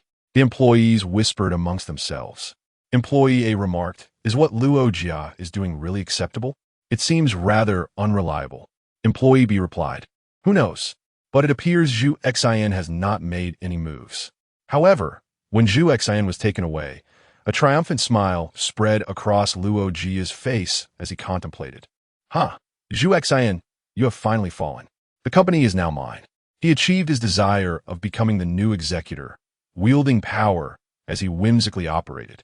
Yet he remained oblivious to the intricate web Zhu Xian had already woven. By meticulously examining the Bollinger Bands, Zhu Xian uncovered the anomalies in the stock price. He began to quietly gather evidence, dispatching his most trusted subordinates to navigate through the fog of financial data like phantoms. At last, the evidence was firmly in hand. His subordinate returned with a report. President Zhu, all evidence has been collected. Zhu Xian's lips curled into a confident smile. Huh, Luo Jia, your end is nigh. Just as Zhu Xian prepared to expose Luo Jia's vile nature, Luo Jia sensed the looming danger.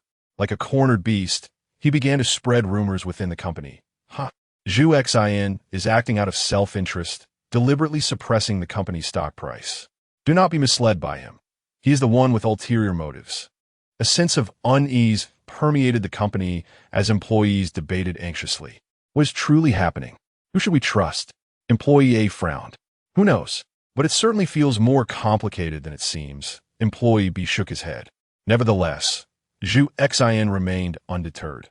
In a high-level meeting, he fixed his gaze resolutely, like a harbinger of justice, and forcefully slammed the evidence onto the table. Luo Jia, your actions have blatantly violated securities regulations, and you must be held accountable for your deeds. Luo Jia's complexion turned ashen, beads of sweat forming on his forehead, yet he attempted to feign innocence, saying, This is all a misunderstanding.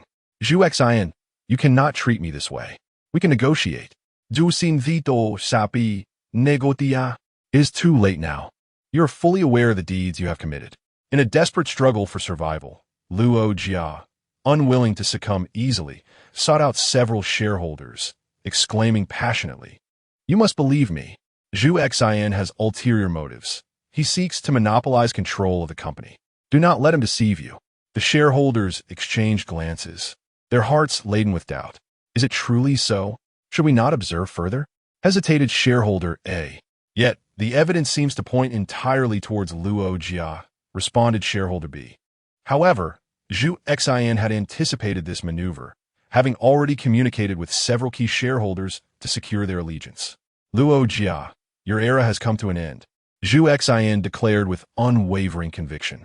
Ultimately, Luo Jia was utterly defeated in this clandestine conflict, compelled to resign from his position and depart in disgrace. As he was escorted away by the genuine investigative team, he remained perplexed, unable to comprehend how his meticulously crafted plans had crumbled to dust. In prison, as the dark energy seeped in, he began to perceive the shadowy essence that had previously eluded his sight. Watching it merge with his body, an unusual calm washed over him as he recalled the origins of the monster unveiled by Gyujin. What is this dark energy? Luo Jia pondered aloud. Can it truly aid me in my quest for vengeance? Extending his hand to touch the dark energy, a voice resonated in his mind. Merge, merge. Let us seek revenge together. This voice brimmed with envy. Yet another voice countered, No, do not merge with it. You will lose your humanity. The conflicting thoughts surged within Luo Jia's mind, clashing incessantly. He began to pace his cell, torn by inner turmoil. If I merge with this dark energy, perhaps I could seize my chance for revenge and reclaim all that I have lost. But if I forsake my humanity, what significance would that hold? Ultimately, however, the bitterness and jealousy towards Zhu Xian prevailed. Gritting his teeth, Luo Jia declared, I, Luo Jia, cannot and will not be defeated. Grasping the dark energy, it surged into him in torrents. At that moment, the prison guard seemed to sense something amiss within the cell. Furrowing his brow, he approached and peered through the small window at Luo Jia. What are you doing? Be quiet. Yet Luo Jia appeared oblivious, immersed in his own realm. As the dark energy continued to merge with him, his gaze grew increasingly frenzied and resolute. Chapter 46. Luo Jia's abduction of Zhu Xian. Time flowed like a tranquil stream, quietly meandering beneath the surface of apparent calm, where dark currents stirred. Luo Jia, once a formidable figure, now found himself ensnared within a frigid prison cell. In his eyes burned the flames of vengeance, and within his heart, plans intricately wove like a delicate spider's web in the shadows. In the cramped confines of his cell, Luo Jia sat in contemplation, his thoughts flitting like butterflies in the breeze. He spared no effort to seize any morsel of information or resource available within the prison walls, desperately seeking an opportunity for escape. Days passed, hope flickering like a candle in the wind, dim and uncertain. Yet, the gears of fate turned unexpectedly, revealing a slightly ajar window of possibility. One day, he overheard a fellow inmate discussing the outside world, mentioning that a significant project was about to be launched by a company. Luo Jia's eyes sparkled with newfound determination. He acutely recognized this as the opportunity he had been yearning for. He began to covertly reach out to his former subordinates. Although some had betrayed him, a select few still held him in reverence. "Listen, I need you to gather information about that project. This is our chance for a resurgence," Luo Jia urged one of his clandestine visitors. The subordinate's face betrayed hesitation. "But, Mr. Luo, the situation is exceedingly unfavorable for you. Can we truly succeed?" Luo Jia shot him a piercing glare, as if his gaze could penetrate the very soul. "Nothing is impossible. If we unite our efforts, we will ensure that Zhou Xian pays the price." The subordinate pondered for a moment, yet remained unconvinced, believing that Luo Jia's endeavor would only exacerbate their plight. He implored, "Mr. Luo, let it go. You have already been imprisoned. Why cling to past grievances?" Luo Jia, filled with exasperation and defiance, retorted, "No, it is not over. I still have a chance, a way forward. Zhou Xian must face consequences." With that, his eyes fixed intently on the prison door, viewing it as the barrier between him and liberation as well as retribution. In the deep of night, shrouded in darkness, the prison lay silent. Inmates were lost in their dreams while guards dozed at their posts. Luo Jia rose slowly, casting a gaze upon the other prisoners, a surge of dark energy emanating from him.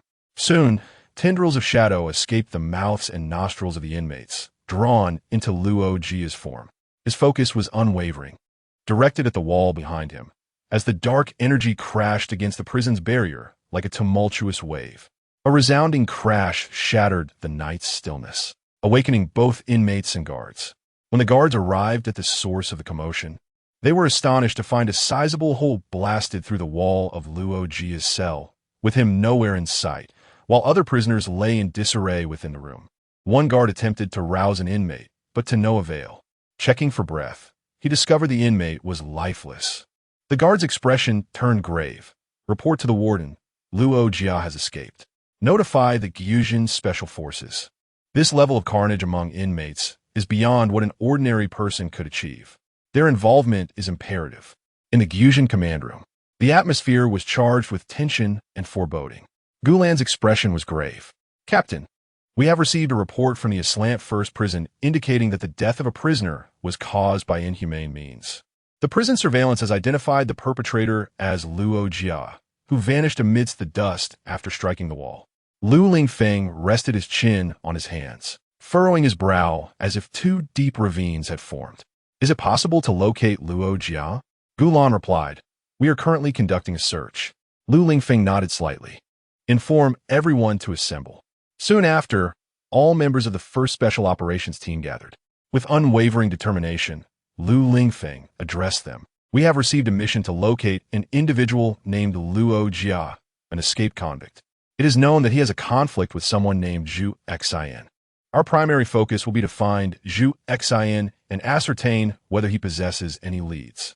He then inquired, "Gulan, what is Zhou Xian's current location?" Gulan quickly responded, "At the Aslant Financial Center." Lu Lingfeng decisively commanded, "Lulan, prepare for emergency evacuation. Since this matter has reached us, we must plan for the worst." Lulan replied with conviction, "Understood." Lu Lingfeng continued to delegate tasks. Qin Lei and He Haiyang remain on standby. Both responded in unison. "Yes." Lu Lingfeng turned to Lin Feng. "Lin Feng, you will be in my team. We are heading to the financial center." Lin Feng nodded, "Understood, Captain." The two then boarded a base vehicle and swiftly made their way to the financial center. As Lin Feng gazed out the window, his thoughts lingered on the matter of the badge. Through days of contemplation and reflection, he had discerned its usage, which involved the theories of the I Ching and the 8 trigrams. The water badge bore the Can and Zhun trigrams. The earth badge displayed the Kuan and Zhen trigrams. The wind badge featured a banner on one side, with the Sun trigram on the other. While the Sun trigram was easily comprehensible within the context of the I Ching, the significance of the banner eluded him. Lu Lingfeng, noticing Lin Feng lost in thought, asked, "What occupies your mind?" Lin Feng snapped back to reality. "Nothing, Captain." The driver of the Special Operations Vehicle announced, "Captain Lu, we have arrived at the financial center." Lu Lingfeng replied, "Let us proceed." Lin Feng. "Yes, Captain," Lin Feng affirmed. Upon entering the financial center, chaos unfolded before them. People were frantically fleeing, their screams and shouts intertwining like tumultuous waves. Lu Lingfeng promptly halted a passerby. "What is happening?" The individual, panic-stricken, exclaimed, "President Zhu has been taken hostage by Luo Jia. He has become terrifying." With that, the person broke free from Lu Lingfeng's grasp and ran away. Lu Lingfeng pressed his earpiece. "Lu Lan, initiate an emergency evacuation of the financial center and the surrounding crowd." Lu Lan's voice responded through the earpiece, understood. Lu Lingfeng then turned to Lin Feng. "Let us go up and investigate." Lin Feng nodded in agreement. As the elevator was occupied, the two were compelled to ascend the stairs, confronting the challenges ahead until they reached the rooftop. Chapter 47. The transformation of Luo Jia upon ascending to the rooftop. A scene of tension unfolded before me. Security personnel, clad in tailored suits, surrounded the area, while Luo Jia had one hand tightly gripping Zhu Xian's neck and the other brandishing a knife against his throat. With a fierce glare, Luo Jia warned the onlookers, "Do not approach." A nearby suited man quickly restrained a security guard, nervously imploring, "Please, we mean no harm. Can you refrain from making further mistakes? What you are doing is illegal and will only exacerbate your transgressions." Luo Jia, with a bitter smile, retorted slowly, "At this point, does legality even matter?" He then shouted in indignation, "I have done nothing wrong. I merely wish to earn more. Is it not better for everyone to profit together?" His gaze sharpened. "While I was making money alongside you all, why did no one dissuade me? Now, you come lecture me?" Zhu Xian, gasping for breath, interjected, "Your methods are criminal and will lead to the dissolution of families and the ruin of lives." Enraged, Luo Jia tightened his grip, pointing the knife at the crowd, causing them to recoil in fear. "Silence. Because of you, they dare to say, I am inferior." Zhu Xian's face flushed, nearly losing consciousness. In a rush, Lu Lingfeng stepped forward. "Luo Jia, cease this madness. Let's speak calmly." Luo Jia regarded Lin Feng and Lu Lingfeng, a hint of arrogance gracing his features. "And who might you be? Special forces? You have no authority over me." At that moment, Luo Jia felt a sense of desperation akin to burning bridges. As Zhu Xian sensed Luo Jia's attention diverted by Lu Lingfeng, he seized the opportunity to catch his breath and urged, "Luo Jia, this world is fair. The notion of instant wealth is but a fantasy. Is that so?" Luo Jia challenged. "What did you once tell me? You said, Luo Jia, times have changed. This era is equitable." Zhu Xian exclaimed passionately. "Times have changed? No, it remains the same. I have tried to be diligent and work hard for a meager income. Look at those individuals." Luo Jia gestured toward the towering skyscrapers. "Do they comprehend architecture? They merely invest a fraction of their wealth and time to inflate property prices and amass fortunes. Is this what you call fairness?" He tightened his grip on Zhu Xian's neck once more. "Zhu Xian, the wealthier one becomes, the more power they wield. You know this better than I. Do you truly believe this world is just?" Then, with a hint of despair, he let his knife hand droop slightly, confessing, "I can no longer continue this way. I have exerted every ounce of effort, only to be told I am in the wrong. Yes, it was my fault. I have been selfish, adhering to my own principles." Clutching Zhu Xian fiercely, he declared, "It was you who said, regardless of the endeavor, we must prevail. Winning is all that matters. You said this. This time, I must triumph over you." With that, he raised his hand, intent on slashing Zhu Xian's throat. In a flash, Lin Feng reacted, swiftly disarming Luo Jia with a shot that sent the knife clattering to the ground. Lu Lingfeng watched as the weapon was struck down, swiftly lunging to fracture Luo Jia's hand, seizing Zhu Xian's hand and pulling him away with determination. Lu Lingfeng gazed sternly at Luo Jia, declaring, "Luo Jia, you are under arrest." At that moment, instead of expressing anger, Luo Jia erupted into laughter, saying, "I had no intention of this. It was never my desire." Clutching his head in agony with both hands, his eyes glowed crimson, emanating dark energy that continually poured from his body. Upon witnessing this, Lin Feng dashed towards the captain and the gathering crowd. In an instant, dark energy and white light manifested simultaneously. The monstrous creature and Hestos appeared, their colossal forms crashing to the ground, sending tremors that scattered stones and dust. Hestos crouched down, carefully placing the captain, Zhu Yi, and others onto the ground before rising to confront the frenzied beast. The creature bore two horns, resembling a bull, with eyes ablaze in crimson light. Its humanoid body was covered in lush fur, and it possessed an exceptionally corpulent figure. Once the beast ceased its frenzy, upon spotting Hestos, it charged forward in attack. Hestos raised his hand to defend, effortlessly blocking the seemingly ferocious assault. In retaliation, Hestos delivered a powerful punch, forcing the creature to stagger backward repeatedly. The beast lunged again to attack several times, but Hestos adeptly parried and countered each strike. Hestos attempted to awaken Luo Jia through mental persuasion. "You have been consumed by darkness. Relinquish your obsession or face death." Ignoring Hestos's words, Luo Jia roared within his mind. "No, I seek revenge. I will make them pay." Hestos continued, "Revenge will only yield further suffering and destruction." This time, Luo Jia disregarded Hestos's counsel and advanced to strike the Ultraman Hestos directly. In response, Hestos unleashed a radiant sphere of light from his palm, the luminous beam striking the creature directly, sending it crashing to the ground. Hestos observed the fallen beast, although it lay defeated. The hatred blazing in its eyes could not be concealed. Chapter 48. The Radiance of the Wind, observing the figure of Luo Jia, consumed by hatred and jealousy. Lin Feng realized that this individual was beyond redemption. A sigh escaped his lips. Had he truly allowed hatred to cloud his vision?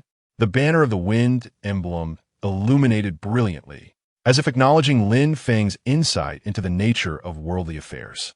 In that moment, Lin Feng comprehended that the emblem's design was not merely a flag, but rather an embodiment of a higher essence, the ethereal wood.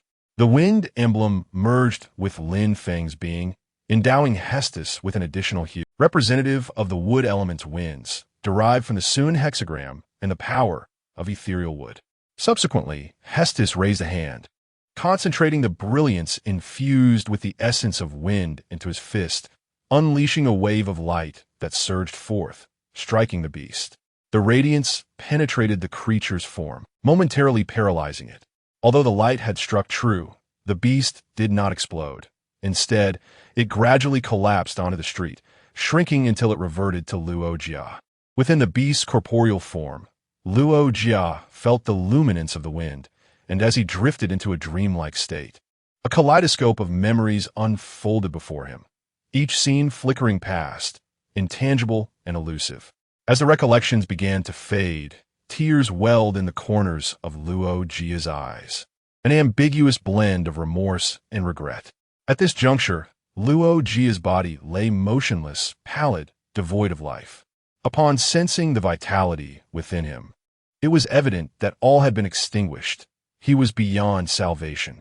Lin Feng, having sensed the absence of life within Luo Jia, confirmed his demise, irretrievable.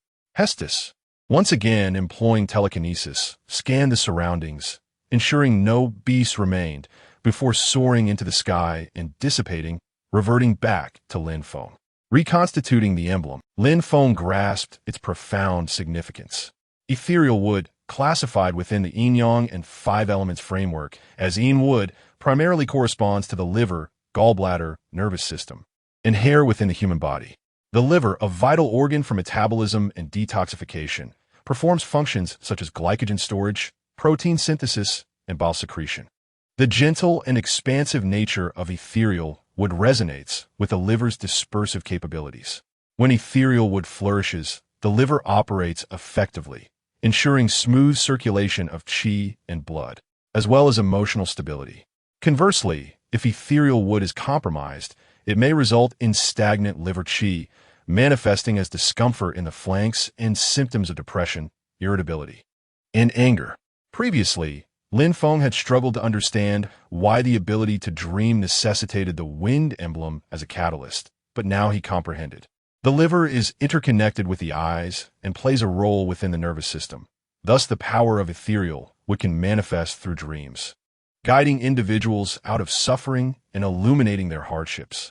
Moreover, the compliance symbolized by sun does not equate to blind obedience. Rather, it embodies the principle of adapting to circumstances while exercising one's initiative, overcoming rigidity with gentleness to achieve one's aims. It serves as a reminder to maintain humility, perpetually learn and progress, and avert arrogance. Ethereal wood and the Sun hexagram possess remarkable applications, overlapping significantly in the areas they govern within the human body, influencing one another to collectively uphold health. For instance, when liver function is optimal, both ethereal wood and the other facets represented by the Sun hexagram also flourish. Conversely, should the liver encounter issues, it may adversely affect the nervous system, hair, and other areas, simultaneously influencing the qualities represented by the wind hexagram, such as decision-making abilities and emotional stability. Thus, the toll of sleepless nights on the liver can lead to erratic emotions, irritability, and a clouded perception of reality, resulting in impulsive actions detrimental to oneself. Nurturing and safeguarding the liver is essential for a more fulfilling life. Lin Feng withdrew his thoughts and approached Lu Lingfeng and Zhu Exen, who were still engaged in conversation. Lu Lingfeng turned to Lin Feng and inquired, "How is Luo Jia?" Lin Feng shook his head. He did not escape the fate of becoming a monster. Zhu Exen felt a pang of sorrow. Luo Jia had occupied a significant place in his life, being both a friend and a colleague. Yet their relationship had soured due to work, leading to a final estrangement marked by life and death. Observing Zhu Exen's silence, Lu Lingfeng remarked, "It seems you need to elucidate the circumstances surrounding this matter." Zhu Exen looked at Lu Lingfeng. "Captain Lu, I shall." Lu Lingfeng called for 2 members of the investigative team, instructing, "Take him through the necessary procedures. A detailed report on the events is required."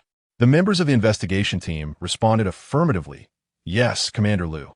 Subsequently, after the investigative team escorted Zhu Exen away, Lu Lingfeng promptly directed the other team members to regroup, and the 7th squad commenced the aftermath procedures.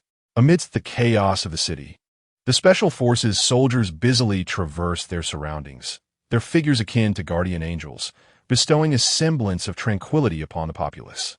Meanwhile, Lin Feng stood once more atop the high building, gazing into the distance, his mind teeming with thoughts. He understood that this battle was merely the beginning. The power of the badge remained largely untapped, and they were still at the outset, with numerous challenges awaiting them in the future. Yet, he firmly believed that through diligence, each enigma could be unraveled. Upon unlocking the wind badge, he discovered that the manifestations of power were no longer singular. Wind, earth, and water could freely intertwine, ultimately leading to a common destination. The interplay of these combinations required equally radiant forces. Lin Feng reached out to touch the air, feeling the wind, though intangible. It imparted a sense of serenity. Perhaps this encapsulates the essence of wind. In the natural world, the wood element faces various adversities during its growth, yet it perseveres resiliently. This prompts us to contemplate how to maintain inner peace amidst the clamor of existence and to embody resilience when confronted with setbacks. Inner tranquility enhances our capacity for reflection and decision-making, shielding us from external distractions and temptations. We can cultivate this serenity through meditation, reading, and the arts. Furthermore, resilience empowers us to persist in the pursuit of our aspirations in the face of challenges and adversities. On the journey of life, we inevitably encounter various trials and tribulations. Only by possessing a resilient spirit can we surmount these obstacles and realize our dreams. Lin Feng was acutely aware that the road ahead remained long, and he would embrace this conviction as he courageously faced the unknown challenges that lay ahead. Chapter 49. The downfall of the working class on the fringes of a bustling metropolis. A somewhat desolate figure wandered in solitude. His name was Zhang Jiaming, a salesman at a real estate company. At this moment, his countenance was etched with fatigue and confusion. The deep shadows beneath his eyes seemed to narrate the arduous efforts of recent days.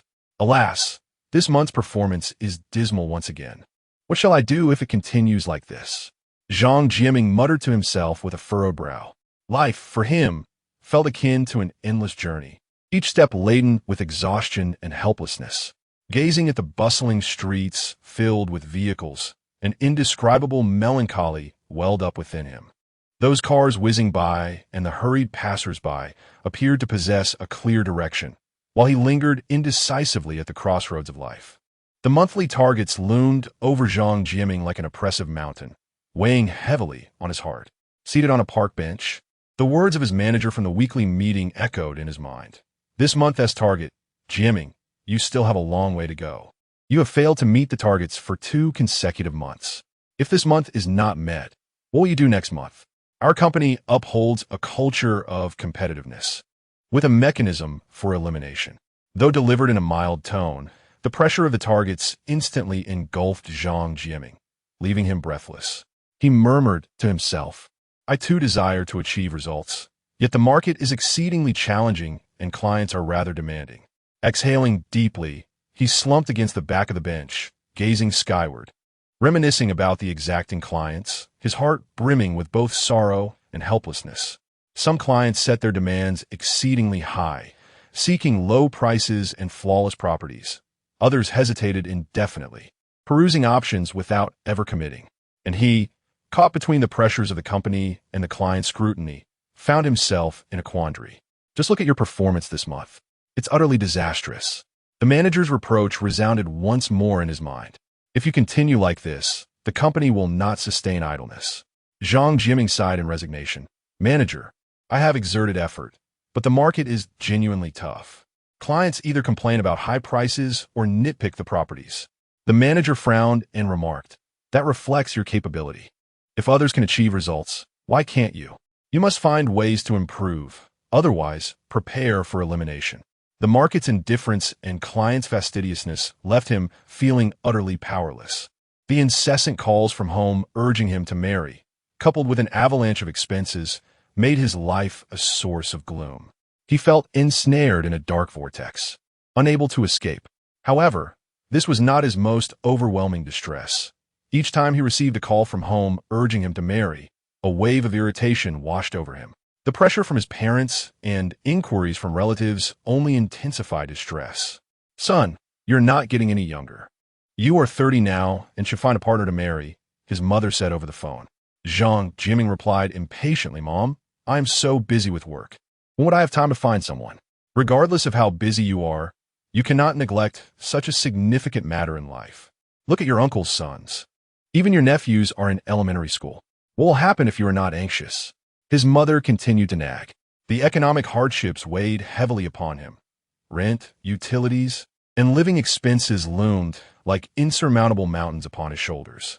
How am I to endure such a life? Zhang Jiaming pondered gloomily. A sense of melancholy swirled within him. Yet he remained oblivious to the fact that individuals like him were ubiquitous in the affluent city-state of Aslant, situated on the planet Ceylon. The majority of the youth found themselves ensnared in circumstances akin to his own. Above the park, an invisible cloud absorbed the emotions of those who wandered through life aimlessly. Confusion, sorrow, and anxiety coalesced into a negative energy that hung like a magnetic field, drawing in every passerby. On the other side of the city, within the command center of the Gusian Special Forces, Gulan was intently scrutinizing various data displayed on the large screen. Her gaze was resolute and focused as she cross-referenced the constant values of negative energy, determined to confirm the optimal detection range and prevent incidents akin to that of Luo Jia. where harmful energies went undetected. The team remained vigilant, prepared to respond to unforeseen circumstances. Lu Lingfeng spoke solemnly, his voice resonating in the command center, instilling a sense of urgency among everyone. "Captain, things have been quite tranquil lately. Surely, nothing will occur," Qin Lei remarked. "Don't tempt fate.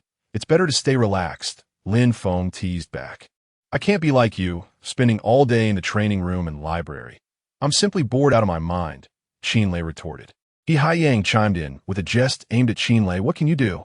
Lin Feng shrugged.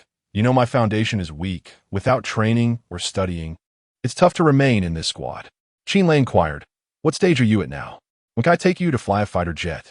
Lin Feng scratched his cheek. "I still have some way to go. Let us talk about it after the competition." Sometimes, Lin Feng wondered if everyone at the Xinqing base was aware of his identity. Otherwise, being in the special forces felt like sitting on pins and needles.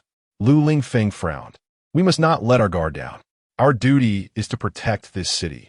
We cannot afford to relax our vigilance at any moment." Gulan stretched her limbs. Finally finished, everyone turned to her, for she had been laboring at the computer for 2 consecutive days. Although no monsters had appeared during that time, it seemed she was the only one working in the command center. With a slight movement of her fingers, a confirmation key sent the data to the large screen, revealing a graphical representation of terrain fluctuations akin to mountainous waves. This linear fluctuation aligned with the city's topography, presenting a verdant expanse on the screen that appeared entirely normal. "This is the detection after I modified the data. Any area glowing green is deemed normal, and specifics can be pinpointed to actual locations," Gulan stated, subsequently retrieving a real-time monitoring image.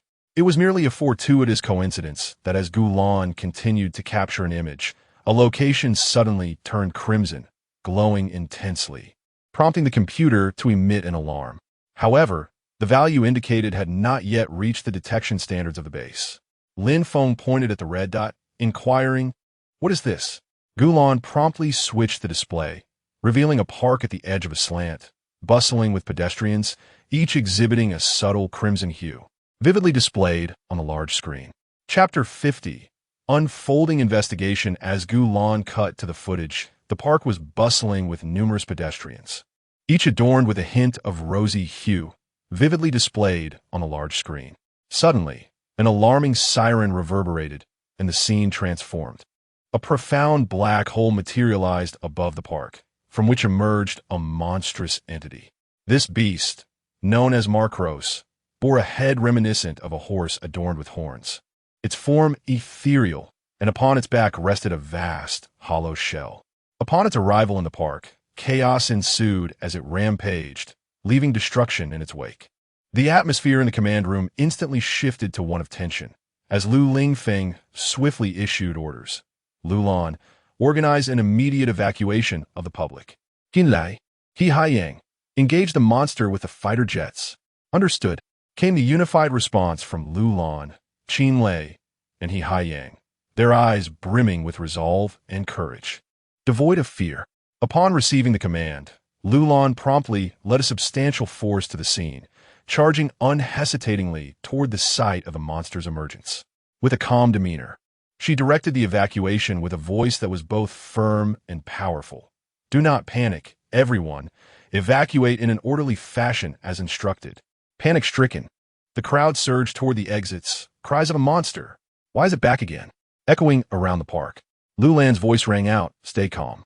We will ensure your safety. Hurry to evacuate."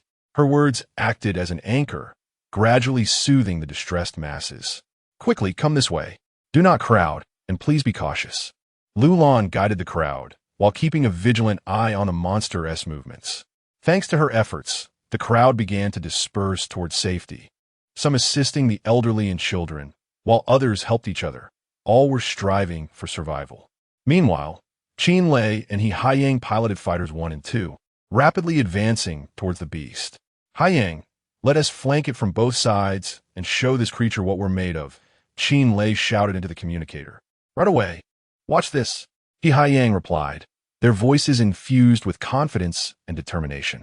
They executed a well-coordinated assault on the monster from the sky, their fighter jets unleashing a barrage of fire that streaked across the heavens, illuminating the entire city. However, the beast's formidable strength rendered their attacks seemingly ineffective. The monster roared, lunging at the fighter jets with immense power, each strike causing the aircraft to tremble violently. "This creature is too powerful. We need to devise a strategy," Qin Lei exclaimed. "Don't worry, let us search for its weakness," He Haiyang suggested.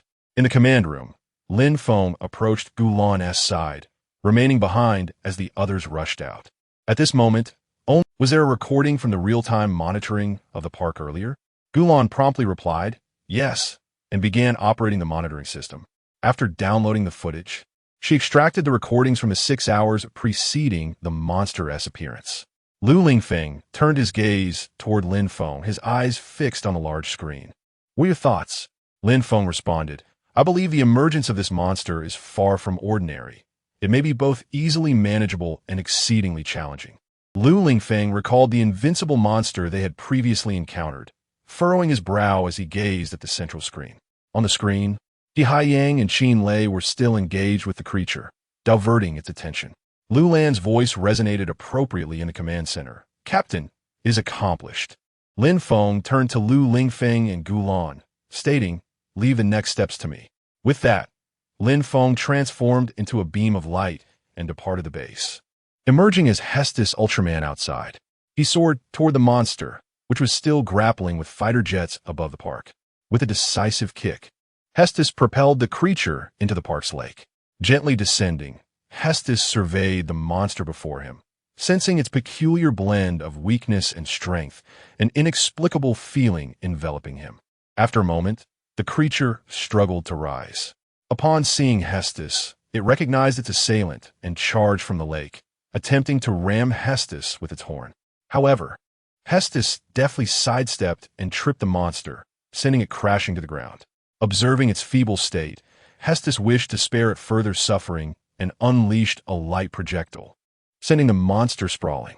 A subsequent beam of light struck the creature, concluding its brief existence. Yet, despite the monster's demise, an anticipated explosion did not occur. Instead, it transformed into a mass of gas, slowly ascending into the air. Hestos extended his glowing hand, attempting to probe the gaseous entity, only to have his hand pass through it as if it were non-existent. Nearby, Qin Lei and He Haiyang exchanged puzzled glances. What is Hestos doing? Did the monster not perish? The two individuals in the command room were similarly bewildered, unable to perceive the gas cloud that only Hestos could see. After a period of probing, with no response from the gas, Hestos relinquished his efforts, deciding to revert to his human form to gather the team's thoughts before proceeding. He dissipated back to the command room. Within the Gyujin command center, Lin Feng promptly reported the status he had observed. Lu Lingfeng raised an eyebrow, hesitatingly inquiring, "Are you suggesting there is a gas cloud above the park?" It was not that he doubted Lin Feng. He simply had not witnessed it himself. He turned to Gulan, who subtly shook her head, indicating she too had not seen the gas cloud Lin Feng described. With a resigned sigh, Lu Lingfeng decisively proclaimed, "A time of troubles has arrived. We shall commence an investigation. I will take charge of the arrangements." Lin Feng nodded, recalling the footage Gulan needed to download, and remarked, "Captain, the previous footage may contain clues." Lu Lingfeng responded, "Very well, let us begin with the footage." He then called out, "Lulan, have the crowds dispersed on your end?" Lulan promptly replied, "They have mostly departed. Everyone has returned." Lu Lingfeng commanded, "Today, for those evacuated from the park, arrange the evacuation team to conduct a focused investigation under the pretext of psychological adjustment." Lulan responded without hesitation, "Understood, Captain." Lu Lingfeng turned to Lin Feng.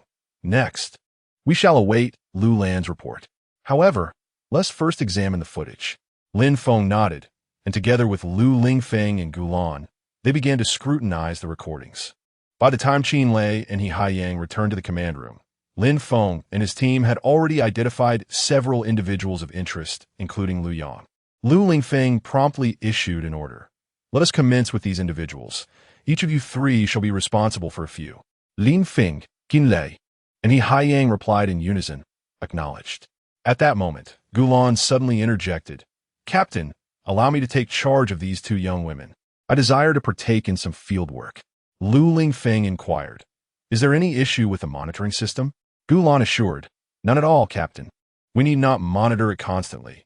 I have configured an automatic monitoring mechanism that will conduct a comprehensive data analysis independently. Lu Lingfeng nodded. Very well. Then you shall handle the two women in the middle, which will alleviate some pressure off Lulan. Gulan Ziplit understood. Thus, Lin Feng and his team commenced their discreet investigation. Their inquiries did not disturb the subjects, but rather involved the installation of additional monitoring devices at their residences and workplaces. Occasionally, Lin Feng questioned the efficacy of such investigations, yet Lulan's experience informed him that this approach was essential to prevent panic among the residents being investigated. After all, the Special Operations Team was perceived by the public as a unit continually battling monstrous threats, and the presence of its members conducting inquiries in their midst could exacerbate anxiety and negativity. To mitigate the emergence of such adverse sentiments, the Special Operations Team's investigations were typically conducted discreetly, concealing their true purpose. Chapter 51. Anxious Zhang gymming the following day at the conference table of the command center. Lu Lingfeng surveyed the assembly, inquiring, have there been any discoveries? Lin Feng and the others shook their heads, but Lin Feng began to ponder. The two individuals he investigated, while seemingly ordinary, shared a common plight, professional setbacks. He wondered if this was the catalyst for the emergence of the monstrous entity. He then reported to Lu Lingfeng. It seems I have uncovered something. Both individuals I examined have encountered obstacles in their work, leading to predominant feelings of anxiety and distress. Gulan chimed in. I have observed similar patterns, with difficulties in both work and personal life. Subsequently, Qin Lei and He Haiyang echoed their findings. Lu Lingfeng, furrowing his brow in contemplation, remarked, it appears that this creature is born from the pressures of work and life, particularly the former. As if reaching a resolution, Lu Lingfeng declared, let me address the issue of public welfare with Director Gus, while you continue to monitor these individuals. Additionally, expand the scope of your investigation. After all, if this monster feeds on the negative energy of workers, the range must be broadened. The group responded in unison, understood. After the meeting, Qin Lei muttered, speaking of which, we are also workers. Could we be susceptible to having our negative energy absorbed? The others stared intently at Qin Lei, eager to discern any signs of his own negativity. Lin Feng playfully interrupted Qin Lei's musings by patting him on the shoulder, teasing, with your outlook on life, coupled with your current job, that seems improper. Just focus on your work, worker. He then exited the conference room. He Haiyang followed suit, encouraging, keep it up, worker. Gulan glanced at Qin Lei and also joined in, keep going, worker. Noticing Lu Lan's intention to follow, Qin Lei quipped, you, too? Lu Lan feigned ignorance, stating, indeed, let's do our best, workers. Finally, Qin Lei turned to Lu Lingfeng, who remained, and as the two were left alone, Lu Lingfeng cleared his throat, interrupting Qin Lei's thoughts. I want to say anything further. However, worker, you ought to return to your duties. At this, Qin Lei hesitated, gesturing toward Lu Lingfeng. He suddenly perceived Lu Lingfeng as a boss, expecting diligent labor from his subordinates, and reluctantly retreated, closing the door behind him with a resigned, all right, Captain, goodbye. Days later, in the dimly lit office, Zhang Jiming stood before his supervisor's desk, his head bowed. His hands twisted nervously together, and fatigue and guilt marred his face. The deep circles under his eyes appeared as heavy reminders of the toil and despair he had endured in recent days. The supervisor, seated behind the desk, furrowed his brow, his gaze sternly fixed on Lu Yang. He lightly tapped the desk, the dull sound resonating in the quiet office, echoing within Lu Yang's heart. Jiming, just look at your performance this month. It is utterly dismal. The supervisor's voice, though soft, was laden with authority. Zhang Jiming slightly raised his head, his eyes revealing a sense of helplessness and melancholy. He opened his mouth, wishing to explain, yet unsure of where to begin. Manager, I have tried my best, but the market is truly challenging. Those clients either complain about high prices or nitpick the properties. His voice was somewhat hoarse, tinged with fatigue. The manager furrowed his brow and shook his head. That is a matter of your capabilities. Others can achieve results. Why can't you? You must find a way to improve, or you shall face the consequences of being eliminated. The manager's words fell like a heavy hammer upon Liu Yang's heart. Zhang Jiaming's complexion grew paler. He bit his lip, striving to regain his composure. Manager, I am aware that my performance this month has been poor, and I am quite anxious about it. However, the current market conditions are indeed tough, and the client's demands are increasingly stringent. I have made every effort to meet their needs. Yet closing deals remains elusive. A hint of grievance laced his voice. The manager sighed, his tone softening slightly. I understand that the market is difficult, but the company also faces its own challenges. We adhere to a culture of competitiveness, with a mechanism for elimination. It is not merely my words. If you continue down this path, the company cannot support idle individuals. Zhang Jiaming lowered his head, falling into silence for a moment. Then he raised it again, determination flickering in his gaze. Manager, I understand. I shall work even harder to enhance my professional skills. I will find a way to meet this month's targets and not let you down. The manager regarded Liu Yang, giving a slight nod. Good. I hope you can keep your word. Remember, opportunities favor those who are prepared. If you do not strive, you will be surpassed by others. Zhang Jiaming nodded vigorously. Manager, I will certainly put in the effort. He turned and exited the office, his heart brimming with resolve and ambition. Yet, he also recognized that he must alter his circumstances. Otherwise, he would risk losing his job. In this bustling city, losing a job equated to losing the foundation of existence. As he walked down the corridor, Zhang Jiaming's mood remained heavy. He reflected on his recent endeavors, which had yielded little reward, leaving him feeling somewhat disheartened. Nevertheless, he understood that complaints were futile. Only through relentless effort could he change his fate. He silently resolved to actively pursue clients, understand their needs, and provide superior service. He believed that with perseverance, he could meet his targets and escape his current predicament. However, after a glimmer of hope, confusion deepened. After considerable effort, Zhang Jiaming found that circumstances had not improved. After all, sometimes opportunities are not merely a result of hard work, but are contingent upon luck. Repeated attempts had not only failed to boost Zhang Jiaming's performance, but had resulted in stagnation. The customer list on his phone continued to dwindle, and anxiety enveloped him once more. Dragging his weary feet from the manager's office, it felt as though all his strength had been drained. The manager's criticisms echoed in his mind, those words piercing like sharp daggers, deeply hurting his heart. Why am I so incompetent?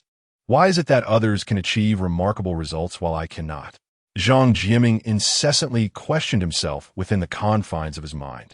He felt an overwhelming sense of frustration and despair, as if he were ensnared in an abyss with no bottom, unable to climb out. Chapter 52.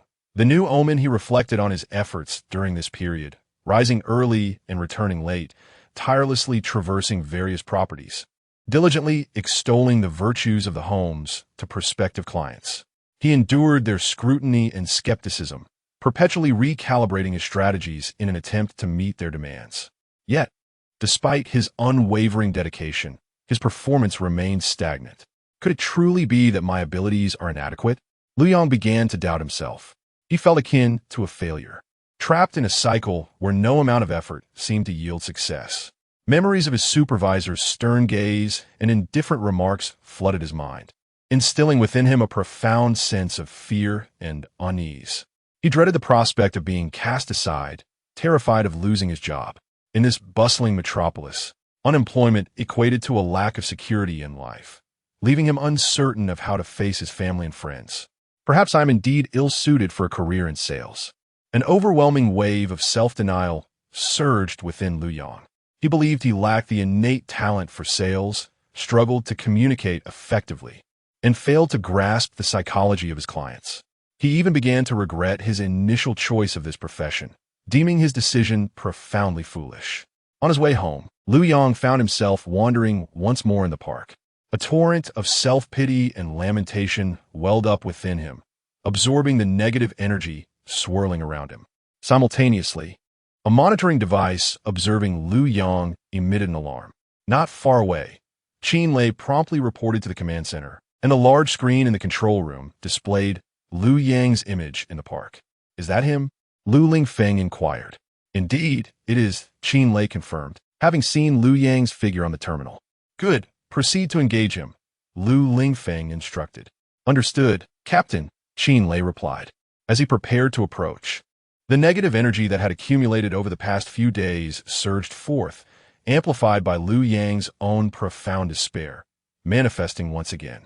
Like before, it descended upon the park, stirring up a cloud of dust. Upon sighting the creature, Qin Lei dashed towards Liu Yang, seizing the bewildered man and urging him to flee the park, exclaiming, "What are you doing? Hurry up!" Liu Yang, caught off guard, adjusted his pace and released Qin Lei's grip, following him out of the park. Fortunately, the park was sparsely populated due to the previous monster's appearance, with only a handful of people gradually exiting.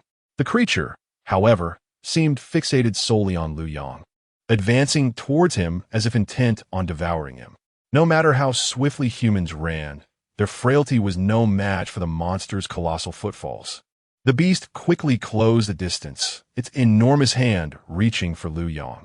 Qin Lei instinctively drew his firearm and fired, but the pistol's power paled in comparison to that of fighter jet, inflicting no damage upon the beast. Upon witnessing this, Qin Lei leaped forward, propelling Liu Yang away. But in the process, he sustained injuries from the creature's onslaught, being flung several meters back. The monster, having missed its grasp, was about to strike again when Haiyang arrived. The fighter jet unleashed a barrage of fire upon the creature's head, though the shots produced smoke without inflicting injury. They significantly hindered the beast's assault, leaving it struggling to cope. After enduring several assaults, Liu Yang and Qin Lei managed to escape once more. Qin Lei, barely able to rise, grasped Liu Yang's arm, urging him to follow. Without waiting for Liu Yang's response, he dragged him out of the park.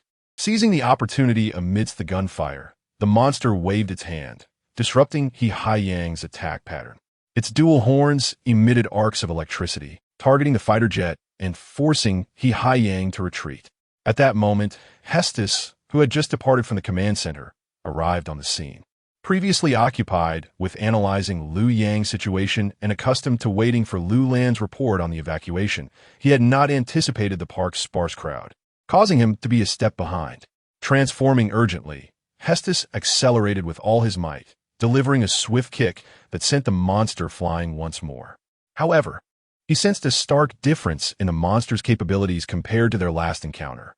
The creature, now exhibiting long-range attacks, had significantly enhanced its defensive capabilities, swelling geometrically. In the command center, Lu Lingfeng noted the unfolding situation with a grave expression, stating, "The monster has not only acquired long-range attacks, but its defenses have also strengthened. Last time, both Qin Lei and Haiyang could breach its defenses, yet now, Haiyang's continuous assaults have barely left a mark." He emphasized, "We must prevent the monster from re-emerging. Lu Lan, investigate Liu Yang's condition." Lu Lan resolutely replied, "Understood." The monster shook its head and slowly rose, its furious gaze fixed intently on Hestos. It vividly recalled that it was this very individual who had injured it in their last confrontation. Now, bolstered with newfound strength, it was determined not to let Hestos escape unscathed. Subsequently, it concentrated electrical energy in its horns and launched a powerful electric sphere toward Hestos. Unperturbed, Hestos summoned a circular light shield with one hand, effectively blocking the electric projectile. However, the monster's movements were swift. It immediately unleashed another electric sphere, followed by a barrage of continuous electric attacks. Hestos conjured a smaller circular light shield with his other hand, exerting all his strength to withstand the relentless electrical onslaught. Observing the monster's unyielding assault, Hestos gradually expanded the shield in his left hand while reducing the size of the shield in his right, creating a rotating barrier of light. With a boomerang-like throw, he hurled the shield at the monster, successfully interrupting its continuous ranged attacks. As he watched the electric spheres generated by the monster's horns, a flash of green light enveloped Hestos, revealing the power of the wind. In an instant, he dashed forward, slicing through the monster's horns like lightning. The creature staggered backward, letting out a pained roar. Nevertheless, Hestos did not intend to eliminate the monster immediately. He worried that it might reappear. Thus, he silently pondered which force could effectively thwart the creature's existence. Recalling the analysis conducted in the command center, Hestos understood that this monster was a manifestation of the discontent and anxiety of the laboring class. He was acutely aware that completely eradicating it was impossible. With societal development and the oppression of capital, it was unrealistic to expect people to remain devoid of anger. The burdens of life were not something everyone could willingly endure. And yet, the pressures of existence compelled many to live like beasts of burden. Subsequently, three elemental forces began to converge around Hestos. A force manifests as the hexagram of Jing, represented by Qin above and Sun below. Another force takes the form of Shang, with Sun above and Kun below. There exists the hexagram of Guan, similarly structured with Sun above and Kun below. Upon the convergence of these three forces, the monstrous entity was immediately sealed away. In an instant, the creature transformed into a stone statue, and subsequently, this power coalesced into a radiant vortex around the statue, drawing it into an alternate dimension, effectively imprisoning the beast.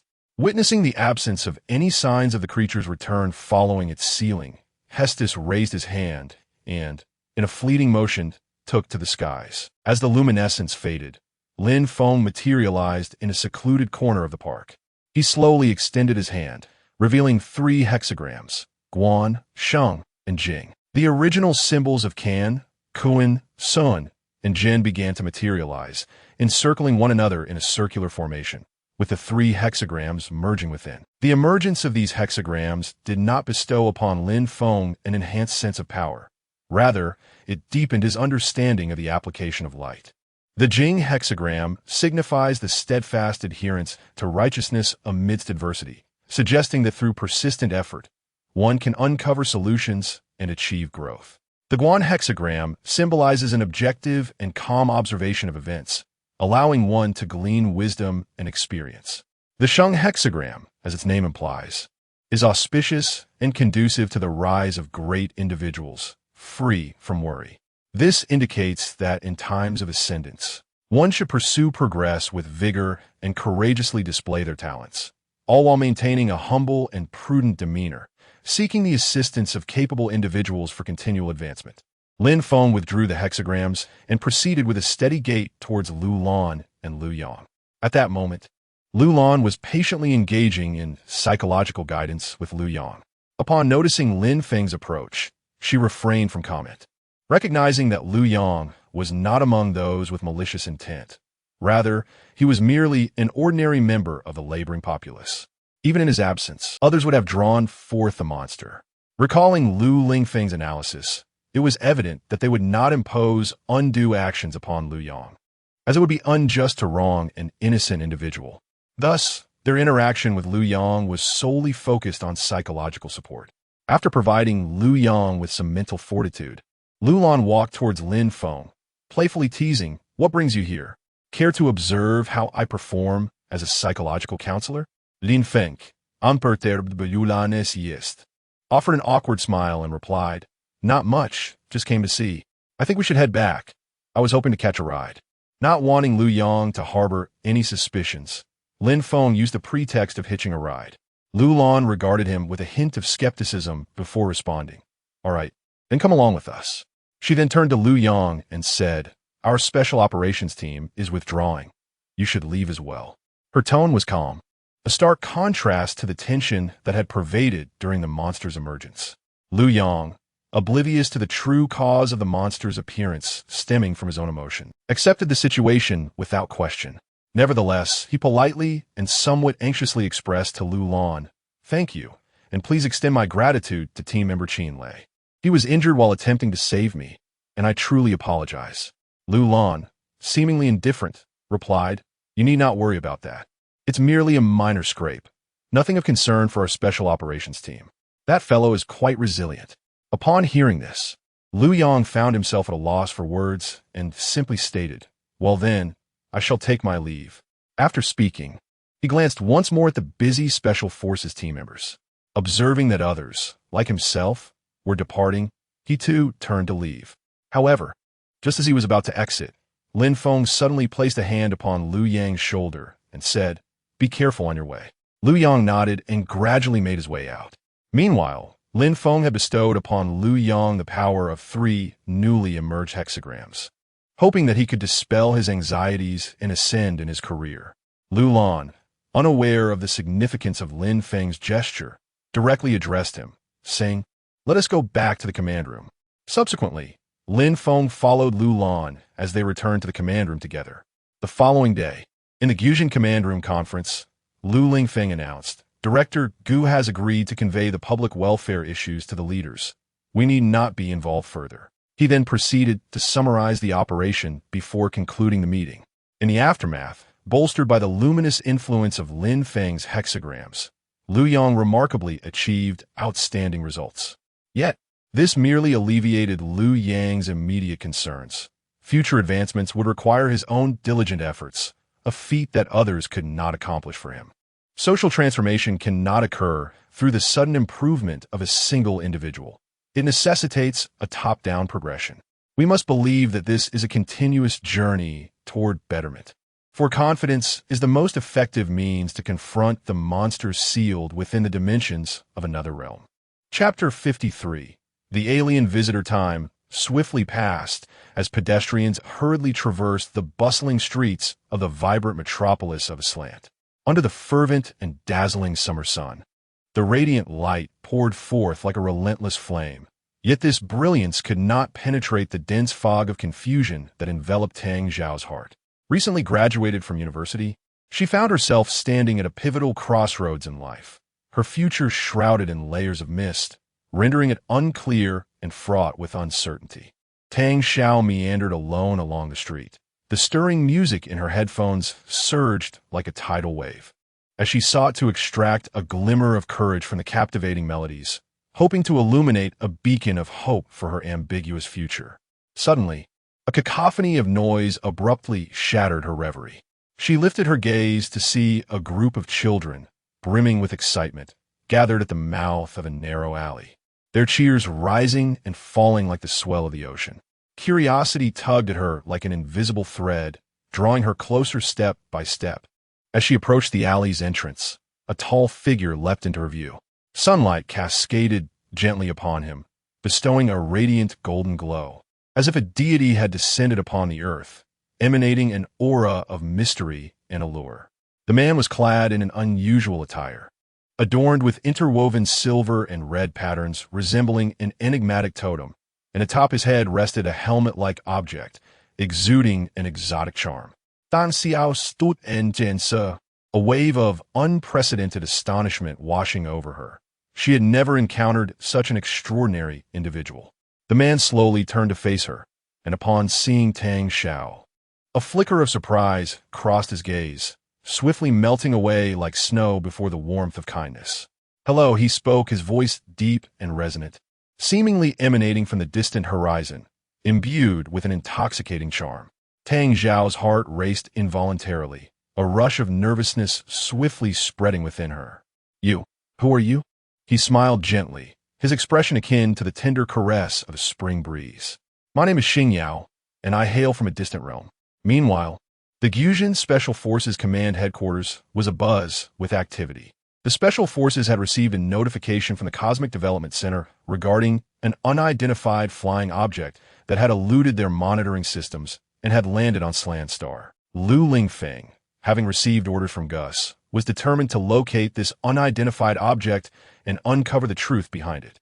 Lin Feng observed Lu Lingfeng, who was flailing about like a headless chicken in a panic, and inquired with curiosity, "Does Slan Star lack any monitoring measures for extraterrestrial visitors?"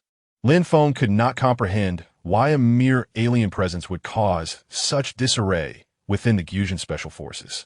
After a moment's hesitation, Lu Lingfeng replied slowly, "This is not a secret, so I shall enlighten you. Our preventive measures against extraterrestrial visitors are indeed less robust than those we have in place for monster threats." Lin Feng, puzzled, asked, "Are we not safeguarding against external threats?" According to his understanding of the outer world, extraterrestrial beings and alien monsters were abundantly present, almost too numerous to count. As for the planet Slan, a civilization capable of traversing the cosmos, it was inconceivable that it lacked the means to guard against interlopers. Lu Lingfeng, no longer in a state of urgency, settled into a chair and remarked, "How shall I put this? It is merely a former cosmic civilization. In the course of our existence on Slan, rather than witnessing progress in our technology, we seem to be regressing. Moreover, it has been over a millennium since the last incursion of outsiders. Thus the planet's defensive capabilities have significantly waned." Lin Feng, resting his chin upon his hand, pondered aloud, technology? Should it not grow ever more formidable? However, he quickly recognized the discrepancy. Why was it that only the current inhabitants of Slan could thrive on this planet, while he himself had experienced no adverse effects?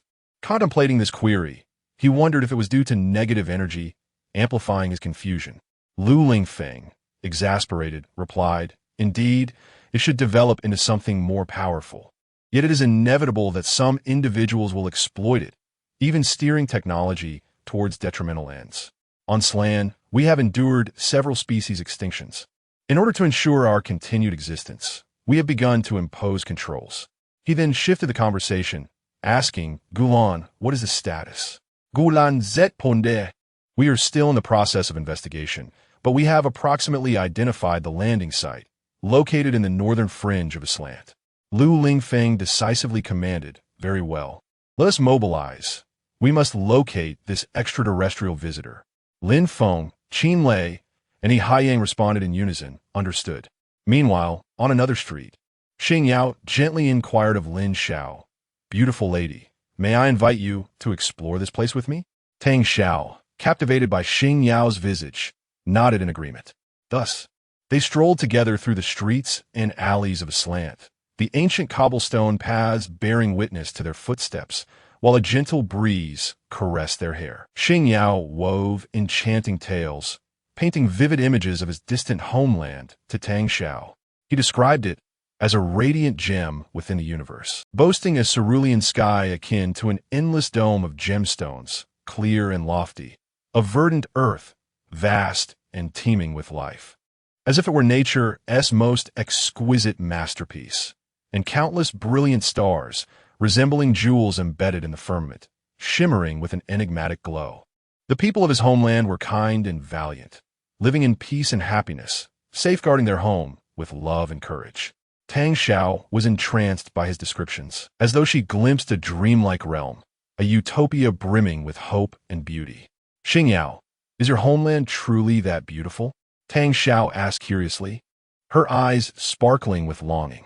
A flicker of false nostalgia crossed Xing Yao's gaze, that yearning resembling a meticulously crafted mask. "Indeed, my homeland is the most beautiful place in the world. Yet it is fraught with peril. I have come to Earth in search of a power to protect my homeland." Tang Xiao gazed at Xing Yao with admiration, increasingly enchanted by this charismatic man. "You are truly wonderful, Xing Yao." Tang Xiao was profoundly moved by Xing Yao's sense of mission. She believed him to be a courageous individual, willing to sacrifice everything for his hometown. However, unbeknownst to her, all of this was a meticulously crafted deception. The true purpose behind his actions remained an enigma to Tang Xiao. She found herself immersed in this splendid fantasy, relishing the moments spent with Xing Yao, as if time itself had come to a halt, leaving only their shared world. Little did she realize that this was merely a ruse, an intricately designed trap. While Tang Xiao and Xing Yao meandered through the streets of the planet, Lin Feng was also conducting an investigation in the same area. As he passed by, he happened to encounter them. In that fleeting moment, Lin Feng sensed something amiss and turned back, yet the throng of people obscured his view, and he could no longer see the two. Xing Yao, aware of the presence of someone formidable nearby, seized Tang Xiao's hand under the pretense of heading to a shop to conceal themselves. Lin Feng pursued them a few steps, but found nothing conclusive. He promptly contacted headquarters, calling command center, "I require assistance." Gulan responded, "Team member Lin Feng." "What do you need?" Lin Feng requested, "Please check if there are any surveillance recordings from my recent passage," focusing on a male and female who appear to be a couple. Gulan affirmed, "Understood." She swiftly connected with the headquarters to download the surveillance footage, retrieving all recordings from the past 30 minutes. Lin Feng sought a secluded spot to review the footage, and upon seeing Lin Xiao and Xing Yao, recalled their faces from earlier. He confirmed their identities and promptly sent the screenshots to the command center. Lu Lingfeng examined the images Lin Feng had sent and inquired of Gulan. Can we find any information on these individuals? Gulan Ziplit? I will give a try. After a brief interval, she reported, I managed to find a record for the female, but there is no record for the male. Lu Lingfeng asserted, even if he is undocumented, there should be some record of his activities on our planet, Sela. We can classify him as a suspect and prioritize our investigation into him.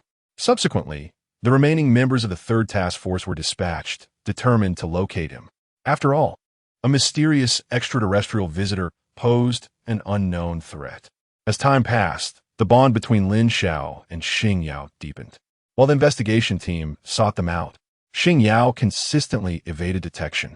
They would occasionally watch the sunrise and sunset together, the magnificent vistas resembling nature's most exquisite canvas. Each sunrise symbolized new hope, while each sunset felt like a gentle farewell to the past. At times, they strolled along the shore, where the gentle waves lapped against the coastline and the sea breeze caressed their faces, creating an illusion that they were the only two souls in existence. Tang Xiao found herself ensnared in Xing Yao's web of lies, unable to extricate herself. Her heart felt as though it were bound by an invisible net. She began to yearn for the day when she could accompany Xing Yao to his homeland, to witness that beautiful place. Xing Yao continually instilled hope within her, leading her to believe that their future was filled with limitless possibilities. Tang Xiao, he promised, once I complete my mission, I shall take you back to my hometown. Xing Yao gently spoke, his eyes brimming with anticipation and promise. What Tang Xiao remained unaware of was that Xing Yao's mission was to survey this planet for valuable resources. Should the yield prove abundant, he would reach out to his homeland and arrange for the extraction of such wealth.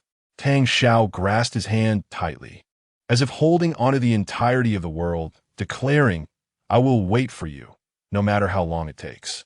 Feigning reluctance, Xing Yao bid farewell to Tang Xiao. After departing a short distance, he encountered Lin Feng, who had been waiting nearby, casually perched with his legs crossed, observing Xing Yao as he turned the corner. Lin Feng's piercing gaze fixed upon Xing Yao, sending an unsettling chill through him. Xing Yao attempted to maintain his pretense. Who are you? Lin Feng replied, Are you coming with me? Or shall I take you by force? He refrained from engaging in further banter, sensing the ulterior motives behind Xing Yao's presence. What do you mean, going with you? What have I done? Xing Yao maintained an air of composure, a skill he had mastered through experience.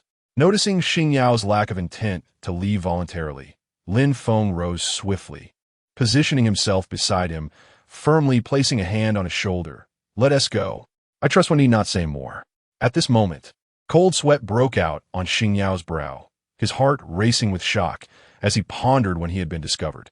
Lin Feng subsequently escorted Xing Yao to the Gyujin headquarters, where the investigative team promptly located Xing Yao's concealed spacecraft. They seized the vessel, yet out of fear that it might possess unknown technology, they opted to secure it at a base on the outskirts of the city-state rather than within the Gyujin headquarters. However, at the site where the spacecraft was taken by the Special Operations Team, an individual identical to Xing Yao emerged. He was Xing Yao's companion, a counterpart split from the same entity, one responsible for collecting information while the other guarded the spacecraft. Receiving the distress signal from Xing Yao, he observed the encirclement of the area, recognizing that the spacecraft could not travel far and might be shot down. Thus, he chose to retreat, biding his time for an opportunity to reclaim the vessel. Upon his arrival at the Gyujin headquarters, Xing Yao was immediately subjected to interrogation by Lu Lingfeng and his team. Nevertheless, Xing Yao remained resolute, insisting he was merely an innocent traveler, expressing confusion and indignation at their suspicions.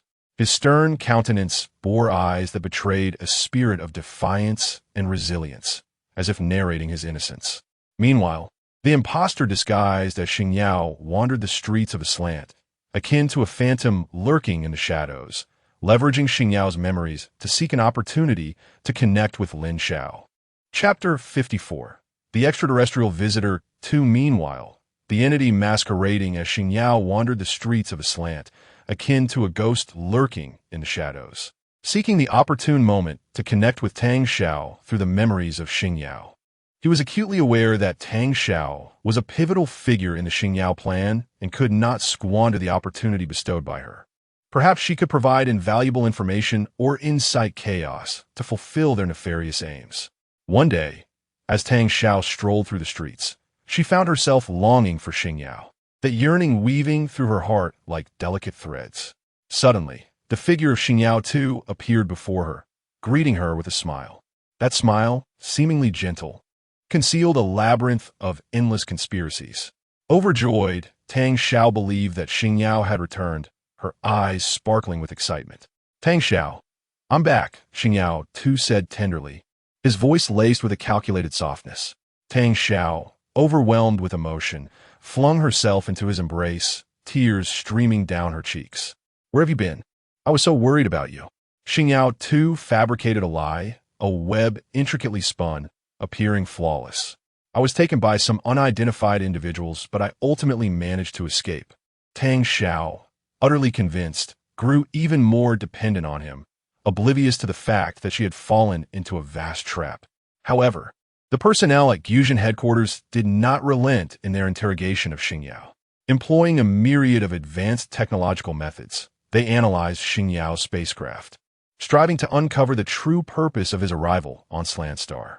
Throughout this process, they gradually uncovered some suspicious elements, suggesting that a larger conspiracy loomed behind Xing Yao. The mysterious symbols aboard the spacecraft and the unfamiliar technology seemed to whisper tales of an unknown narrative.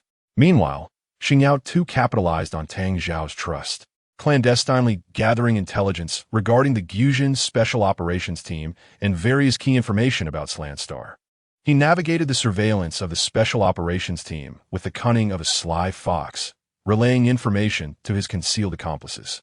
Each maneuver was executed with caution and cleverness, yet danger inched ever closer.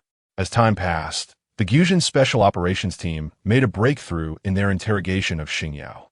Initially defiant, Xing Yao succumbed without enduring much intimidation. It turned out that he was an outcast, expelled from his home planet due to his crimes. Subsequently, he had signed a pact wherein, should he explore new planets and report abundant resources to his home world, he could not only absolve his crimes, but also receive considerable rewards. Lin Feng scrutinized the report. Captain, do you find this fellow credible? Lu Lingfeng replied, I do not believe him, but our primary concern now is his accomplices and whether they have signaled back. They discovered the existence of Xing Yao, too, and a peculiar aura alerted them. Lin Feng keenly sensed something amiss and commenced an investigation into Xing Yao too. However, it was not long before the investigative team noticed another individual appearing beside Tang Xiao, identical to the captured Xing Yao. Lin Feng gazed at the report images, a slight twitch at the corner of his mouth, as he had never encountered such a method of concealment. Gulan suddenly spoke. Perhaps it is merely their custom. Xing Yao has provided another piece of information. The earlier claim that he alone is an extraterrestrial being is true, while the rest are false. Subsequently, he presented the new interrogation records and scientific testing reports to Lu Lingfeng. Holding the testing report, Lu Lingfeng pondered aloud. Are they clones? Lin Feng expressed his astonishment. Clones? Lu Lingfeng affirmed, indeed. According to the report, there are traces of artificially synthesized genes, resembling mass-produced products from a factory. He continued, moreover, based on Xing Yao's testimony, their puppeteers are aware that humans from our planet, Ceylon, can inexplicably transform into monsters. Thus, they seek to lure several humans to their planet for experimentation. Lin Feng inquired, then is that Tang Xiao the intended victim?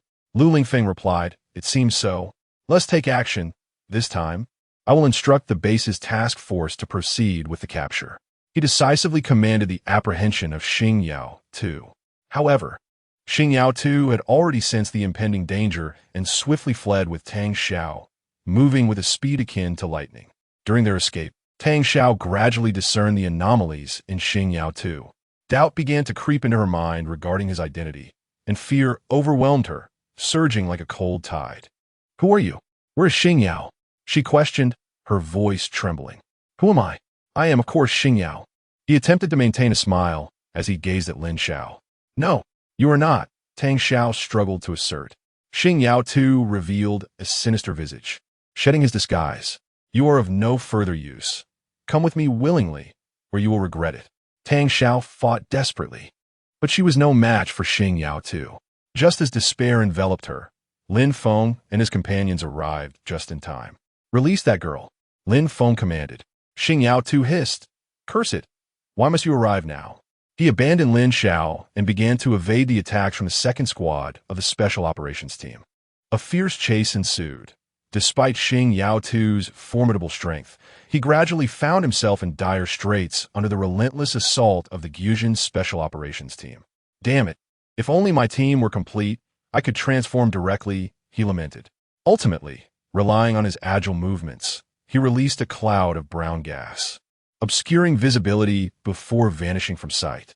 Meanwhile, the imprisoned Xing Yao observed that the guard were distracted and suddenly conjured a similar brown gas, disappearing into thin air. The guards, noticing the peculiar gas and Xing Yao's disappearance, immediately sounded the alarm. Lu Lingfeng, gritting his teeth as he watched the location of Xing Yao's disappearance on the screen, declared, "We must locate him. He must not escape." "Understood," affirmed the members of the base's Special Operations Team. Meanwhile, the vanished Xing Yao reappeared in another location, encountering the recently vanished Xing Yao too. Starshine 1 inquired, "What has transpired?" "I was enjoying myself," in defiance of Starshine's words. Starshine 2 reached forth and plunged its hand into Starshine's chest, seizing his life force. Starshine coughed up blue blood and gazed down his chest, asking why. Starshine 2 replied, "I no longer wish to play with you. The spacecraft has been taken from us, and we are unable to send a message back to our mother. This is the only way for me to grow stronger and reclaim the ship." It then intensified its energy extraction, causing Starshine's body to rapidly wither. Subsequently, Starshine 2's form grew increasingly large, transforming into a 53-meter-tall beast resembling a standing chameleon. The creature's massive body emanated a terrifying aura. With a stomp of its foot, it unleashed a shockwave that sent the nearby Special Forces members, who had just arrived, flying. Witnessing this, the group immediately began to retreat, with Lin Xiao, Qin Lei, and He Haiyang swiftly piloted their fighter jets into the sky, preparing to engage the beast in a fierce battle. The jets roared through the air, their engines' thunderous noise declaring their resolve. Qin Lei gripped the control stick tightly, his eyes filled with urgency. "Haiyang, let us alternate our attacks." He Haiyang promptly replied, "Rest assured, I shall not allow it to prevail." The fighter jets circled in the sky, relentlessly firing missiles and laser cannons at the beast. However, the creature's defenses were astonishing. These assaults merely tickled it. In a fit of rage, the beast roared and unleashed a powerful energy wave towards the jets. Qin Lei and He Haiyang skillfully maneuvered their aircraft, evading the beast's onslaught. Lin Feng transformed into Hestos Ultraman. Hestos Ultraman charged towards the beast, each step causing the ground to tremble. The monster, undeterred, let out an enraged roar and lunged at Ultraman. Its claws, sharp as blades, sliced through the air, stirring up a violent wind. Hestos Ultraman deftly evaded the beast's attacks, moving with the swiftness of lightning. He would sometimes sidestep the monster's pounce, and at other times leap to avoid the creature's sweeping tail. As the beast's assaults proved fruitless, its fury intensified. It opened its gaping maw and unleashed a torrent of searing flames. Ultraman quickly raised his arm, deploying an energy shield to block the fiery assault. The flames rebounded off the shield, igniting the beast itself. The creature howled in agony, its eyes brimming with rage and hatred. Seizing the opportunity, Hestos Ultraman launched a counterattack, crossing his arms to release a powerful beam of light. The beam shot forth like a razor-sharp sword, aimed directly at the beast. The monster hastily raised its claws in defense, but the force of the beam was overwhelmingly potent, shattering its claws in an instant. The beast emitted a shriek of pain, retreating backward. The intensity of the battle was extraordinary, with surrounding structures collapsing under the strain. Dust filled the air, obscuring the view of the conflict. Amidst the dust, Hestos suddenly realized the beast had vanished, but after a moment, the ground trembled slightly, and a massive tail swept through, knocking Hestos Ultraman down. Once Hestos Ultraman regained his footing, he began to scan the area, but still could not discern the beast's whereabouts. Suddenly, a monstrous creature reappeared, lunging forward with a claw. However, its physical prowess paled in comparison to that of Ultraman Hestos, who swiftly retaliated, sending the beast sprawling. Yet, moments later, the creature vanished once again. Hestos immediately activated his badge, revealing the observation hexagram to enhance his insight. At last, Ultraman Hestos discerned the creature's vulnerability. He realized that its eyes were its Achilles heel. A targeted strike there would inevitably vanquish the beast. Determined to take a risk, Ultraman feigned a weakness, inviting the creature to pounce upon him. As the beast approached, he abruptly pivoted and unleashed a brilliant beam of light at blinding speed, striking the creature's eye directly. The monster emitted a despairing roar, its body swaying before it collapsed. Observing the fallen creature, Hestos unleashed a tricolored beam, merging the elements of water, earth, and wind, directing it towards the beast. After a few more agonizing howls, its vitality began to wane, ultimately reducing it to a pile of ashes. With the battle concluded, Ultraman Hestos soared into the sky. At the temporary evacuation site, Lulan consoled the weeping Tang Xiao, revealing the full truth to her. Tang Xiao could hardly believe that her first encounter with the so-called Prince Charming in the real world had been a deception. Lulan gently combed Tang Xiao's hair, feeling a pang of concern for the young girl, who had already encountered a swindler so early in her journey into society. As the echoes of the battle gradually subsided, Tang Xiao's heart remained tumultuously unsettled. She sat at the makeshift evacuation point, her gaze vacant, her mind awash with memories of her time with Xing Yao. Those once cherished recollections now felt like sharp blades, piercing her heart. Lulan softly comforted her, attempting to guide her out of her sorrow. Yet, Tang Xiao was engulfed in confusion and anguish, uncertain of how to confront this harsh reality. Lin Feng emerged from a corner of the temporary evacuation site, observing Lulan comforting Tang Xiao, and chose not to intrude. However, in that fleeting moment of turning away, he sensed an inexplicable aura surrounding Tang Xiao, a scent of negative energy. He approached for a closer inspection and confirmed his suspicion. This negative energy was not emanating from Tang Xiao herself, but rather intertwined with her current state. With a slight motion of his right hand, the symbols of the hexagram for wind manifested, and a gentle breeze dispersed the negative energy enveloping Tang Xiao. Lulan, noticing Lin Feng's intense gaze upon Tang Xiao, inquired, "What is it? Are you thinking?" Lin Feng swiftly interrupted her speculative thoughts, stating, "No, let's discuss it back at the base." Upon hearing this, Lulan ceased her musings, recognizing the significance of returning to the base. After providing Tang Xiao with further psychological support, she followed Lin Feng and the others back to the command room of the Special Operations Team. Chapter 55. Su Yao and Luo Kai in the command room of the Gyujin Special Forces. Lin Feng's expression was solemn as he slowly began to speak. This is the situation. He informed everyone of his discovery regarding Tang Xiao's negative energy. Lulan furrowed her brows slightly, filled with confusion as she inquired, "So, are we to understand that Tang Xiao's trait attracting extraterrestrials is this negative energy?"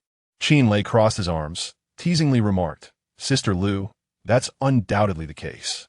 How else can we explain Tang Xiao's remarkable allure to aliens? With two of them seeking her out consecutively?" Lu Lingfeng, with his arms crossed and head lowered in contemplation, eventually stated, "Now is not the time to dwell on that. Let's investigate Tang Xiao's social connections to see who might have influenced her." He then inquired of the group, "Shall we proceed with our usual approach?" Gulan decisively nodded, responding, "All right, I will take charge of the investigation into her major relationships." Lin Feng immediately expressed his agreement. "I, along with Qin Lei and He Haiyang, will go out to conduct interviews." After a moment of thought, Lu Lingfeng replied, "Very well, I will arrange for the investigation team to assist you. Now, let us commence our actions." With that, everyone sprang into action, immersing themselves in the urgent search efforts. Meanwhile, Lin Feng, accompanied by Qin Lei and He Haiyang, arrive at the entrance of a hospital as per the locations provided by Gulan. The three stood at a distance, cautiously observing. Qin Lei tilted his head slightly, a look of perplexity on his face as he questioned, Lin Feng, do you think Tang Xiao is ill? Why else would she be at the hospital? He Haiyang shot Qin Lei a glance, jesting, at least she isn't here looking for you. Lin Feng's gaze remained fixed on the hospital entrance. Deep in thought, as he remarked, according to the records, Tang Xiao has visited the hospital 5 or 6 times this month, each time to see her close friend. If the investigation team finds no results regarding her home life, this could be our breakthrough. Qin Lei scratched his head and said, all right then, let's set up the monitoring device. Subsequently, Qin Lei and He Haiyang swiftly proceeded to install the monitoring equipment at the door of the ward where Tang Xiao was visiting. While Lin Feng stood nearby, his brow furrowed in contemplation about whether to enter the ward at that moment. Suddenly, a man approached the entrance of the ward. He was impeccably dressed in a sharp suit, his hair neatly combed to one side, exuding an air of elegance. He cautiously regarded Lin Feng and the others, his eyes betraying a hint of wariness. Clearing his throat gently, he asked, are you from the Special Forces? The trio turned to face the man. Qin Lei stepped forward, taking the initiative to scrutinize the newcomer, and asked, and you are? I am Luo Kai, Su Yao's fiancé, he replied, unconsciously adjusting his tie, his tone tinged with a hint of formality. Lin Feng glanced at Luo Kai, secretly pleased, as he had been pondering how to justify entering the ward. This was a fortuitous opportunity to gain entry. Lin Feng, maintaining a steady tone, remarked, very well, let's enter together. Luo Kai approached the ward door and gently knocked. Speaking softly, Su Yao, are you awake? Inside, Su Yao remained silent, but Tang Xiao called out, you may leave. Yao Yao does not wish to see you. Luo Kai found himself in a moment of awkwardness, his hand poised on the door, uncertain of how to proceed. Observing this, Lin Feng gestured for Luo Kai to step aside. Although he was unaware of the reasons behind the statements made from within, he recognized that where there is conflict, there lies the potential for clues. Subsequently, Lin Feng knocked on the door and politely announced, greetings, I am from the Gyushan Special Forces. Dang Xiagang, having arrived from the evacuation point set by the Special Forces, recognized the voice outside as reminiscent of a team member she had encountered the previous day.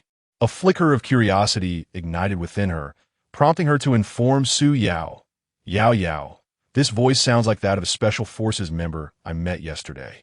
I shall go and investigate. Su Yao nodded slightly in agreement. Tang Xiao approached the door, gently cracking it open to reveal only half of her figure. Peering outside, she confirmed her suspicions upon seeing Lin Feng, recalling their prior encounter. She then stepped out of the hospital room, deftly closing the door behind her, and inquired of Lin Feng, hello, do you require my assistance? Lin Feng inclined his head slightly and replied, we are here to gather information regarding certain events that transpired yesterday. He sensed the familiar undercurrent of negative energy returning, affirming his belief that something was amiss within. He continued, may we enter? Tang Xiao glanced back into the room and hesitated, saying, perhaps it is best to discuss this here. Yesterday's events do not pertain to Su Yao. Lin Feng scrutinized the door, asserting, there may indeed be some connection. Although Tang Xiao was unclear as to why Su Yao was implicated, her trust in the Special Forces remained unwavering. She then surveyed the 4 individuals present, her gaze lingering on Luo Kai with a hint of disdain, and pointedly remarked, you may proceed, but he cannot. Disgruntled, Luo Kai responded, very well, I shall refrain from entering. However, as you are aware, I am unable to assist Andy, so my presence here is merely to observe. You may go in. Following this, Lin Feng and the other 3 entered Su Yao's designated hospital room. As they crossed the threshold, the emblem of thunder upon Lin Feng's bracelet flickered, and the negative energy within the room became palpably more pronounced. The bracelet, originally adorned with 5 emblems and recesses, began to assimilate the emblems into his fist, causing the recesses to vanish. Once the last 2 emblems were integrated, the remaining recesses would disappear as well. Tang Xiao produced several chairs for Lin Feng and his companions to sit upon before taking her place beside Su Yao. She turned to Lin Feng and inquired, What are the next steps? Qin Lei surveyed the surroundings of the hospital room, stating, "Naturally, the next course of action involves us discussing the matter with you," while also posing a few questions. He Haiyang nudged Qin Lei with his elbow. Lin Feng feigned a cough to signal Qin Lei to hold his tongue for the moment, then addressed Tang Xiao. "Miss Lin, we have come to enlighten you regarding the reasons behind the extraterrestrial interest you have attracted in recent days, which may be connected to Miss Su Yao here." Tang Xiao looked at the frail Su Yao in confusion, then turned her gaze back to Lin Feng, asking, "What does this have to do with Yao Yao?" Lin Feng replied, "As you are aware, the Special Forces have publicly stated that negative energy can attract unknown forces, transforming individuals into monstrous beings. This principle, it seems, also applies in some manner to extraterrestrial entities." Tang Xiao felt a twinge of fear.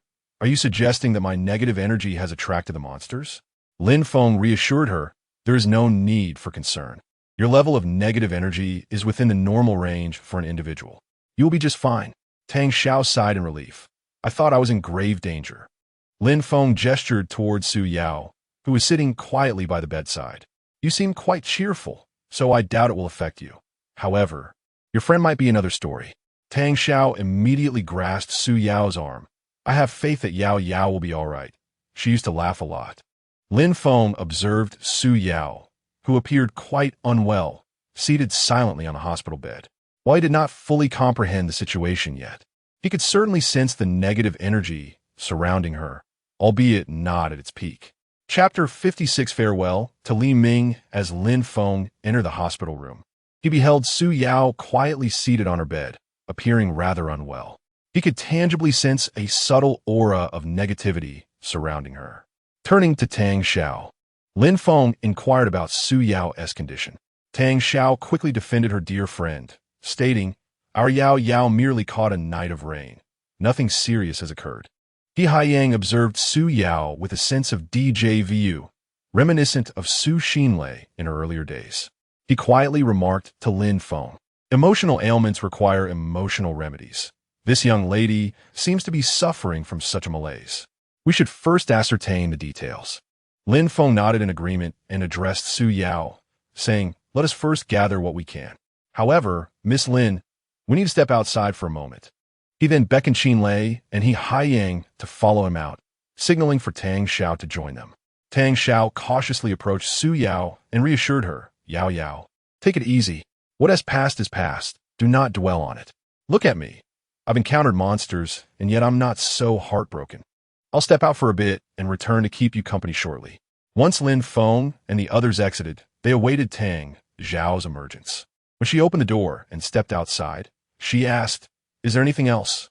Qin Lei abruptly interjected, "Miss Lin, surely you wouldn't want your dear friend to turn into a monster, would you?" Tang Xiao was taken aback, her demeanor shifting to one of caution as she scrutinized Lin Feng and his companions. "What are you up to?" "This is the hallway." Lin Feng mentally chastised himself. Please do not misunderstand. We wish to inquire about what has transpired with Miss Su Yao." Tang Xiao eyed Lin Feng warily. "Has something truly happened to Yao Yao?" Her concern was not merely for the possibility of Su Yao becoming a monster, but rather for her childhood friend. Lin Feng did not respond directly, but solemnly nodded to indicate the gravity of the situation. Tang Xiao continued, "I'm not entirely sure of the specifics, but I know she returned to the country a couple of days ago and seems to have encountered her ex-boyfriend. It appears that matters did not resolve amicably. She spent the entire night in the downpour and subsequently fell ill with a high fever, leading to her hospitalization." Lin Feng probed further. "What is her ex-boyfriend's name?" "Li Ming, Dang Xiu Ropia. I've heard he recently suffered a severe injury at work, losing a leg." Lin Feng exchanged a knowing glance with Qin Lei, contemplating the unexpected turn of events regarding Li Ming. It was evident that this matter required further investigation, as emotional ties were indeed a form of entanglement. Understanding that Tang Xiao was an outsider to Su Yao's plight, Lin Feng grasped that emotional wounds needed to be treated with care. He addressed Tang Xiao. "Let us proceed with this for now. Please take good care of your friend. She must confront her emotional turmoil and find peace to avoid succumbing to despair." He then motioned for Qin Lei. "Let us depart." Tang Xiao waved goodbye to Lin Feng. "All right, I will certainly cooperate if anything arises. As the three descended to the hospital's lower level, Qin Lei looked at Lin Feng in confusion. Are we just leaving like this? Lin Feng responded. We shall seek out Li Ming, but there is another individual whose investigation requires collaboration with the team. He then shared Luo Okai's name and the relevant timeline with the investigative team for their inquiry. Very well, let us be on our way, Qin Lei agreed, and the trio set off towards Li Ming's residence. In the stillness of the night, Lin Feng and his companions meandered about. Qin Lei, gazing at the terminal in his hand, observed that the images displayed therein matched the barbecue stall before them. This is the place, he remarked. Lin Feng replied. Let us wait here for a while. It is not easy for Li Ming at the moment. Qin Lei nodded and, accompanied by Hai Yang and Lin Feng, sought a place to rest. They sat in silence, the minutes ticking by slowly. During their wait, Qin Lei suddenly posed a question to Lin Feng. Hey Lin Feng, what do you think prompted Gulan to apply for the investigation into Su Yao? Lin Feng, seated nearby and observing the passers-by, replied, How would I know? Perhaps she has uncovered something. Meanwhile, in the Gyujin command room, Lu Lingfeng anxiously scrutinized the terminal in his hands. Lu Lan had been dispatched to the 6th squad, and someone needed to check on the hospital, evidently. It would be more effective for a female to make contact based on the information relayed by Lin Feng and his team. Gulan, perceiving Lu Lingfeng's hesitance, suggested, Captain, may I go? Lu Lingfeng regarded Gulan with concern, asking, Are you sure you can manage? Gulan affirmed, I can. Lu Lingfeng acquiesced. Very well, you shall go. Try to gather as much information as possible. Eventually, they located Li Ming, diligently working at the barbecue stall. He was seated on a chair, focused intently on grilling, his hands deftly maneuvering amidst the flurry of activity. Lin Feng refrained from interrupting him immediately, recognizing that this was a crucial time for Li Ming to earn a living. The investigation could wait, and a quieter atmosphere would facilitate conversation. As the crowd gradually thinned, the last table of patrons finished their meal and departed. Lin Feng, Qin Lei, and Hai Yang each settled onto a stool, patiently awaiting Li Ming's approach. Leaning on a cane, Li Ming ambled over, a professional smile adorning his face. Good evening. What can I get for you? Qin Lei jested. After such a long absence, have you forgotten us? Li Ming paused, scrutinizing Lin Feng and Qin Lei with a flicker of surprise in his eyes. Ah, it's you. It has indeed been a long time. Lin Feng, glancing at old Zhang, who was tidying the tables nearby, turned his attention back to Li Ming. So, you have partnered to run a barbecue stall? Li Ming lowered his gaze to the notebook in his hands, his demeanor somewhat subdued. Yes, if we didn't do this, I'm not sure what else we could pursue. At least this brings in some income. Then, Lin Feng surveyed the menu at the stall and said, Let us place an order. I will have chives, cabbage, skewered meat, chicken legs, and squid tentacles, 4 servings of each, along with a few bottles of beer. He then looked at Hai Yang and Qin Lei. Do you want anything else? Both shook their heads, indicating that this sufficed. Li Ming replied, All right, please wait a moment. After a short while, old Zhang brought over the grilled delicacies. Observing the surroundings, Lin Feng invited, Why don't you join us for a drink? There's no one else around. Understanding that Lin Feng and his companions were not seeking his company, old Zhang replied, I'll call Li Ming over for you. I'll stay and keep an eye on the stall. Subsequently, old Zhang beckoned Li Ming to join them. Lin Feng produced a plastic cup, filling it with liquor, a smile gracing his face as he looked at Li Ming. Come, let's share a drink. Where there's drink, there's stories. Li Ming slowly took a seat, grasping his wine glass, gazing into the depths of the liquid with a complex blend of emotions in his eyes. What is it that you wish to hear? He inquired. Lin Feng replied, Su Yao has been hospitalized. Li Ming's expression momentarily faltered. Is that so? He murmured, before downing the contents of his glass in one swift motion. Lin Feng refilled his glass, pressing on, Are you still unable to let go? Would you care to share? A look of anguish crossed Li Ming's face, his brow furrowing deeply. How could I possibly let go? He lamented, before recounting the tale of their fateful encounter. Chapter 57. Su Yao's passed on a summer day that year. Sunlight filtered through the gaps in the leaves, casting dappled patches of light upon the ground. In this bustling metropolis, there lived a girl named Su Yao, whose long, lustrous black hair and bright eyes resembled a fresh bloom in the summer. One day, Su Yao was in the library, searching for a book on art history. She navigated the aisles with focused determination. Suddenly, she accidentally bumped into someone. "I'm sorry." Su Yao quickly apologized, looking up to find a handsome young man before her. He possessed deep-set eyes and a prominent nose, exuding a distinctive charm. The boy smiled gently, his voice low and resonant. "It's all right." Su Yao's heart raced uncontrollably, and feeling a bit flustered, she lowered her gaze, a hint of shyness in her eyes. "Are you looking for a book too?" "Yes, I'm searching for a book on music theory," he replied. "Oh, I'm quite interested in music as well," Su Yao said. "Are you studying music?" "Sort of," he chuckled softly. "My name is Li Ming, and I'm a student in the music department." "What about you?" "I'm Su Yao, studying fine arts," she introduced herself. Thus, they began to converse, discovering their shared passion and pursuit of art.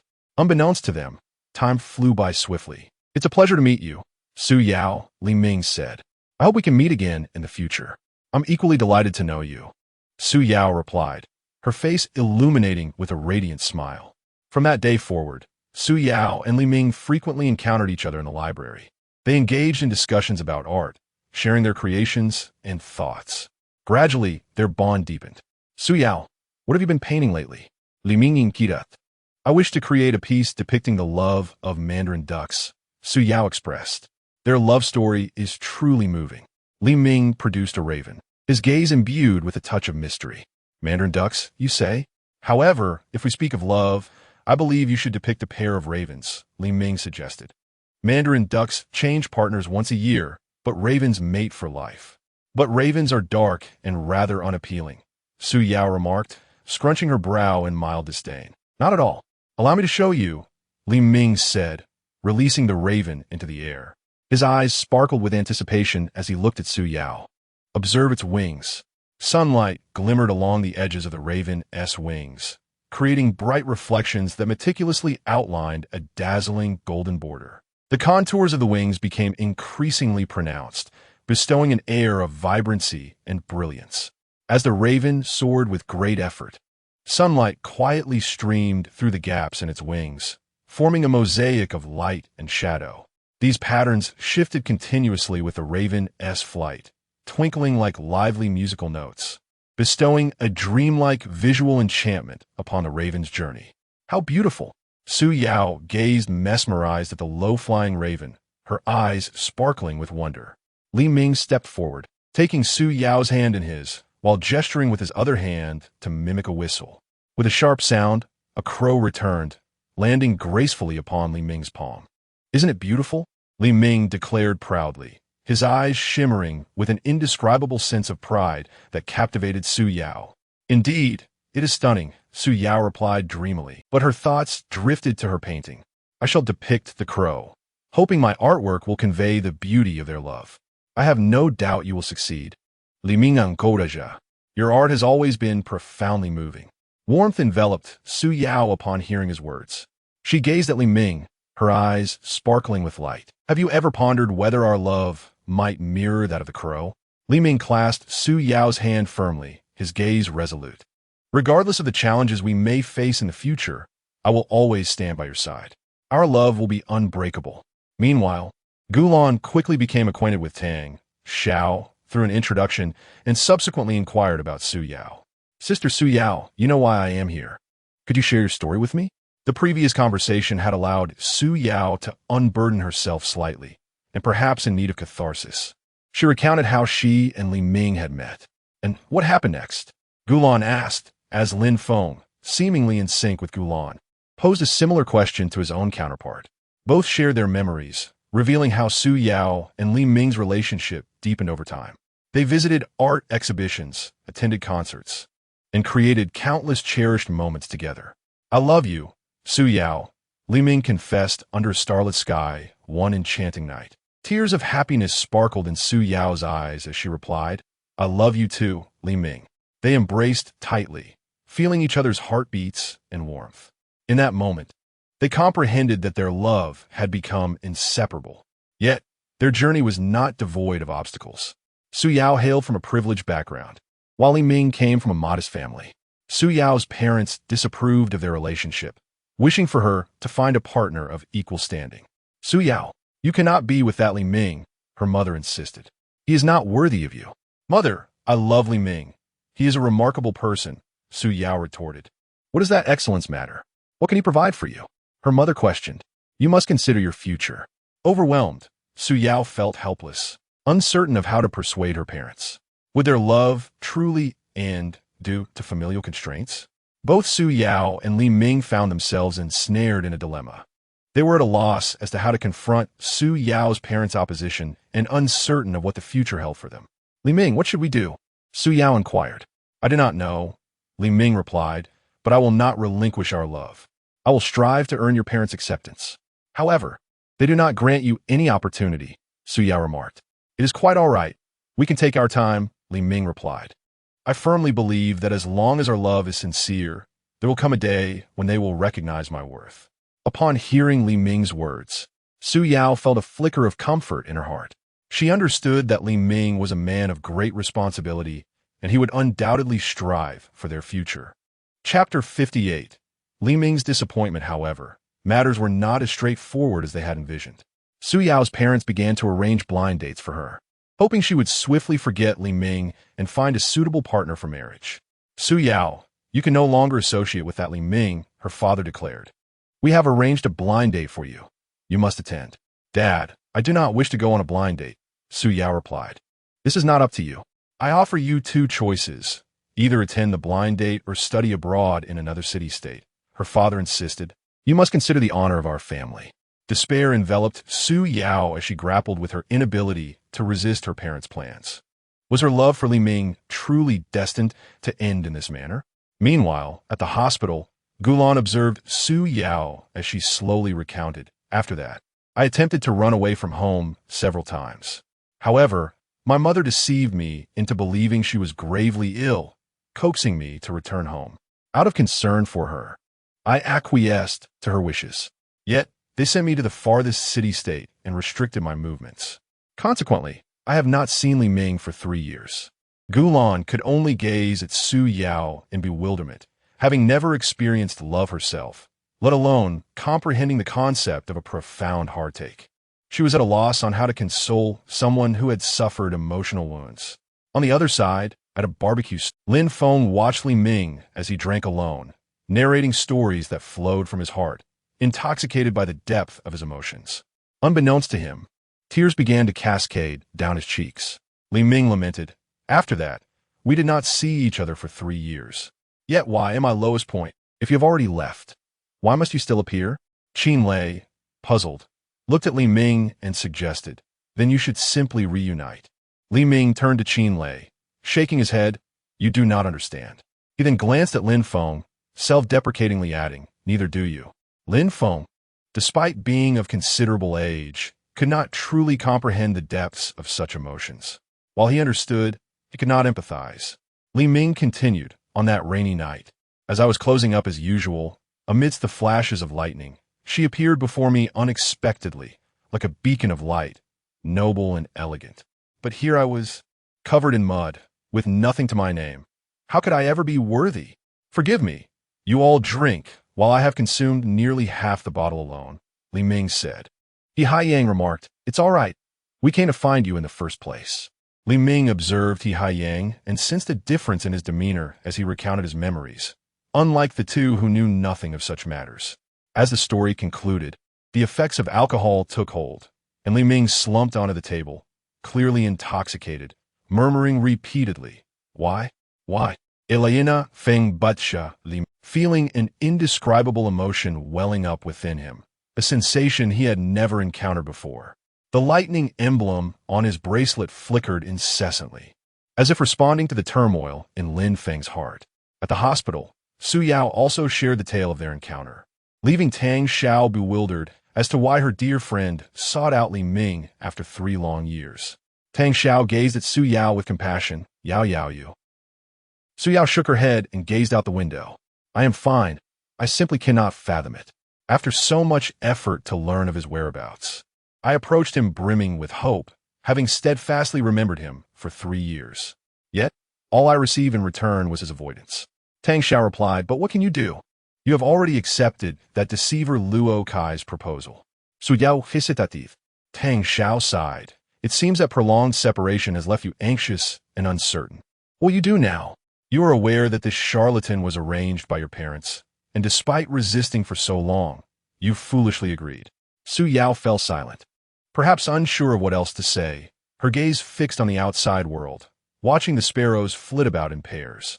In the Gyujin command room, an air of exhaustion lingered. Lin Feng entered the conference room with a pounding headache, each step feeling as if he were burdened by a 1,000-pound weight. Utterly devoid of energy, Qin Lei and He Haiyang were in a similarly dismal state, their faces etched with fatigue and lethargy. Lu Lan, observing the trio, furrowed her brow and inquired, what were you all up to last night? Did you go drinking? Lin Feng responded weakly, we went to investigate Li Ming. Lu Lan looked perplexed. Investigating one person has left all three of you in this state? Lu Lingfeng, surveying them, promptly shifted to the day's agenda. How did your investigation go yesterday? Upon hearing this, Lin Feng stifled his discomfort, straightened his posture, and slowly articulated, yesterday, we primarily focused on the relationship between Li Ming and Su Yao, and it can be roughly concluded that this is the source of Tang Zhao's negative energy. However, we can anticipate that this negativity will remain within acceptable limits. Lu Lingfeng nodded slightly and turned to Gulan. What about your findings? Gulan ziplit gan li. There are no issues on my end. I can also confirm that Su Yao's negative energy is within a constant range. Lu Lingfeng scanned the 5 individuals present and declared, let us leave this matter as it is for now. Each of you should compile a report, and we shall conclude this issue here. He then added, we will be adding a new member to our team, who will be introduced in the next meeting. There is nothing more to discuss. This meeting is adjourned. After the meeting, Qin Lei approached He Haiyang and Lin Feng, curiosity piqued. Who do you think this new team member will be? He Haiyang replied nonchalantly. You will find out when they arrive. Qin Lei pointed at He Haiyang in dissatisfaction. You're truly dull. At that moment, Lin Feng noticed Gulan seemingly packing her belongings, preparing to leave the base. He asked Lu Lan beside him, is Gulan taking the day off? Lu Lan confirmed. Yes, had it not been for the report, today would have been her day off. I am merely covering for her in the command room. Qin Lei remarked enviously. How lucky to have a day off. Lu Lan shot him an exasperated glance. You still have several days before your turn. If it weren't for the extraterrestrial situation, she would have rested long ago. As Gulan walked along the path away from the base, her communicator suddenly beeped twice, signaling a message from Tang Xiao. After completing her investigation yesterday, Gulan added Tang Xiao to her contacts. Tang Xiao's message read, Sister Gulan, join me in confronting the scammer, and included an address. Upon arriving at the location specified by Tang Xiao, Gulan discovered it to be an upscale CF. She located Tang Xiao's position, took a seat across from her, and softly inquired the scammer, where is he? Tang Xiao discreetly gestured in a particular direction and replied, look over there. Following Tang Xiao's indication, Gulan gazed in that direction. Although she had never encountered Luo Kai, she had received a message from Lin Feng earlier, requesting an investigation into him. Consequently, she was somewhat familiar with Luo Kai's profile, which appeared to contain certain discrepancies, suggesting that someone had deliberately tampered with it. Chapter 59. The quarrel in the hospital. Gulan followed the direction pointed out by Tang Xiao. Although she had never met Luo Kai, she was somewhat familiar with him due to a prior message from Lin Feng, who had intended to investigate him. However, the information she had gathered seemed dubious, as though it had been deliberately manipulated. As Gulan observed Luo Kai, she turned to Tang Xiao and inquired, is that him? At that moment, Luo Kai was engaged in a lively conversation with a young woman, their interaction animated and spirited. Tang Xiao halted Gulan, cautioning her, don't stare too long. We might get noticed. As two delicate ladies, we certainly cannot contend with a man. Reluctantly, Gulan averted her gaze, feeling a tinge of helplessness. Yet, Tang Xiao was not idle. She discreetly opened her phone to record the encounter. Gulan remarked, you shouldn't have involved me in this. Tang Xiao looked at her, eyes brimming with anticipation. I had no choice. Throughout my life, Su Yao has been my only sister. It's a rare delight to find someone I connect with like you. I can't let this opportunity slip by, especially since this is for Su Yao. Isn't this part of your investigation? With a faint sigh, Gulan replied, Today, Su Yao's investigation has concluded. Tang Zhao's face lit up. That's wonderful. But then her expression shifted to one of concern. If the special forces did not intervene, Su Yao would end up marrying someone she did not love, which was unacceptable. Immediately, she fixed Gulan with a pleading gaze. Gulan, could you do me a favor? Unable to withstand her earnest look, Gulan asked. What do you need me to do? Tang Zhao quickly explained. In a moment, I'll step away for a while. You stay here alone. When Luo Kai is about to leave, you should pretend to run into him. Don't engage him in conversation. Just leave directly. If he tries to follow you, discreetly record the encounter. If things get dangerous, I'll come to your aid. Listening to Tang Zhao's plan, Gulan felt there was little to lose and agreed. Tang Zhao then swiftly excused herself to the restroom, awaiting news from Gulan. After a while waiting at her spot, Gulan finally spotted Luo Kai preparing to depart and promptly rose to follow him, feigning an intention to exit the CAF. Just as Luo Kai was about to step out, he encountered Gulan. Captivated by her refined appearance, he felt a rush of excitement. Unable to contain his eagerness, he approached Gulan and said, Hi, beautiful. I feel incredibly fortunate to encounter such a dazzling presence today. Gulan, annoyed by his pickup line, retorted, That line is rather cliché. Luo Kai blocked her path, asserting, Clichés are timeless, you know? For a brief moment, I felt as though the entire world had lit up, only to realize it was because of you. With a stoic expression, Gulan insisted, Step aside. I must leave. Instead of moving, Luo Kai leaned closer, playfully tousling her hair. You are so beautiful and kind. Before he could finish, Tang Zhao interrupted with a thrown object, causing Luo Kai to quickly dodge. Tang Zhao's voice echoed from within the CF. I knew you were that scoundrel of fraud. Upon hearing that familiar voice, Luo Kai froze momentarily, still recovering from his narrow escape. Then, gazing at Gulan and Tang Zhao, he scrutinized them with a theatrical tremor in his fingers, pointing and stammering. You know each other? Are you plotting something? Tang Zhao boldly retorted. So what if I lured you in? Not just now, but I've recorded everything since you entered the CAF. Luo Kai extended his hand toward Tang Zhao, demanding she surrender her phone.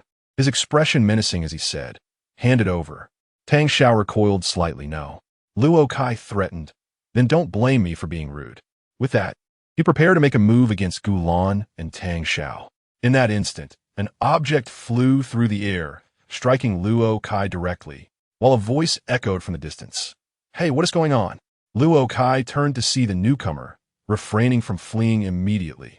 Instead, he feigned adjusting his tie and nervously called out, Nothing's happening. He recognized the figure approaching. It was Lin Feng from the Special Operations Team, the same person from yesterday. Adopting a gentler demeanor, he addressed Tang Zhao. All right, I won't play along anymore. It doesn't matter if you recorded it. It poses no threat to me. Tang Zhao looked at Luo Kai in confusion. What do you mean by that? Luo Kai dismissed her inquiry. It's nothing. You'll find out in due time. With that, he departed. Lin Feng, having parked his vehicle, dashed over and inquired about the situation. What happened?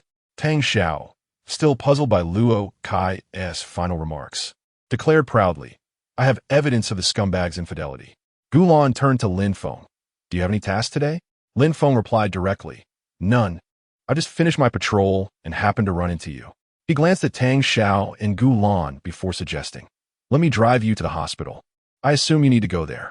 Gulan looked at Lin Feng in bewilderment. Is there something at the hospital? While she was amenable to his offer of transportation, considering it convenient, she was aware that the base vehicle was public and using it for personal matters could be inappropriate. Lin Feng nodded. Li Ming is hospitalized, and Qin Lei went to visit him. I'm heading to pick Qin Lei up and take him back to the base. Accepting his offer, Gulan saw no reason to decline a free ride, even though she had driven herself.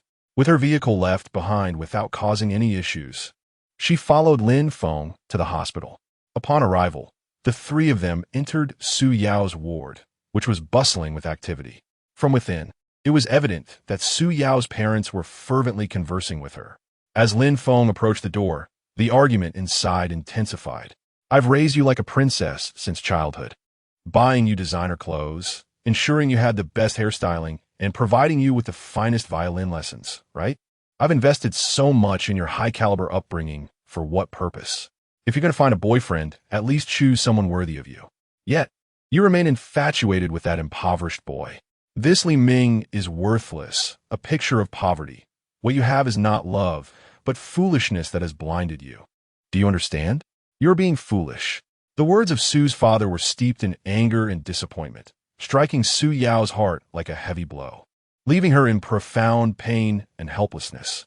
She stifled her tears and shouted at her father. So what? I love him. I truly like him. Very well, he replied. You regard him as your destined partner. But what does he consider you? He is entirely compliant with your wishes. Have you ever paused to ponder? To question whether he sees you merely as a stepping stone in a slant to secure his footing? Have you ever considered that in a few years, he may seek to acquire an aslant residency through you?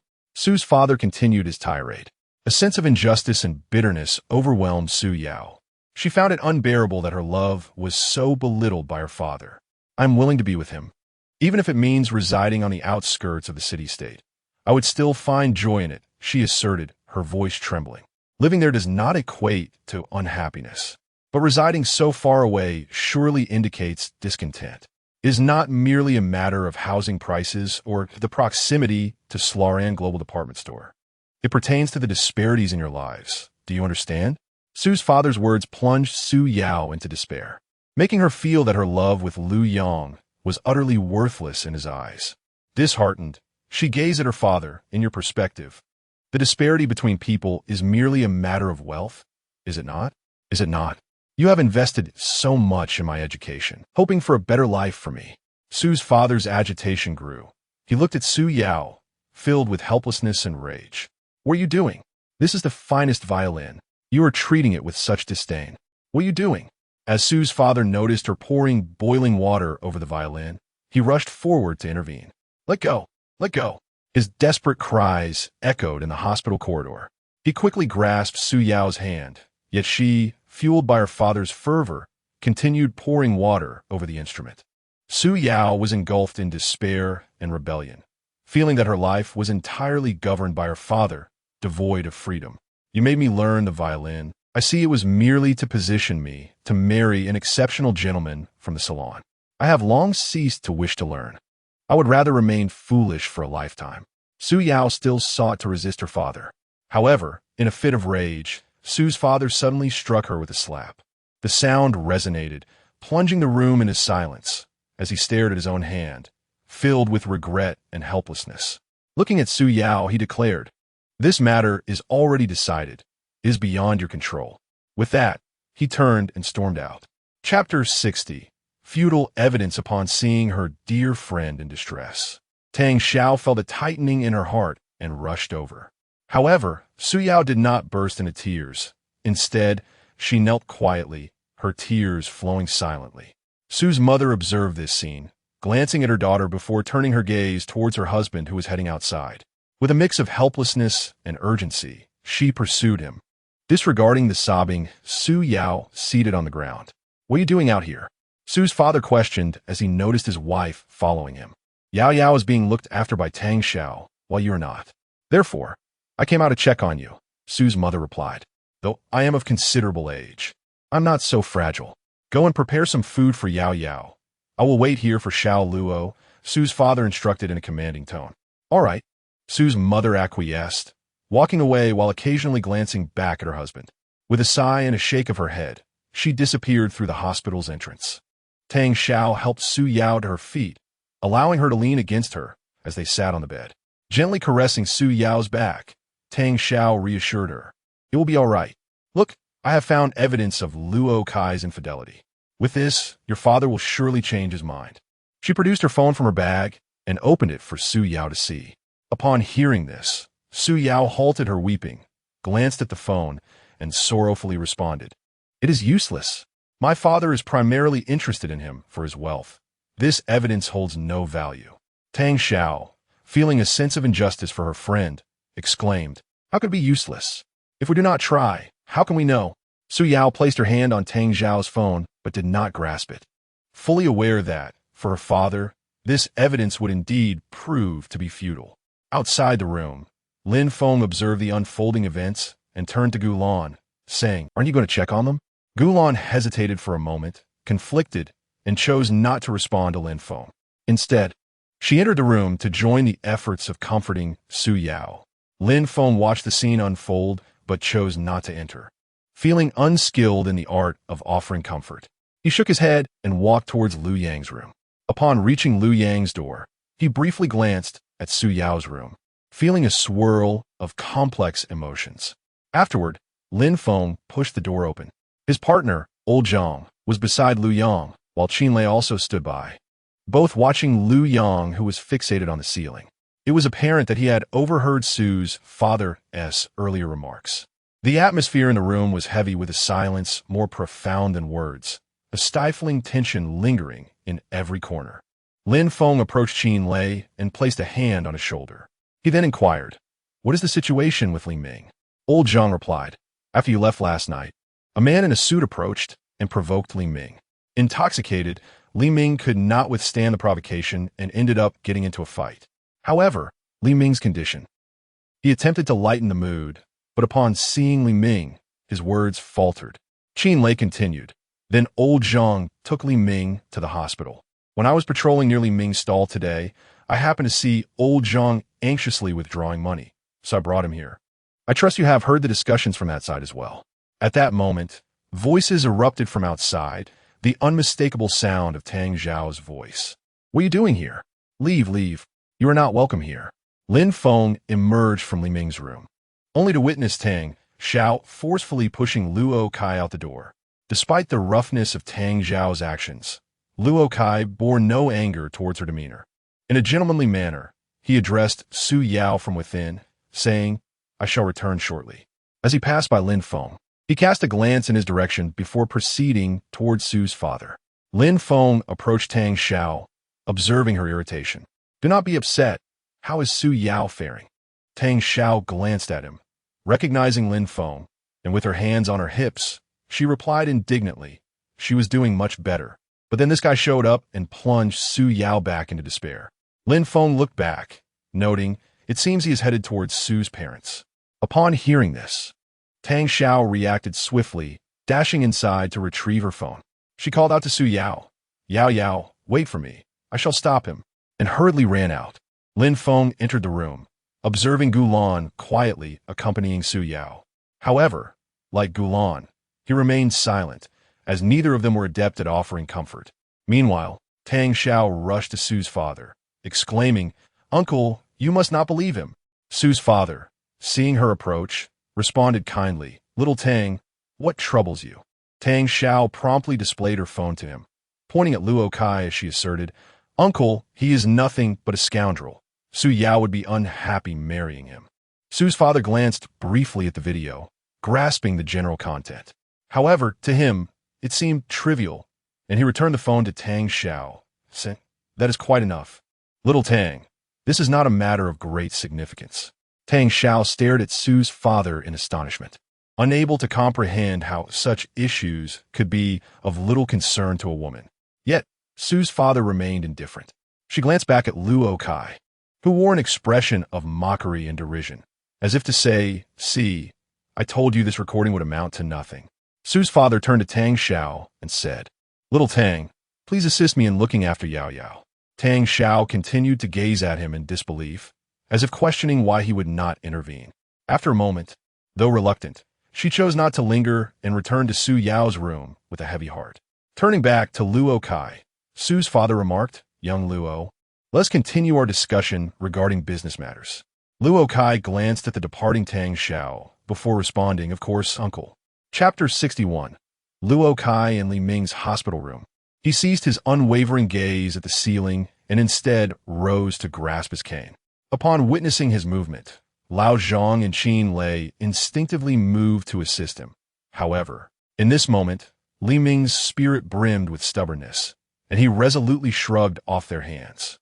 "I won't be discharged." With little more than these words, he leaned on his cane and strode towards the exit. Yet, midway through his departure, he halted, standing before the threshold of Su Yao's room. This single step ensnared him in a web of turmoil. Lin Feng, sensing the emotional turbulence outside, ventured into the corridor. Observing Li Ming's pause at the door, he was uncertain whether Li Ming intended to enter or to walk away. Ultimately, Li Ming took that fateful step forward. Casting a glance within, the sight of Su Yao weeping pierced his heart like a dagger, yet he pressed onward towards the elevator. However, that fleeting glance was enough for Su Yao to sense his familiar presence. Lifting her head, she spotted him heading towards the elevator and, in a surge of emotion, leapt from her bed to the doorway, calling out, "Li Ming," her eyes brimming with tears. Li Ming did not turn back. Instead, he uttered, "Yao Yao, you deserve better. Do not waste your thoughts on a worthless person like me." The words of Su's father echoed incessantly in his mind. He felt no resentment towards Su's father, only a profound disappointment in himself. His inadequacies gnawed at him. He lamented his failure to pursue Su Yao when she left for her studies. Had he mustered the courage to follow her, he would have had nothing to lose but her. Su Yao gazed at Li Ming, silently pleading for him to glance back. Yet he quickened his pace, swiftly vanishing from her sight. In that instant, Su Yao experienced the profound anguish of being so near, yet feeling worlds apart. Though he was within reach, her limbs felt paralyzed, yearning to move but unable to do so. All she could do was weep silently. The following day at the Gyujin Command Center, Gulan busily gathered information. Observing her flurry of activity, Lin Feng approached and inquired, "Are you still preoccupied with the matters of Su Yao and Li Ming?" Gulan, staring at her unresponsive computer screen, looked up at Lin Feng and asked, "What do you think love truly is?" Lin Feng pondered for a moment. Despite his myriad thoughts, being a practical individual, he could only reply, "I too am unsure of what love really is." At that moment, the email icon on Gulan's computer lit up, indicating a new message. With a spark of curiosity, she opened it, her eyes widening. The email meticulously detailed Luo Kai's actions over the past few years, including his manipulations and deceit of women, the affluent and the impoverished alike, amassing wealth in abundance. "Indeed, he is a fraud," Gulan exclaimed, her excitement palpable. Lin Feng, observing her enthusiasm, suggested, "Would you like some assistance?" "Absolutely. Let us visit Su Yao at the hospital. Conveniently, she is being discharged this afternoon, and we still have time," Gulan replied eagerly. Nodding in agreement, Lin Feng responded, "Very well." He promptly drove Gulan to the hospital. Upon arriving at Su Yao's room, they found her and Tang Xiao packing her belongings, while Luo Kai sat nearby, seemingly indifferent to the proceedings around him. Gulan who looked at her with delight and exclaimed, "Gulan, what brings you here?" Gulan replied, "I am here to offer my assistance." Tang Xiao joyfully responded, "You are so kind, Gulan, unlike some people who arrived early and did nothing to help." Luo Kai interjected, "Isn't it better for me not to interfere with your affairs? Besides, it was your uncle who sent me here, not my own desire." Gulan restrained the irate Tang Xiao and addressed Luo Kai. "Mr. Luo, we are well aware of your situation." Luo Kai remained nonchalant, believing his actions to be flawless. Even his pursuits of romance seemed trivial to him, not affecting the larger picture. Gulan presented evidence from the investigative team to Luo Kai, saying, "Take a look. Will you come willingly, or shall we make this public?" After examining the evidence, Luo Kai grew anxious, but after a moment of contemplation, he defiantly replied, "What do you want me to do, surrender? But if I do, Su Yao will undoubtedly suffer as well. To be frank, this is merely a reflection of societal norms.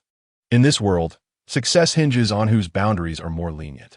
What you perceive as my limits will not impede my marriage to Su Yao."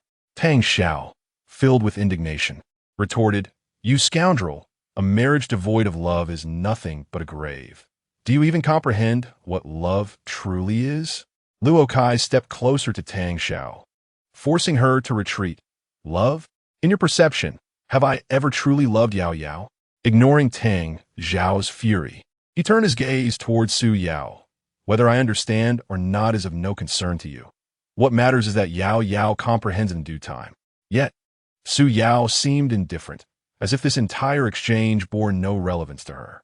Tang Xiao declared, A forcibly twisted fruit will not be sweet. Luo Kai stood up and brushed off the dust from his trousers.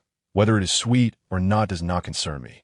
Frankly speaking, my union with Su Yao is fundamentally a strategic alliance.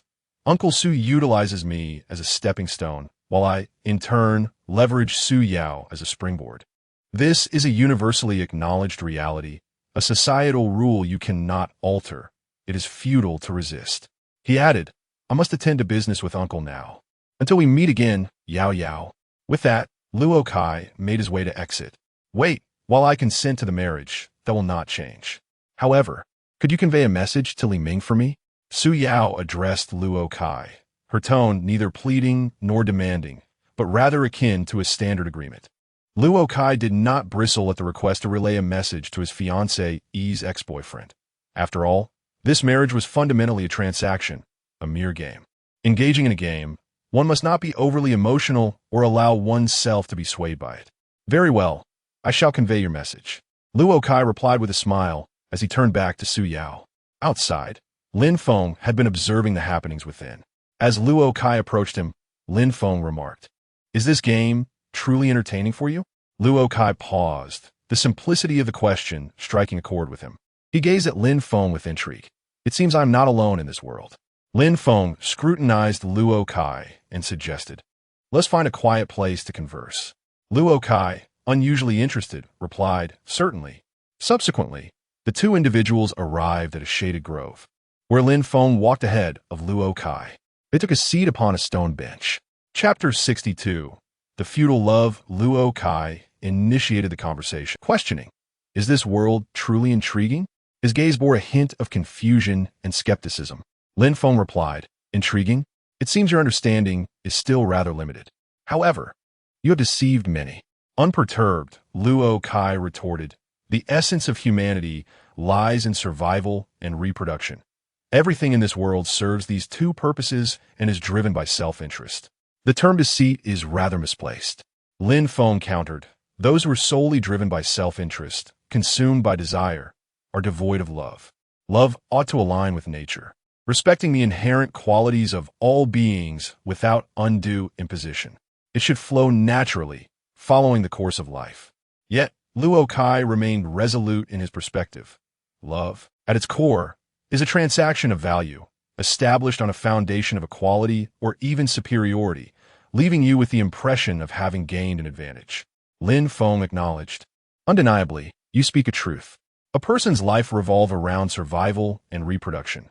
One must first survive before seeking to procreate. This is indisputable. The universe operates on self-interest. Survival is a benefit, and reproduction is likewise a benefit.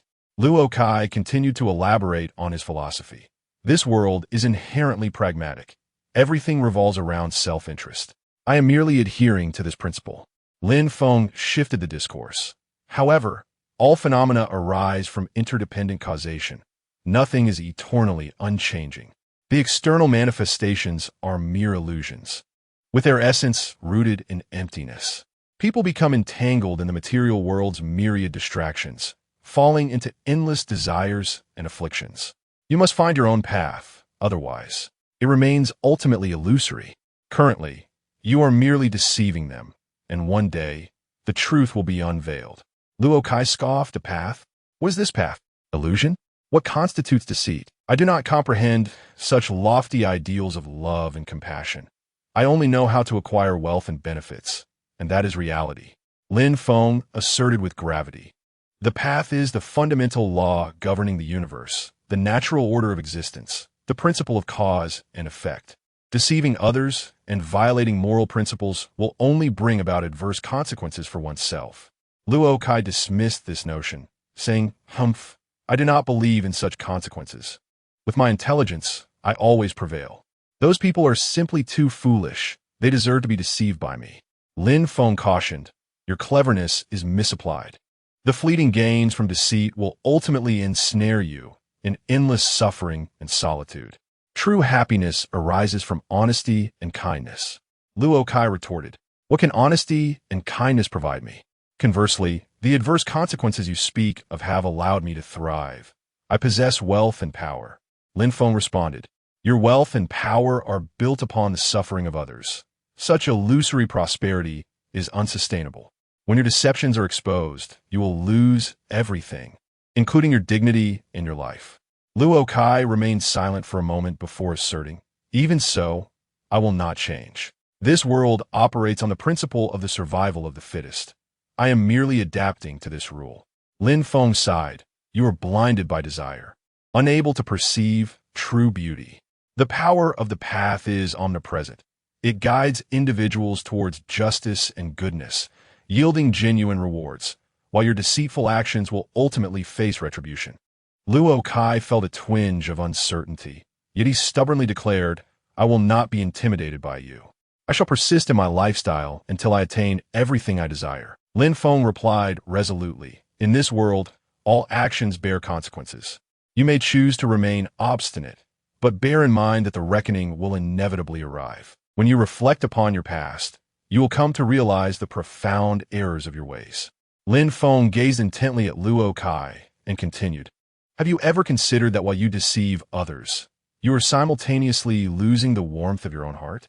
Love is not a transaction nor a mere calculation. It is an act of selfless giving and care. True love allows one to perceive the beauty and significance of life. In your relentless pursuit of wealth and power, how many genuine emotions and warm moments have you forsaken?" Luo Kai furrowed his brow, lost in thought, contemplating how to counter this argument. Lin Feng pressed on, "When you genuinely love someone, it is not for the benefits they might provide, but for the pure appreciation, concern, and companionship they offer. Such love nourishes the soul and provides a warm refuge in times of fatigue. The path you tread now will only lead you to greater solitude and emptiness." Luo Kai slowly raised his head, a flicker of confusion crossing his eyes. "Have I truly erred?" Lin Feng continued to pursue. "It is not too late to turn back now. Cast aside your deceptions and schemes, embrace authentic love, and follow the path's guidance. You will uncover an entirely new world." Luo Kai remained silent for a long while, gazing at the sky before finally exhaling deeply. "Perhaps I should indeed reflect deeply," he mused silently. Though he kept this thought to himself, he was lost in contemplation, yet he was unwilling to concede this debate. His opponent spoke much, but it seemed devoid of substance. Luo Kai retorted, "And what of your love? What do you understand love to be?" Lin Feng fell silent. Although he had spoken extensively, his words pertained to others, not to his own understanding. Rising to his feet, Luo Kai realized he had grasped the essence of the matter and had no desire to continue the debate. Without giving Lin Feng a chance to speak further, he self-deprecatingly remarked, "It seems you do not understand either. I must fulfill my commitments now." Lin Feng watched as Luo Kai departed, recognizing the understanding between them, yet unable to feel it. In this world, without experience, how could one attain profound insights? While Lin Feng was lost in thought, Gulan approached him, asking, "Lin Feng, what is the matter?" Startled, Lin Feng released a breath of relief, responding, "It is nothing." Gulan observed Lin Feng's distraction, inquiring, "What were you discussing just now?" Lin Feng looked skyward and replied, "It is nothing significant, merely a misunderstanding between someone who knows not love and one who does." Gulan gazed at Lin Feng in confusion. Love? Deception? To her, these seemed both connected and disconnected, leaving her perplexed. However, she knew it was time to return to headquarters, lest they be marked absent. She then suggested, "Shall we head back to headquarters? If we remain here too long, we will be considered absent." Upon hearing this, Lin Feng perked up, contemplating how love felt distant. Yet the prospect of being absent from work loomed much closer. He retorted, "You could have mentioned it sooner." He then directly pulled Gulan into the car. Inside, Gulan, holding Lin Feng's hand, gazed at him with a sense of distraction. Lin Feng turned his head, looking at Gulan in confusion. "What is wrong? Is there something on my face?" His sudden remark interrupted Gulan's reverie, causing her to instinctively retract her hand. At that moment, Lin Feng sensed the awkwardness in the air and remarked, "Well, let us hurry up and go." Gulan softly replied, "Mem." Subsequently, Lin Feng drove swiftly back to the base. That evening, Luo Kai arrived at Li Ming's stall, taking a seat alone at a table. Old Zhang recognized him at once. recalling the man who had once vied for a woman's affection alongside Li Ming. He was about to ask him to leave when Li Ming intervened, saying, "Old Zhang, our guest is welcome. We cannot chase away our patrons." Luo Kai looked at Li Ming and said, "You're quite impressive. I'll have one of everything on the skewers. By the way, do you have any red wine?" Li Ming glanced at the pile of beer nearby and replied, "I don't have red wine, but I do have plenty of beer." Luo Kai also surveyed the adjacent box of alcohol. Its packaging was far from pristine. In fact, it was quite disheveled. Nevertheless, reflecting on the events of the day, he remarked to Li Ming, "That will suffice. A change of taste might be refreshing."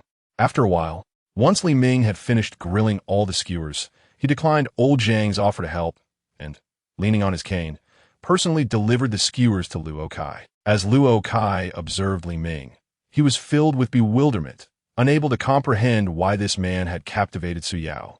Chapter 63. The Accident and the Wedding. Luo Kai spoke first. "Please join me. There are some matters I find perplexing and wish to seek your counsel." Li Ming responded with a hint of self-deprecation. "What could a wealthy person like you possibly find beyond our understanding?" Luo Kai picked up a tentacle of squid and remarked, "Today, someone spoke to me about love, yet he knows nothing of it. Do you comprehend?" Li Ming gazed intently at this man before him and replied earnestly, "In the past, I did not understand, and presently, I still do not." Luo Kai mused, "Is it a matter of understanding or misunderstanding?" Suddenly bursting into laughter, he continued, "How absurd this world is, where those who know nothing of love speak of it, while those who do understand are told they do not." Li Ming raturta. "I am merely an ordinary person, not one of your enlightened sages. Understanding is understanding, and not understanding is not understanding." Luo Kai fell silent, instead reaching for a can of beer, gazing at this long-neglected pleasure. Since his financial ascent, beer had drifted further from his life. However, tonight, he wished to indulge in the mundane and savor drunkenness once more. The two men, as if engaged in a silent contest, refused to yield to one another. After a while, the drinks on the table were swiftly consumed, and Luo Kai, unwilling to linger further, summoned a designated driver. After a brief wait, the driver arrived and assisted Luo Kai toward the vehicle. Yet, after a few steps, Luo Kai suddenly declared, "In a few days, Su Yao and I shall be wed. She hopes you can attend." Li Ming fell silent, his body stiffening as if struck by lightning. All he could do was mutter, "I will be there." Luo Kai turned to face Li Ming. "I hope you will don your finest attire. I shall come to fetch you." Before Li Ming could respond, Luo Kai entered the car, instructing the driver to depart. At that moment, Li Ming felt the spirited bravado from earlier evaporate, and he sat down on the ground, self-mockingly stating, "What is this? A final farewell?" The knight remained silent, offering no reply to Li Ming's words, save for a solitary crow perched atop a tree. Watching the dazed Li Ming, time flowed swiftly like a stream, and soon the day of Su Yao's wedding arrived. In the Gyujin Command Center, Lu Lan observed the empty seat of Gulan, noting the absence of Lin Feng beside her. She then inquired of Lu Lingfeng. It is rather unusual for both of them to be away simultaneously. Lu Lingfeng replied, "They were invited to a friend's wedding." Lu Lan jested, "How peculiar. Do you think they might actually attend?" Lu Lingfeng responded solemnly, "Enough with the speculation." Lu Lan teased, "You, as an uncle, should be more concerned. What if they develop feelings for one another?" Lu Lingfeng firmly stated, "With their temperaments? That seems unlikely." At the wedding venue, white flowers adorned every corner with pure lilies, vibrant roses and elegant daisies intertwining, releasing waves of enchanting fragrance. Bouquets cascaded from the ceiling like waterfalls, creating a breathtaking illusion of being immersed in a sea of blossoms. A long red carpet unfurled, leading toward a path of happiness, its soft texture glimmering gently under the lights. On either side of the red carpet, exquisite crystal candelabras were arranged, their flickering flames dancing gracefully, infusing the atmosphere with warmth and romance.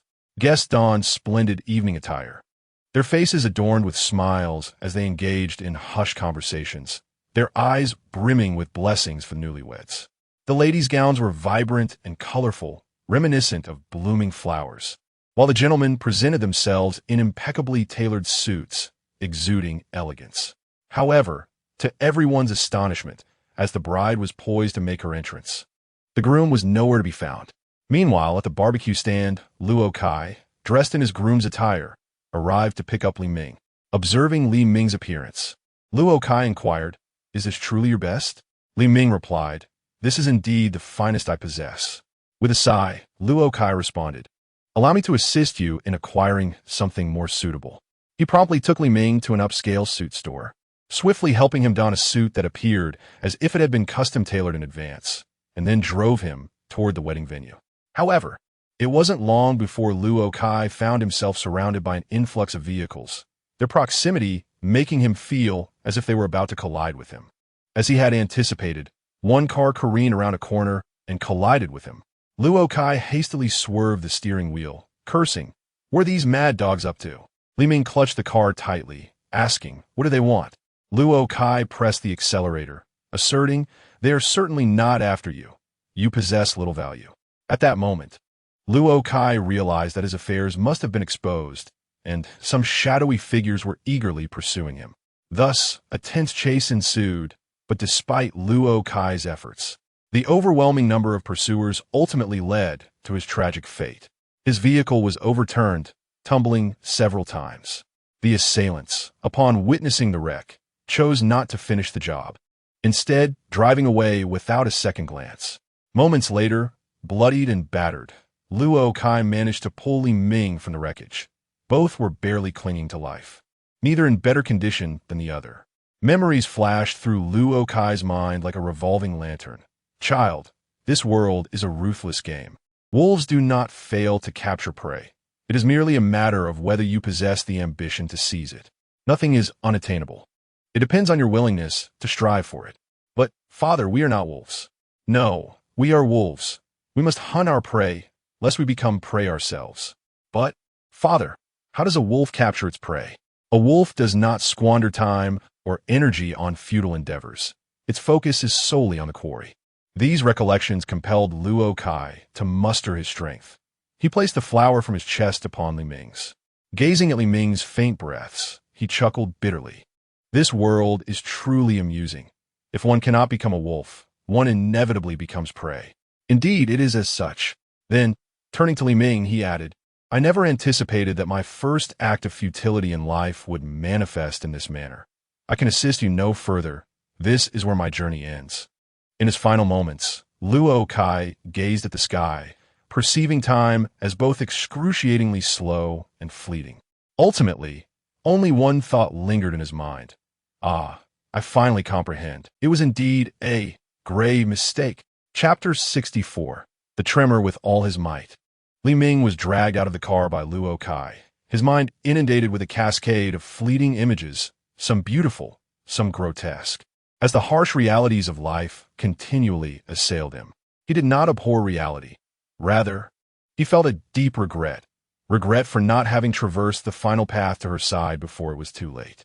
At that moment, an overwhelming negative energy enveloped Li Ming, drawing the surrounding atmosphere into its vortex until it transformed into a feathered figure resembling a charred crow, devoid of color. Strangely, the crow had lost a leg. It spread its wings and soared into the sky, its massive silhouette taking flight. Meanwhile, at the wedding, music began to play softly, a captivating melody that flowed through the air like celestial harmony. Amidst the melodies, the bride, adorned in a pristine white gown, approached with an ethereal grace reminiscent of a fairy. The hem of her gown billowed like clouds, embellished with glistening crystals and delicate lace that shimmered enchanting under the lights. Happiness radiated from her smile, her eyes shimmering with unshed tears, her beauty captivating all in attendance. However, murmurs rippled through the guests, for the groom was conspicuously absent. Nevertheless, the bride continued her procession toward the officiant. Lin Feng, Gulan, and Tang Xiao stood together, when Tang Xiao suddenly remarked to Gulan, "Do you think Luo Kai has fled? He still hasn't arrived." Gulan replied, "Surely not, for such an important occasion."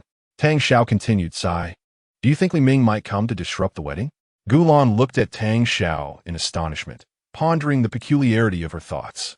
Before long, the bracelets worn by Gulan and Lin Feng began to emit alarms, signaling the presence of a monster. They exchanged worried glances, inwardly lamenting the impending trouble. Soon after, a voice echoed through their earpieces. "Attention everyone, a monster has appeared." Gulan promptly activated her terminal, executing a series of commands that displayed a map, where red dots moved rapidly in their direction. Lin Feng observed the map and stated, "You evacuate the crowd. I will confront the monster." The creature soon arrived, its wings generating a powerful gust that sent chaos rippling through the wedding venue outside the church. Lin Feng dashed out of the church, transforming into light and becoming Hestos Ultraman to confront the beast, intercepting it on an open patch of ground. Hestos scrutinized the monster, which resembled a crow, its eyes strikingly familiar to him. Ignoring Lin Feng, the creature leaped towards Su Yao, driven by Li Ming's last obsession to see her. Yet, Hestos would not allow it to pass. With a swift movement, he positioned himself before the beast and sent it flying away. Inside the church, the turmoil among the guests was momentarily quelled by Hestos' arrival, as they began to exit in an orderly fashion under Gulan's guidance. However, Su Yao remained, lost in thought as she gazed at the entrance of the church. Noticing her stillness, Tang Xiao hurried over, grasping Su Yao's hand, and urged Yao Yao, "Don't wait any longer. The monster is here. Let us leave." Su Yao shook off Tang Xiao's hand, her gaze fixed on the doorway, saying, "There is no need to go, Xiao. Thank you for always being by my side." Tang Xiao, filled with concern, looked at Su Yao, exclaiming, "We are best friends." "What are you saying?" Su Yao resolutely declared, "I believe it is time for me to confront this myself." With that, she dashed toward the entrance, heading towards the menacing creature. Su's father, witnessing his daughter rush into danger, urgently called out, "Yao Yao, what are you doing?" Ignoring her father's frantic cries, Su Yao reached the threshold, where she beheld the formidable Hestos and the crow monster. She observed the creature, its solitary remaining foot, its tattered feathers, and its futile attempt to advance towards her. However, lacking the ability to run, it collapsed on the path. Fear did not grip her. Rather, tears streamed down her cheeks. In that moment, she called out louder than she had in the hospital. "Li Ming." Her voice reverberated through the wedding venue, awakening the remnants of the monster's consciousness, causing it to cease its destructive advance and stare blankly at Su Yao.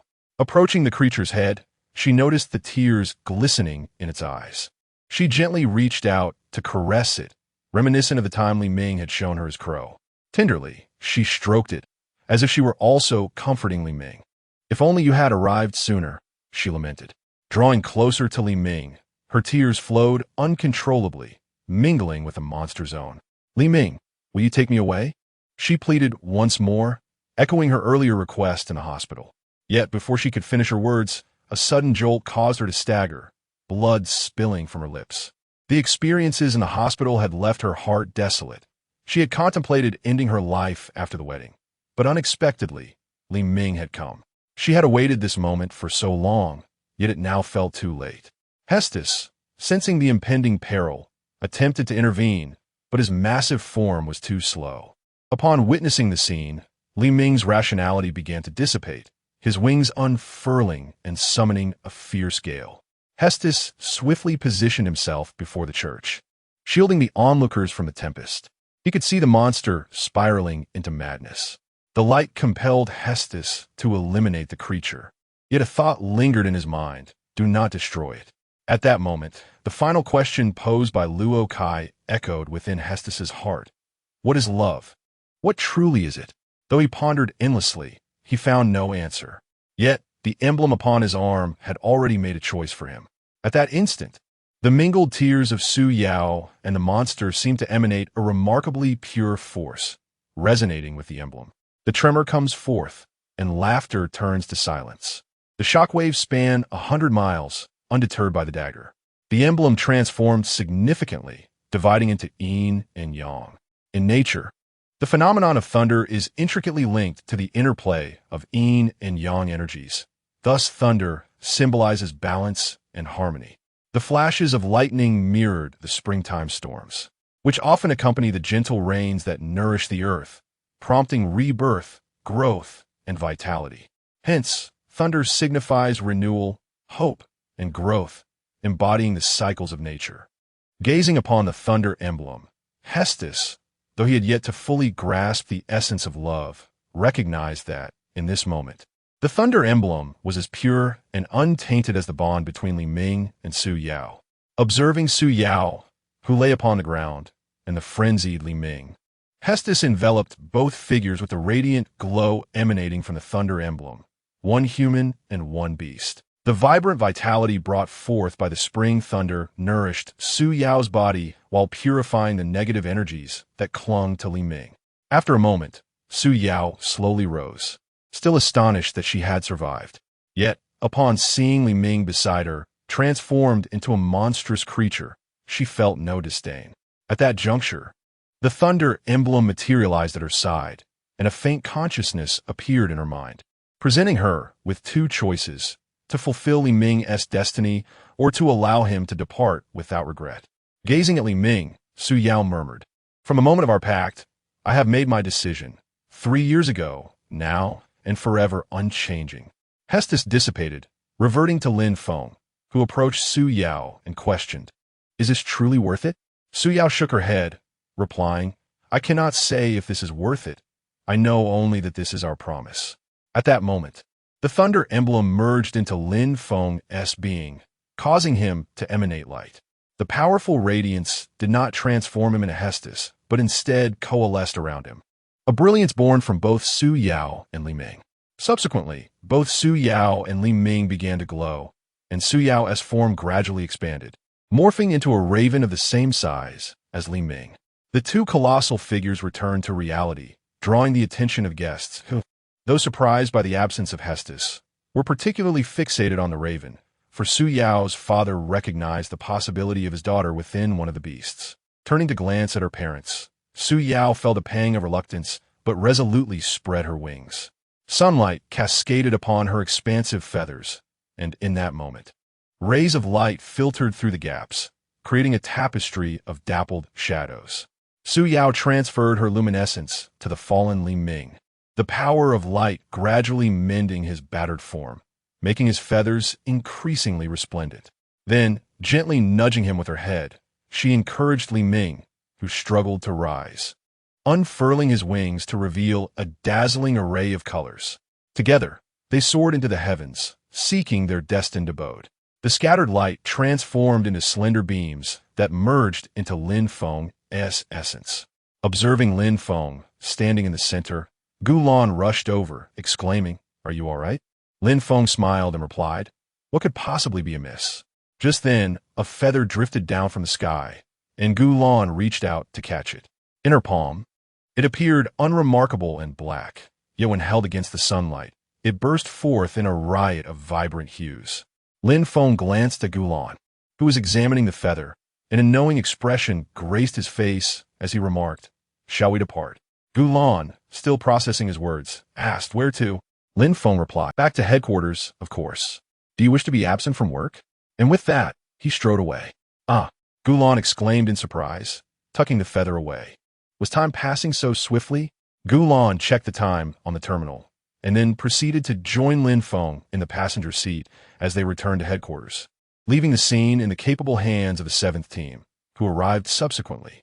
Meanwhile, Tang Xiao, still at the wedding venue, gazed at the feather in her hand and sighed, pondering the nature of love. Casting a glance at Su's father beside her, she noticed he too held a feather, lost in his own thoughts. Chapter 65.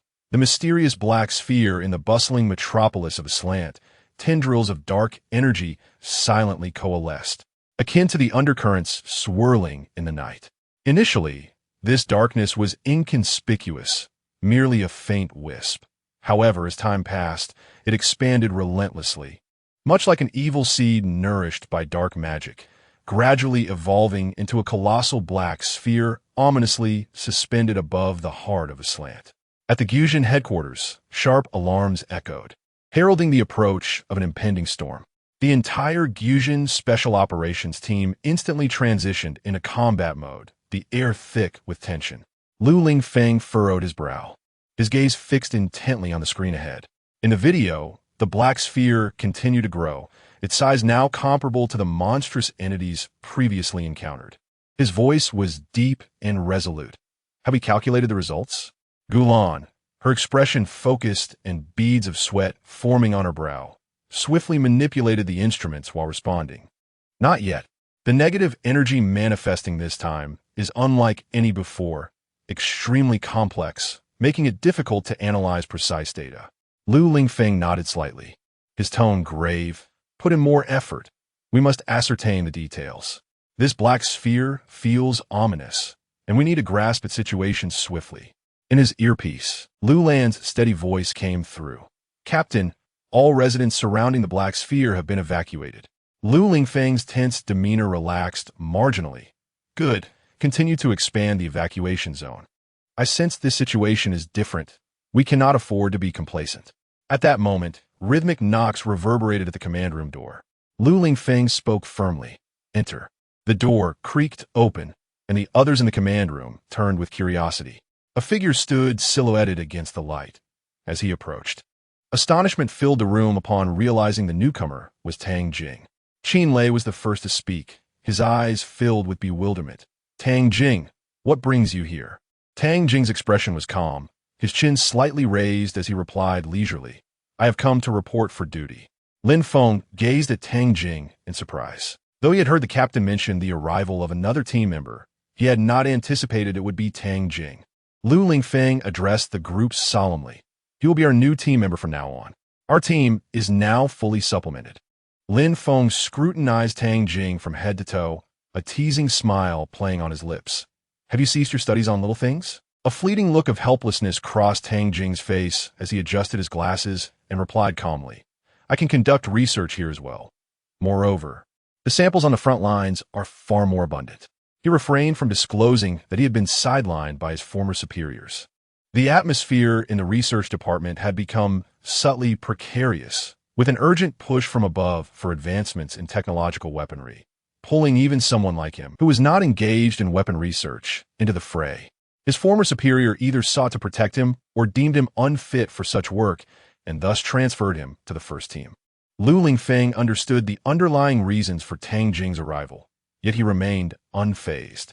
To him, the addition of another talent was undoubtedly a positive development. He surveyed the crowd, addressing them with a calm demeanor. Since we have formed a team, we shall henceforth be like family. He proceeded to organize the units. Lin Feng, you will lead the newcomers. Additionally, you two must enhance your combat training. Qin Lei and He Haiyang were paired together. Lin Feng, Tang Jing, Qin Lei. And He Haiyang responded in unison, yes.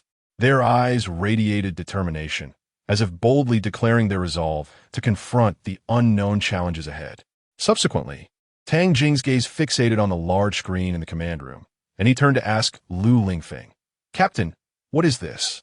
Lu Lingfeng furrowed his brow slightly and succinctly explained the current situation. This black sphere appeared this morning. I assume you heard the base's alarm. We have yet to ascertain its nature.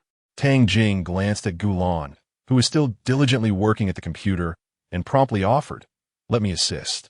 Lu Lingfeng cast a sidelong glance at Tang Jing and nodded slightly. Very well. Tang Jing swiftly took a seat beside Gulan and began to operate with full concentration.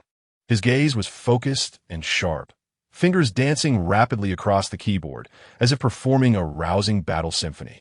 Before long, through their combined efforts, they successfully locked onto the frequency of the black mist. Gulan and Tang Jing exclaimed in unison, we did it.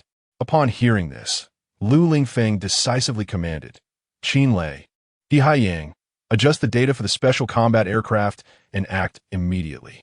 Qin Lei and He Haiyang replied in unison, understood.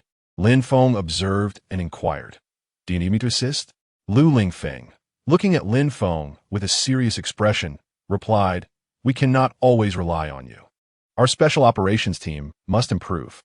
For now, let Qin Lei and the others take the lead. If necessary, you may step in later.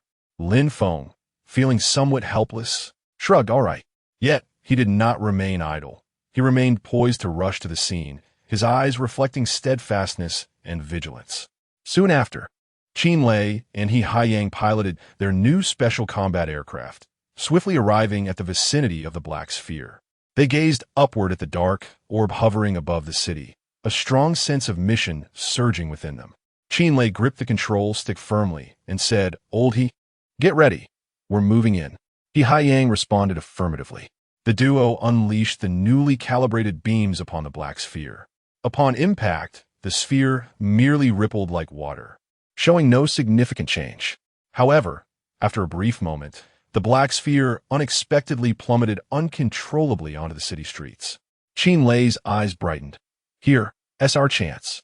They began to fire in unison, their formidable firepower obliterating the orb. Qin Lei shouted in exhilaration, "Ora!" We succeeded. Just then, however, the shattered creature suddenly reassembled, emanating a blinding white light. The brilliance was as piercing as the sun, momentarily dazzling Qin Lei and He Haiyang. The command room screen also erupted in a blinding radiance, rendering everyone unable to see. When the white light faded, Qin Lei and He Haiyang, along with their combat aircraft, had vanished without a trace. In the command room, apart from Lin Feng, the others had also disappeared without a remnant. In the distance, at the evacuation point, Lu Lan stared in astonishment at the scene before her. What is happening? Did the fighter jets just vanish? Without delay, she swiftly connected to the command center's phone. "Captain, we have discovered that Qin Lei and He Haiyang, along with the fighter jets, have suddenly gone missing." However, Lu Lan's call received no response from Lu Lingfeng. Instead, it jolted Lin Feng, who had been momentarily blinded by the flash, back to reality. Lin Feng surveyed his surroundings, his brow furrowed in confusion as he pondered the events that had just transpired. In the conference room, Lu Lan's voice echoed incessantly. Lin Feng approached the command platform, his tone tinged with urgency. "Lu Lan, the captain and the others have disappeared." Lu Lan was taken aback. "Disappeared? What has happened?" Lin Feng struggled to steady his emotions, replying, "Did you notice anything unusual on your end?" There was a sudden flash of white light that blinded me. When I opened my eyes again, the captain and the others were gone. Lu Lan's confusion deepened. "A flash? I didn't see anything here." At that moment, a member of the 6th squad hurried over to Lu Lan. "Captain Lu, many civilians have vanished just now." Lu Lan looked at the approaching squad member, her eyes filled with concern. "Vanished? Was there any anomaly earlier?" The squad member replied anxiously. "Some civilians were watching the live broadcast of the special forces battling the Black Orb, but then there was a sudden flash of white light. And after that, those watching the broadcast simply disappeared." As Lu Lan listened to the squad member's report, she was convinced that this was directly linked to the captain's disappearance. She urgently spoke into the communicator. "Lin Feng, is there a way on your end to locate the captain and the others? I also have some civilians who vanished after the white light." The previous conversation had not been interrupted, so Lin Feng had also heard the squad's report, and he was racking his brain for a method to establish contact with the missing team members. He was not merely busying himself. He directly reported to Director Gus. After all, the disappearance of the captain was a grave matter that required escalation to higher authorities, especially since Captain Lu Lingfeng had vanished and Lu Lan was on the front lines, leaving it to him to report the situation. Chapter 66. Dialogue with Captain Gus within the confines of Gus's office. He gazed solemnly at the projection on his desk, which meticulously documented the recent disappearance of Lu Lingfeng and his companions. Lin Feng stood quietly beside him, his heart racing with apprehension as he awaited Gus's next move. Gus's eyes remained fixated on the screen as he spoke slowly. This scene appears to correlate with existing records. Upon hearing this, Lin Feng's spirits lifted. Director Gus promptly retrieved several documents, and amid a series of searches, an image surfaced, one that appeared quite antiquated, adorned with enigmatic patterns. "Ina graviton," Gus explained. "This should be it. This dark mist is a manifestation of a creature, a demon known as the evil thought entity, formed from a confluence of malevolent thoughts. It lacks a tangible, beastly form, instead resembling a mere sphere that incessantly absorbs negativity from individuals to grow. Notably, a record indicates that a century ago, the rain god sealed it away, halting its consumption of negative energy. It belongs to the same category as the previous encounters with the Rakshasa and the myriad of spirits." Lin Feng nodded thoughtfully. "If that is the case, It seems the creature has employed some means to ensnare the captain and the others within an illusion. Gus inclined his head slightly, indeed. After a moment of contemplation, Lin Feng eagerly inquired, "Is there a way to enter this illusion?" Suddenly, Gus posed a question. "Lin Feng, you ought to understand the origins of the Special Operations Team, correct?" Lin Feng nodded, his expression earnest.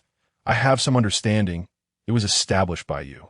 Gus regarded Lin Feng, his gaze imbued with a hint of inquiry. "Do you know why we named the Special Operations Team Fusion?" Lin Feng furrowed his brow, pondering briefly before shaking his head, indicating his unfamiliarity with the specific reasoning. Gus tilted his head slightly, seemingly lost in reminiscence. 30 years ago, the initial monsters were dealt with by the military. At that time, the Aslan had yet to form the Special Operations Team.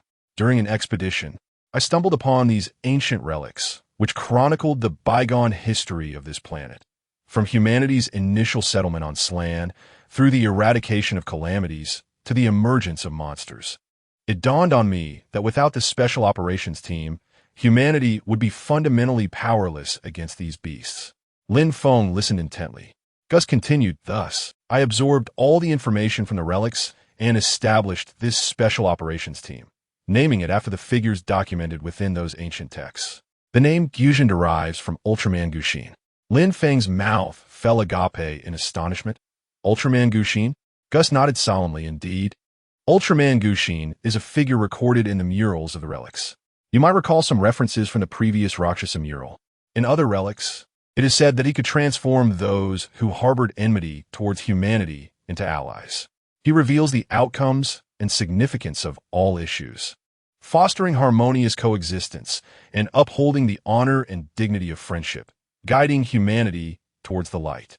Lin Feng pondered. Guiding humanity towards the light? At this moment, Lin Feng suddenly began to realize that he seemed to have grasped the essence of the events surrounding him. From a moment he was brought to this world by the world tree, to witnessing the crystal ball transform into light, and subsequently being assigned a task by the world tree to confront the negative energy monsters plaguing this planet, he understood that, in a certain sense, his actions since arriving here had primarily involved observation and learning, without truly comprehending or addressing the essence of negative energy. Lin Feng attempted to inquire of Gus, director, "Why do you say that Gus Sion is guiding humanity forward?" Gus regarded Lin Feng with a gaze imbued with profound meaning before lightening the mood with a jest. "It's quite simple, really. Under the oppression of monsters, humanity has chosen the side of light, perhaps not contemplating it as deeply as you did when you first arrived, right?"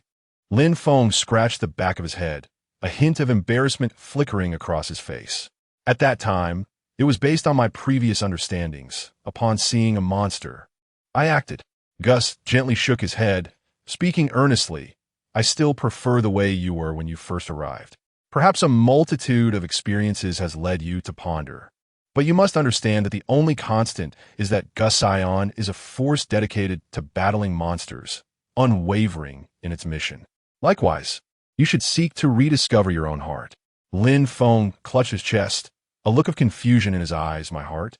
He truly did not grasp why. As a mere wage laborer in his previous life, which could be described as devoid of brilliance, he was now able to radiate light and embody the ideal version of himself upon arriving in this world. Observing Lin Feng's bewilderment, Gus let out a gentle sigh. "As a being of light, your brilliance is intrinsic and impervious to external influences." Lin Feng's palm began to gather a sphere of light, within which swirled hues of blue, purple, green, and brown, elements of water, thunder, wind, and earth intertwined and danced. His gaze gradually solidified with determination. "Perhaps this is the reason I was brought here." Gus smiled with satisfaction. "Indeed, Lin Feng, you must believe in your own power and the strength of light. Only then can you genuinely resolve the crises of this world and discover your own path." Lin Feng touched the bracelet on his wrist, which now bore only a single remaining emblem, the one bestowed upon him by attack from the very beginning. He had long pondered the significance of the fire emblem, assuming that its unlocking was intrinsically linked to the principles of the I Ching. Recalling the leaf fire hexagram yielded no discernible reaction. Perhaps the final emblem requires my own understanding of why I must become light in order to integrate it, Lin Feng mused. However, to rescue Lu Lingfeng and Qin Lei, what he needed most now was the ability to break through the current impasse, to locate their whereabouts and bring them to safety. Chapter 67. The City of Gold. At this moment, he yearned to rescue Captain Lu Lingfeng and his team, necessitating the acquisition of new powers. To comprehend his own abilities, he first needed to grasp the significance of the various badges. He had now mastered the natural use of 4 distinct powers. The badge of thunder symbolizes vigor and dynamism. Lin Feng's eyes sparkled with brilliance as he mused. It signifies proactive action, the courage to innovate, and the capacity to invigorate and propel progress. Perhaps thunder represents love, because unforgettable affection can be as earth-shattering as a tempest. The badge of wind embodies gentleness and adaptability, humility and compliance. Lin Feng narrowed his eyes slightly, sensing the ethereal essence, contemplating. It reflects qualities of flexibility, adaptability, and modesty, enabling one to align with circumstances without forced resistance. The wind is free, yet true freedom exists solely within dreams. The badge of earth signifies the earth's gentleness and vastness, embodying profound virtues. A calm demeanor graced Lin Feng's face as he murmured. It represents tenderness, acceptance, and inclusivity, capable of harmonizing with the natural course of events. It also symbolizes stability and immobility, evoking a sense of reliability and security. It emphasizes the importance of pausing at the right moment, maintaining composure and coolness, thereby avoiding impulsive actions. The badge of water represents fluidity, peril, challenges, and wisdom. Lin Feng's gaze deepened, as if perceiving the unpredictable nature of water. It symbolizes movement and transformation, while also indicating potential dangers and challenges. In the face of adversity, one must wield intelligence and strategy to prevail. Lin Feng raised his head, directing a focused and urgent gaze towards Gus. Director, do we have any records of this beast? Gus furrowed his brow, his expression grave. Indeed, according to the accounts, this monster is an amalgamation of the greed residing within the human heart. Initially, it was discovered by fishermen along the coast. In a chance encounter, they found that slicing open the monster's body revealed an abundance of treasures. Greed ensued. They dismembered the creature. Yet unexpectedly, the dismembered remains coalesced into a new beast, exacting revenge on those who claimed its riches. Anyone who extracted wealth from its form met with certain death. A flicker of astonishment crossed Lin Feng's eyes. How was it ultimately vanquished? Gus shook his head in resignation. It was not. Since that time, it has resurfaced every few decades or centuries, the intervals uncertain. However, this latest manifestation as a black sphere deviated from the records, hence the initial oversight. This incident confirmed its reappearance, and previous accounts indicate it possesses the ability to make individuals vanish. Gus turned his gaze to Lin Feng, trust gleaming in his eyes. Lin Feng, I entrust them to you. I believe you can bring them back. Lin Feng nodded with determination, his gaze resolute. I will. He was already contemplating the wisdom of the I Ching, seeking the strength to transcend the illusions that lay before him. Thus, Lin Feng departed from Guxi's office, his mind engaged in profound contemplation, striving to decipher the hexagrams that might unveil a path to transcend the illusion. Throughout his continuous deliberations, several insights emerged. The hexagram Meng. Its analysis reveals that it represents the union of mountain and water, with Qin below and Zhen above. Kon signifies Vater, embodying peril. Zhen symbolizes the mountain, denoting cessation. The presence of danger beneath the mountain signifies a state of ignorance and confusion, akin to encountering obstacles at the mountain's base without knowledge of how to proceed. Lin Feng furrowed his brow, deeply pondering the implications of this hexagram. The hexagram gene. Its analysis indicates that it embodies fire and earth, with Li above and Kuan below. Li represents fire, symbolizing illumination and ascension, while Kuan represents the earth, signifying receptivity and support. Fire upon the earth symbolizes the emergence of light on the terrestrial plane, suggesting advancement, promotion, and the presence of clarity. A glimmer of hope flickered in Lin Feng's gaze, as if he glimpsed a direction forward. The hexagram Gu. Its analysis presents the arrangement of Jin above and Sun below, with Jin representing the mountain and Sun signifying the wind. The wind at the mountain's base, hindered and swirling by the mountain, symbolizes the emergence of issues or chaos, necessitating rectification and reform. Lin Feng's expression grew serious. He recognized that this hexagram might hold the key to overcoming his dilemma. The hexagram Mingyi. Its analysis reveals the combination of earth and fire, with Kuan above and Li below. Li represents fire, signifying brightness, while Kuan represents the earth, denoting darkness. Fire beneath the earth symbolizes light obscured, indicating a period of hardship and darkness. A resolute conviction surged within Lin Feng. He understood that he must uncover the concealed light. Reflecting on these hexagrams, Lin Feng was struck by an idea. Though he was uncertain of how to enter the illusion, he might first construct an illusion of his own, attempting to traverse through overlapping realms to access the monster's predicament. Subsequently, Lin Feng arrived at the location where the monster had been defeated by Qin Lei and his companions. Here, he sensed a faint presence of negative energy, albeit minimal.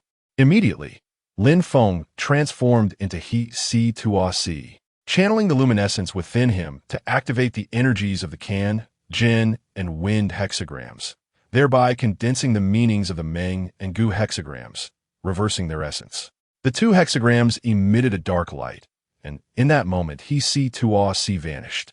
After his disappearance, He Si Tua Si traversed through shards of space, each fragment representing a distinct illusion. He sought to identify the realm where Lu Lingfeng and the others resided. During his relentless search, He Si Tua Si's energy in this space rapidly diminished. Unable to absorb energy, he could not maintain his form for long. However, at the moment when the red lights began to flicker, He Si Tua Si finally located them, spotting Gu Lan amidst a golden-hued castle. He promptly soared toward that fragment of space. Upon entering this realm, he beheld a magnificent city forged from gold and precious jewels, shimmering in a mysterious expanse. From a distance, the city walls gleamed with a resplendent golden light, composed of countless stacked coins. The coins pressed against one another, tightly interlocked, seemingly narrating the steadfastness and inviolability of wealth. Under the sunlight, the surface of the coins rippled with glimmers, resembling a golden ocean gently undulating. The city gates stood tall and opulent, adorned with dazzling diamonds and rubies. The radiance of diamonds resembles the cold, ethereal light of distant stars, pure and piercing, whereas rubies evoke the fiery blaze of passionate flames, vibrant and unrestrained. Together, they create a dazzling interplay, exuding a mesmerizing brilliance. The door knocker, crafted in the form of a colossal serpent from pure gold, with its sinuous body and shimmering, frosty scales, conveys an aura of majesty and enigma. Transforming back into human form, Lin Feng stepped into the city, where the streets were paved with golden bricks, each footfall resonating with a muffled yet solid sound, as if every step engaged in a dialogue with wealth. The edifices flanking the streets were awe-inspiring. Some were grand palaces constructed from a bounty of pearls, their lustrous surfaces radiating a soft glow that invoked a dreamlike ambience. Others were towering spires fashioned from sapphires, their profound blue reminiscent of an infinite ocean, mysterious and serene. The shop signs were meticulously carved from a variety of precious gems, reds, greens, blues, and purples, each hue a kaleidoscope that dazzled the senses. Within the shops lay an abundance of exquisite jewelry, necklaces, bracelets, earrings, and rings, each piece emanating a distinct allure. The brilliance of diamonds, the warmth of jade, and the vibrancy of agate coalesced into a visual feast. At the heart of the city stood a magnificent fountain, its water column sculpted from molten gold, sparkling with golden light under the sun's embrace. Scattered around the fountain were an array of gems, twinkling like stars scattered across the night sky. At the base of the fountain lay a grand treasure trove, overflowing with gold coins, jewels, and precious artworks, symbolizing boundless wealth. In this city, constructed from opulence and adorned with jewels, the essence of prosperity permeated every corner, immersing one in a fantastical fairy tale world, yet leaving an indelible impression of awe at such unparalleled luxury. Chapter 68. Escape from the Lord's Manor. After traversing a considerable distance, Lin Feng observed the people surrounding him. They were generally diminutive in stature, with large heads atop small frames, their slight bodies struggling to support their oversized noggins. The locals cast furtive glances at Lin Feng, and some engaged in hushed whispers, the content of which eluded him. Upon scrutinizing their attire, Lin Feng noted that it was clearly uncharacteristic of the Aslant city-state. Their clothing was somewhat antiquated, and although they were amidst gold and silver, their garments were made of coarse cloth. Subsequently, Lin Feng casually seized an individual and inquired, "Where's this place?" The man, feeling the pressure of Lin Feng's grip and sensing he was not someone to be trifled with, stammered, "This is Golden City." Lin Feng replied, "I am aware that this is Golden City. My question pertains to its location. Who is the Lord here? Furthermore, have you encountered any other outsiders?" Unable to withstand the force of Lin Feng's grip, the man winced and responded, "This is the outskirts of Golden City. The Lord is Wang Heir. I have seen a few outsiders, but they have all been captured and taken to the Lord's Manor." Lin Feng released the man, indifferent to his hasty retreat, and proceeded towards the entrance of the Lord's Manor. The guards pointed their weapons at Lin Feng, appearing to be of typical human demeanor, yet wary as they scrutinized him. "Who goes there?" one guard demanded. However, the threat of the weapon triggered an instinctive reaction in Lin Feng, who swiftly incapacitated the guard and sent another, who attempted to intervene, flying. The remaining guards began to retreat, but kept their weapons trained on Lin Feng, fearful of another assault. Realizing his abruptness, Lin Feng raised his hands to indicate he bore no weapons and calmly stated, "I am here to find my companions." The guard did not lower his weapon, but solemnly replied, "Wait for our report," before summoning someone to relay the message inside. After a brief interval, a guard approached and whispered to the armed sentinel, "The Lord has instructed that we take him inside and escort him to the dungeon." The armed guard sheathed his weapon and gestured to Lin Feng, "You'll follow us." As Lin Feng stepped into this city, forged from wealth and adorned with jewels, the dazzling brilliance enveloped him like a surging tide, nearly blinding him with its radiance, imbued with an alluring temptation. The Lord's Manor was festooned with decorations. Vibrant red silks billowing, exuding an atmosphere of festivity, evidently in preparation for a grand wedding. While walking, Lin Feng remained vigilant, quickly sensing the disquieting ambience surrounding him. This atmosphere did not resonate with the opulence expected of a lordess residence. Rather, it exuded a foreboding essence, reminiscent of a dungeon. Lin Feng queried the guard, "Where are we headed?" The guard replied, "Where are we going?" "To imprison you in the dungeon," as he summoned others to encircle Lin Feng. Yet, Lin Feng did not succumb to panic. Instead, his gaze anxiously scanned the vicinity. When it fell upon the dimly lit cage, a pang of dread gripped his heart.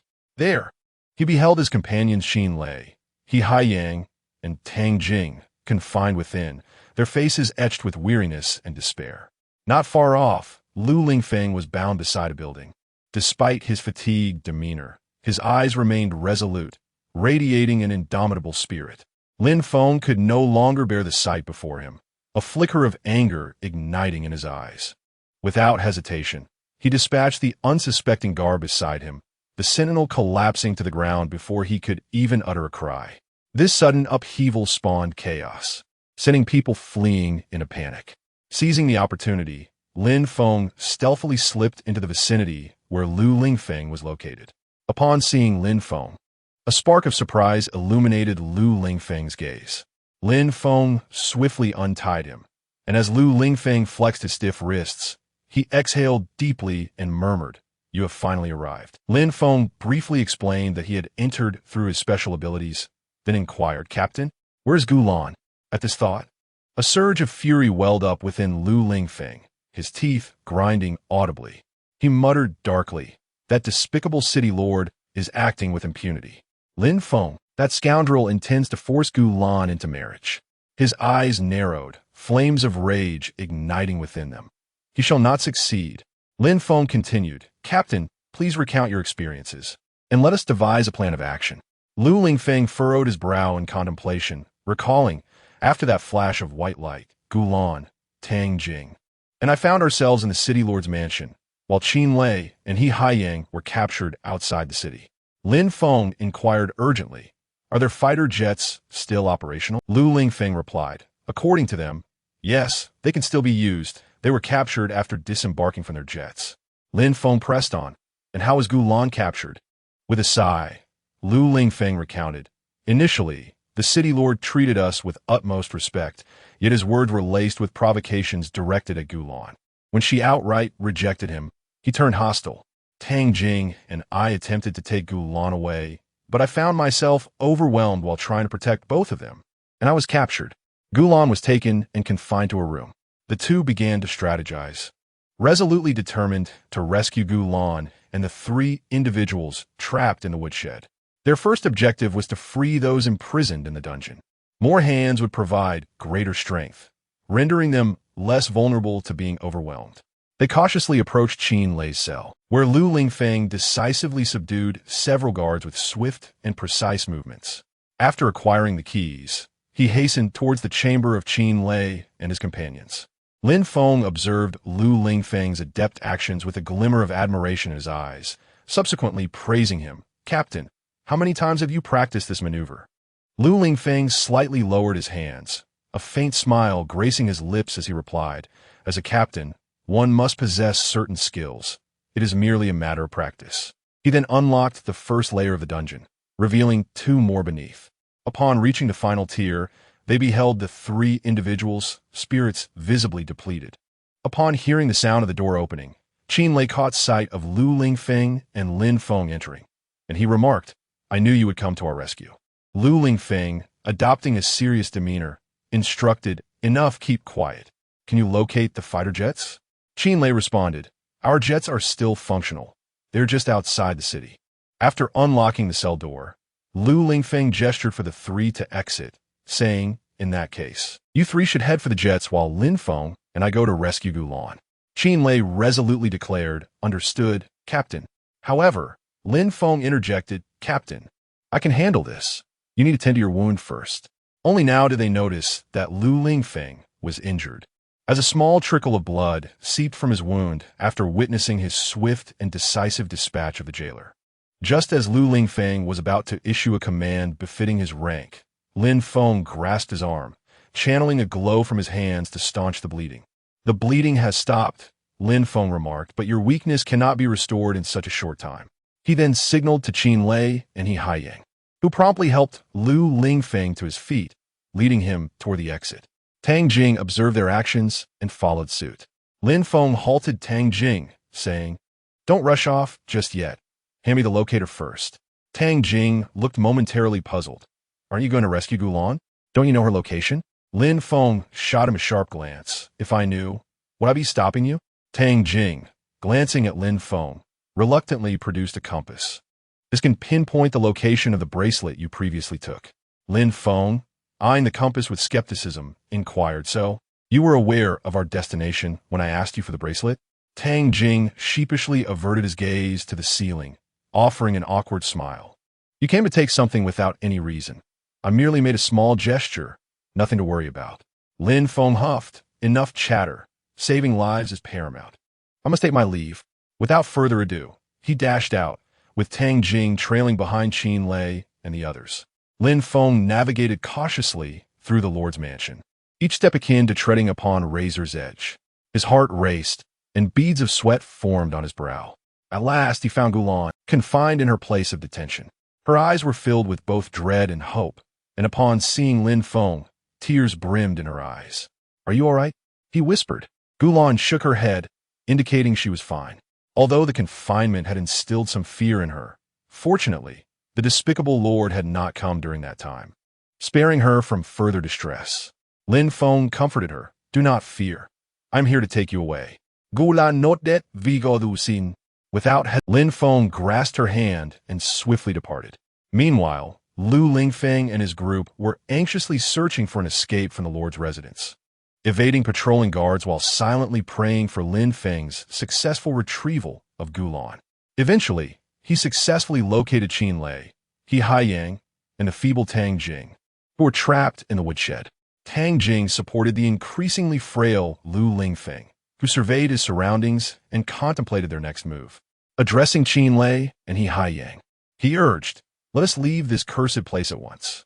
Qin Lei clenched his fists, declaring, "Once we return to the fighter jet, we shall ensure that the Lord pays for his actions." He Haiyang echoed, "Indeed, we cannot let this matter rest." However, it was not long before the vile Lord Wang Yer, seeking to torment Gulan, discovered her absence. Enraged, his eyes bulging like brass bells, he bellowed, "Search for them. They must be found." The guards immediately initiated a manhunt, plunging the entire city into a state of heightened tension. Lin Feng, accompanied by Gulan, navigated the bustling city with utmost caution, an air of tension enveloping them. At times, they concealed themselves within corners adorned with glittering jewels, scarcely daring to breathe.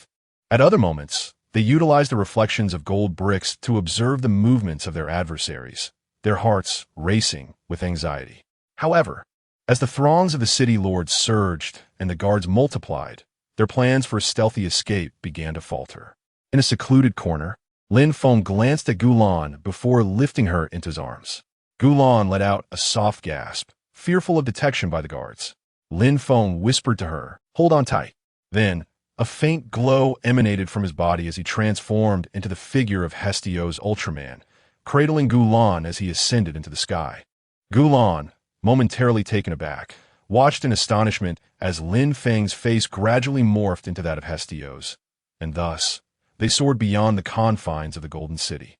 Meanwhile, the other four were in a state of heightened anxiety. Qin Lei exclaimed, "What shall we do? They are pursuing us too closely." He Haiyang gritted his teeth, declaring, "We must fight back. If worst comes to worst, we will perish together." Tang Jing, panting heavily, cautioned, "Do not act impulsively. We will find a way out." After enduring a series of harrowing challenges, the group ultimately managed to regroup in a small grove outside the city. Breathless, yet visibly relieved, they expressed their joy at having survived. Qin Lei remarked, "That was incredibly thrilling. I never wish to experience such a thing again." Lu Lingfeng disregarded Qin Lei's antics and inquired, "How far is the fighter jet from here?" He Haiyang responded, "Captain, we will see it as soon as we exit this grove." They then tidied themselves before continuing on their journey. Upon their arrival, they found the guards sprawled haphazardly on the ground, and Gulan on the fighter jet waved and called out, "Captain." The four turned in unison to look at Gulan, alongside Lin Feng. Subsequently, they cleared the fallen guards and gathered aboard the fighter jet, determined to devise their next course of action. After all, they were not the only ones who had unwittingly found themselves in this perilous place. There were others in need of rescue as well. Chapter 69, Exploring the Golden City in the Enigmatic Realm. Lin Feng and his companions took a brief respite beside the battle aircraft. Gulan meticulously bandaged Lu Lingfeng's wounds, while Lin Feng gradually recounted his experiences and the myriad occurrences transpiring in the outside world. Lu Lingfeng, his countenance grave, gazed intently at Lin Feng. A mixture of concern and responsibility reflected in his eyes, inquired, "Have more civilians entered this place?" Lin Feng nodded slightly, his expression equally solemn. Lu Lingfeng resolutely declared, "We cannot abandon them. We must hasten to locate them." Qin Lei furrowed his brow, revealing his trepidation. "But how do we find them? We saw no one else in the dungeon." He Haiyang concurred. "Indeed, the dungeon was desolate. It was just the four of us. We called out for ages, yet received no reply." Tang Jing pondered for a moment, a glimmer of wisdom illuminating his gaze. He connected his terminal to the aircraft's monitoring system and replayed the timestamp from their arrival until now. The footage displayed the scenes captured when the aircraft first landed, and Tang Jing pointed to a pathway, saying, "Observe, the entire Golden City is organized around the Lord's residence, divided into 4 streets. This is the route we just traversed." Lin Feng scrutinized the map, his gaze focused and profound, as if he could see through the lines to the unknown paths beyond. He recognized one route he had previously traversed, where a peculiar gathering of beings with disproportionately large heads and diminutive bodies resided. Lu Lingfeng spoke gravely. Let us conduct a reconnaissance. Just to be safe, we shall not separate this time. We will explore each of the 4 streets in succession. Lin Feng looked at Lu Lingfeng with concern, his eyes filled with apprehension. Captain, are you fit to proceed? Lu Lingfeng forced himself to stand. The initial injury had been minor, but the prolonged exertion following his injury had worsened his condition, leading to some infection. However, after Gulan's treatment, the wound was no longer critical. Lin Feng suggested, Captain, let me, Qin Lei, and Haiyang go together. You should rest here by the aircraft. Lin Feng was determined to ensure Lu Lingfeng recuperated properly. In his heart, Lu Lingfeng was their pillar of strength, and he could not afford to take unnecessary risks. Gulan, being a woman, was deemed less suited for emergencies, while Tang Jing was primarily a researcher, better suited for logistical support. Qin Lei promptly added, Yes, Captain. You should stay behind. We will accompany Lin Feng to search for the civilians. Haiyang nodded in agreement. However, Tang Jing glanced at Lu Lingfeng and Gulan, contemplating for a moment before stating, One of you 3 should remain. I will join the search. Lin Feng stared at Tang Jing in surprise and asked, Why? Tang Jing explained, If all of you leave, we will be devoid of combat personnel. None of us are suited for a fight, so it is prudent to have one of you stay while I accompany you. Lin Feng found his reasoning sound and turned to Qin Lei and the others. At this moment, safety was indeed paramount. Qin Lei looked at Haiyang and quickly proposed, Haiyang, you should stay behind. You are more level-headed. I will go with Lin Feng. Since Qin Lei has already expressed his stance, Lin Feng is also unwilling to prolong the wait. After all, they cannot afford to delay this matter, nor can those who have gone missing afford to linger. Thus, Lin Feng decisively stated, Very well, it is settled. Qin Lei, Tang Jing, and I shall embark on the investigation, while Haiyang, this matter is entrusted to you. Haiyang, without pretense, replied, Understood. Leave it to me. Subsequently, the trio tidied themselves up briefly, changed their attire, and resolutely set forth on their quest for inquiry. Upon their return to the entrance of the Golden City, they found a multitude of guards patrolling the area. Strangely, these guards did not cast a glance inside the gates, instead exhibiting disdain towards the individuals within the city. Upon noticing Lin Feng and his companions, a guard called out, Who goes there? As Lin Feng was about to reveal himself, he noticed someone else emerging from a different spot, who was quickly surrounded by the guards. This person, appearing quite conflicted, produced a piece of jade and gestured towards the gate. The guards understood and allowed him passage, not uttering a single word, resembling a silent pantomime. Lin Feng glanced back at Qin Lei and Tang Jing, saying, Wait for me. I shall return shortly. Several minutes later, Lin Feng reappeared before Qin Lei and Tang Jing, prompting an urgent inquiry from Qin Lei. Where have you been? Lin Feng produced a pouch of coins and tossed it to Qin Lei, then addressed both of his companions. Let us proceed into the city. Thus, the 3 of them approached the guards, who, having seen no money exchanged, posed no obstacles, and they entered the city without incident. As Lin Feng, Qin Lei, and Tang Jing stepped onto Junzi Street, they were greeted by a scene of bustling activity. People were either purchasing goods at stalls, graciously yielding to one another, or gathered in groups, animatedly discussing current affairs. At first glance, it seemed a picture of harmony. The trio quietly observed a stall where a transaction was taking place. The stall owner, a lean middle-aged man with a beaming smile, held a delicately carved box in his hands, his smile seemingly capable of melting the iciest of hearts. The customer, a well-dressed woman adorned in exquisite jewelry, exuded an air of nobility with every gesture. Stall owner, Madam, you must recognize this item. You are undoubtedly an expert.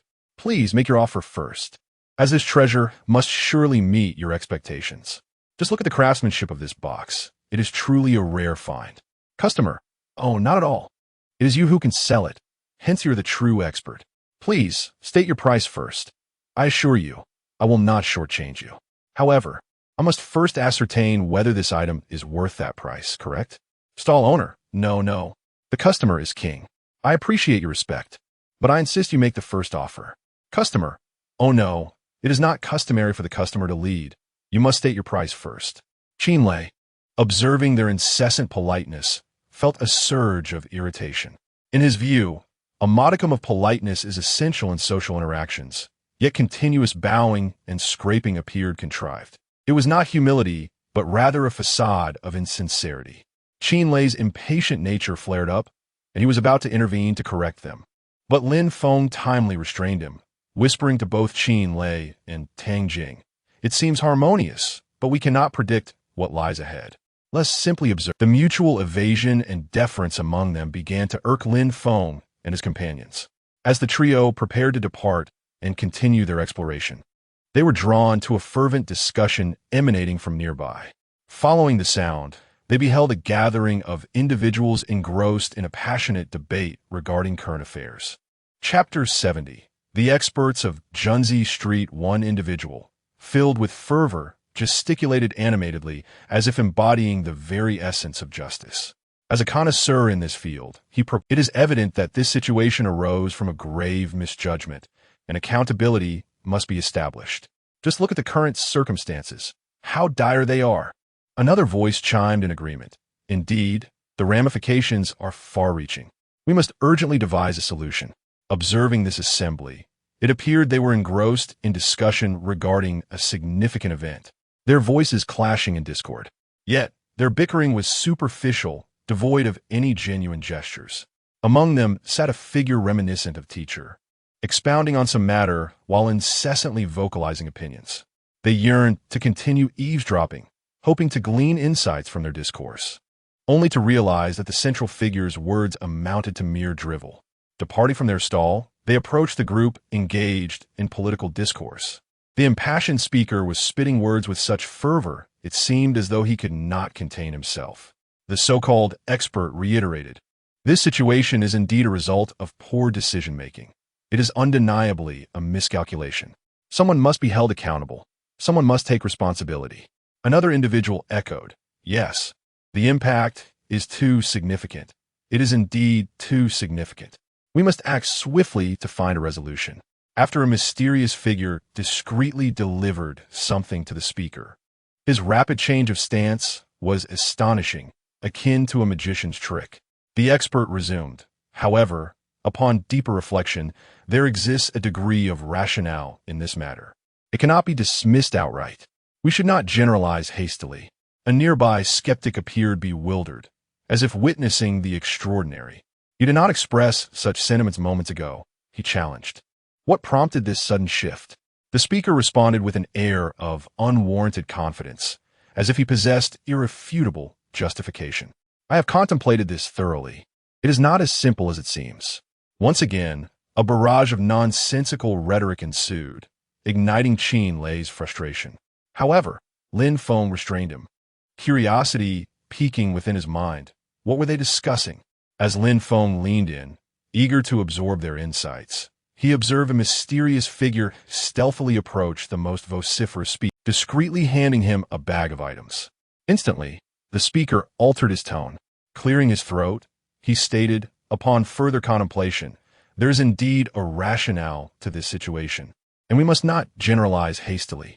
In truth, this decision was made after much deliberation. We cannot merely focus on appearances." The onlookers were left speechless, with one audibly questioning, "Did you not say otherwise moments ago? What spurred this sudden reversal?" Yet, the speaker retorted defiantly, "I have deliberated on this matter extensively. It is far from straightforward. You must not view it from a singular perspective. One must consider multiple facets." The trio gazed at the political debaters, their hearts heavy with resignation. At that moment, a self-proclaimed expert emerged, clearing his throat to declare, "In addressing this issue, we must adopt a comprehensive perspective. On one hand, this decision bears positive implications. On the other hand, there are indeed areas that require improvement. However, we cannot simply assert whether it is right or wrong. We must consider a myriad of factors." The bystanders listened in confusion, and someone could not help but inquire, "What should we do, then?" The expert adjusted his glasses and replied with measured calmness, "This issue requires further investigation. We must refrain from hasty conclusions and analyze it from multiple perspectives." Qin Lei, unable to endure any longer, interjected, "After all this talk, it amounts to nothing. It is merely superficial." Is this what you call expertise? It is nothing short of charlatanism. Tang Jing also shook his head in agreement. Indeed, it is all nonsense, devoid of any practical advice. Lin Feng sighed. Let us not concern ourselves with them. We should hasten to complete our task. Qin Lei could not restrain himself and exclaimed, How hypocritical of you! Just a moment ago, you were criticizing with righteous indignation, and now you backtrack because you've been paid. He could no longer tolerate their empty rhetoric. Despite not knowing what to say, it was evident there was no substance, and someone was openly accepting money in front of everyone. The individual, incensed, retorted, Who are you? Mind your own business. I have my own thoughts. You know nothing. Qin Lei stepped forward. We simply cannot abide by your behavior. You lack any principle, a collective that cannot articulate a single crucial point. And yet you prattle on without clarity. A few individuals beside the agitated merchant rallied to his defense. Who do you think you are to criticize us? Exactly. We shall speak as we please. It is none of your concern.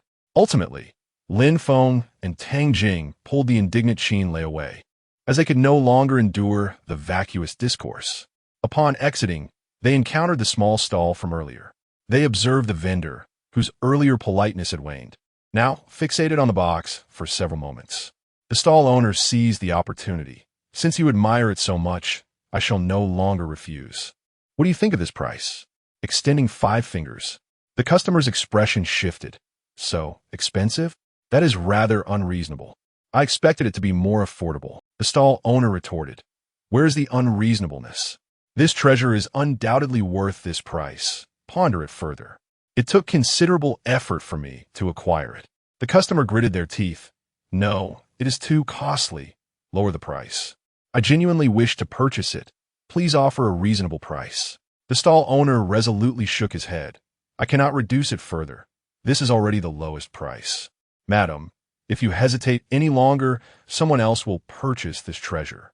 The tone of both parties escalated, their earlier civility evaporating, giving way to mutual accusations. The customer exclaimed, You are deliberately trying to swindle me. Just a moment ago, you were courteous, and now you demand an exorbitant price. Is this how you conduct business? The stall owner countered, Do not misrepresent my intentions. This is a fair price. And it is you who lacks discernment. Reflect on the value of this box. Once it is gone, it will be lost forever. Tension mounted between them, with conflict imminent.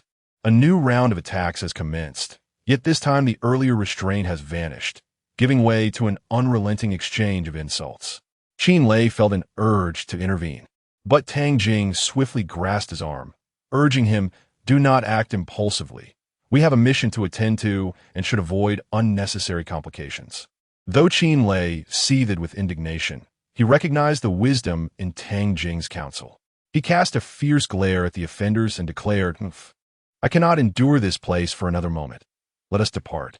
Lin Feng interjected, Let us go. I just utilized the detector and found no signals from Aslan electronic devices. They should not be present here, so we can leave. Qin Lei remarked, This is Junzi Street, yet it feels devoid of any gentleman. Tang Jing then retrieved several items from his backpack, stating, In a street absent of gentlemen, genuine experts are a rarity. It is a common occurrence. Let us proceed. Lin Feng inquired, What is this? Tang Jing explained, These are some conventional monitoring devices. I recalled your use of the terminal to detect signals and thought it prudent to deploy these. Simply toss them into areas we cannot access, and they will detect electronic signals. Lin Feng asked, Is it sufficient to just throw them in? They won't be damaged, will they? Tang Jing reassured him. The design is straightforward, the hardware robust, and the quality assured. Even if dropped from a height of 1,000 meters, they will still transmit signals. And they can even relay detection information from within subterranean cavities. Thereupon, Lin Feng and Qin Lei each took a portion of the devices. The trio was resolute in their decision to cease further exploration of Junzi Street and hasten their departure to continue their investigation. Chapter 71. The Street of the Small People. Lin Feng, Qin Lei, and Tang Jing, weary from their recent endeavors, stepped into the Street of the Small People after departing from the Gentleman Street.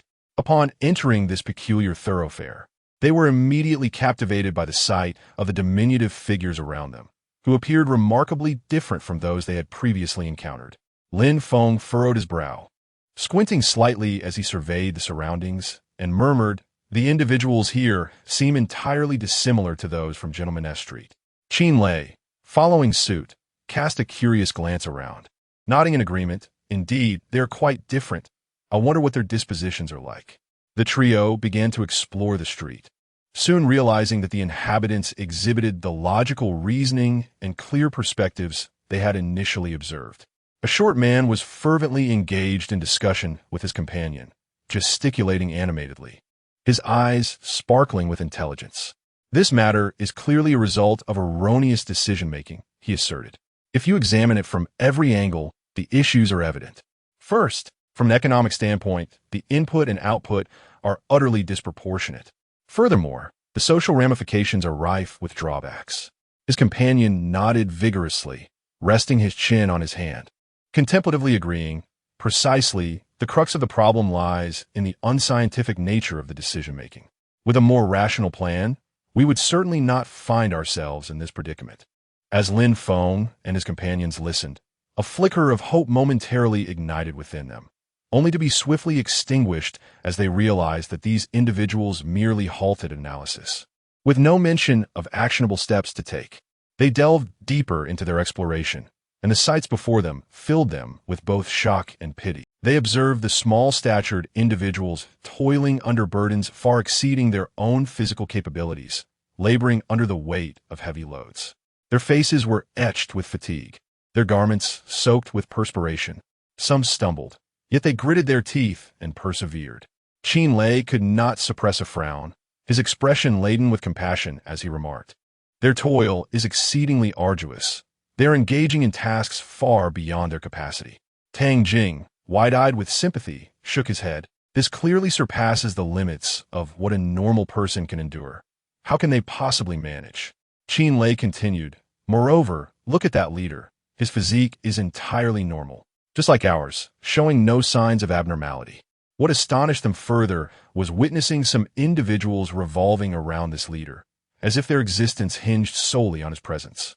At that moment, a sycophant hurried to the leader's side, nodding and bowing, a beaming smile plastered across his face, his torso bent low in obsequiousness. "Boss, you are absolutely right. We shall heed your every word. You are our guiding light," he declared, gingerly brushing off non-existent dust from the leader's attire. The leader appeared entirely indifferent to the sycophant's actions, as though